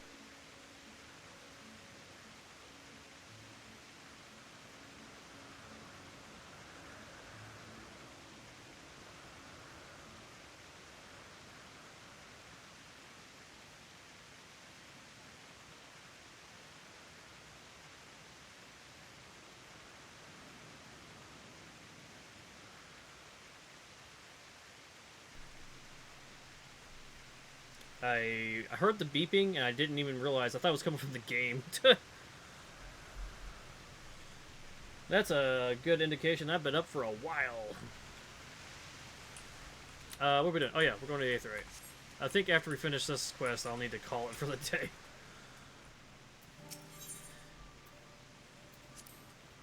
The eighth right. Anyone can use it to teleport anywhere. Well, maybe not anywhere. Not to the ground or other isles. For that, you need teleporters. Oh, and permission. Aha. Menon.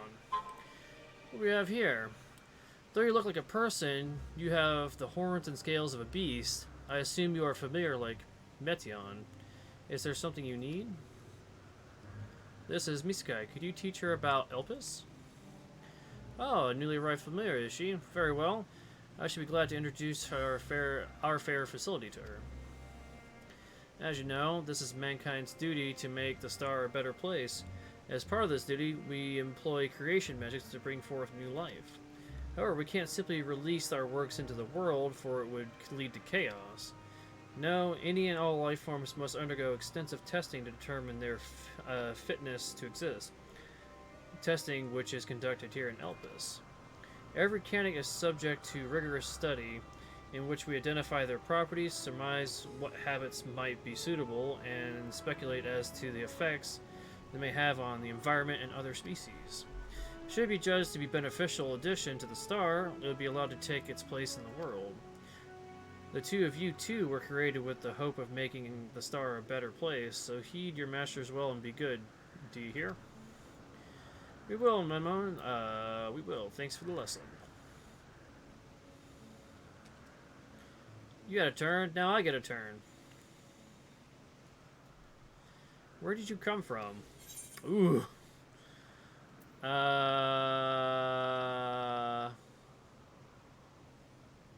mean, I'm gonna be straight up front. Screw it. There's such a place? I had no idea. But this place is important to it. I can feel it. Ah, my power. I haven't told you about it. A creation. Let's find a creation. Not one being watched. Then I'll explain my power.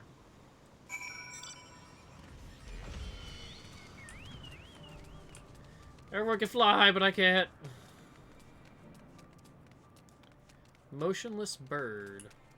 It's a shoebill.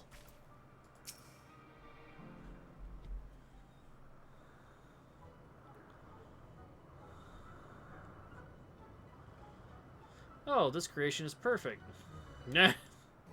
But I don't remember seeing it before. Perhaps it's new. Anyway, I'll try reading its mind. That's my power. Yeah, well, you did, you know, telepathically talk to me.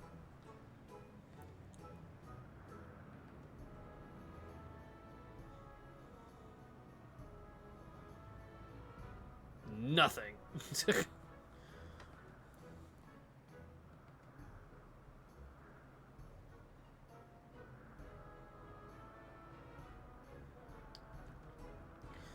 I cannot read it, or maybe there's nothing to read. Yeah, I kind of called that. Ah, wait, please wait. I'll try again. With you this time. Oh god, don't read my mind. You're gonna see a horde of shit. Greetings, can you hear me?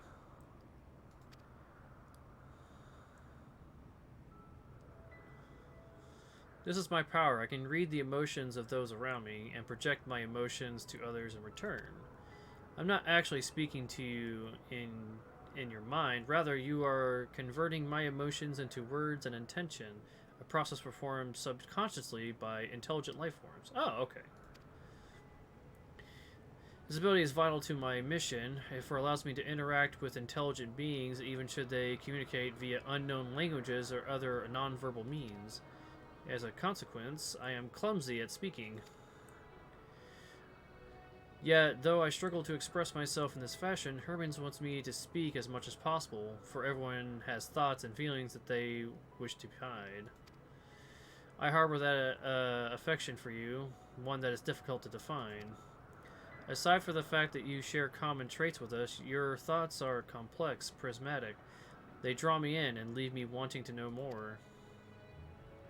Out of respect for your powers, I will refrain from using my power when speaking with you. Nevertheless, I want you to know that I wish to be your friend.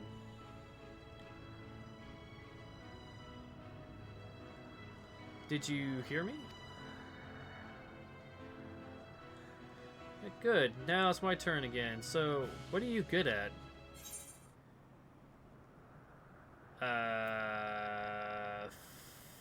Fighting. Yeah.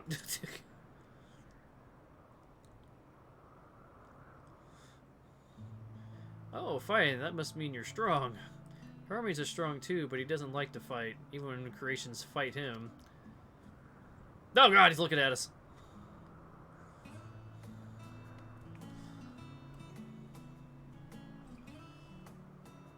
Quit mean mugging us.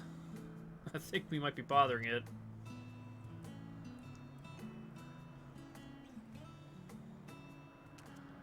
Let's keep going. We'll go see, let's see, how do you pronounce that one? Ethani? Ethane? Uthane. No, maybe? I wish they would speak the names for it. She's usually in a small building on the west row.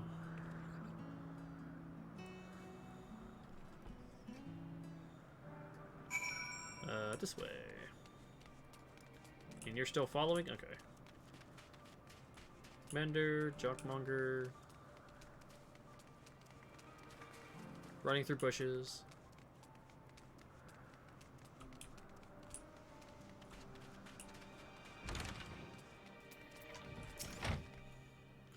Well, if it isn't Meteon. I see you've brought a friend today. Greetings. An apple? Could you make me an apple? The kind Hermes likes. Covered in syrup. I want to share it with Misukai.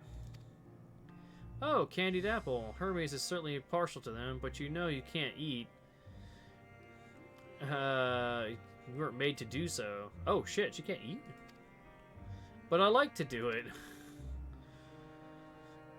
It may seem that way, but it's due to your ability to share others' feelings that you've taken Hermes' likes for your own. In any case, I can't prepare an apple right now, but I'll bring one for Hermes soon, I promise. But I can eat? I'm sorry, I wanted to show you my favorite thing, and then could ask about yours, but I failed.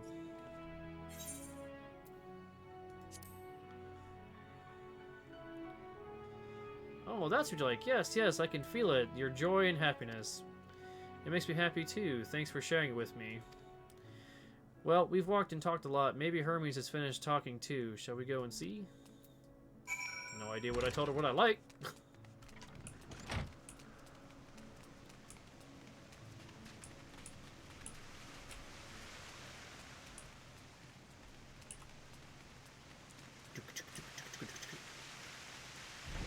Hey, how's it going? You guys done in here? Oh, hello, people. Oh, I never did change back my cover-up chat. Whoops. Just in case, it's like if someone says something that should not be seen. Of course, now we're back to here. Whatever. There you are. I can see the fresh air has done Meteon good. Misukai wanted to learn about you and Elpis, so I taught her. About this place, about my power, about your favorite food. I'm not sure if that last one will be any use. But I do appreciate you keeping Meteon company. While you're away, I finished speaking with our guests. Finished? Hardly. You requested time to consider the invitation, so we have no choice but to occupy ourselves with an inspection of your work. My apologies. But it has been decided Emetsilk and Hythodalis will accompany us as I attend to my duties. If you wish to learn more, perhaps you would like to come too. I'm compelled to remind you that she is in no way associated with the convocation. We simply chanced to meet at the Propylion. There is no guarantee that the matters we discuss will remain private. I do not mind. To see the joy her presence brings Meteon, I can't imagine our mysterious friend harbors malicious intent. Misukai is kind, really, truly. She taught me as much as I taught her. You're coming, of course, to watch Hermes. You're bound to learn lots and lots. Completo.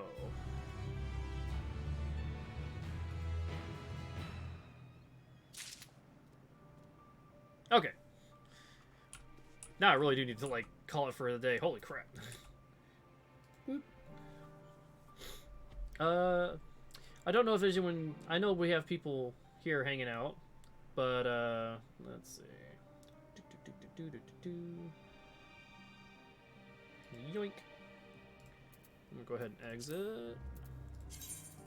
Because I get in trouble, apparently, for having the music run in the background when there's not any gameplay. Which is very annoying. But anyways, yeah, I've been going for about 8 hours now, which is usually my cutoff point. But I noticed there's still a few people hanging around, which I appreciate. I don't usually raid, but considering I'm normally by myself, because I don't, if the people don't mind, I'll try and find someone to continue with, and then, of course, you can choose to go or stay from there. But let's see if I can find someone to raid, because I would just go back to Final Fantasy. Let's see. That's the wrong Final Fantasy. And I'd also like to do the thing, especially because, like, I don't get raided by big channels or anything. So when I do have the opportunity, I usually try and also raid someone else who's, like, low in numbers. I don't get the opportunity to pass it forward often. Let's see. Online tactics. Ooh. Online work to game. No. No! Keep my list, dang it. If I MIL. Let's see. XIV. Let's see.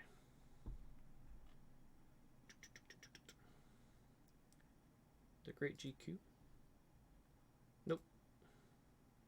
Oh my god, I'm just gonna have to, like, copy paste this, so it'll stop doing that.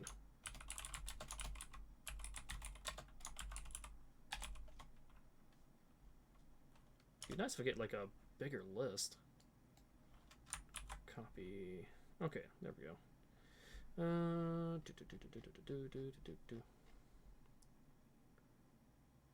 Yowie, who are you?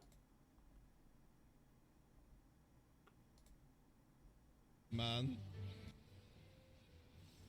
It's just that I'm not gonna, even if it's friends, I'm not gonna not talk about spoilers in my stream. You appear to be in the... Oh, no, you're doing a dungeon. So if you don't want to get spoiled, you might just have to close tab. Or mute the stream, rather. Okay. Maybe we won't do that one. Aha, Pocky Paste.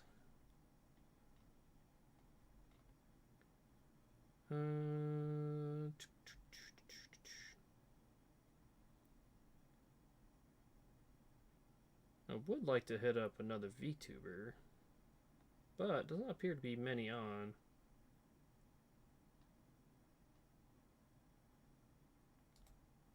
Where are you at?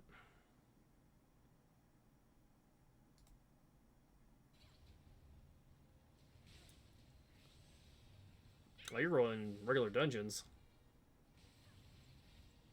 Get back into it so far with the first 3 bosses. That's so cool. Good job, Reaper. I've been training and playing some Dark Souls 2, and Rolfie has been just roasting me all the time. it's a fun time, honestly. But yeah. Interesting. Keep her in mind. Let's see.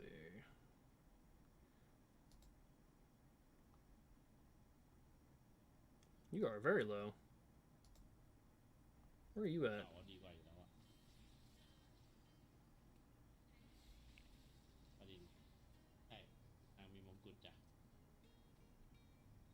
You have language I do not understand, my friend.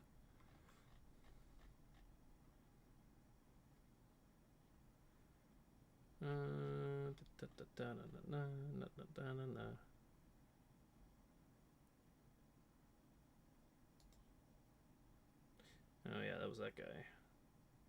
He's doing like a later dungeon. I don't want to throw anyone further than I am if I can avoid it, just in case.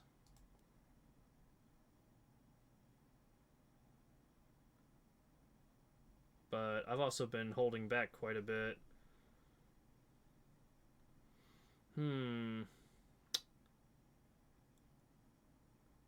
Where are you at?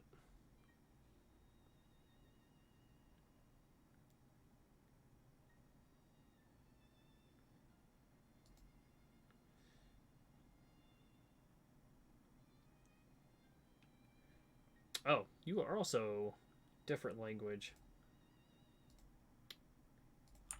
Probably because of the weird time. Yeah, being 8:30 in the morning for me. Well, there's not any smaller channels to hit.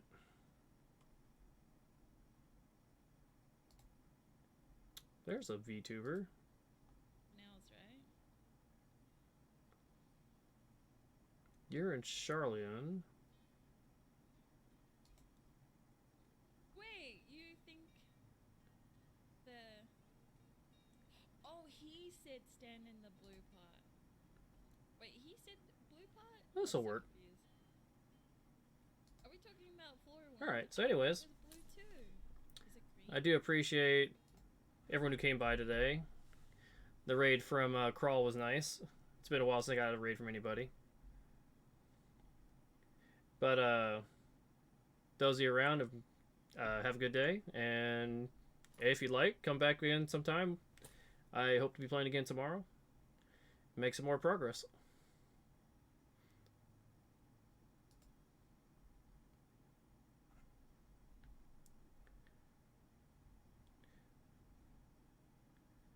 Unhost. Now we click on her.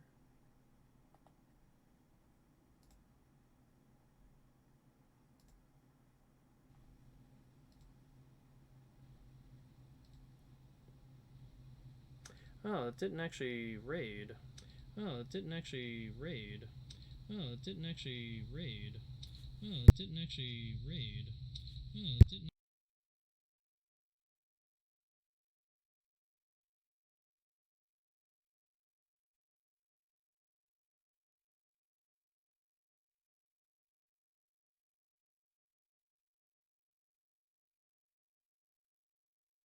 Sorry about that. Killed the audio, and so it's like, it started doing the repeat shit. I hate that. I need to mute my mic next time I do that. Let's see. But I did hit... What the heck happened?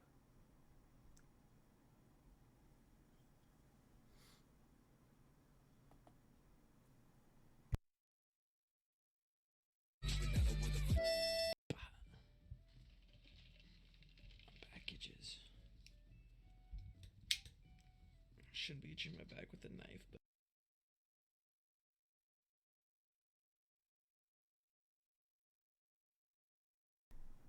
Oh, he's hosting me. No wonder I can't read. It's not... No one was actually here. Interesting. Okay, well, in that case, I guess I'll just end the stream then. 'Cause I can't apparently raid when it's not a true people on my channel. But anyways, like I said, everyone have a good day, and hopefully I see you again. Let's try not to do a fail raid next time.